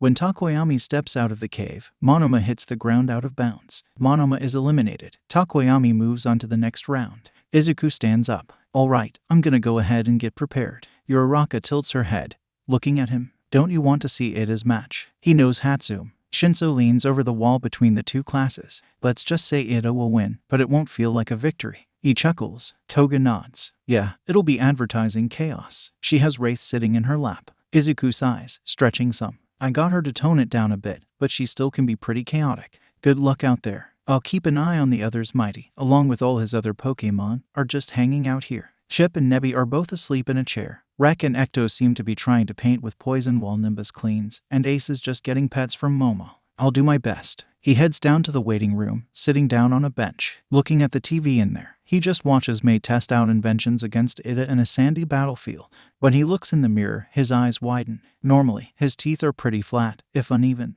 But now, he sees his mouth full of fangs. Oddly, when he thinks about eating plants and looks back, they're flat again. But when his mind wanders, they get sharp again. That's a problem for later. As expected, May forfeits as soon as she's satisfied with her advertising. At least Ada doesn't seem too frustrated about it. It's only a few more minutes before he's called out for his match. On one side, we have the feral fighter, who's kept a constant lead, Midoriya Izuku. He steps out, looking around at the battlefield. Rubble covers the floor, though a few support pillars rise out of the piles. On the other side, we have the rocky tank, the brutal brawler, Kirishima Ijiru. Kirishima walks out, grinning with his shark teeth. Izuku gets down on all fours, waiting. Start. He leaps over the rock, dark energy on his fangs. A hardened fist heads for his face, but he dives to the side, turning his head to bite onto the arm with crunch. The metallic taste of blood fills his mouth before he lets go, getting punched away into a pile of rubble. Kirishima hisses in pain. That hurt worse than I expected. Looking over, Izuku can see cracks on his arm from where he bit down.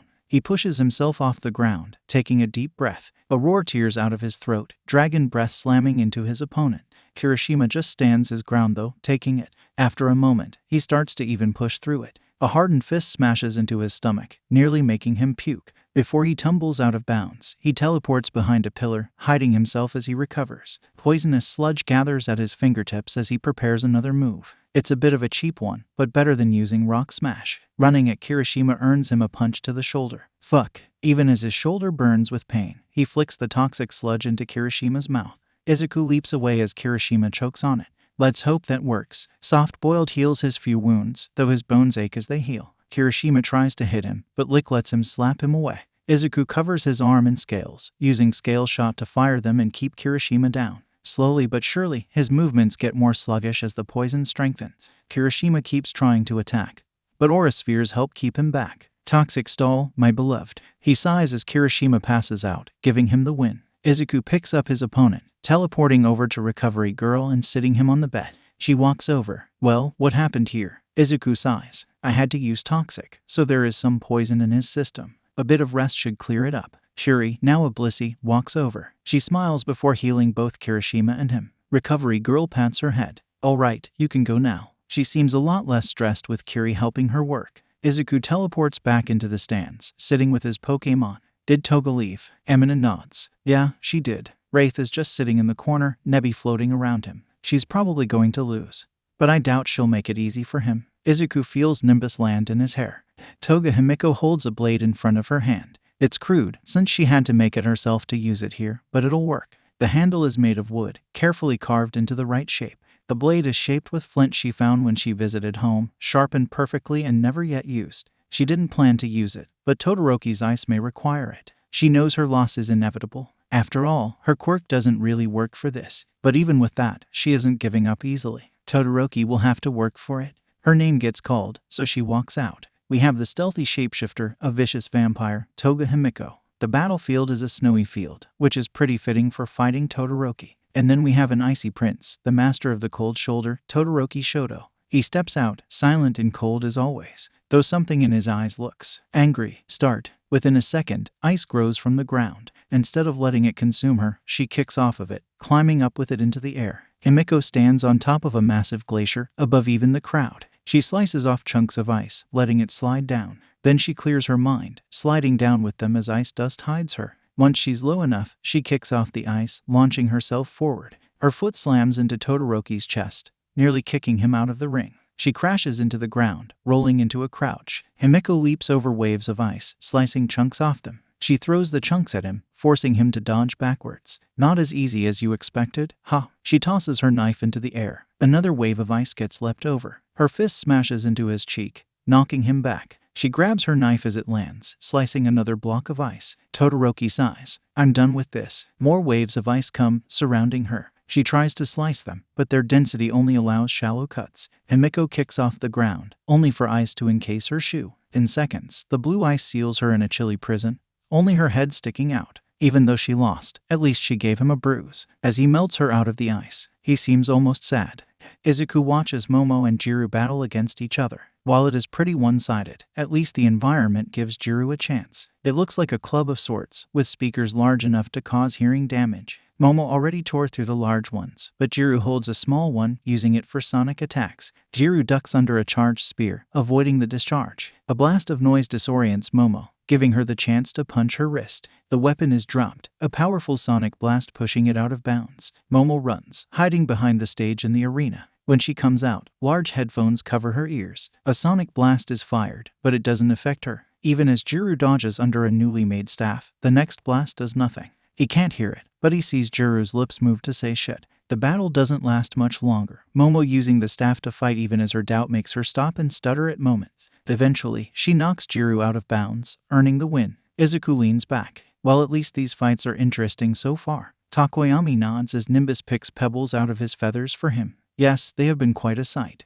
He sighs. Dark Shadow comes out. Next is Bakugo against Uraraka, right. She's screwed. She tries to eat some candy, but is quickly stopped by Takoyami. I mean maybe. Izuku sighs. She should put up a good fight, but I know Kaken. He's a brute, but a brute with tactics. He leans forward as the battlefield switches to a large construction site. Hopefully this battlefield gives her a chance.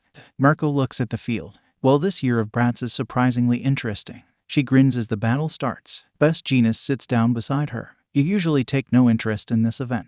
Why would you come this time? The Bakugo kid is already going for the offense, launching himself forward. Simple, I got curious. She chuckles. I mean, the classes survived a damn villain attack. No other classes have been that badass yet. A Uraraka girl is good too. She dodges around the attacks, floating bits of rubble to use as ammo. She ducks behind a metal beam, letting it take an explosion as she grabs a piece of rebar, holding it like a staff. Best Jeanist sighs. Of course it was such a dull reason. He sits up straight. Well, has anyone in particular gotten your attention? Rebar is a surprisingly good weapon. Uraraka uses it to block a few explosions, following it up with sloppy swings. Bakugo manages to hit her with an explosion each time she overextends. Mirko leans forward. I think I'll go for the Bakugo kid. While Midoriya is as feral as me, Bakugo needs help reining his whole side a bit more. She can see how close the anger is to consuming him. Some training from a fellow Ahole should help. I thought to go for him, but I think I'll go with Kamakiri. Best Jeanist points at the boy in the crowd. He needs an attitude readjustment, but may listen more than Bakugo.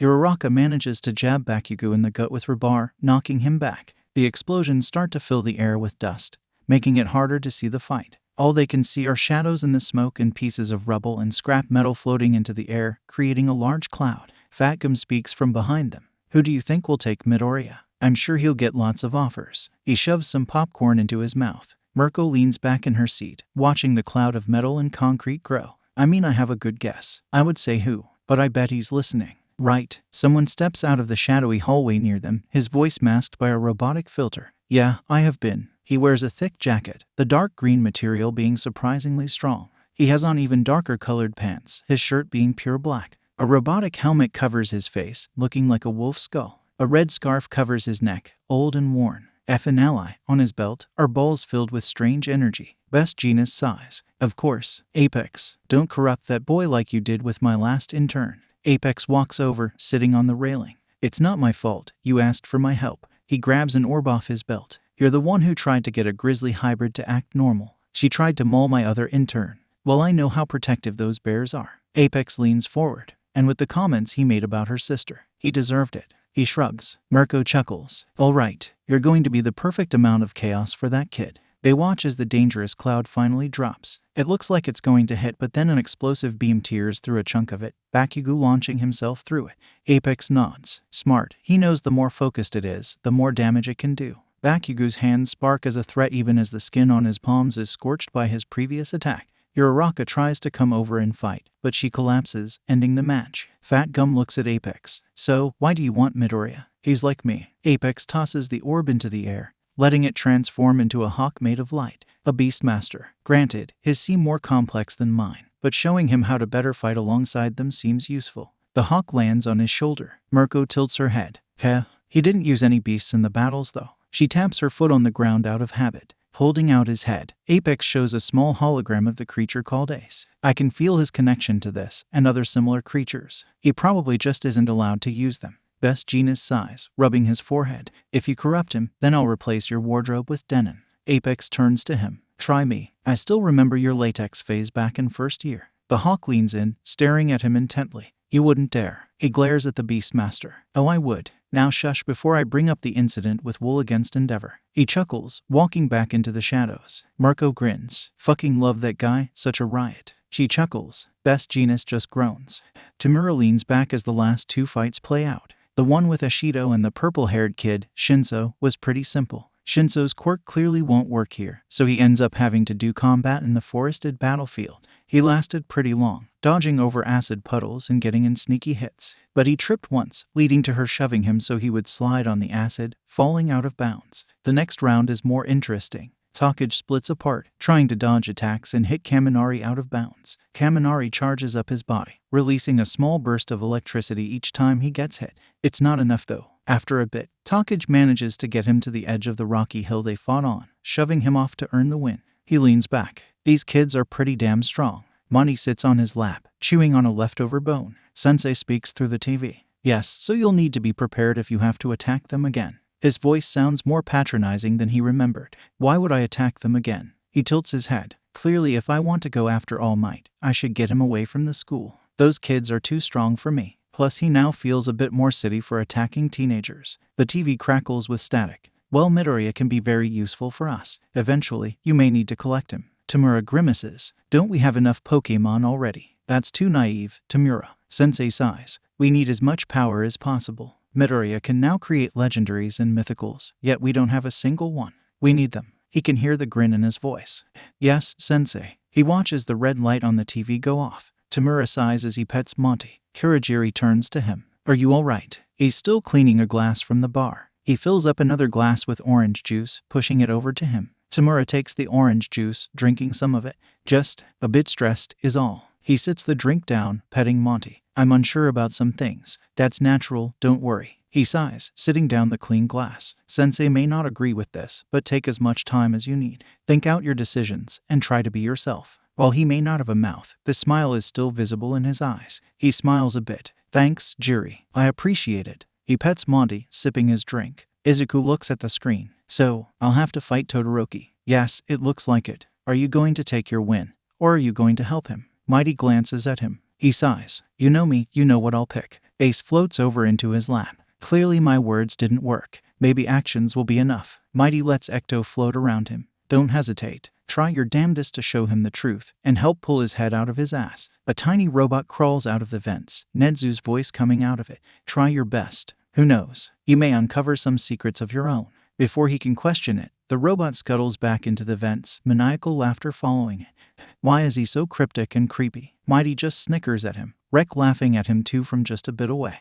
Something sneaks through the shadows of the stadium, watching from inside the darkness itself. It finds the bird boy, latching onto his shadow as he walks out into the disgusting light. The shadow inside the boy is none the wiser. A garbled voice comes out of the speakers. Human speech sounds foreign and barbaric. It much prefers the voice of Sensei, speaking the language of Pokémon. The bird steps onto a battlefield. This one resembles a graveyard, pleasing it. Across from the bird is the engine boy. It sneaks into the shadow of a grave, weaving through more of them before eventually making it into the more comfortable shadows by the stadium's wall. A fight begins. The bird steps to the side to dodge the speeding engine. The engine boy tries to swerve, but he trips over a gravestone. The bird's shadow attempts to grab him, but he manages to get up, speeding away. When he rushes again, the bird dodges. The engine trips over a grave again, but this time the bird's shadow reaches out, yanking him up and tossing him away. The engine boy lands right in the shadows it hides in. Shame, guilt, and sadness emanate from the boy, being fed on by it.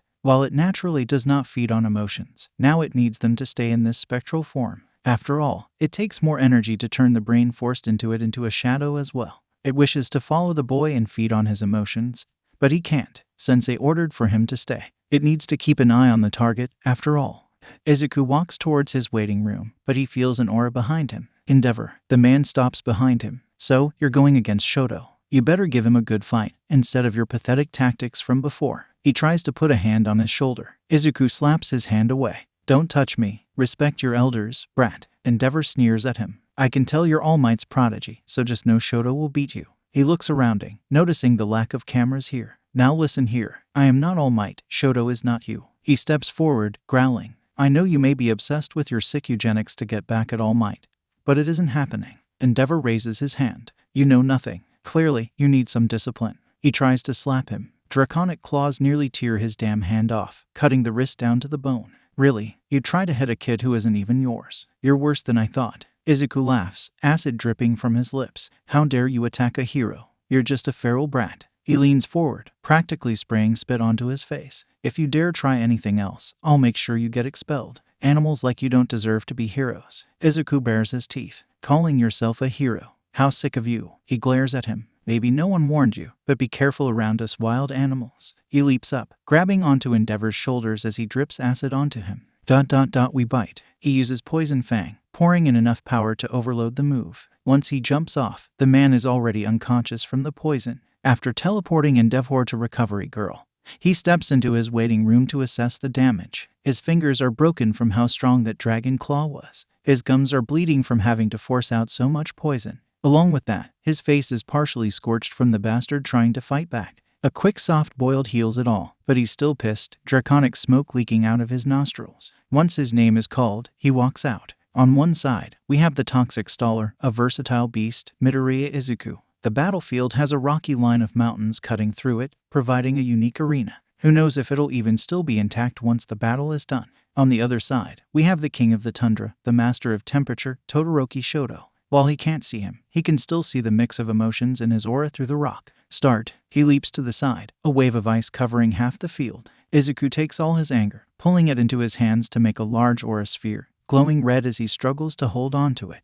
He slams his fist into it, launching it into the mountain range. It carves a hole through the center. The rest of the mountain range becomes unstable, collapsing inward as rubble showers down onto the field. Izuku looks at the shocked Todoroki, slowly walking forward. You know, your dad is even more of a hole in person. He rock smashes a wave of ice. But a prick like that shouldn't decide your life. Use your fire. Don't give him the satisfaction of impacting your life. Another wave of ice gets a hole shattered in it. Todoroki slams an ice-covered fist into his stomach, throwing him backwards. He made you do this, didn't he? You're just another person he's paying off. Oh hell no. Izuku pushes himself off the ground, leaping away from a glacier attempting to encase him. I wouldn't take a single yen from him. He bares his teeth, showing the dried blood. I'd just knock him out again. Wait, you bit him. Todoroki's confusion provides an opening. Izuku raising his arm and pelting him with draconic scales. He almost gets sent out of the arena, but a wall of ice catches him. I won't use his fire. I refuse. The glacier erupts from the frosted over ground, growing in a twisting spiral. Instead of letting it consume him, Izuku rides it. He kicks off the rising ice, letting the momentum carry him upwards. Once it reaches its peak, he teleports down to the bottom. Still he follows disarming voice with a roar. Draconic smoke slamming into Todoroki and knocking him to the ground. Izuku steps back. Can't you see? You're just letting him control you. I can even feel how it slowly is latching onto Taoyumi. Is this the life you want to live? Todoroki forces himself up, creating a jagged spear of pure blue ice. I'll do anything to ruin his dream. He tears the spear out of the ground. Why won't you just listen? He rolls away from a slice of the spear. Bulldoze almost trips him up, but Todoroki keeps fighting. You don't understand. You'll never understand. He swings the spear wildly, sending out waves of ice even as his flesh freezes over. Izuku yells out of frustration, even as a jagged ice spike pieces his arm. You are killing yourself. You'll kill you and Taoyumi if you go down this path. I refuse to let that happen. He rips his arm off the spike, ignoring the bleeding. The auras in the air are so thick that he can't help but pull on them. Metal claws instinctively form on his fingers, but the aura gathers not just around them, but in them.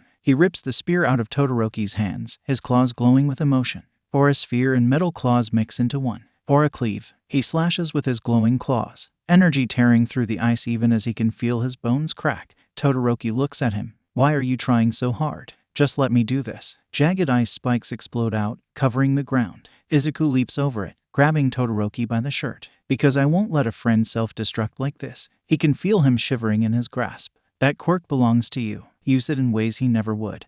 And reclaim it for yourself. For a moment, he thinks he failed. And then everything burns. A massive blast of flame knocks him back, his claws digging into the rubble even as his cracked bones burn with pain. When he looks up, Todoroki is wreathed in fire. An inferno covers his left side, the frost on his skin melting away. You're crazy, you know that. No one else would help their opponent like this. He grins, standing up off the ground. I just knew you needed help. He can see the chains on Todoroki's soul starting to melt away. Instead of a giant blast, the fire reshapes, forming into the vague shape of a spear before getting launched out. He dodges to the side, feeling the heat going past him. Todoroki looks down at him. This is where our fight ends, isn't it? Izuku nods. Yeah, it is. Give it all you've got. Of course. Ice surges along the ground, the dense wave forcing him to leap over. More vague flame spears get fired out of the mass of flames, getting blocked with aura spheres. Izuku teleports forward, coming face to face with Todoroki. He roars, draconic breath slamming into his chest and knocking him backwards. Izuku chases him down, using draconic claws to tear through every ice barrier he creates. He shoves him out of bounds, winning the battle. He tries to stay conscious, but it's a losing battle.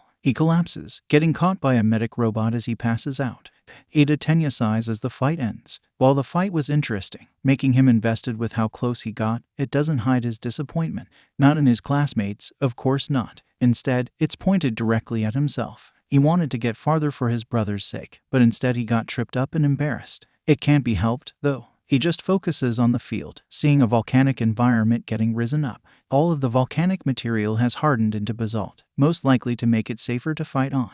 No need for anyone to get hit with lava on school grounds. On the left, we have the booming brawler, the TNT Titan, Bakugo Katsuki. Bakugo walks onto the battlefield, a grin on his face. It looks cocky, but with Bakugo that just seems to be his default grin. And on the right, we have the goddess of creation, the atomic mistress, Yaoyorozu Momo. Yaoyorozu walks out of the tunnel. She bites her lip before sighing, taking a battle-ready stance. Her hands seem like they're shaking, but that may just be because of the distance. The battle starts, Bakugo shooting forward. A shield blocks him, her knocking him backwards. When he recovers, she's already gone. Instead of waiting, he runs around the arena, explosions popping in his palms as he tries to hunt her down. Tension fills the air, the only sound being the small explosive pops. Yaoyorozu leaps out of the cone of the volcano, holding an odd gun. She fires it at him, pelting him with rubber bullets. He yells, putting his hands out in front of him to explode the bullets. When the shots stop, he fires at the ground, making a cloud of dust to obscure him. Bakugo launches out of the dust, sending an explosion straight at her. Yaoyorozu drops the gun, stumbling back and picking up a warhammer. He dives forward, but before he can attack, the hammer slams into his side, bouncing him away.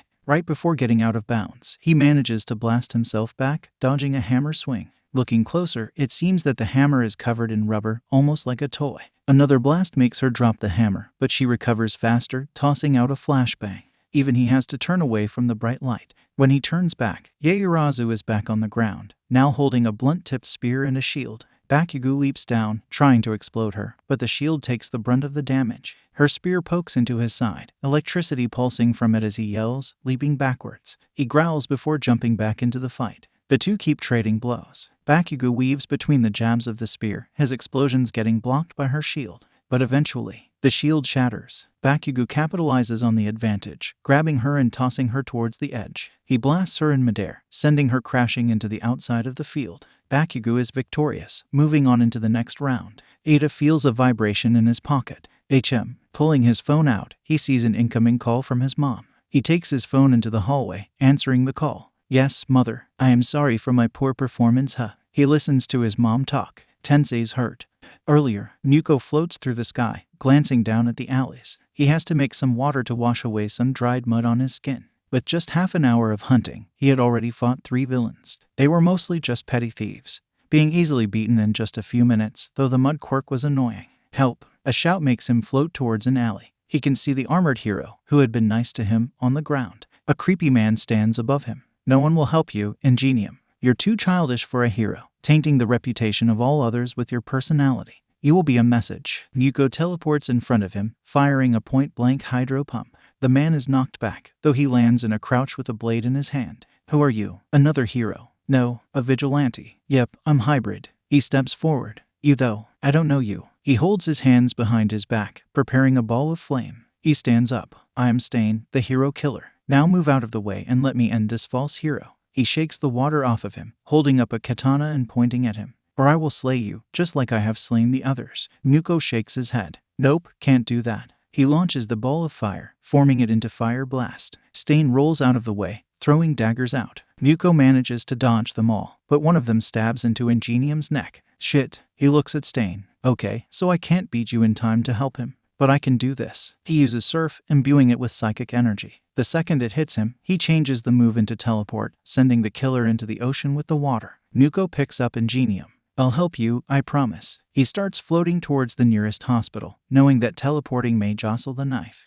Izuku sits up in his hospital bed. Ugh, he isn't hurt anymore, but he still feels pretty damn sore. Recovery girl walks over. She doesn't say anything yet, just glaring at him.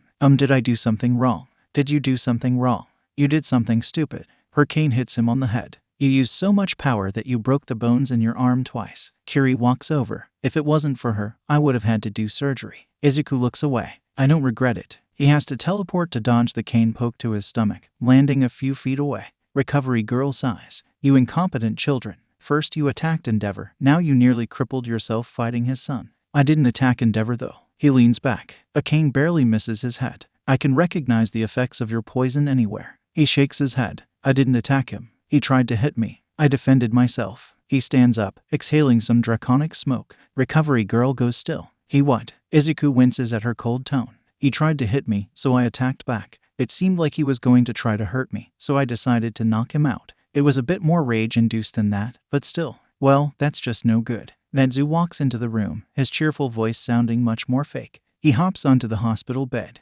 Unfortunately, we cannot take legal action against him, but I will make sure to keep him away from his son. Izuku looks at him. So you actually believe me? He tilts his head. Nedzu nods. Yes, of course. Endeavor has already been a thorn in my side since he graduated with his property damage statistics and civilian death rates. He brushes through his fur with his claws. Also, good job on helping Todoroki use his fire. I mean, I didn't do much. He still has to get used to it. Still, now we can help him out. Nedzu looks at Recovery Girl. I think he is good to leave now, yes. She sighs before nodding. Yes, he can leave. She turns to him. If you do anything this stupid again though, I will strap you to a bed. Izuku chuckles before teleporting into the stands with his classmates. Aw man, did I miss the fight. The field has a swamp-like biome on it, though it looks like the fight on it is over. Kaminari nods. Yeah, you did. Nina lost, but she put up a good fight. Toga giggles, still petting Wraith. It was a fun battle to watch. She managed to melt a bit of Take's hands, but she couldn't stop them from eventually tossing her out of the ring.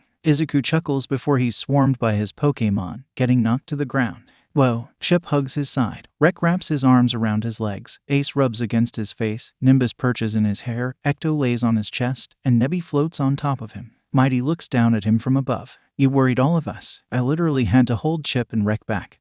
They tried to jump down to you. He claps his paws, making the others get off Izuku. He stands up. Yeah, sorry. My battle is next, right? Yes, it is. Ready to fight Takoyami. Mighty leans on the wall. Izuku nods. Yeah, I'm as ready as I'll ever be. He heads down, going to prepare for his fight. It seems some Pokémons can occur naturally, since there are no records of any in the past. I believe this phenomenon is only possible in the presence of Pokémon. One of the doctor's original Namu, made from humans, had perished. Instead of a corpse, we found that the skin on the face had fallen off, leaving a skull mask. In the forehead of it, there was a glowing growth of bone, 4 circles glowing on it. Interestingly, 4 bodies were used to make the Namu. It seemed like a mixture of Duskull and Spiritomb. Unfortunately, this is not repeatable, and we had to put down the now feral Namu. Izuku walks out to the battlefield. On the left, we have the aura artist, the elemental expert, Midoriya Izuku. They're fighting on a quarry, stone steps carved out and descending deeper until it hits the bottom of the mine. On the right, we have the twin terrors, the Shadow siblings, Takoyami Fumikage. Takoyami walks out, Dark Shadow peeking her head out of his shirt. He takes a moment to stretch. Want me to lay back on the fire? Takoyami shakes his head. I appreciate the offer, but I do not wish for the easy way out. I'll take the challenge. Dark Shadow waves at him. Start. Izuku leaps into the air, flames covering his body as he charges forward. Takoyami dodges, rolling down into the quarry. As soon as the flames go down, a shadow hand shoots out, yanking Izuku down. He struggles against the hand, both his arms being bound. Lick shoots out of his mouth, the tongue yanking the shadow arm closer. He uses Peck, the beak severing the shadows and letting him drop. You could have teleported out of that, you know. Dark Shadow sticks her stump into Takoyami's shadow, the shadow hand regenerating. Yep, he lands in a roll, standing up. But I needed to make use of all of my moves. Dark Shadow lunges at him, claws slashing at him. He grins with Fire Fang active, the light making her hiss and pull back. Izuku raises his foot, stomping down. Bulldoze makes the quarry shake, rocks cracking. More stomps destabilize it, the rocks collapsing in on themselves. Takoyami uses Dark Shadow to climb out, Izuku taking the opportunity to throw mud shots at his legs. Once the small landslide stops, he's moving sluggishly at the top, mud coating his legs. You may have slowed me, but that does not mean you have bested me. Get him. Dark Shadow throws a boulder at him. Izuku rock smashes it, but a shadow fist slams him to the ground. He kicks off the ground, flame charging forward as dark shadow screeches, pulling back into Takoyami. He pulls aura into his hand, making an aura sphere and tossing it. Takoyami tries to move out of the way, but it slams into his chest. The sphere knocks him back, landing him on the outside of the ring. Izuku teleports up, helping Takoyami stand as the mud slides off. Takoyami looks down. It seems to work just like in the game. Stat effects wear off after battle. Dark Shadow pokes her head out. That hurt. At least it was fun though. She grins, her body slowly growing from the shadows in Takoyami's shirt. Sorry for being a bit rough. He forms a hand out of aura, using it to pet Dark Shadow. It's a bit of a struggle to keep it together, since it's not a specific move, but it's not strong enough to become destabilized. The two of them walk back towards the tunnel, heading back up to the stands. Yuko runs into the hospital, getting some gasps from the staff, some of them running off. It's a vigilante, he stabbed a hero. Quick, call. Wait, he cuts them off. Stain did this, not me. Can you help him? They're stunned before a nurse runs back in with a stretcher that he quickly lays Ingenium on. Don't just stand there. We have an injured patient. Come on. He follows the rush of staff, trying to think of a way to help. His moves can do good damage, but his regeneration only works on himself. The knowledge from the books didn't do him any good either. After a moment, he shifts his vision, letting him see into Ingenium. He doesn't understand most of it, but he can see his heartbeat stuttering and faltering. One of the nurses turns to him. What even happened to him? I can't see why the hero killer would attack him. He said he was too childish. Still doesn't mean he deserved this. Can I help? He swirls tire around him nervously. A doctor speaks, still focused on the patient. We can get his heart beating, but with the blade still there it's difficult to get his helmet off to give him air. Help with that. Muko holds his hand out, manipulating the air to make him breathe. It still doesn't seem to work, blood barely flowing past the knife into his brain. He still keeps trying. We're losing him. The doctors rush to keep his heart beating, but it isn't working. Looking up, he can see Ingenium's soul, floating out of his body, the tether connecting it slowly fraying. He's dying. Muko flies forward, grabbing the soul and feeling its spiritual energy. Ghost energy pours out of his fingers and into the soul. You're not dying today. He rears his hand back, even as the tether snaps, and he plunges the soul right back in. Izuku sits down in the stands, though he flinches from an odd feeling. He quickly brushes it off as probably being nothing. Ace floats by his head, getting some head scratches. There, I know you missed me. She purrs. Chip keeps trying to climb up the wall. When he looks up, he can see a shiny rock stuck on one of the lights. Yeah, that's definitely her target. She already has a small collection of shiny things. Rek is trying to draw something on the floor with sludge, slapping Ecto away so she doesn't try to mess it up. Nimbus roosts on his head, picking out bits of rock and dust in his hair and tossing them away. Nebi catches these rocks, making a small pile. Ace floats down, teaching him to use psychic energy to form the rocks into a small house-like structure. Izuku looks over as mighty. He's leaning against the railing, having dozed off slightly. They're so cute. Mina crouches down, petting Rek's head. Too bad I haven't gotten an egg yet. Normally, a statement like that would make him uncomfortable. But from her, it just sounds kind. You'll get yours eventually. Nimbus flies out of his hair. Kaminari lays on the ground, letting Nimbus land on his chest. I wish I didn't lose so quickly. Izuku pats his head. Don't worry, you did good. I'm sure you'll get a good amount of offers after this. He feels the distinct sensation of being watched, but he ignores it. Kaminari shrugs. I'm not sure. At least I lost to a friend. Speaking of that, we'll get to see how Takage does against our resident Boom Boom Boy. Mina leans over the railing. The battlefield is a steaming hot spring, jagged rocks forming a barrier to keep the water in. On one side, we have the sly lizard, putting her recommendation to good use, Takage Setsuna. She walks out, a grin on her face. On the other end, we have the explosive emperor who won't back down from a challenge, Bakugo Katsuki. Kaken walks out, the steam already getting him sweaty. Begin. Kaken leaps forward, blasting himself into the steam. Split body parts launch at him, getting launched away by a volley of explosions. They quickly aim for him again, expecting the same result. He starts to run instead, letting the swarm of pieces chase him down as he runs around the perimeter. She tries firing out her hands to slow him, but he slaps them away. This seems oddly defensive for Kaken. Oh, Mina turns to him. What did you realize? Izuku turns to her. The hot spring makes him sweaty, but he's trying not to waste it by using explosions too early. The fight gets a bit repetitive with Kaken constantly running. Kaminari's eyes widen. Oh, slapping them probably gets the explosive sweat on them too. Yep. Izuku leans forward. And while Setsuna is a recommendation student, she probably doesn't notice the extra sweat when she's already sweaty herself. He pets Ace, getting a purr in response. Kaken flips around. Body fragments rush at him, only the head staying back as both his hands finally spark. A massive explosion erupts from his palms, launching the parts backwards like shrapnel. Before Takage can even move, all of her gets slammed into the stadium wall. Kaken gets harshly thrown into the water by the recoil. Damn it. Monoma leans over the wall between the two sections of the stands. I was hoping she would win. You'll just have to get revenge for her, Midoriya. Izuku walks down to the preparation room. Instead of being alone though, he spots one of Nezu's small robots. It crawls up a locker, stopping at eye level. So, Midoriya, did you realize what you uncovered in your fight against Todoroki? Despite not having a face, he can tell he's probably grinning. He tilts his head. Huh, what do you mean? It turns its camera towards him. Take a moment to think about the fight.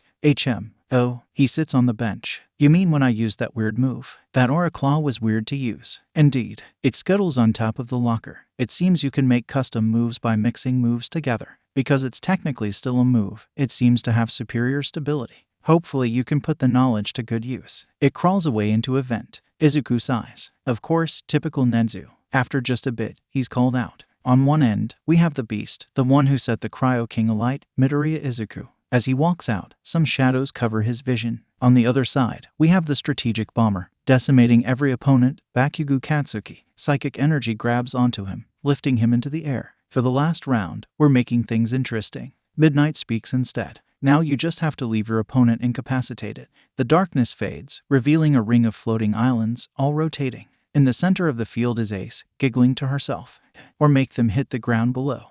Darkness swirls all around him in this endless void. His body is barely there, only a formless soul making up himself. A shining yellow glow appears a distance away. The light of death slowly grows bigger as he drifts closer. He apologizes to his family as he reaches out for that sweet reprieve. The light disappears, a glow emanating from behind him. He flips around, seeing a ghostly purple light, ominously shining. Before he can move away, chains shoot out. His slowly fading form solidifies, the pain returning with each shackle on his limbs. One last shackle latches onto his neck, dragging him into the ghostly light. Tensei wakes up. He shoots out of bed, screaming out in pain. The blade in his neck begins to change and shift, even as pain burns through his veins. The knife turns into a brilliant katana. Tensei reaches up, grasping the handle. A scream rips out of his throat as he tears it out, feeling ghostly energy block the wound. He stands up, gasping for air. Before anyone can stop him, he takes off his armor. The people around him are blurs as he stumbled out, entering the closest bathroom. In the mirror, he sees himself. His pupils now shine an ethereal shade of purple. At his neck, a gaping cut is only blocked by translucent energy, blood flowing through it like veins.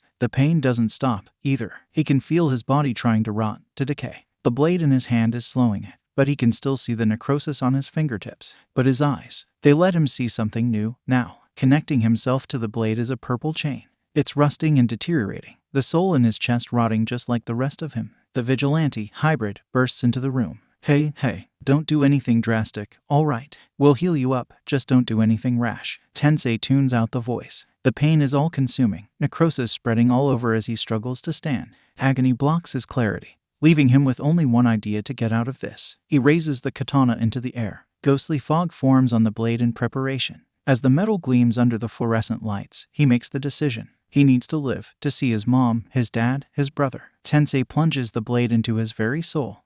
Begin. Izuku lands on an island, forming scales on his body. He raises his arm, firing them at an incoming Kaken. As the barrage of scales flies, he forms an aura sphere, tossing it. An explosion tears through the scales, but the aura sphere hits its mark, sending Bakugo spiraling out of the air onto an island. All right, nerd. You better give me a good fight. He blasts over the gap, firing an explosion at him. Izuku rolls out of the way, standing up. You realize I could have teleported out of that, right? He uses flame charge, knocking him back. Kaken looks up at him. Damn it, you're right. He grins. Guess I'll have to try harder. He throws a right hook, which Izuku grabs, trying to flip him over. A knee slams into his chest. He instinctively fires out Dragon Breath, blasting Kaken away. He forms Dragon Claws, letting Kaken run at him again. Izuku teleports out of the explosion, slicing Kaken's back as he lands behind him. He lets his body drop, falling under another explosion to peck him in the ankle. Fucking a hole, get up. Izuku teleports away. I'm not planning on making it easy for you, Kaken.